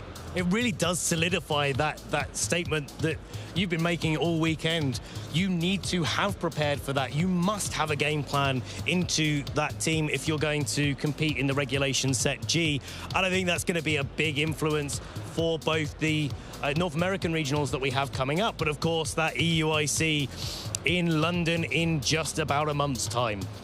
Yeah, and then we've got Stockholm straight after that, where we will also most likely be having regulation set G as well. So still another opportunity to take on the success of EUIC and take that forward too. Yeah, I mean, there's still plenty more room for innovation, generally speaking. The meta's only just redeveloped, and I say redeveloped, obviously, you know, a callback to Worlds, still got the winning team on top, but we did see a couple of really cool surprise picks as well, and that sort of usually tends to be the case when we have a bit more of a solidification or, I would say, centralization of a meta, because you can start being able to identify any sort of weak points that other trainers would really want to bring and, you know, utilize.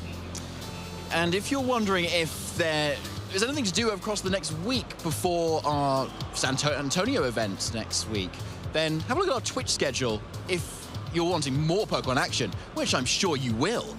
So on Tuesday there, we've got Pokemon Black and White Adventures in Unova. A great set of games there. Love the Black and White series. And of course, after that, that's the Latin America International Championships, the Go rerun as well. Any Go players over here?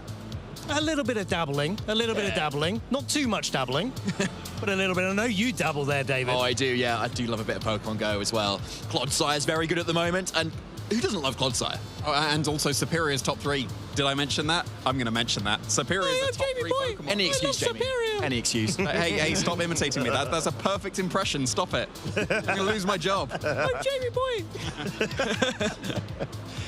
Be careful there. I saw you switched your pin there, Ben. It was a Groudon before. I didn't even notice. Exactly. Oh, wow. Now it's a Kyogre. Oh, wow. I've been wearing this Kyogre all weekend long. Look at that. I've been repping it. I was supporting Oliver Escalin in the finals with his Kyogre.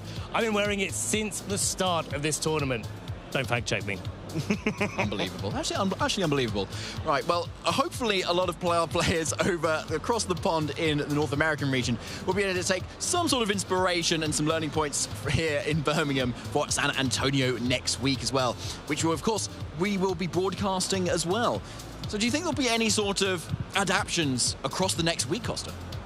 I think we're going to see a lot of Zamazentas, once again, as we saw, rise up quite to the point of hitting the top fours of restricteds. The conversion rates, generally speaking, Calyrex Shadow Rider didn't do as well day one into day two. So I'm probably going to expect to see something similar akin to what we've seen this weekend over in San Antonio. Okay, yeah, I like it. Well said. We'll have to see if that does surface indeed. Because, yeah, we need all the practice and the prep we can get for all our players at EUIC as well.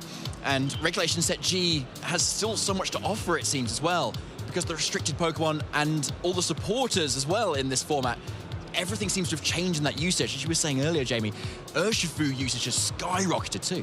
Yeah, it's always been up there, but the fact that if you combine both Urshifus, it's almost twice as used as the second most used Pokemon, at least in the day two statistics, that just shows the strength of it. And it's not a surprise at all to just see it consistently used because it is such a strong Pokemon.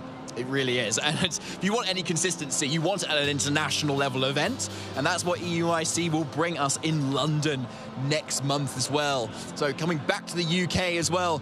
A little bit more rain too. Obviously, that's a very sunny day there in London, honestly. But like, if we're inside and playing, then it does not matter. And bringing the rain may just be the call. Kyogre did very well this weekend.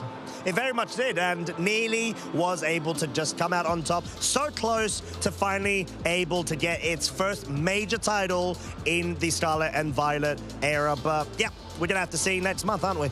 We absolutely are. I mean, Kyogre's such a good restricted. Is it, Ben? It's proved itself time and time again. And it really is. You see what I've had to deal with the entire weekend. I'm serious. It is the Pokemon to my guns. Look at this Koraidon. And it actually has. Actually, I'm glad you mentioned that, Jamie, because it has a really good matchup into Koraidon as well.